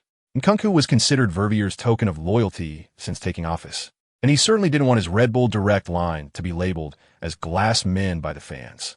But the problem is, Zeech only has one chance to save someone. Although after New Year's Day, he will have 3 opportunities to save someone again, who can guarantee that they won't encounter injuries in the long season. After careful consideration, he still chose Chilwell, who had a ruptured Achilles tendon. After all, Nkunku was diagnosed with no major issues. Chapter 364. On the evening of Boxing Day, Stamford Bridge. The surrounding buildings were adorned with a blue festive atmosphere. Young talents like Chizzy, Enzo, James, and Mudryk had already taken a set of Christmas ID photos in the studio a month ago. When their posters were hung around Stamford Bridge, fans enjoying the Christmas holiday were even more looking forward to the match. Under Chizzy's special care, Chilwell had resumed training. However, it was estimated that he would not fully return until after the New Year's match. In this Boxing Day showdown, Mourinho also did not hold back his trump cards. Although they were to face Tottenham in 2 days, the Portuguese coach sent out all the main players. They would provide fans with a perfect Christmas feast. In goal, Kepa continued to guard the net. In defense, Cucurella, Colwill, Old Thiago, and James formed the backline. In midfield, the double pivot remained the South American duo of Enzo and Caicedo. Mudryk, Mitoma, and Havertz lined up in front of them. Leading the line was still Captain Chizzy. Chapter 365. In the stands, Sophia and Valentina stood up excitedly. Fantastic! What a perfect combination. Yes, this is the amazing play of the Stamford Bridge trio. Indeed, the goal just now, whether it was Enzo's cross or Havertz's assist, played a significant role. Of course, Chizzy's header had become a routine operation, and fans had grown tired of it. Wait a minute, aren't there supposed to be 4 gentlemen from Stamford Bridge? Have you abandoned them? After the two sat down, Wei Leixin asked, Felix has long been abandoned by us. I wouldn't dare let my Fernandez get too close to him, for fear of catching something. Valentina replied without hesitation. Catch what? Are you implying? Sophia mocked. Amid the laughter of the 2 wives of the swordsman, the match continued, just as the fans had imagined. Chelsea's dominance was fully displayed in the first half. Although the Wolves players tried to lower the pace of the game, Chelsea's attacking speed left them with no room to defend. Chapter 366. In the end, a 3-1 victory was enough for the fans to enjoy this Boxing Day. Although in the dying moments of the match, Wolves scored through Dawson from a corner, fans forgot about conceding again due to some joyful events in other matches. The whistle blew as the players from the bench excitedly rushed onto the field. They conveyed a special piece of good news to the group of bewildered kids in the stands. Ariza Balaga, you should have come out earlier for that ball. My bad. Brother Tiago, I was just too impulsive. But before the defenders could continue their discussion, the young men had already run over. Equalizer. Brighton's Ferguson had managed to level the score in the last minute. Hearing Gallagher and the others, Chizzy was momentarily taken aback. Incredible. So we will continue to lead with a 10-point advantage? Havertz was so excited that he almost slid to his knees. I say, little Kai, did Coach Potter teach you math? We were originally 7 points ahead with a game in hand, and with 2 more points from this match, we should be 9 points ahead with a game in hand. Enzo Fernandez, the hero of the match, said helplessly. Chapter 367. Late at night on Boxing Day. At the Chizzy residence, Wei Leixin returned to her room and quietly answered Flora's call. Don't worry, Tatiana. I can attest to God that the gentleman had no contact with any strange women at the nightclub, except for members of the club's wives group. Thank you. Wei baby. Is that guy completely drunk? Did he even turn off his phone? Flores had called him several times, but always showed as switched off. He was indeed drunk and kept calling out a strange name, Rachel, Rachel. Hearing Wei Leixin's report, Flores was instantly petrified. Is he cheating? Rachel? That's a strange name. For her, gatherings organized by the unit were always boring. At least the women's team party the night before Christmas Eve felt lackluster. Besides Sister Courier getting drunk and crying with the Canadian girls about the Women's World Cup a few months ago, there was nothing memorable. Chapter 368. Ding. Congratulations to the host. Tottenham Hotspur forward Kulusevski's skull wing talent has been successfully copied. Looking forward to the host. Just before entering the field, Chizzy copied the personal talent of the Swedish winger. The enhancement was good, giving him a certain boost in speed and dribbling. Chizzy also understood that this match against Tottenham was his revenge match. Entering the stadium, the away fans gave a sparse booing. Spineless. A useless person who could get hospitalized from being hit by a coin. Hearing this, Chizzy was displeased. What kind of worldview is this? The Spurs fans throw coins at themselves, and instead of feeling ashamed, they take pride in it? Since that's the case, Chizzy planned to use his abilities to teach the Spurs fans a lesson. Although New Year's was approaching, he was also eager to give his Spurs fans a New Year gift. West Ham, Arsenal, their fans know what this feeling is like. The referee for this match was an old acquaintance, Oliver. When he blew the whistle, the battle was about to begin. Chapter 369. But the moment Oliver pulled out the yellow card, Stamford Bridge erupted in cheers. He showed the yellow card to the South Korean forward and made a diving gesture. The Spurs fans were unhappy. They even imitated Arsenal fans and gave Oliver a special greeting. On the screen, the replay was showing the contact between Colwill and Son Heung-min. Sure enough, Colwill didn't touch Son Heung-min's leg at all. He merely poked the ball out of play, yet Son Heung-min fell to the ground, acting as if it were real. Chelsea fans couldn't bear to think. If it were Taylor officiating, it would be disastrous. As the situation shifted, after Chelsea regained possession, they didn't show any mercy to the booing Spurs fans. Enzo again. The Argentine passed the ball to Havertz just before Bentancur was about to tackle. The German didn't stop the ball and directly passed it to Chizzy in front of him. Night Stalker. With Kluivert's passive, Zichy is already accelerated. He runs. He chases. He is indestructible. Before Romero is ready to press, Zichy uses Gascoigne's skill again. Chapter 370, Stamford Bridge. When the score on the screen changes to 30, the entire stadium erupts again. Enzo, whether infected by Zichy or not, rushes to the sidelines and performs an exuberant, sliding knee celebration. 30. Chelsea has leveled the score difference from their first encounter in the first half of the season.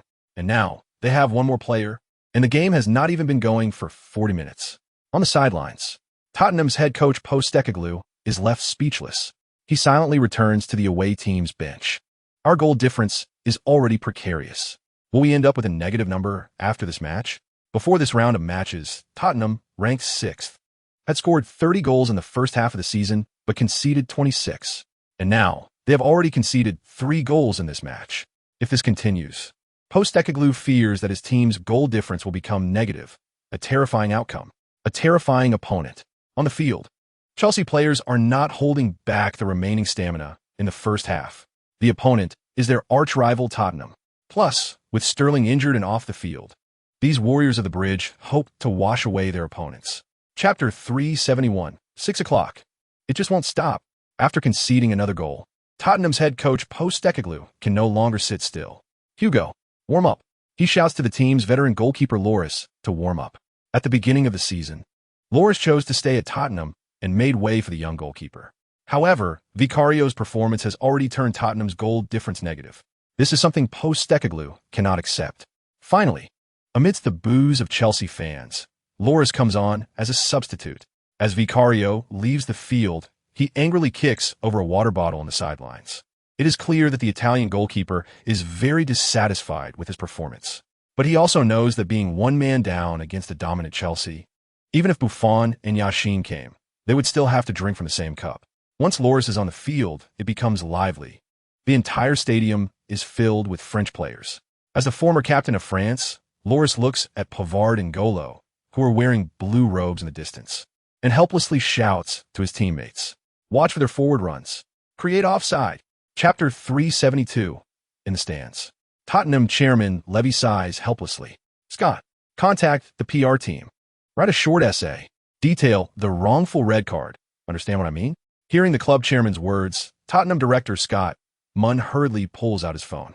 He knows what Levy is thinking. The score of 80 in the field will put Tottenham on the shame list of sports newspapers worldwide. Now, they must prepare for a crisis public relations wave. Nowadays, the cunning Levy believes that only by accusing the referee's judgment can he divert the fans' attention. "Levy, you bastard." Suddenly, a radical Tottenham fan, wearing a Spurs jersey, throws an egg at Levy's head. In an instant, egg liquid splatters on Levy's forehead, and his bald head presents a different scene. Security immediately rushes in and escorts the extreme Tottenham fan out of the stadium. But as he leaves, the fan is still cursing Levy's actions. "Bastard. If it weren't for you dragging Kane's transfer to the last moment of the transfer window, we could have easily bought a top striker. Richarlison? How much kickback did you get last year to buy him from Everton?" Chapter 373, inside Stamford Bridge. Cucurella is with the iron substitute Slonina, thanking the Chelsea fans on the sidelines. "Hey, brother." Suddenly, a deep voice appears in his ear. Spanish, sounds very familiar. When he turns his head, he sees the bare-chested Romero standing right behind him. "What's up?" Cucurella's question is simple, but the question in his mind is not so easy to explain. Ever since last season's early stage when Romero pulled his hair, the spark in him has disappeared. Arriving at Chelsea with a hefty price tag of $65 million, the once battle-hardened Cucurella has gradually become one of the worst fullbacks in history. In this match, Mourinho preferred to use the left-footed Gusto as a makeshift left-back rather than let him play. Cucurella's mindset has reached the edge of a mental breakdown. "I'm sorry, brother. I apologize for my actions a year ago. Although this apology comes a bit late, I know how much harm I caused you. I'm sorry. This is our club's culture. When I came to Tottenham, I learned to make those exaggerated moves on the field. I shouldn't have pulled your hair or tortured you with unsportsmanlike behavior. We stole a point at Stamford Bridge. Now, in this match, we have returned it to you." Chapter 374, the next day. At Caba Medical Center, the happy boy Sterling covers his head and looks at the doctor beside him. This injury could destroy his career.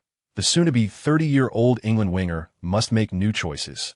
"Raheem, we will give you a week to consider. If you opt for surgery, you might miss 8 months of matches. If you choose conservative treatment without surgery, you will also face a season-ending injury. Dr. Kelvin's words made Director Vivel, who was standing nearby, uneasy. He looks at the bedridden Sterling, who is crying silently, not knowing where to start. In the adjacent hospital room, Nkunku has been delaying surgery for various reasons, and now the club's top-paid Sterling is also facing a long absence. Even though the team is currently making great strides across various fronts, everyone knows that Chelsea's attacking players are suffering from injuries. Mr. Vivel, if I choose to retire now, well, I get. Sterling's words broke the silence of the night. Retire? And not even 30 years old. Choosing to retire? Raheem, I hope you can seriously consider this issue. Retirement is not something to joke about. Chapter 375. What? Kelvin, Nkunku's injury is healed? Are you kidding me? Just as Vivel, the director, had just fallen asleep after New Year's Eve fatigue, he nearly fainted when he heard Dr. Kelvin's sudden report. Yes, Brother Vivel, my injury is fine now. Dr. Kelvin did a scan for me overnight. On the other end of the phone, Nkunku's voice came through. No, you two must have drunk too much. Or maybe I drank too much. I need to get some sleep, Director Vivel said before hanging up the phone. The two remaining at the Kaba Medical Center in the cold winter glanced helplessly at each other. Christopher, in my experience, your knee is fine. In fact, after this period of rest, you are fit enough to appear on the match list for the game in 2 days. Dr. Kelvin yawned but felt completely awake. After years of practicing medicine, the club's chief doctor felt he had seen many miraculous misdiagnoses this year. Nkunku, he looks like a healthy player now, strong as a bull. In the early morning, after a night of fierce battles, Zishi also opened his eyes. Chapter 376, before the League Cup semi-final next week. This weekend features an away match against Luton in the Premier League. Actually, for Mourinho, he also had some thoughts. Chelsea's journey in the League Cup seemed a bit uneventful, facing weak teams along the way, so the bird uncle sent out a substitute lineup to compete. The substitutes had also performed well, leading the team to the semi-finals. But now, facing their semi-final opponent, the North London rivals Arsenal, Mourinho was worried that the substitute lineup might not withstand the firepower of the Gunners. Nkunku's return would be very helpful for us, but for safety's sake, Dr. Kelvin does not recommend starting him. N'Golo is also dealing with a transfer to Saudi Arabia during the winter window. As a legendary defensive midfielder for the club, they will not make it difficult for him. Hearing assistant coach Webster's words, Mourinho fell into thought. N'Golo's departure would only reduce the team's spirit. This season, the French midfielder has been plagued by injuries, and after renewing his contract last summer, he also lowered his salary. Chapter 377. Sometimes, you have to admit that remote curses have some small effect. Haaland's prayers really came true. In the second half of the match, no matter how Zishi tried to score, it always seemed just out of reach. In the end, Chelsea was about to secure a 5-0 victory over their opponents. Substitute Maduk scored twice again. Of course, the second goal was assisted by Zishi. With a goal and an assist, Zishi was substituted in the 88th minute for Broja. On the bench, Zishi sat next to the also substituted Caicedo. Watching another simultaneous showdown between red and blue, Zishi paused his scoring steps, but Haaland was disappointing. Unbelievably, Alisson actually saved Haaland's penalty. Yes, Konaté's foul was indeed a bit reckless, but Alisson saved the team. Slonina brothers, in 3 days at the League Cup semi-final, you should learn from Alisson too. Watching Haaland's expression after missing the penalty on the screen, Zishi felt a bit sorry for this friendly opponent. Chapter 378. On the first day of the League Cup semi-finals, Manchester City secured a resounding 4-1 victory over Brighton, avenging their previous draw in the Premier League and making the second leg of this semi-final lose its suspense.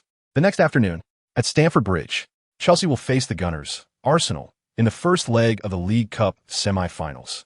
Mourinho continued his tradition of rotation in domestic cup competitions. The old Portuguese knew that the substitutes had performed excellently on their way to qualification, and their appearance in this semi-final was well-deserved. Slonina started as the goalkeeper. In defense, Cucurella, Badiashile, Pavard, and Gusto took the field together. In midfield, Lavia, Gallagher, and Santos could flexibly change positions. The three players on the front line were Mitoma, Broja, and Maduk. A completely substitute lineup would face Arsenal's full-strength squad. Players like Zishi, Caicedo, Enzo, Old Thiago, and James were not even included in the matchday squad. This was their holiday. Chapter 379. 3 days later, Emirates Stadium. The second leg of the English League Cup semi-final is about to begin. Based on the first leg's matchup, Mourinho made some minor adjustments, but largely chose to trust his group of substitute players. Slonina continued as the starter. In defense, he replaced Pavard with Old Thiago. In midfield, Enzo replaced Lavia, partnering with Gallagher and Santos. Up front, Brojo was replaced by Nkunku. This meant Chelsea had a core player leading the team in all three positions. Zichy sat on the bench, enjoying the warmth of the Emirates Stadium. To be honest, this new stadium is indeed more modern than Stamford Bridge. Both the seating and the fan areas are quite impressive. Yes, look at Arsenal's fans. Although they might continue to go empty-handed this season, they seem not to care about the team's performance, but enjoy every match. The also substituted Caicedo smiled and said, "They bought a string of big names. I think Arsenal is a team with great potential, but they always seem to lack a core player in the front line," said Havertz, sitting to Zichy's left, seriously analyzing. Chapter 380. Beautiful. Slonina. On the bench, when Zichy and James saw Slonina deny Saka's penalty, they excitedly shouted. On the field, Arsenal players felt a bit helpless. They didn't expect their number one penalty taker, Saka, to miss. Coming in with a total score of 23 for Zichy, it was just a small matter. Don't forget that they had recently slaughtered their opponents 7-0 in the Premier League. Seeing Zichy coming, Saliba and Timber tightened up. Their eyes betrayed their thoughts. That man who made them retreat had come again. Before entering the field, Zichy copied Trossard's penalty. As an old teammate of Mitoma and Caicedo, Zichy knew this Belgian winger well. He brought good dribbling and ball control skills, allowing Zichy to maneuver more freely in the central area. Now, with less than a quarter of an hour left in the match, they had to score another goal to take the game into penalties. Chapter 381. Coach Kai stood in front of the goal, staring intently into Odegaard's eyes. It was clear that the Arsenal captain had some thoughts. Then let's gamble. When De Gea touched the ball, Coach Kai made no choice at all. He stayed in place, betting on the middle. And this time he guessed right. The ball slowly floated toward the goal, and Kepa stretched out his arm, catching the ball coming from the middle. The penalty kick was missed. Arsenal's fourth penalty did not go in. The Chelsea players excitedly waved their arms, celebrating Coach Kai's bravery, while encouraging Caicedo, the Ecuadorian, who provided a perfect assist for Mudryk in this match. Standing at the penalty spot with such a record, he had a psychological advantage. Ramsdale dove to the right, but Caicedo's penalty shot went to the left. 34. Chelsea led the home team in the penalty shootout. After scoring, Caicedo lifted the club emblem and kissed the Chelsea embroidery. It was as if he was proving to Chelsea fans worldwide his love for the Blues. Chapter 382. The first match day of the Club World Cup semi-finals. Last season's Copa Libertadores champions River Plate won the penalty shootout 4-3 against their opponents, advancing to the finals. Seeing this news, Enzo was happier than anyone. As a child from River Plate, he hoped to represent Chelsea in a showdown with the place where his dream began, giving it all. That is the best respect for his old club. In a match against Urawa Red Diamonds, Mourinho also did not hold back on his players. Facing the formidable AFC champions, the Special One hoped the team could showcase their performance in West Asia. Stars like Chizzy, Enzo, Mudryk, Nkunku, and James all started. In the end, the team secured a 3-0 victory against their opponents at the King Abdullah Sports City. In the first half, Mudryk broke the deadlock. In the second half, within 5 minutes, Chelsea scored 2 goals at the 52nd and 57th minutes. The heroes of the goals were none other than Chizzy. This resounding victory also solidified Enzo's wish. They would meet 3 days later on the mysterious continent of West Asia. River Plate versus Chelsea. A hardcore showdown is about to arrive. Chapter 383. The next afternoon, at the Journey Hotel on Madrid's Gran Via, Chelsea and Real Madrid also made formal contact.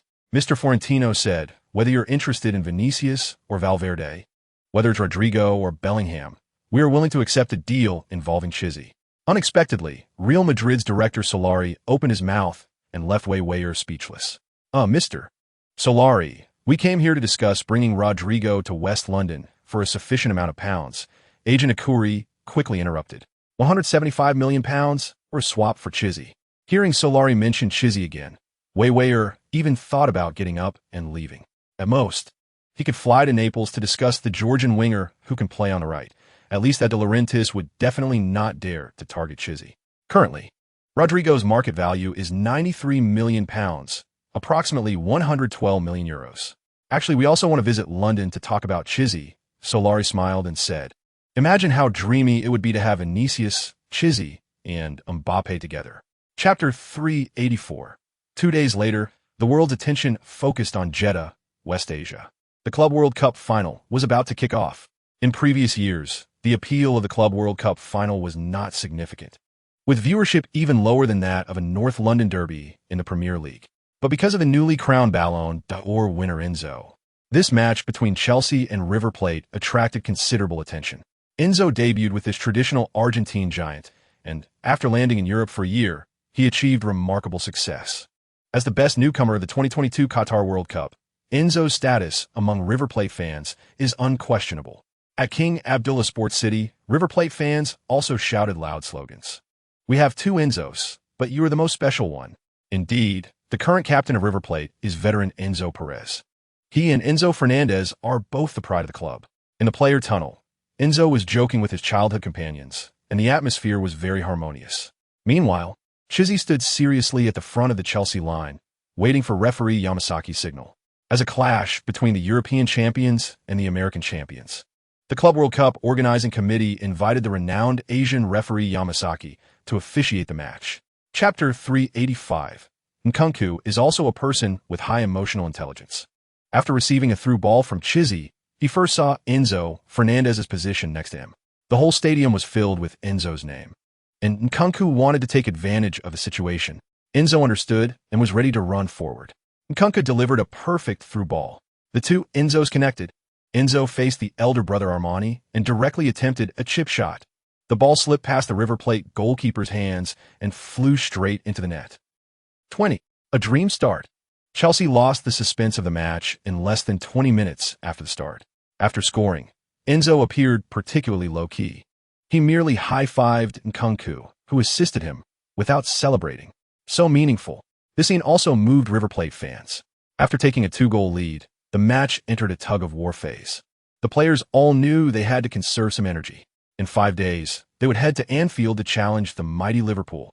Currently, both the situation of the match and the scoreline were in their favor.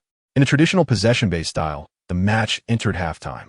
Chapter 386. Mourinho on the sidelines naturally also felt the atmosphere among the fans. In the 88th minute of the match, he played his last 2 substitution cards. Chizzy and Enzo were both substituted off. When these 2 winners left the field, the entire crowd erupted in deafening cheers. Enzo also felt the shared admiration of both River Plate and Chelsea fans. This night was so dreamy for the newly crowned Ballon d'Or winner, and Chizzy would become the Golden Boot winner of the Club World Cup. With a perfect performance, he would lift the long-awaited trophy after the match. Back at the bench, Chizzy quickly called out the system. The long-awaited championship reward. Come on. Ding. I'm sorry, but the host can only receive post-match rewards for this match. As for the Club World Cup championship rewards, we have to wait until the entire match is over. There's no way around it. We must respect the rules. What if the opponent suddenly has a River Plate Lewandowski reincarnation and pulls off a miraculous performance? Chizzy opened the post-match rewards for this match. But just like in the previous match against the Red Diamonds, the national flag still didn't appear. Chapter 387. Ding. Congratulations.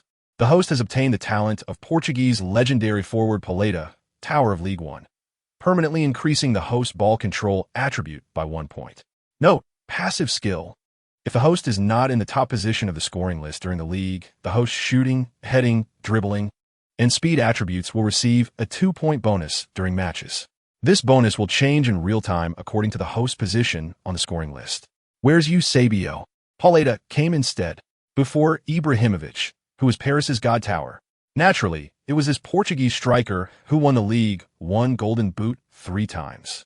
Unlike Nuno Gomes, Paleta may not be tall, but his technical ability is particularly outstanding. However, this skill seems more suitable for beginners. I wish I had gotten Paleta's skill earlier. Chizzy also knew that he needed to firmly occupy the Premier League Golden Boot position now. It seems that Paleta's Golden Boot bonus can only serve as decoration now. Relying on his own strength, Chizzy could completely stand above Haaland at the end of the season, although the reward is not perfect. The height difference brings a bit of ball control. Chapter 388. Late at night. Chi lay in his hotel room, video calling his girlfriend Floris.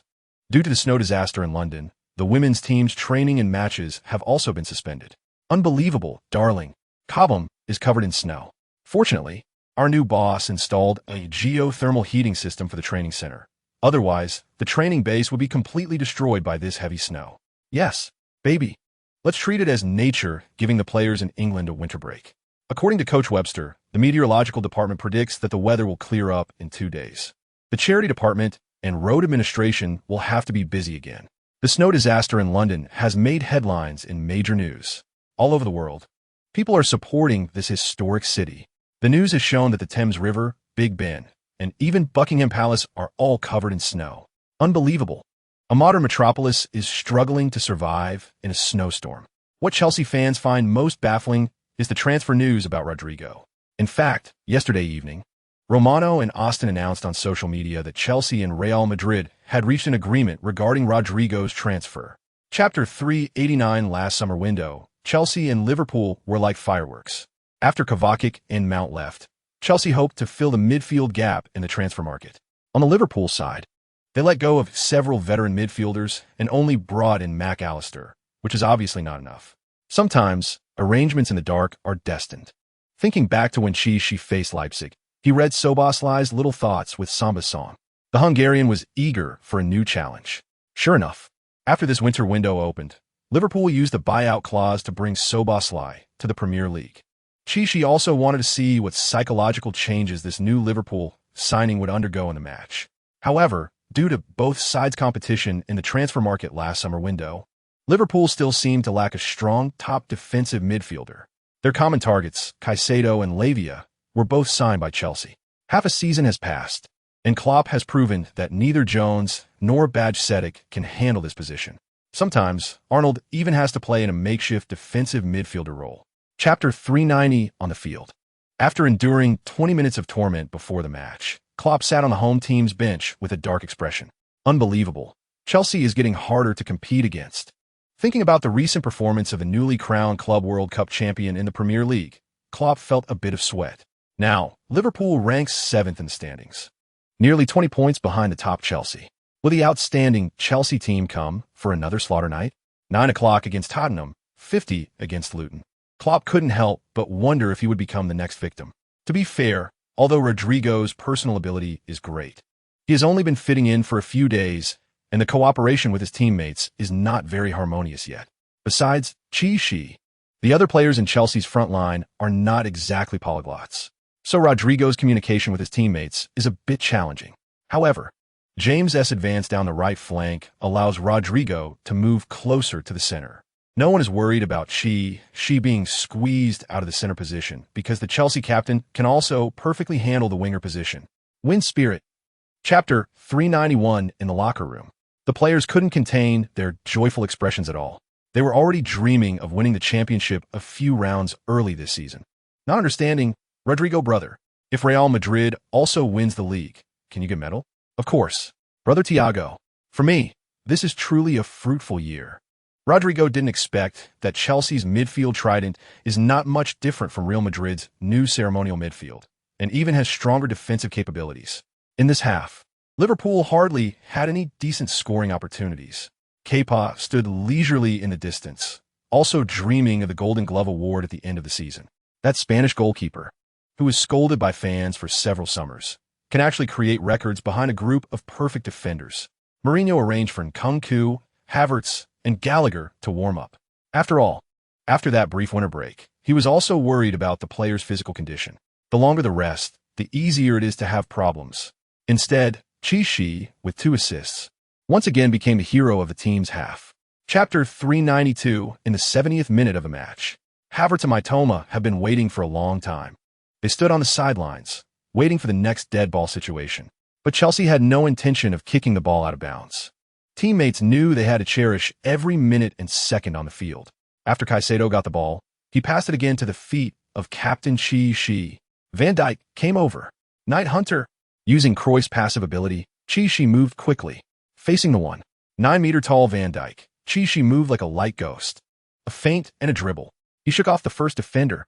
The defending players beside him moved quickly, but but they had no idea that Van Dijk's one-on-one defense would end in failure. The teammates have pasted it over, and Chichi has already approached the opponent's penalty area. Alisson bravely charges out, but this gives Chichi the opportunity to use Saint Infant's tenacity. He used Torres' magical skill. He dribbled past the goalkeeper. Immediately, he chips the ball. The ball rolls into the net. 60. Chelsea has extended the lead again. A brace. Chichi is once again unstoppable in the Premier League. Chapter 393 in the end. Chelsea's players left some face for Liverpool. After scoring the 7th goal, they slowed down the pace of the game. Before the final whistle blew, some home fans at Anfield had already left the stadium. However, there was still a large number of loyal fans who sang that familiar song during the team's most difficult times. You'll never walk alone. But Kepa did not give the opposing team any chance to score. He, along with the wall of size in front of him, secured the clean sheet bonus. 70. Chelsea declares its dominance in the Club World Cup with a resounding victory. They have scored a terrifying 83 goals in 22 Premier League matches this season. Almost 4 goals per game. Except for the 11 draw against Manchester City, they have won every other match. And so far this season, there have been 5 matches in the Premier League where they won by a margin of more than 5 goals. Terrifying men. The Chelsea captain, with his firepower fully unleashed, has already scored 32 goals in 22 matches. He has also provided 16 assists for his teammates. Currently, he ranks first in the scoring list, assist list, and single-match MVP list. Chapter 394 in the end. The day before the match against Burnley, Pavard's transfer was finalized. The French centre-back was very professional, saying goodbye to his teammates at Cobham training ground. As the oldest player in the French contingent after N'Golo left, Pavard has brought a lot of joy to his teammates, even though he has only been here for half a season. Nkunku looked quite regretful. As one of the few compatriots of Pavard's age, Christopher has developed a deep friendship with Pavard over this half season. Are you sure you don't want to stay here to win the remaining trophies? We are the top team in the standings. Can you really bear to leave all this for Old Trafford? Kepa asked helplessly. Brother Rizabalaga, forgive me for the little entanglement we had due to some rash actions in the past. Don't worry. Since winning the World Cup in 2018, my football life has been complete. Don't worry. I will return here when I play against Chelsea in the second half of the season. By then, I hope you will have already lifted the trophy. Benjamin is actually quite smart. Just like Rodrigo, he will receive the medals awarded by the club. Chichi smiled and embraced his old teammate beside him. Chapter 395. When Mourinho saw his favorite player Colwill break the deadlock, he was extremely excited on the sidelines. A perfect header. Colwill scored a stunning header in the style of Kompany. The game became much easier after Chelsea scored early in the second half, giving the fans a sense of relief. Meanwhile, Burnley coach Kompany looked somewhat helpless on the sidelines, although the 3 points at Stamford Bridge were not in his plans. Thinking of Guardiola's instructions before the match made him anxious. Yesterday, his old friend and mentor, Guardiola, personally called Kompany, hoping that the Burnley manager could lead his players to slow down Chelsea's scoring pace. If Chelsea continues to win so recklessly, they will be warmly welcomed as the Premier League champions before the second round showdown. But Kompany also knew that the cards in his hand could not compare to Chelsea's. They have a full house of kings and 4-2s, and he has a string of garbled digits to play with. In the 68th minute of the match, Chichi and Roberts both fell to the ground during a challenge. Chapter 396 in the end, Chelsea defeated promoted Burnley 2-0 at Stamford Bridge. Although Chichi did not contribute directly, Chelsea still dominated the league. A 16-game winning streak in the Premier League has already set a new record, and this number will continue to grow. In this match, both Colwill and Maduk, the young English talents, scored goals. Southgate and the stands noticed this. With the European Championship approaching, they are destined to become key players under Southgate. Of course, Maduk needs to work a bit harder. As an English passport holder, he must find his place in the second half of the season. The next afternoon, just as the first-team players returned to the base for physical recovery training, new signing Desai also arrived at Cobham. He took over the locker originally belonging to Pavard, which is very close to Badiashile. The transfer window is about to close. Chelsea's hefty purchase of Rodrigo will become the most expensive deal of this winter window. Meanwhile, the young Lewis Hall will be loaned to the Newcastle United he has always admired since childhood. This was specially approved by owner Egbelai and coach Mourinho. Chapter 397 before the match. Both teams' rosters were freshly released. For Manchester City, Guardiola sent out his strongest lineup. Ederson rightfully became the starting goalkeeper. In defense, Gvardiol, Ruben Dias, and Kyle Walker all took the field together. And in the defensive midfield position, this time Guardiola was smart. Stones and Rodri both started. Guardiola certainly knows how terrifying Clichy's strength is. He chose to let Stones, originally a defender, become a defensive midfielder, hoping he and Rodri could form a stranglehold in Chelsea's midfield, increasing defensive height. In front of them were Grealish, De Bruyne, and Foden. The lone striker is undoubtedly the Norwegian powerhouse, Haaland. The bird uncle also did not hold back, putting out his strongest lineup. Kepa in goal is intimidating. In defense, Chilwell, Colwill, Old Thiago, and James took the field. New signing Desai and goalkeeper Sanchez sat on the bench. In midfield, Chelsea deployed a double defensive midfielder combination. Former Manchester City player Lavia will partner with Caicedo. Mitoma, Enzo, and Nkunku will stand in front of them. Chapter 398, The Decisive Hammer. Clichy overpowered Portuguese iron defender Ruben Dias and sent the ball into the net. 10. Chelsea achieved a dream start. And this goal also allowed Master Clichy to feel proud. Last time against Manchester City in the league, Ziyech felt cursed. The goalpost became his only enemy. But this time, he tore through the opponent's defenses with a goal. The entire Wembley Stadium erupted in a frenzy. Unbelievable. Chelsea broke the deadlock in less than 5 minutes into the match. On the sidelines, Guardiola sat helplessly in his chair, watching the smug Mourinho in the distance, feeling uneasy. This kid Ziyech is indeed the future Ballon d'Or winner. Just look at his head. It seems like it has a radar installed. Yes, boss. We have to admit that Chelsea is no longer the sick cat from last season's league. Undoubtedly, we need to continue strengthening in the summer. On the pitch, Atwell confirmed it without a doubt. Ziyech's goal is valid. Chapter 399. After receiving the ball, Ziyech found himself in a vast open space. The passive ability of Night Hunter is like the relationship between lamb and cumin for him. He accelerated. The man from Huawei directly took a big step. Allowing Akanji to reach out was futile. On the other side, Gvardiol also came to assist. But Ziyech saw the position on the right side. Conspirator, using the passive ability of Grandpa Hagi from the Carpathian Mountains. Ziyech's left foot found the passing line. Whether it was Nkunku on the right or Mitoma on the left, their runs were locked into the radar's range. Clearly, Nkunku was in a better position, as Akanji seemed to have shifted the defensive focus onto the accelerating Ziyech. In that case, pass. Ziyech made a diagonal long pass with his left foot. The ball went over Gvardiol's head and reached Nkunku. Both Nkunku's run and the ball's trajectory were just right. It's a one-on-one chance. The French forward quickly charged toward the penalty area. Ederson had already expanded his defensive area and rushed out. Once Nkunku entered the penalty area, he faced the Brazilian goalkeeper. Chapter 400. When experts face off, it often turns into a dull tug-of-war. After both sides scored 4 goals in the first half, the players calmed down at the start of the second half. However, those who had just come on the field were full of energy. They knew they had to deliver their moment of performance in front of the audience worldwide. Mudryk and Rodrigo, the $2 billion forwards from Chelsea, would fight for the fans. In the 57th minute, Chelsea had the ball on the left. Chilwell pulled to the side and saw Mudryk preparing to make a forward run. He knew the Eastern European kid. Although this guy's basic skills weren't that great, his speed was extremely fast. Chilwell made an overhead through pass. Mudryk had already started running. It was another showdown with Kyle Walker. Although Mudryk stumbled slightly upon receiving the ball, he instinctively managed to control it. Next came the time for the two to race in speed. Mudryk and Kyle Walker were both incredibly fast wingers. The Manchester City fullback chased the Eastern European kid, and they headed straight for the sideline. Just as Walker was about to catch up, Mudryk made a sudden stop and change of direction.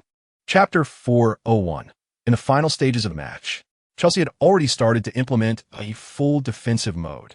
Enzo and substitute Gallagher had already moved to the back of their own half to provide defensive cover, while Manchester City launched a massive attack. They also knew that Chelsea's 3 counterattack weapons were preparing to strike. Whether it was Mudryk, Ziyech, or Rodrigo, they were all players to be wary of. In the 86th minute, Palmer stopped the ball and passed it to Rodrigo beside him. The Spanish defensive midfielder stopped playing short passes and made a direct through pass. sending the ball to Alvarez's feet. Enzo had no intention of being lenient against his close friend. He fiercely dove to the ground. The ball was cleared out of bounds. Fernandez, you almost took me out, did you know? Don't mess around. Little spider, your physique is not any worse than that of Holland. Enzo hurried back to the defensive zone. Manchester City continued their pressure in the front, but it did not pose any substantial threat to Chelsea. Although Desai's technical skills were far inferior to those of old Thiago, his physical attributes were excellent. In the 91st minute, Chapter 402, after the League Cup final, players from various teams would return to their national teams for matches. The long-awaited winter match day allowed some players without national team duties to take a break. New signings Desai, Sanchez, and those who could never secure a starting position at Chelsea, Cucurella and Gallagher, were all left out of the national team roster for this international match period. Meanwhile, Ziyech, as a remaining black household, was naturally training alone at Cobham. Captain, why don't you consider joining the England national team? You've lived in England long enough, and the FA would love to have you in the squad for this European Championship. Gallagher asked quietly while lifting weights. If the Spanish national team had a striker of our captain's caliber, that would be great. In the past, the likes of Torres and Villa were all famous forwards, and now look at it. We have only Morata and Joselu. The new signing, goalkeeper Sanchez, asked with a smile. Ziyech did not respond. As a phenomenal striker, he certainly wanted to represent his country. However, even though he had obtained a green card in England, he had declined the call from the England national team. Chapter 403. 3 days later, Chelsea played a friendly match against Millwall. Mourinho chose a large number of U23 and U18 young talents for the lineup. The remaining first-team players would become the backbone of the team. Ziyech did not start. Some players from the youth academy were given the chance to start. Sitting on the bench with Thiago, Chelsea's captain leisurely watched the match on the field. I dreamed of Lukaku last night. Old Thiago suddenly lowered his voice. Upon hearing that name, Ziyech's heart tightened. The Belgian brother has been missing for some time. I used to hear about players getting lost in the locker room, but I've never seen a player get lost on earth, Gallagher quickly added. Ziyech dared not say much. The case of Lukaku's disappearance was something very few people in the club knew about. Both the London and Milan police had found no clues. He heard director Weevil privately reveal to Ziyech. Director Nolan, known for his mind-bending mystery films, has surprisingly found the families of Chelsea Football Club and Lukaku, planning to make a movie about Lukaku's disappearance case. Chapter 404. The next evening, as the club captain, Chichi arrived at Cobham Medical Center. Today is a day off for the remaining first-team players, but he wanted to check on his two close friends, Nkunku and James, who had withdrawn from a national team due to injuries. They returned to West London from France last night. They need to undergo scans and evaluations by the club doctor. Nkunku's issue isn't serious. It's just a minor injury. Dr. Kelvin believes he only needs to rest for 5 days before he can resume training. But the problem arises. The club's top glass man, James, will have to keep company with Fofana in the medical center again. These two are indeed strong, yet fragile. I estimate that if you choose conservative treatment, you will miss at least 2 months. And you won't be able to participate in the two-legged knockout rounds of the Champions League. Dr. Kelvin hesitated to speak further. I want to opt for surgery. If I undergo surgery, my explosiveness will be diminished. I've already missed the World Cup. I don't want to miss the Euros again, James regretted. In fact, his hamstring issue is similar to having otolithiasis. Even if he recovers, as long as he engages in high-intensity matches, there's always a chance of relapse. Chapter 405. 3 days later, the first-team players returned to the training base. Under Professor Ma's arrangement, the entire team underwent a skeletal and meridian health check. After receiving his report, Chichi happily handed it to Chilwell beside him. What? This must be fake. You, with risk factors of 0. One of your hamstrings, groin, meniscus, and cruciate ligaments? Come on, let me see what your body is made of. Are you possessed by Captain America and Wolverine? Don't joke. I'm not like you. Partying every night with your buddies. Chichi glanced at Chilwell's report. Many areas had higher risk factors. However, these Chinese experts said they would perform acupoint and meridian therapy based on our physical conditions before and after matches. I haven't read much, so don't deceive me. Do you really think this is useful for us? Is our boss collaborating with some hospital in China, using us as guinea pigs? Chilwell, once you experience traditional Chinese massage, acupuncture, and physiotherapy, you'll realize how comfortable it is. At the very least, it can help you prevent potential issues. Chapter 406. Meanwhile, In France, Strasbourg, in the club coach's office, several executives were sitting in front of the television, watching this round of the Premier League. The League One match for Baishua Fortress had concluded yesterday, and some club players were enjoying their day off today. Did you see that? Chelsea is dominating the Premier League, just like the previous Manchester City. When seeing Chilwell break the deadlock on screen, Cole felt relieved. Chelsea's current form is invincible. I'm just worried about next week as Milan City. Will there be a disaster? Lamented Strasbourg's director Paolo Maldini. Having been at Baishua Fortress for almost half a year, he has been living comfortably with Zlatan. But thinking about next week as Milan City, with the Champions League knockout rounds about to start, he couldn't help but feel anxious for his beloved AC Milan. Yes, Brother Paolo. I think the defense line, led by Tomori and Gabbia, cannot contain Chelsea's attack. Look at Chelsea's role in the front line. It's not an exaggeration to say that even at his peak, Nesta and you on the field wouldn't make a difference. Chapter 407. Finally, the VAR review is complete. The penalty is confirmed to be correct. Enzo indeed did not touch the ball. Sorry, Fernandez. This is all my fault. Brother. Good. Enzo stammered and hesitated. In fact, neither Desai nor Enzo understood what the other was saying. What a misunderstanding. Desai spoke in French. He had just arrived in London a few days ago and didn't have an English-speaking wife. Enzo knew nothing of French, so they were just offering official encouragement to their teammates. Come on, Kepa, you can do it. Chichi, as the captain, was the last to leave his own penalty area. He encouraged Kepa. Watkins stood at the penalty spot. This English native striker has scored 12 goals in the Premier League this season. His form is quite good. 3, 2, 1, run up. Shot. Kepa dove to the right. Watkins shot toward that side.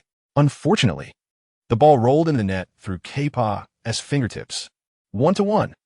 Villa equalized with the penalty. Chapter 408. In the end, Chelsea effortlessly secured a 3-1 victory over Aston Villa. In the two-legged matches against Emery's team, Mourinho completed a double kill. Chelsea continues to lead the table far ahead of Manchester City. If this momentum continues, they will break a series of records. If it weren't for the League Cup semi-finals, where they faced Arsenal and went to penalties, this winning streak across all competitions will have further expanded. With this terrifying record, they are about to embark on a journey to the Apennine Peninsula.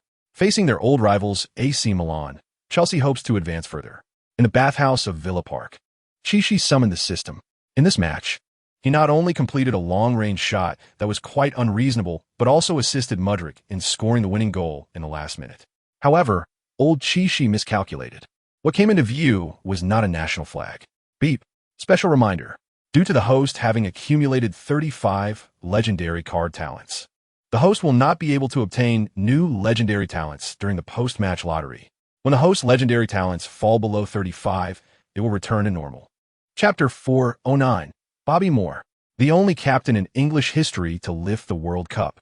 In the summer of 1966, it was Moore leading the defense that brought football home, and Chichi himself didn't expect that this old captain's skill was so exaggerated.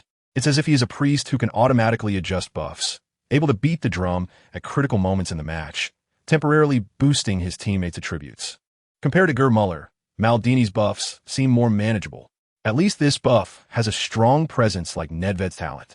The old captain added 2 attribute points, making Chichi feel even more comforted while the England flag was being raised. With this back and forth, his original 35 legendary talents had already become 31. At least in the next few matches, he still has the skills to earn that England flag and activate the attribute bonuses of the British stars in the team. 2 days later, at the Cobham training ground, a celebration was about to take place. Manchester City surprisingly lost 0-1 to Everton in the league on Sunday. Chapter 410. Milan City. At the San Siro Stadium, Chelsea's training session was proceeding as planned. Unlike the cold city of London, Milan, with its typical Mediterranean climate, was unusually warm this February. I even think we could play both legs at this stadium. It's definitely warmer than Stamford Bridge, Ben Chilwell joked. Don't joke around, Ben. If the fans heard you making such meaningless jokes, they would surely hold a criticism meeting online for you. By the way, have you heard? Our medical center's Chinese professor went to Saudi Arabia, apparently arranged by owner Al-Gabali. He will provide comprehensive rehabilitation treatment for Sterling. It seems our club is truly a conscientious enterprise that excels at after-sales service. The atmosphere within the team was very good. For the Chelsea players, the balance of victory had already tilted in their favor for this match. This Milan team was completely different from the opponent they faced in last season's Champions League final. Although Pioli was still the coach, they seemed to have changed half the team. Diaz returned to Real Madrid, Tonali went to Newcastle, Rebic went to Romantic Turkey, and Zlatan bid farewell to his professional career to become an assistant coach. Chapter 411. The evening of the next day, the Champions League round of 16 matches kicked off. The last season's Champions League final was about to be replayed. Naturally, it attracted a large number of fans. When Chelsea's bus drove into the streets surrounding the San Siro stadium, they truly felt the enthusiasm of the Italians. Look, those people wearing red and black striped jerseys are about to engulf the entire city. Of course, it has long been said that Milan City has only one glorious team. Just look at AC Milan's trophy room. They are Italy's first prestigious club. The old captain Thiago proudly said. No one would question his heartfelt praise, because Thiago spent the early part of his career in this city. From an unremarkable Brazilian defender to a legendary defender beloved by fans. All of this was thanks to the opportunity to learn alongside Nesta and Maldini early in his career. Brother Thiago, back then, you were surrounded by those renowned names. While I, along with Badiashile, Desai, Fofana, and others following you, represents a new legacy. Cole will, with a strong survival instinct, praise the old Thiago while indirectly complimenting himself and his competitors. Chapter 412. For a top striker, the ability to attract defenders for teammates in the penalty area is also very important. Undoubtedly, Chichi posed a tremendous threat to the entire Milan defense. Everyone did not expect that Mudrik's back pass triangle pass would arrive behind Chichi. Nkunku was pulling Tomori. Benacer also focused his attention on Chichi. A blue figure flashed past Krunic. Enzo Fernandez, the Ballon d'Or winner, comfortably received the ball around the penalty arc. He spun and turned. A reckless world wave.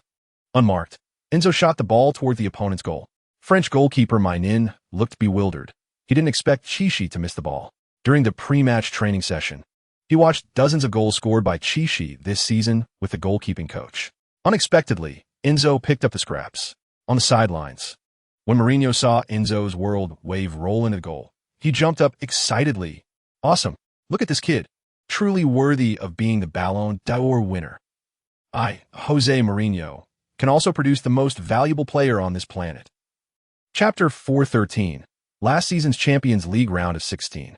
After Chelsea's missed penalty, the astonishing retake truly occurred. That penalty was retaken because an opposing player entered the field early. So the referee had Chelsea retake it based on the rules. Now, what is unimaginable is how similar history is. The same round of 16, and this time, the protagonist has changed to the unfortunate Mudryk. The awkwardness of the penalty retake did not lie with the goalkeeper or the penalty taker, but with the guy whose mistake affected his teammates. Mudryk was already a controversial figure at Chelsea, and now, with this penalty retake, his mental defenses had completely collapsed. K-Pop picked up the water bottle next to the goalpost and downed it in one go. Giroud, smiling, picked up the ball and stood again in the familiar position. Wow, no substitutions? It seems Giroud still wants to take the responsibility himself and achieve redemption.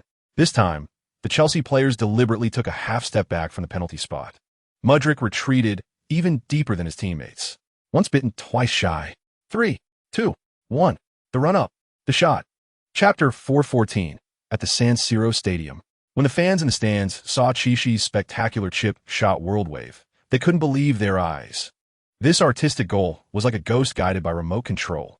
Although Mainin reacted and started to rush back toward the goal, Chichi's chip shot world wave was simply too exquisite. 20. Chichi scored his 7th goal in the Champions League this season. 7 matches, 7 goals. Just right. Averaging 1 goal per match. After scoring, Chichi and his teammates rushed towards the away fans. After a long journey, these lovely Chelsea fans deserved their tribute.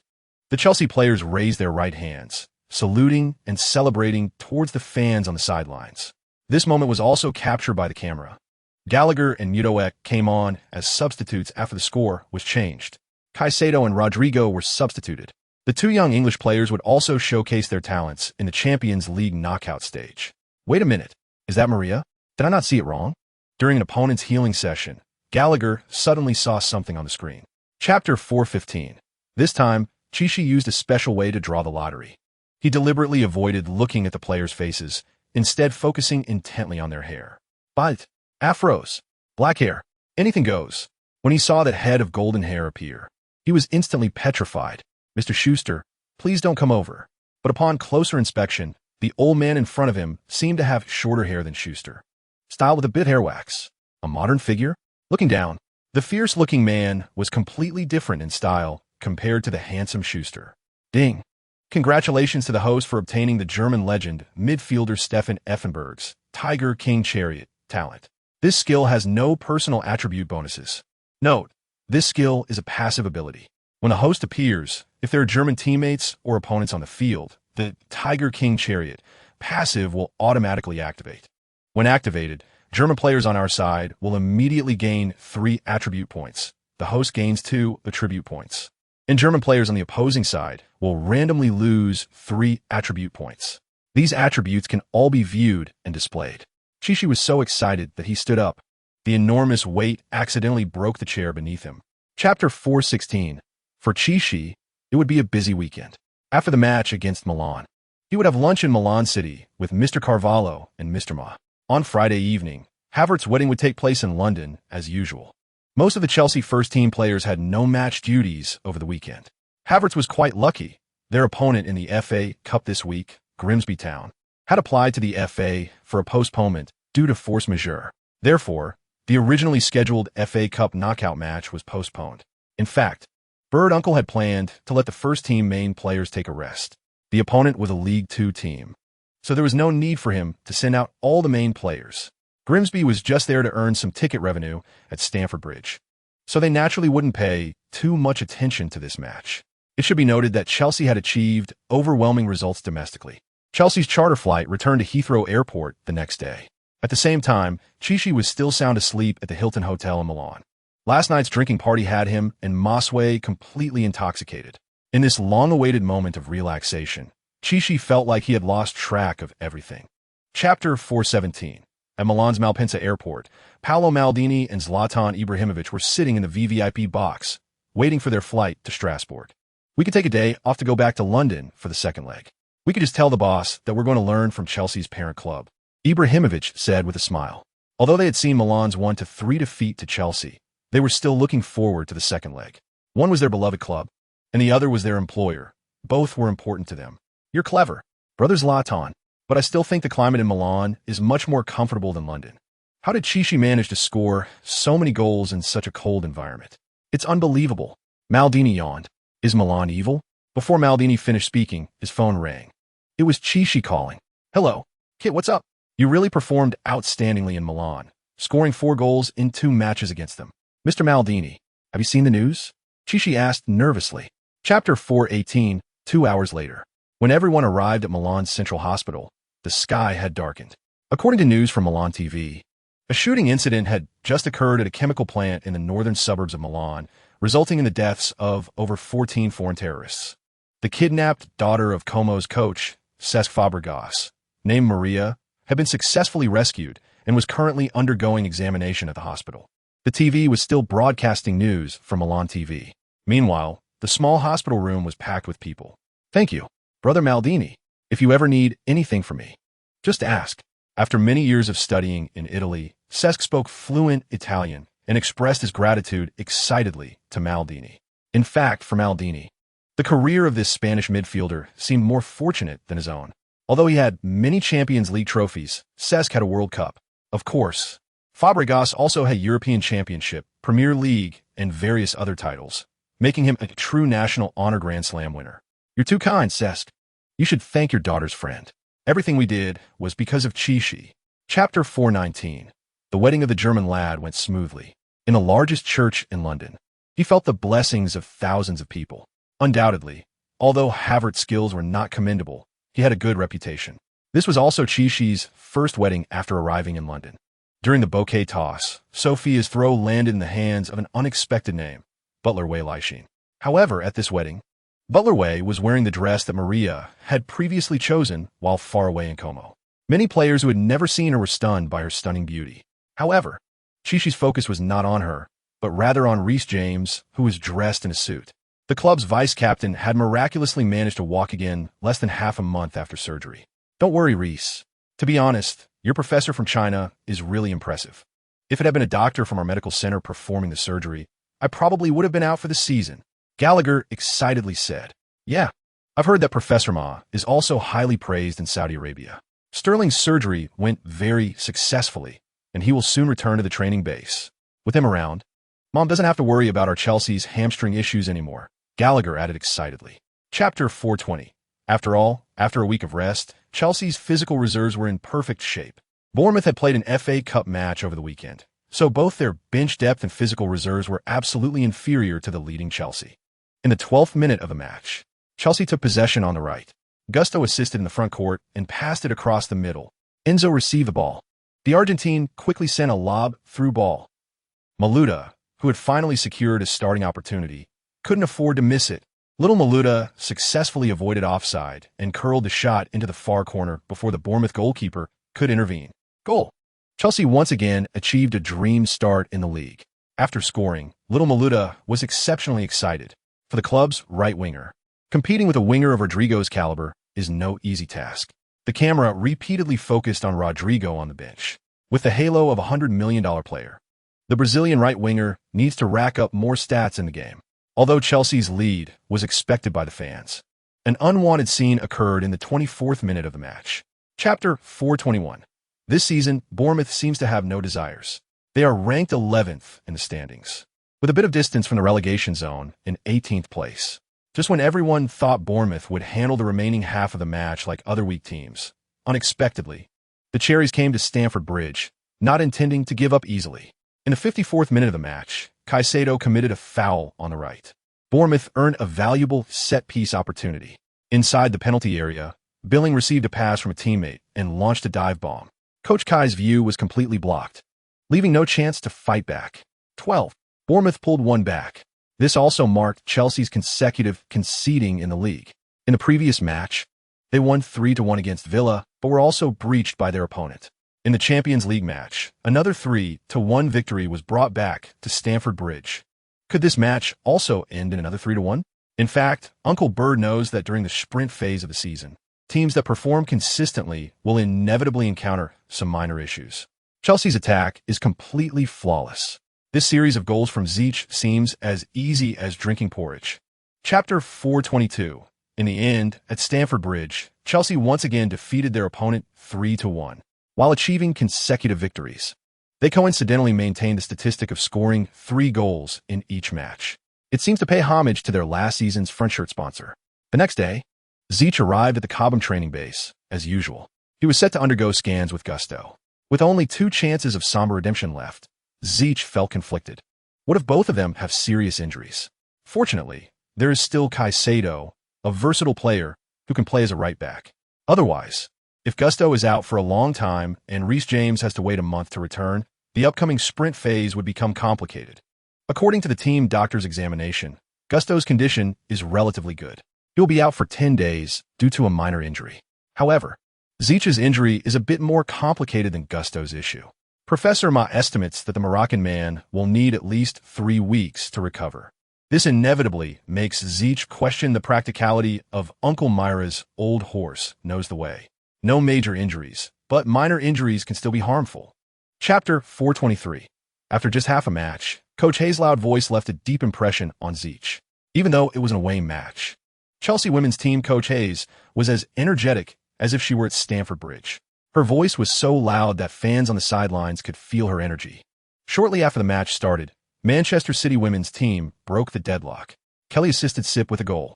Chelsea women's team, as the leader of the Premier League, also felt a bit of pressure. Ziyech and the others on the sidelines watched with great interest.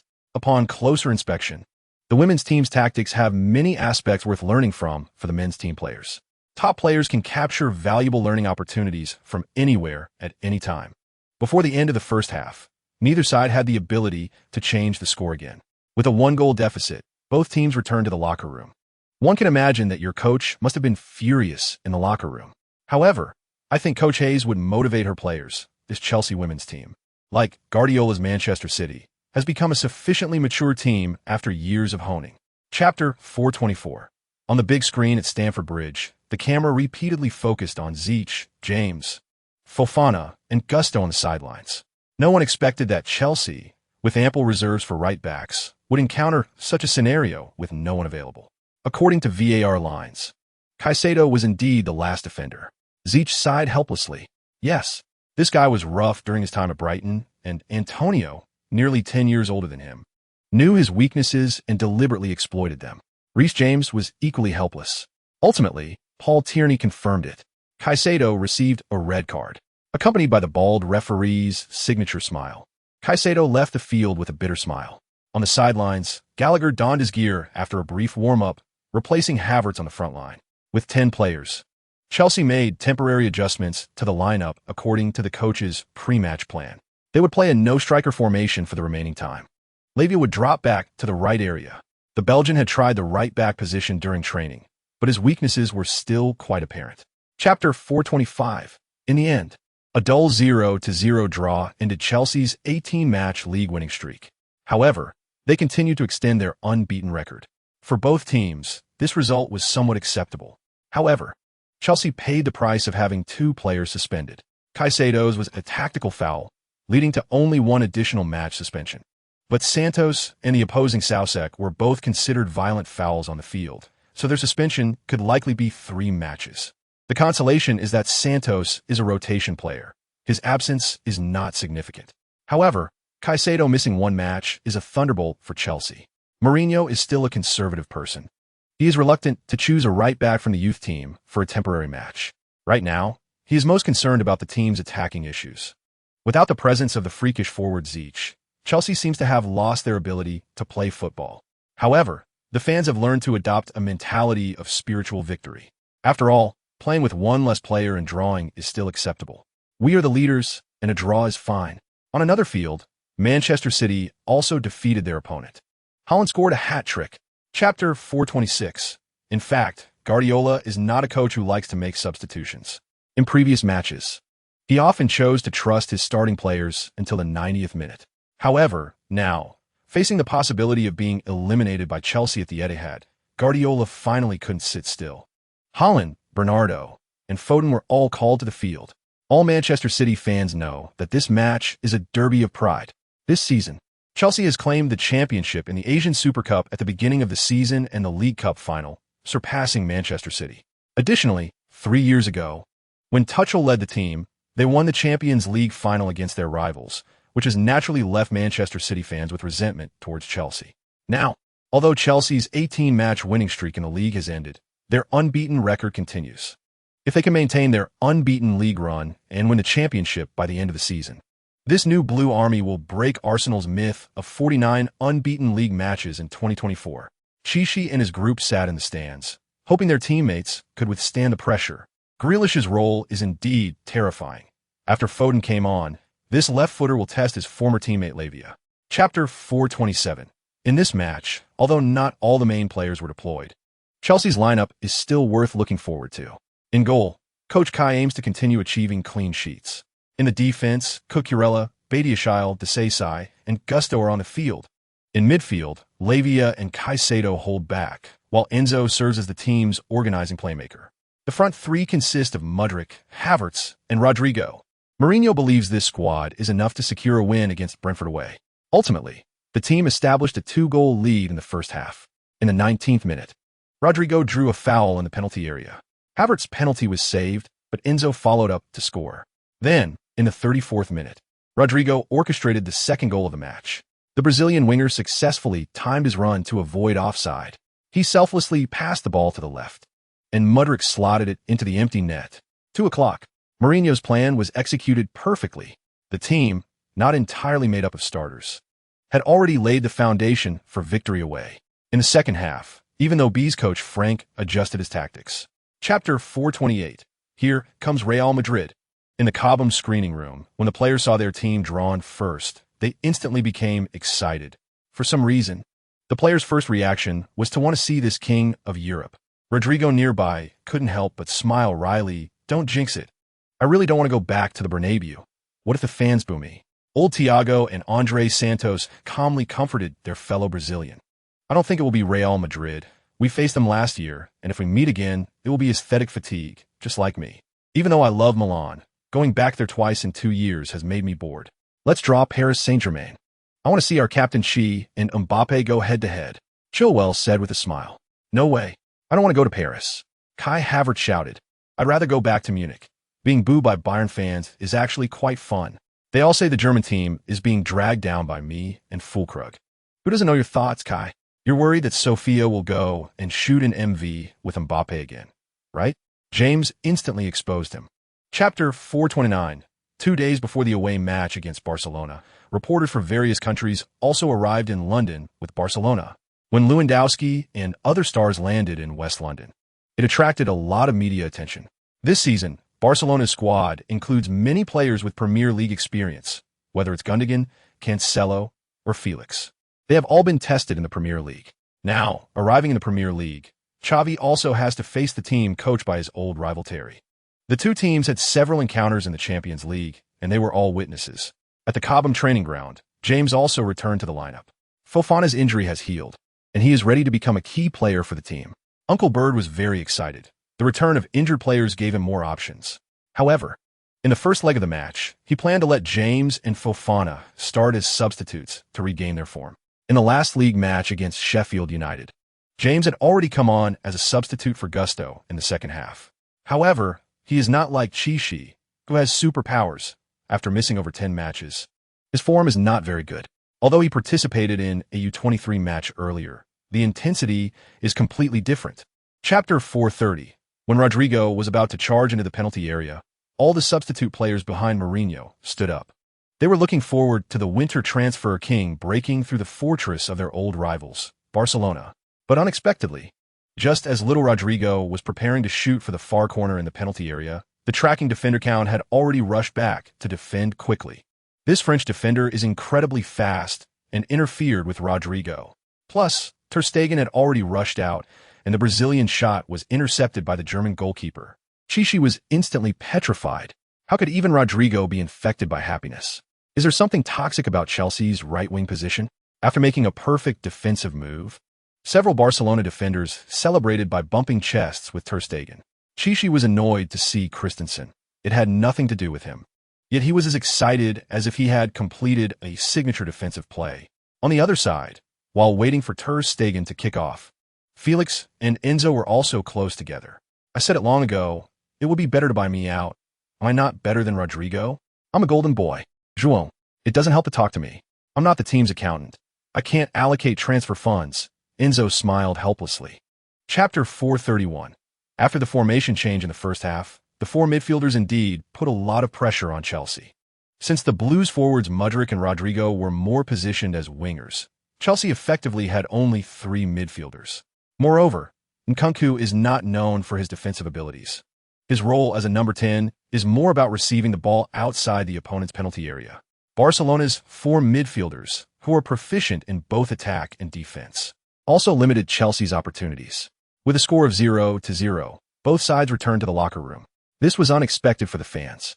The last time Chelsea went scoreless in the first half in the Champions League was in the group stage against Lazio. In the locker room, Mourinho was also deploying tactics for the second half. Against a 4-4-2 formation, 4-2-3-1 does not have an absolute advantage. You should know that the newly introduced Rafinha is a left footer. I believe he will more often choose to cut inside. So we need to change our positioning on the field. Enzo's position must be locked in the deep left side defensive midfielder area. You need to give Chilwell more protection. James will replace Gusto on the field. We should let the club's nuclear weapon showcase its value. Chapter 432. When the ball rolled into the net, the entire Stamford Bridge stadium was engulfed by the screams of the crowd. Frank Lampard. This kid's goal was reminiscent of that stunning strike by the Genie Lamp against Barcelona. Coach Terry excitedly embraced Webster. Mourinho was equally dumbfounded. Just when everyone thought that Barcelona's defense was impenetrable, the game-changer appeared again. Ziyech, a shot from 0 degrees, as if possessed by Van Basten. After scoring, the Chinese man excitedly rushed to the sidelines. He took off his jersey and waved it in his hand. He deserved it, even if he would receive a yellow card. Ziyech didn't want to hold back this wonderful moment of celebration. Although this goal might not have completely killed the game, This moment of individual heroism needed the most eye-catching celebration. After the deadlock was broken, Xavi was dejected. Christensen helplessly explained his defensive strategy to Ter Stegen. The German goalkeeper helplessly tossed a water bottle aside. Unexpectedly, Zichy scored through the most improbable shooting path. Chapter 433 in the Barcelona penalty area. When Ter Stegen watched the ball fall, it was already too late. The German goalkeeper could only hope for the goalpost to work its magic again. I wonder if this goalpost at Stamford Bridge is a descendant of Wei Yin, as it truly turned against Zichy. The ball struck the right post. The ball rebounded. The loud bang made the home fans sigh in disappointment. But it wasn't over yet. After hitting the post, the ball rebounded to the vicinity of the wall. A young man in a Barcelona jersey took a hard hit to the back of his head. Well done. The ball changed its trajectory. It rolled back toward the goal. Deflected. Ter Stegen had no way to predict what was happening. When the ball rolled into the net, the home fans instantly erupted. Christensen, you have your day too. The wheel of fate turns. Who can escape the heavens? Did you see that? Mr. Xavi, this kid is our undercover agent. No one could have imagined the plot would unfold this way. Christensen scored an own goal. Chapter 434, although Zichy missed several matches due to injury, especially in the league, his last goal was a month ago in the home match against Bournemouth. However, in the last round of the Champions League quarterfinals, Zichy's phenomenal performance against Barcelona reassured the fans completely. This weekend, they will face local rivals Crystal Palace at home, and in 4 days, they will fly to Catalonia to play at Camp Nou. At Cobham Base, Mourinho and his assistants praised the team's performance against Barcelona. They showcased the level expected of a top team, demonstrating their control against a possession-oriented team. Zichy also knew that, as the defending champions of the Champions League, Chelsea needed to stay steady in the sprint phase of the upcoming matches. He would lead this team to the glory of a 6-time champion. Mudryk, who was not shy about expressing his thoughts on social media, also posted an update online. In the photo, young Mudryk not only posed with the 3 trophies already won, but also illustrated the remaining 3 trophies with special techniques. Chapter 435, after scoring 2 quick goals. Chelsea did not slow down the pace of the game. This is the Premier League. They naturally hope to represent the team and break the single-season scoring record in the Premier League. In the 39th minute of the match, Chelsea continued their attack down the right. Reece James faced Mitchell's defense and completely disregarded the young Englishman. The Chelsea vice-captain created an angle on the right and passed the ball toward the goal. Zichy feigned a shot in the middle, at the back post. Nkunku was in position. He flicked it into the net. 30. Chelsea ended the suspense of the match in the first half. An unparalleled match. The team's form is enough to lift the Premier League trophy at the end of the season. After the goal, Nkunku also expressed gratitude for James's brilliant assist. As 2 of the club's glass men, they truly appreciate each other. Back in the locker room, Chelsea players celebrated with songs and dances. Mourinho sent his assistants to take Fofana and Gusto for warm-ups. He hoped to save our club's top right back, and a returning Fofana should quickly reintegrate into the team. Everything is moving in a positive direction. After experiencing a frustrating injury wave, this Blue Lion has fully recovered. Chapter 436, at Barcelona's El Prat airport. When the plane landed, many local fans came to greet the players. Many wore Enzo's jersey, which surprised the young Argentine. After Messi gradually rose to prominence at Barcelona, many Barcelona fans became die-hard Argentine fans. With Messi's departure, the question of who his successor would be became a hot topic among Barcelona fans. When Enzo lifted the Ballon d'Or at the end of last year, these Argentine supporters saw him as the future of Argentina.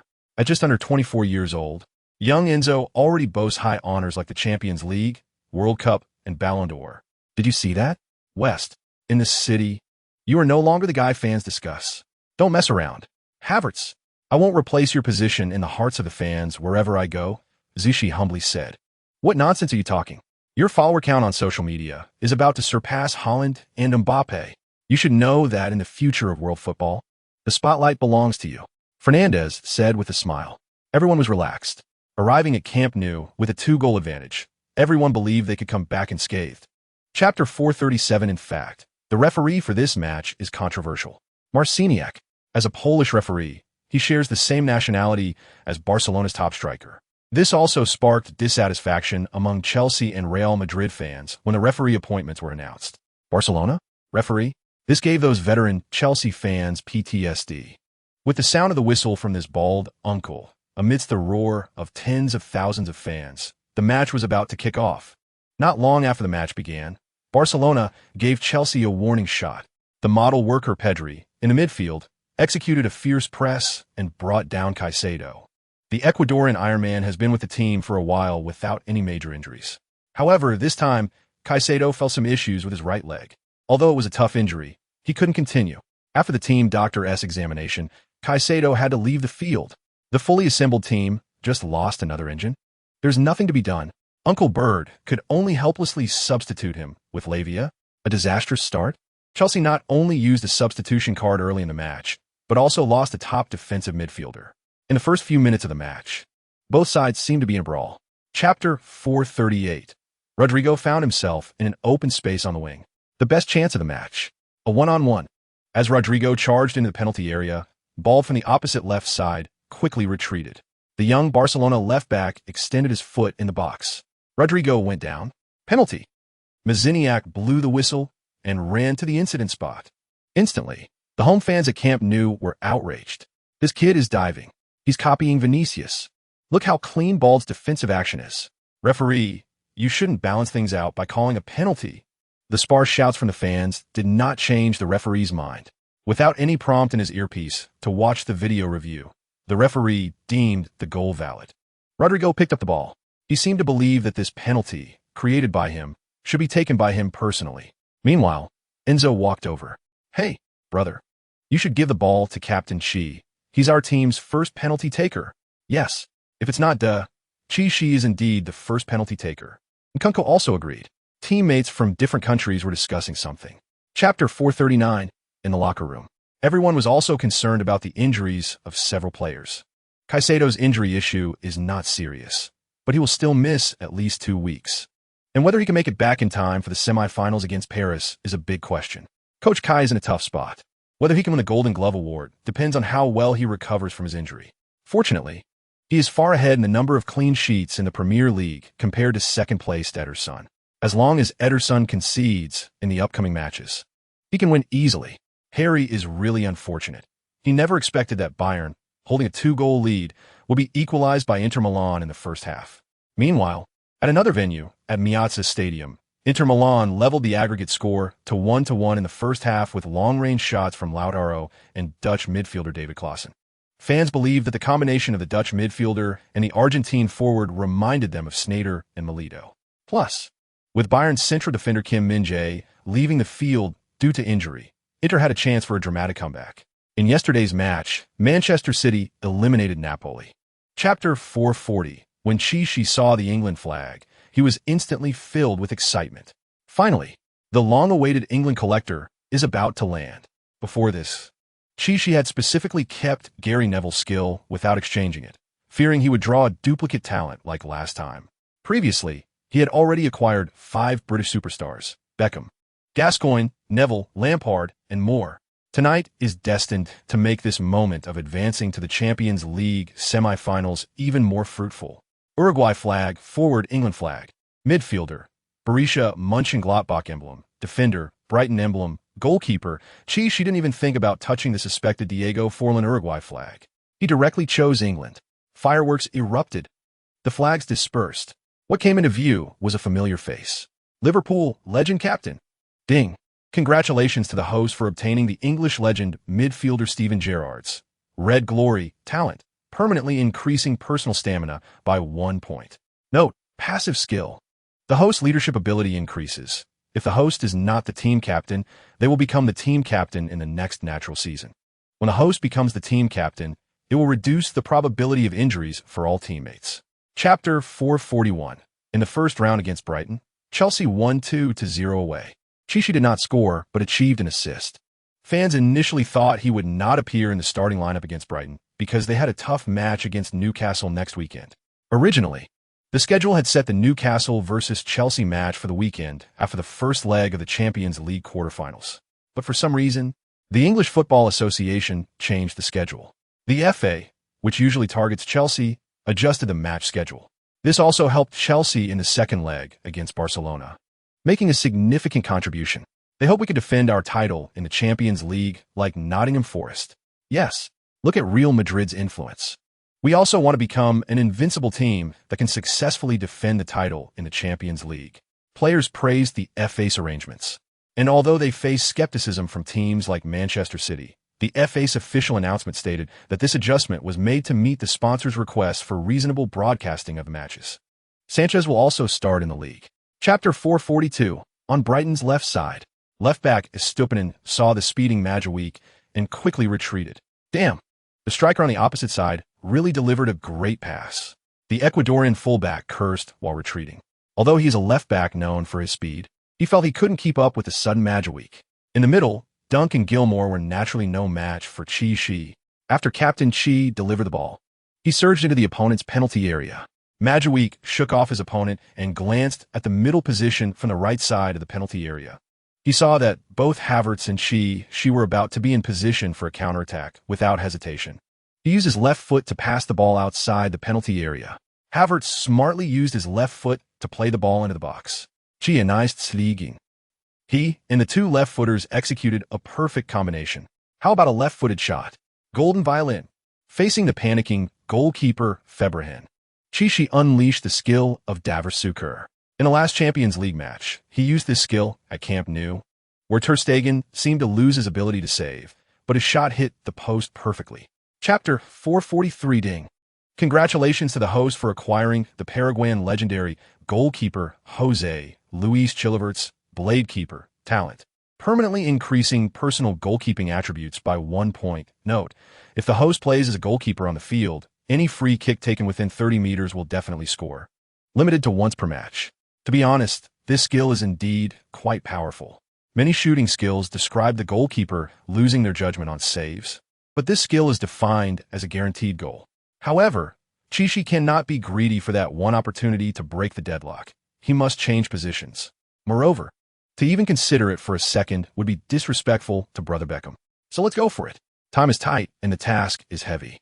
Chi is also afraid that if he changes positions due to skill saturation, he won't be able to obtain fresh talents. I choose to synthesize Pizarro, King of Cayo, Guardiola, Soul Brain, and Chilavert's Blade Keeper talent. The reason for selecting these three is that there is no other choice. Guardiola's talent is actually of little use to Chi, whose attribute points have gradually reached a master level. Chapter 444 before the match against Newcastle United. Good news arrived at Cobham Training Center. Caicedo has returned to the team's daily training, and Kepa will also enter the training roster after the first round against Paris. Chi certainly knows that this is all thanks to Gerrard's Red Glory behind-the-scenes efforts. Now, he just hopes to achieve consecutive league goals in the northeastern city of England. Currently, he is just one goal away from tying the goal record set by Holland last season. Before this, that record was set by Newcastle's representative, Alan Shearer, with 34 goals. In this challenge against Newcastle, Chi has already broken Shearer's record, and he certainly hopes to see a Chinese player standing at the pinnacle of the Premier League scorers chart in front of the fans in this stadium. Mourinho is also full of confidence for the match against Eddie Howe. At the beginning of the season, they had already defeated their opponents 3-1 at home. Last season, it was Chelsea, playing with one less player, that drew against Newcastle in the final round, causing the latter to miss out on the Champions League. Back at St. James Park, the Newcastle players will definitely fight for honor. St. James? I think Reece will face quite a few boos in this stadium. Chapter 445 In fact, the Chelsea players have already reached a consensus internally. Whether they are starters or substitutes, they all want to be participants in this record-setting Premier League season at Stamford Bridge. Chi, with 35 goals, only needs 2 more goals to solely hold the record for the most goals in a single Premier League season since its reform. Don't forget, he has already created 18 assists in 30 league matches.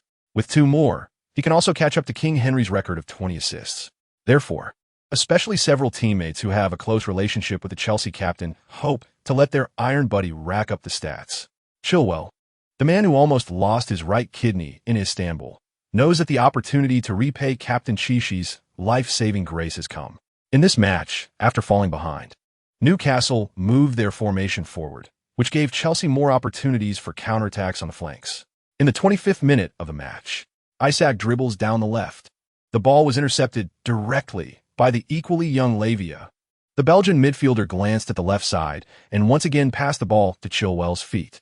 Chapter 446. After witnessing Havertz miss a good opportunity, Chichi leisurely opened the post-match lottery panel. In this match, he tied Holland's goal record in the Premier League, and the system was generous enough to give him two pleasant surprises. Unexpectedly, just with one goal, he happily received two national flags after the match. Czech Republic flag. Forward, Newcastle United crest. Midfielder, England flag. Defender, but that is not all. Due to Chichi scoring 10 goals again, he received a scry item card that could be used within 24 hours. This made the lottery simpler. He didn't expect that after achieving the England collector achievement, he could again receive an England flag. The forward from the Czech Republic must be the tall Jankulovsky, right? I have to check who the England defender is. He decisively placed the scry item card on top of the England flag. The figure that came into view was probably in the commentary booth at St. James Park at this moment. Damn, it's Gary Neville again. When he saw the familiar face of the Red Devils veteran after his third stint, he was instantly stunned. What's going on? 2 syntheses, 2 gains? This is already the third time I've encountered this big-mouthed defender. Chapter 447. As a man hoping to break all records, Chichi and his teammates did not hope for the team to score goals like a flood. Defense. That is the more important matter. In this match, Sanchez's performance also received special attention.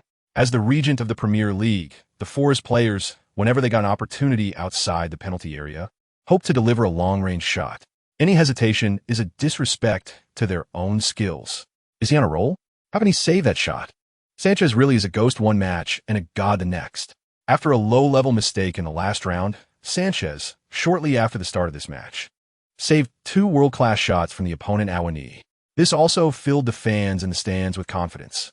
Although this lineup lost core players like Chichi and Chilwell, it still shone with stars. In the 22nd minute of the match, it was Mudrik's explosive play on the left that broke the deadlock. 1 o'clock. The Eastern European kid has already reached double digits in personal goals this season. Meanwhile, Gallagher, who provided the assist, also performed excellently. In the end, Chelsea returned to the locker room at halftime with a score of 1-0. Chapter 448. At Cobham Training Center. On the day before the match, first-team players also underwent routine checks by the team doctors. Recovering players Caicedo and Kepa will enter the matchday squad, but they still do not have enough stamina to start. Mourinho also has to face a difficult start to the semifinal. He will lose 2 tough South American midfielders for the first leg of the semifinals. Enzo will be suspended due to accumulated yellow cards and will miss the first match. In this match, he only has Lavia, Santos, and Gallagher as his midfield players. Late at night, Chichi also received that long-awaited phone call. I bet you must be so excited that you can't sleep. Excited? What for? It's not like I haven't participated in the Champions League semifinals before. Even the day before the Champions League final, I sleep better than anyone else. Seeing the shirtless Mbappe in the video, Chichi teased him intentionally. I thought you would be like me before the World Cup final in 2018. Excitedly playing games with a little stool for a long time. This Mbappe is bringing up the World Cup again. Chichi can understand him. After all, although Chelsea is currently shorthanded, most people still favor the home team, Chelsea, in tomorrow's match. Chapter 449. The home fans at Stamford Bridge were full of confidence. They believed that the absence of Enzo and Caicedo would not affect this invincible team that has already won 3 trophies this season across all competitions. But they didn't expect that the goal defended by Sanchez would be breached in the 7th minute of the match. Paris Saint-Germain launched an attack from the right. Akraf overtook Chilwell on a curve. The pure Moroccan winger delivered a 45-degree diagonal long pass. The angle and power of this ball were quite average. Old Thiago was already used to Kepa's advance. He would have easily dealt with such a ball, but Sanchez hesitated for a moment, and by the time he went for the ball, it had already gone over his head, mistaking the advance. At the back post, Colwell also didn't expect the ball to leak to this side. Kalamwani slid in to score. 1-0. The away team, Paris Saint-Germain, had a dream start. In an instant, Chelsea fans and players on the field were stunned. So fast, they didn't expect that Chelsea, who had kept a clean sheet for 3 consecutive matches in the Champions League, would concede a goal right at the start. Chapter 450. For Luis Enrique and the vast majority of Paris fans, Mbappe's one-on-one chance was reassuring. Moreover, he was facing Sanchez, who had just gifted a goal at the start. Mbappe pulled to the left, intending to shoot with his right foot towards the far corner. But just as the French striker made his move, Sanchez made an incredible dive and intercepted the ball. Everyone was stunned by this scene. On the sidelines, Asensio, who was warming up, could hardly believe his eyes. Is this really Sanchez? This can't be true. He had been teammates with Sanchez in the national team and naturally knew how capable he was. Mbappé sat in shock on the grass. Chichi smiled slightly not far away. Is this the charm of gazing into the abyss? It seems that Sanchez has received an all-around boost. At least his speed in advancing has increased significantly. The first half ended with Rosado's whistle. 1-1. Chelsea equalized after conceding the first goal, and Chichi also scored his 11th goal in this season's Champions League. An average of 1 goal per game is convincing. Of course, Mourinho still did not feel at ease with Sanchez. Chapter 451. In the French national team, the healthy Fofana is a teammate of Muani, Dembele, and Mbappé. Now, he will be facing the Emperor Mbappé on the right center-back position. Not long after entering the game, Muani gave him a warning. In the 61st minute, Paris played a through ball down the middle. Skriniar's pass went over Gallagher's defensive zone, directly into Chelsea's half. Lavia was being troubled by Ramos and didn't have time to intercept the ball. It's Muani again. The former Frankfurt striker started quickly. Thankfully, James also reacted quickly on the right flank, not giving Mbappé time to penetrate into the middle. On the right center-back side, Fofana's big frame seemed a bit thin in front of the strong Muani. Pass it over. Pass the ball over. Behind Fofana, a voice with a fluent English-Spanish accent called out. Sanchez, the man blessed by gazing into the abyss, has already charged in. Fofana understood. He blocked Muani's advance before he could receive the ball. Just as the ball was about to enter the penalty area, Sanchez intercepted it on the ground. After completing a perfect defensive cooperation, Sanchez, Fofana, and Colwill excitedly bumped chests in celebration. Chapter 452. The match surpassed 80 minutes. Although the passive boost from the Eastern European Iron Riders gave Chelsea players a new layer of stamina, Chichi also felt that the Paris players were pressing high like crazy. Lions commander, Chichi decided to give his teammates another layer of attribute thickness, using this makeshift lineup to face the attacking wolves of Paris. On the sidelines, Mourinho and Luis Enrique stood up. The two coaches, with their vastly different personalities, inspired their players to complete the mission in their own ways. This scene was reminiscent of the La Liga 10 years ago. Chelsea players were united. Although Caicedo's physical condition had not fully recovered, he still relied on himself and Lavia to cover for the defenders behind them. In the 87th minute of the match, Paris was again in possession of the ball in the middle. Next to Lavia, Mbappé hoped to slip past him with his agile body, but the Belgian defensive midfielder immediately went to the ground. He deflected the ball out of bounds. This defense made all the Chelsea fans in the stands stand up. They cheered for their players, hoping they could stop the front line, led by Mbappé. Chapter 453. In the evening. On the way home from Cobham, Butler Wylakeson glanced at Chichi in the back seat. After half a day of training, Chichi was already exhausted, but he could still feel a pair of eyes secretly watching him. Just say it. What's the matter? Nothing. Wylakeson really didn't know how to start. During the last trip to Milan, she experienced a wave of malice from the Apennine Peninsula, and coincidentally, this little FA's daughter, Maria, was attending Paris Fashion Week next Friday. While chatting with Wylakeson on social media, she learned about Chichi's itinerary so naturally. I'm fine with it, but when we get to Paris, I still won't be able to take care of you. Don't worry, my lord. I will be with Miss Maria. After all, she is also in her 20s. It's the age for fun, and the temptation of the nightlife in Paris is naturally very appealing to Wylakeson. Chichi did her a favor and agreed. However, before the weekend's Merseyside match started, Wylakeson took leave to leave early. She would head to Lake Como in Milan to meet up with Maria in advance. Chapter 454. Inside the Cobham base. The women's football team is undergoing intensive training as they approach the final sprint of the season. In the recently concluded UEFA Women's Champions League semi-final, the team lost to the German powerhouse VfL Wolfsburg with an aggregate score of 2-3, missing out on the final. However, under the leadership of Kerr, the women's team is still on track to defend their title in the new season of the Women's Super League. They have also reached the final of the Women's FA Cup. The men's team faces a tough match tonight, leading by 1 goal. Heading to Paris is not guaranteed. In the locker room, everyone is discussing the upcoming UEFA Champions League semi-final for the men's team. Just like Manchester City last night. Even though they won the first leg against Inter Milan, They suffered a turnaround in the second leg at the San Siro. Leah Boss, who returned to the club's first team after her loan, sat down next to Tatiana Flores. "Are you watching tonight? I wouldn't mind sharing his match with my best sister. I heard that beautiful housekeeper from Chichi is going to Paris again. You don't seem to care at all. What is there to be afraid of? Butlerway already gave me a heads up.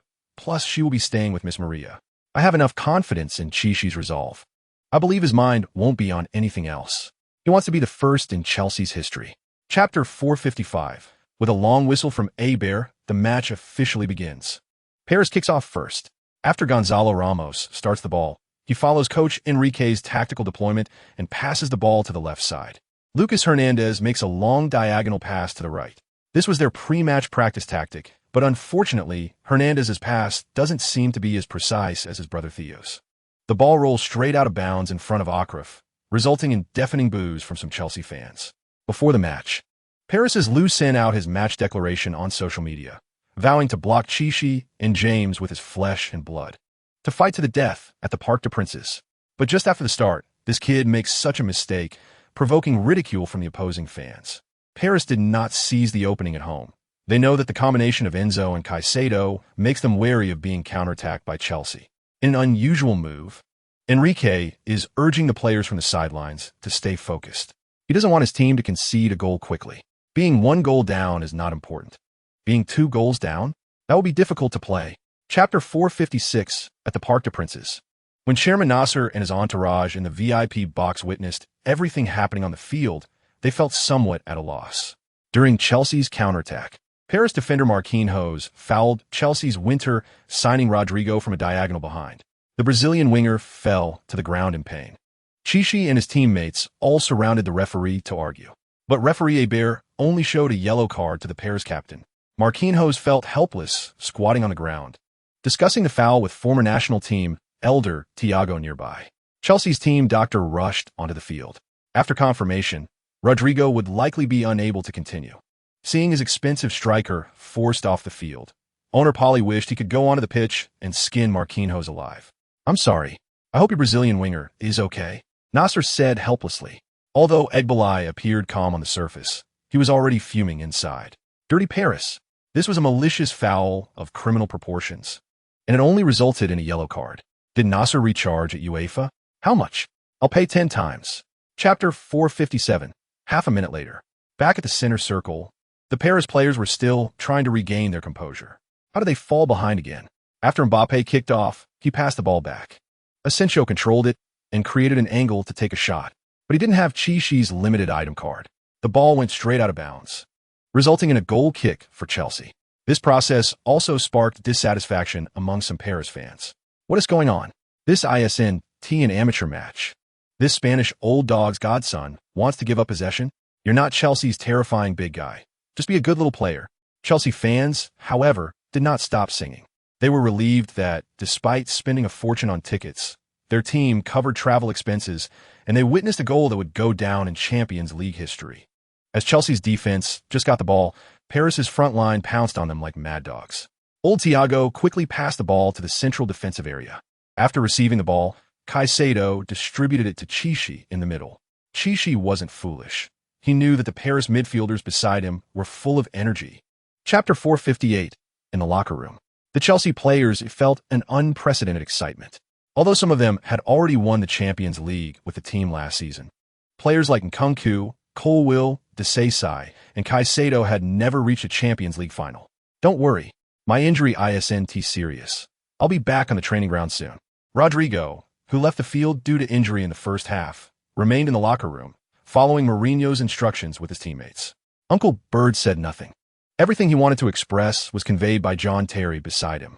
"Boys, when I was playing, I looked forward to being the man holding the trophy every season with the captain's armband. And so far this season, you have stood on the podium 3 times in a row. Yes, Mr. Terry, Chelsea has now become the best team in the world. Back to the pitch. Keep working hard. We want to return to London with the final ticket, showing the whole world that a team from London can reach the Champions League final for 2 consecutive years." As they left the locker room, Chichi and Enzo lingered at the back. Chapter 459. After scoring a hat-trick, Chichi also raised his Champions League goal tally to 14. Because the top scorer of Inter Milan, Lautaro Martinez only scored 7 goals in the first 12 Champions League matches, unless that kid scores 5 goals in the final. Chichi is destined to win this season's Champions League Golden Boot early. Uncle Bird was also clever. He quickly directed substitutes Havertz and Gallagher to change into their vests. After warming up for a long time, the two substitutes would come on to replace the core players Chichi and Enzo. Before leaving the field, Chichi received applause from both sets of fans. Chelsea fans sang their self-composed Zishi song. That tall Asian face, you're better than Mbappe. Upon hearing this line, Zishi felt a bit uneasy. After all, Mbappe has a World Cup title, and Zishi is self-aware. However, on the club level, he is the strongest forward in today's football. West, I was hoping you'd get a yellow card, so I could become a starter in the Champions League final and even score a hat-trick in the Champions League. Chapter 460 Beautiful. The groom Havertz, that silly boy, has snuck another one in. On the field, Zishi was brought back to reality by the sharp voice of Coach Kai from the bench. At this moment, Havertz was rushing towards the bench. It's over. The German big-game player has scored a crucial goal again in the Champions League semi-finals. 41. Chelsea has completely gone crazy. Maduk's pass was fantastic. It seems this kid can become a sharp weapon on the right wing during Rodrigo's absence. This goal was, in fact, a gift from Maduk to Havertz, who easily slotted it into an open net after Maduk skillfully dribbled past the substitute players Kimpembe and Mendes. But it wasn't over yet. In the final moments of the match, Paris Saint-Germain launched their last attack. Also coming off the bench, Dembélé sent a lob from outside the box. And Mbappe scored his final Champions League goal of the season in the last second of the match. 42. Chelsea won with an aggregate score of 6-3 against Paris, advancing to the Champions League final.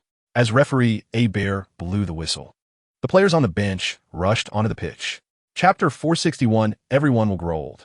Even if you were at the top of your field in this society, when you reach your twilight years, you'll have to hand your fate over to doctors because of the wear and tear on your body.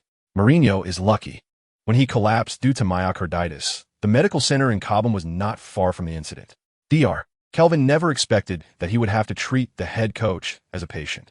Fortunately, the advancement of modern medicine allowed Mourinho to quickly regain consciousness in the hospital.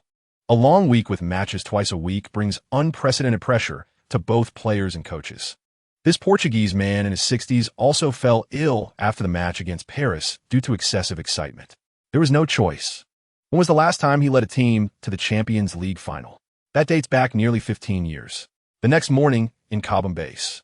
Yes, it's me again. I believe you all have gotten used to working under me. John Terry has changed into a new outfit. He will be the interim head coach for the next few days. Chapter 462 in the stands. When Chelsea's executives heard the whistle from referee Anthony Taylor, they all became tense.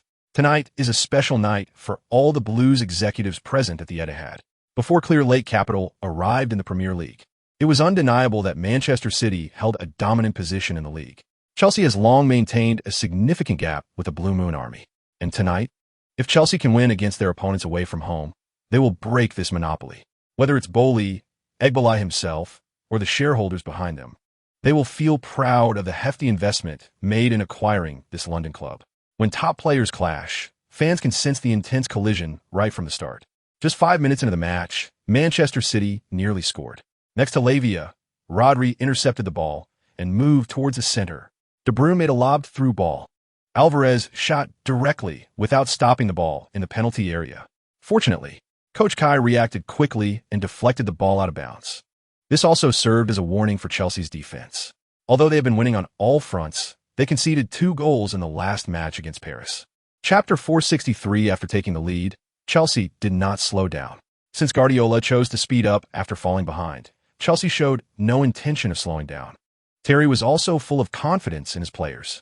At least the attacking line, led by Mudryk, Zishi, and Maduk, has absolute speed. Well done. That kid is really great. When assistant Webster handed the video phone to Terry, the club's interim head coach saw the worn-out old man on the screen. Mourinho was still recuperating in a London hospital, looking to be in great condition. Don't worry, boss. I'll make you the coach of a sextuple winner. In the 26th minute of the match, Manchester City had the ball on the right. Kyle Walker advanced with the ball, but was interfered with by Mudryk and Chilwell behind him. There was nothing to be done. Walker is getting old. His speed is declining year by year, and no matter how strong his body is, it can't support his right leg. Mudryk made a clever interception. The Eastern European winger launched a quick counterattack. Little Moo passed the ball to the center. Enzo Fernandez delivered a direct through ball right in front of his good friend, Little Spider Alvarez. Chapter 464 in the end. Taylor personally went to the sidelines to watch the replay. The Etihad Stadium was filled with boos. Upon reviewing the footage, it was clear that Nunez's foul was excessively harsh. A flying tackle from the side, both feet off the ground, if it weren't for Enzo's Iron Man attributes. The Ballon d'Or winner would have been sidelined due to injury long ago. Ultimately, Taylor blew the whistle. He reached into his pocket. Red card. Direct red card. Nunez, who had just come on as a substitute, was forced to leave the field again. As he left, the Portuguese midfielder angrily threw down his armband and walked straight to the locker room. The camera repeatedly focused on the Manchester City supporters in casual clothes. Did you see that? The director was reminiscing as Erling Haaland helplessly teased Kovacic beside him. There's nothing we can do. Our injuries are probably just like this. In a few months, I still have to participate in the European Championship. Anyway, this season has already been a total failure for me. The Croatian midfielder was also a bit frustrated. At the end of last season, he gained Guardiola's favor, and with a year left on his contract, he hoped to seek new challenges under the Spanish coach. But he never imagined that in the year after leaving Chelsea, his old club was on the verge of winning their fourth trophy of the season. Chapter 465 in the end, when Anthony Taylor blew the final whistle. Everything came to an end. The players on the Chelsea bench and the coaching staff rushed onto the pitch in excitement. The Chelsea players knelt on the pitch, thanking the heavens for their blessings. It's over. Chelsea has won the English Premier League title 4 rounds early, the 7th top-flight title in the club's history, the 6th Premier League trophy. Although they cannot lift the trophy at this moment, the entire team is already in a state of celebration. They have achieved a terrifying record of 32 wins and 2 draws in the past 34 matches. An undefeated season. The team has scored an astonishing 111 goals in 34 matches. It's unbelievable that Chelsea, known for its offensive struggles in recent seasons, has transformed into an unstoppable force since Zich's arrival. Zich himself has completed 38 goals and 18 assists in 34 Premier League matches, directly contributing to 56 goals. He has broken a series of club and Premier League records. Let's not forget, he is only 19 years old. Chapter 466. In the west suburbs of London. As Chelsea's bus entered the Fulham area, local Chelsea fans poured into the streets. Even though it was late at night, they were still comforted by their beloved team's victory in the Premier League. Despite the players being exhausted, they rolled down the windows to share laughter and songs with the fans outside. This is much more interesting than staying up late playing Dead by Daylight. Look, the whole city is awake because of our arrival. Havertz couldn't contain his excitement. It's hard to imagine that in just 4 seasons, he could achieve such great honors with Chelsea. Zich, beside him, looked at his teammates in front of him. Indeed, this group of young men desperately needed this Premier League trophy. He has already begun to envision the moment when, in front of fans from around the world, the team will lift the Premier League trophy at their last home game. And as Chelsea's captain, he is undoubtedly the first choice for that honor. 2 days later, the Fulham area is still filled with a blue atmosphere. This midweek rescheduled match will take place tomorrow. In the spring season, the surroundings of Cobham Base are filled with the sound of birds chirping. Chapter 467. At the start of the second half, Fulham suddenly picked up the pace. Under the pressure from Palhinha and Reed, Chelsea's captain Gallagher made a mistake. After intercepting the ball, the Portuguese midfielder made an over-the-top pass. It's Vinicius again. The Brazilian forward entered the penalty area ahead of Desai. Thankfully, Batshuayi slid in a tackle and kicked the ball out of bounds. However, the play was controversial. As Batshuayi intercepted the ball, Vinicius also fell in the penalty area. The referee made no indication. This sparked discontent among the away fans. Although Fulham is known as the Farmers, they have a large following in West London. They expressed their protests with boos. This is troublesome. Batshuayi, indeed, touched the opponent's right foot, said Chilwell from the bench helplessly. Yes, we had only conceded 12 goals before. We still have 3 chances for error. The main players hope to break the record of 15 goals conceded, but everyone knows that this is difficult in modern football. Sure enough, after personally reviewing the video replay, the referee signaled for a penalty. Chapter 468. After taking the lead, Chelsea was not like they were in the first half. This group of hungry players showed no signs of easing up. There are still over 20 minutes left in the match. They hope to continue their momentum and score more goals. On the sidelines, Coach Marco's face was ashen. Assistant Gray also appeared somewhat helpless. It's over. It seems this Premier League champion is going for the kill.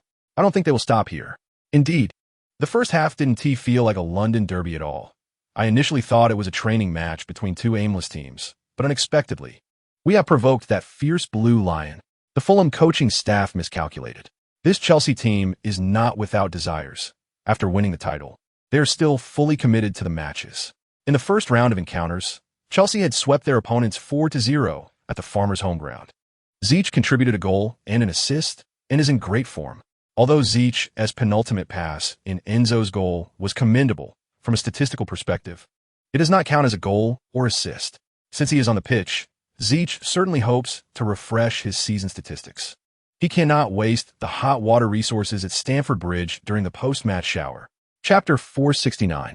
In this match, although Ziyech provided an assist after coming on as a substitute, he did not receive any flag rewards, perhaps due to the system balancing things out.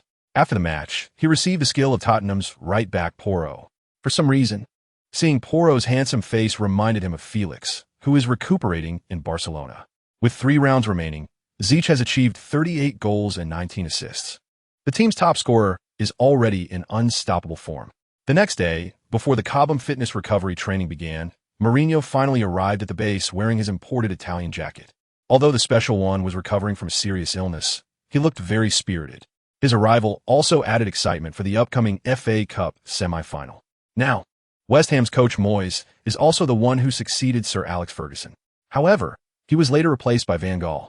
And the coach who took over Manchester United after Van Gaal was Mourinho. Now, they're just one step away from the FA Cup final. The remaining 2 crowns for the sextuple champions still require further effort. Chapter 470. On the pitch. When Dr. Kelvin and his assistants rushed onto the field with the medical kit, the fans on the sidelines were divided. Chelsea fans and some neutral fans all shouted for a red card. Meanwhile, West Ham fans were cursing the injured man, believing Chelsea's captain was performing at Wembley Stadium. It can be understood. After all, for the Hammers fans, Ziyech is like a West Ham nemesis. In the first round of the league, Ziyech scored 2 goals and provided 1 assist in a 7-0 rout at the London Stadium. And in the last encounter, Ziyech was unable to play due to injury, which allowed them to earn a difficult point at Stamford Bridge.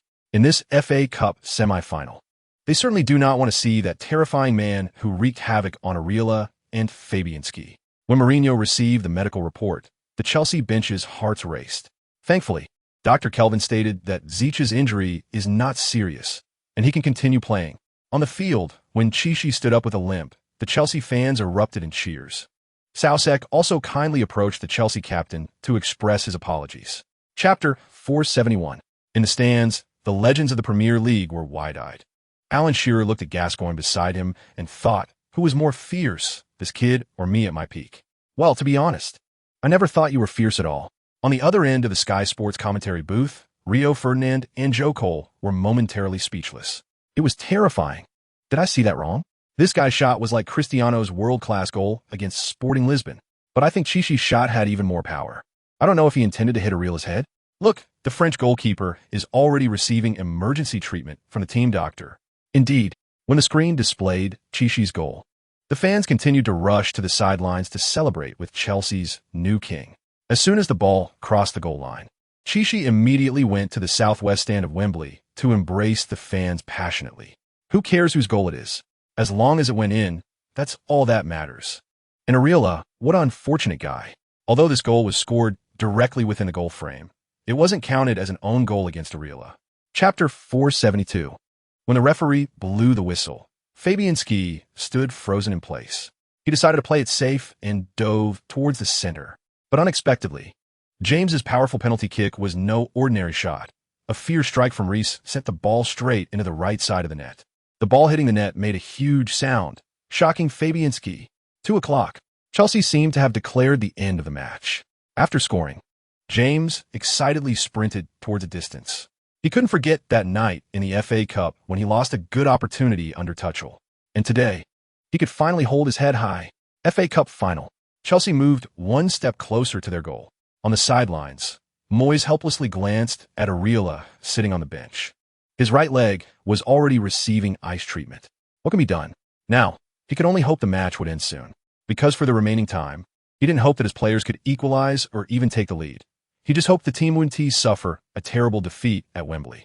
After leading by 2 goals. Chapter 473. Finally, the referee Oliver blew the final whistle. 20. Chelsea secured a comprehensive victory with minimal effort against their opponent. Without shedding blood, they achieved a remarkable 17-game winning streak across all competitions. Terrifying statistics. During the post-match thank you session, Chichi also encouraged his teammates to give their gifts to the fans in the stadium. It's worth noting that this semi-final at Wembley was not cheap. Many fans had saved up for a long time to snatch this precious ticket from various channels.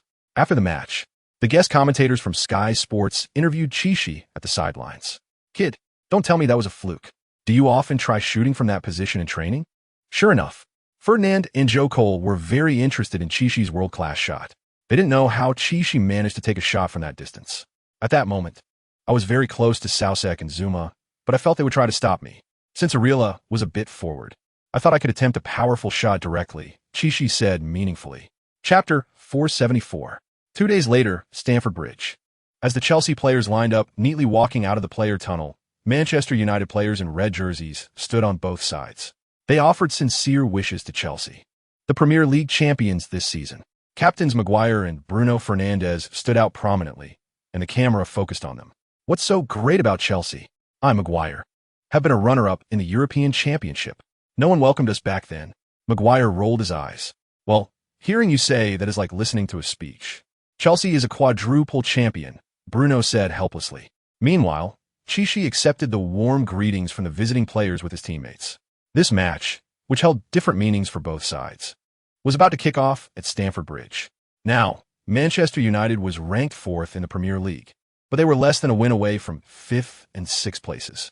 Therefore, in this round of the league, Manchester United undoubtedly hoped to take all 3 points at Stamford Bridge. They didn't want to lose a good opportunity at the end of the season and miss out on next season's Champions League. Chichi's determined gaze was also present on the field. Chapter 475. From ancient times to the present. Anthony Taylor's notorious reputation has long been deeply rooted in the hearts of Chelsea fans. There are even rumors that many newborn Chelsea fans cry when they see light bulb-shaped objects. After a lengthy 2-minute VAR review, Taylor surprisingly concluded that Chelsea's Mudrik's recent attack did not involve a foul by a Manchester United player.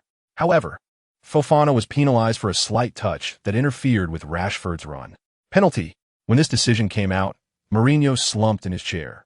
"No more arguing. It's pointless. This is just how the FA is." "Yes, boss. They want to ensure Manchester United finishes in the top 5. Even if we protest, it doesn't mean anything. Besides, we're the champions. What about Manchester United? What champions?" Webster sighed in agreement. The Chelsea fans, however, remained relentless, singing aggressive chants. "Great. After the match, will we have to pay a fine again for old man Polly's broken silver?" Chichi seemed completely unconcerned, watching the frowning coach Kai. "Don't worry. This ball won't go in. What if it does?" "Thank you, Captain Chichi. You should have taken that bald referee down," K-Pop said helplessly, puzzled as to why the captain didn't argue back, but only said a couple of things before stopping the discussion with Taylor. Chapter 476. After shaking off Maguire, Chichi found himself in a wide-open space. Utilizing the golden passive ability of Night Stalker, Chichi maximized his body's flexibility and speed. At that moment, both sets of fans in the stadium stood up. Facing this golden one-on-one opportunity, Onana hurriedly left the defensive zone in front of the goal. Inside the penalty area, the African goalkeeper waved his arms, trying to disrupt Chichi's movement. Just as Chichi was about to activate Holy Infant's resilience, he felt a tremendous impact on his right foot. He immediately fell inside the penalty area. Onana immediately hugged the ball to his chest. The referee blew the whistle. Has Taylor finally woken up? He resolutely pointed to the penalty spot. At this moment, Zeech only felt a wave of lightness and relief. Onana really deserves a red dot combo. After all, the Cameroonian goalkeeper had just thwarted Zeech's excellent scoring opportunity. But Taylor only pulled out a yellow card. This made the Chelsea players unhappy. The previous decision had already seemed excessively biased towards Manchester United, and now this entire situation was even more difficult to accept. Referee, are you joking with me? Onana truly deserves credit for coming from Ajax. He's just like Martinez. Enzo complained angrily. Chapter 477. During halftime. In the home team's locker room at Stamford Bridge, everyone was still buzzing about Zich's goal.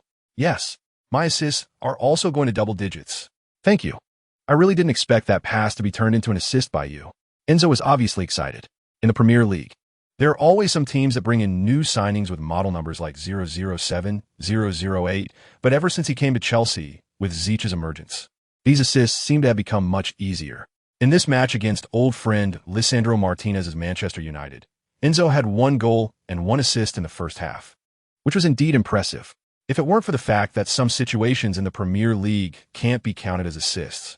Then Zich could have been credited with 1 goal and 1 assist in the first half. I've already forgotten how many times our captain has had such terrifying stats this season. James was equally excited, hearing his teammates chattering. Zich took a sip of his sports drink while putting his towel aside. This is just the beginning. Don't forget, I told you that I want to achieve my 40th league goal against Manchester United. Chapter 478. On the field. Onana was excited, spitting everywhere. He certainly didn't want to retrieve the ball from the net for the 3rd time. Mate, could you move a little to the left? Yes, just there. Your big head is blocking my view. Maguire helplessly moved to the left with Bruno, mumbling endlessly. De Gea is more reliable. I think our bald coach must have gotten a kickback for buying this African goalkeeper. Yeah, old man, I also think when our brother De Gea is behind us, we can feel more at ease. What difference is there between Onana and a regent? He's not even as good as young Henderson. Zich and Enzo stood over the ball, covering their mouths. Enzo nodded with a smile. He seemed to understand his friend's intention. This distance was indeed within the shooting range of a player like Zich, who is skilled with both feet. Facing the opponent's tall wall, Zich remained calm. In his mind, he recalled Coach Bollock's instructions during training. Hey, kid, listen carefully. Imagine this wall as that referee you hate the most. Keep your foot straight. Put all your strength into it. If it were me, I would treat him like that Nordic guy Haaland. If it weren't for the match, I would have aimed for his head with a free kick long ago. Chapter 479. Taylor's physical fitness is indeed impressive. Setting aside any aftereffects of this kick, at least this English tough guy could still run on the field.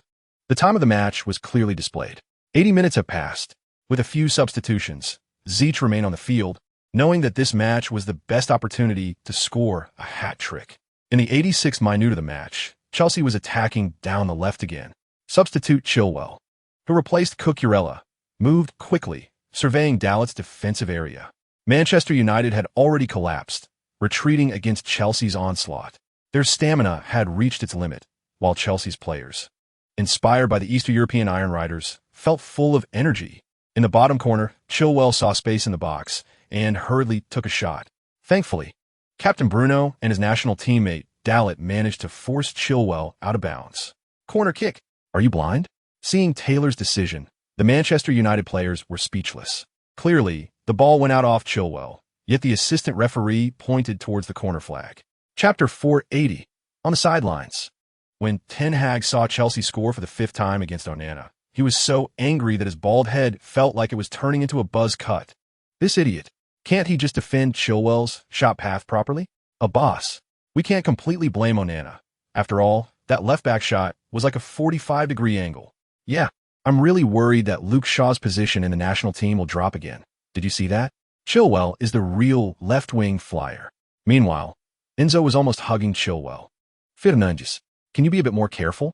I'm afraid Valentina will misunderstand. God, can you believe it? Assist hat trick? I completed an assist hat trick. Can you act a little like a Ballon d'Or winner? After all, you won the Champions League and the Hercules Cup. Don't act like you just got off the train.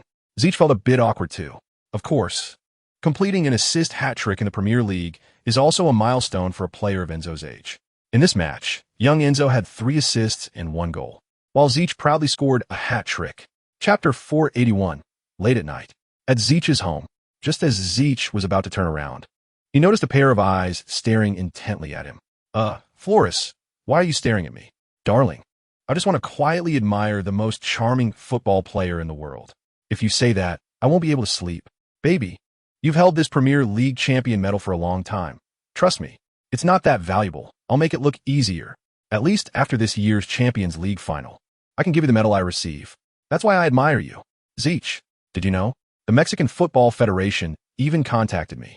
They hope we can get married before the 2026 World Cup so that you can represent Mexico in the World Cup. So how did you tell them? I told them. Zeech doesn't like working with former Ajax midfielder Alvarez. That kid mocked Chelsea on social media. Great, baby. What did they say? They said as long as you agree. Not only Alvarez, but even the head coach will listen to you. Chapter 482. In the player tunnel at the Emirates Stadium. When Havertz saw Thomas and Rice standing beside him, he felt a strange sense of familiarity.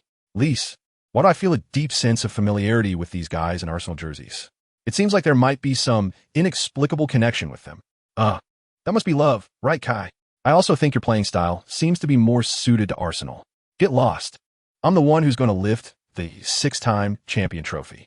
Can any of these rabble on the opposite side claim to have lifted the Champions League trophy 3 times in 5 years like I have? Havertz smiled slightly and turned his gaze forward. Behind referee Simon Hooper, Shichi was chatting and laughing with Arsenal captain Odegaard. I'm really lucky to start in the last London derby of the league, thanks to Captain Chi's kind words in front of Uncle Bird. Achoo! Shichi sneezed loudly.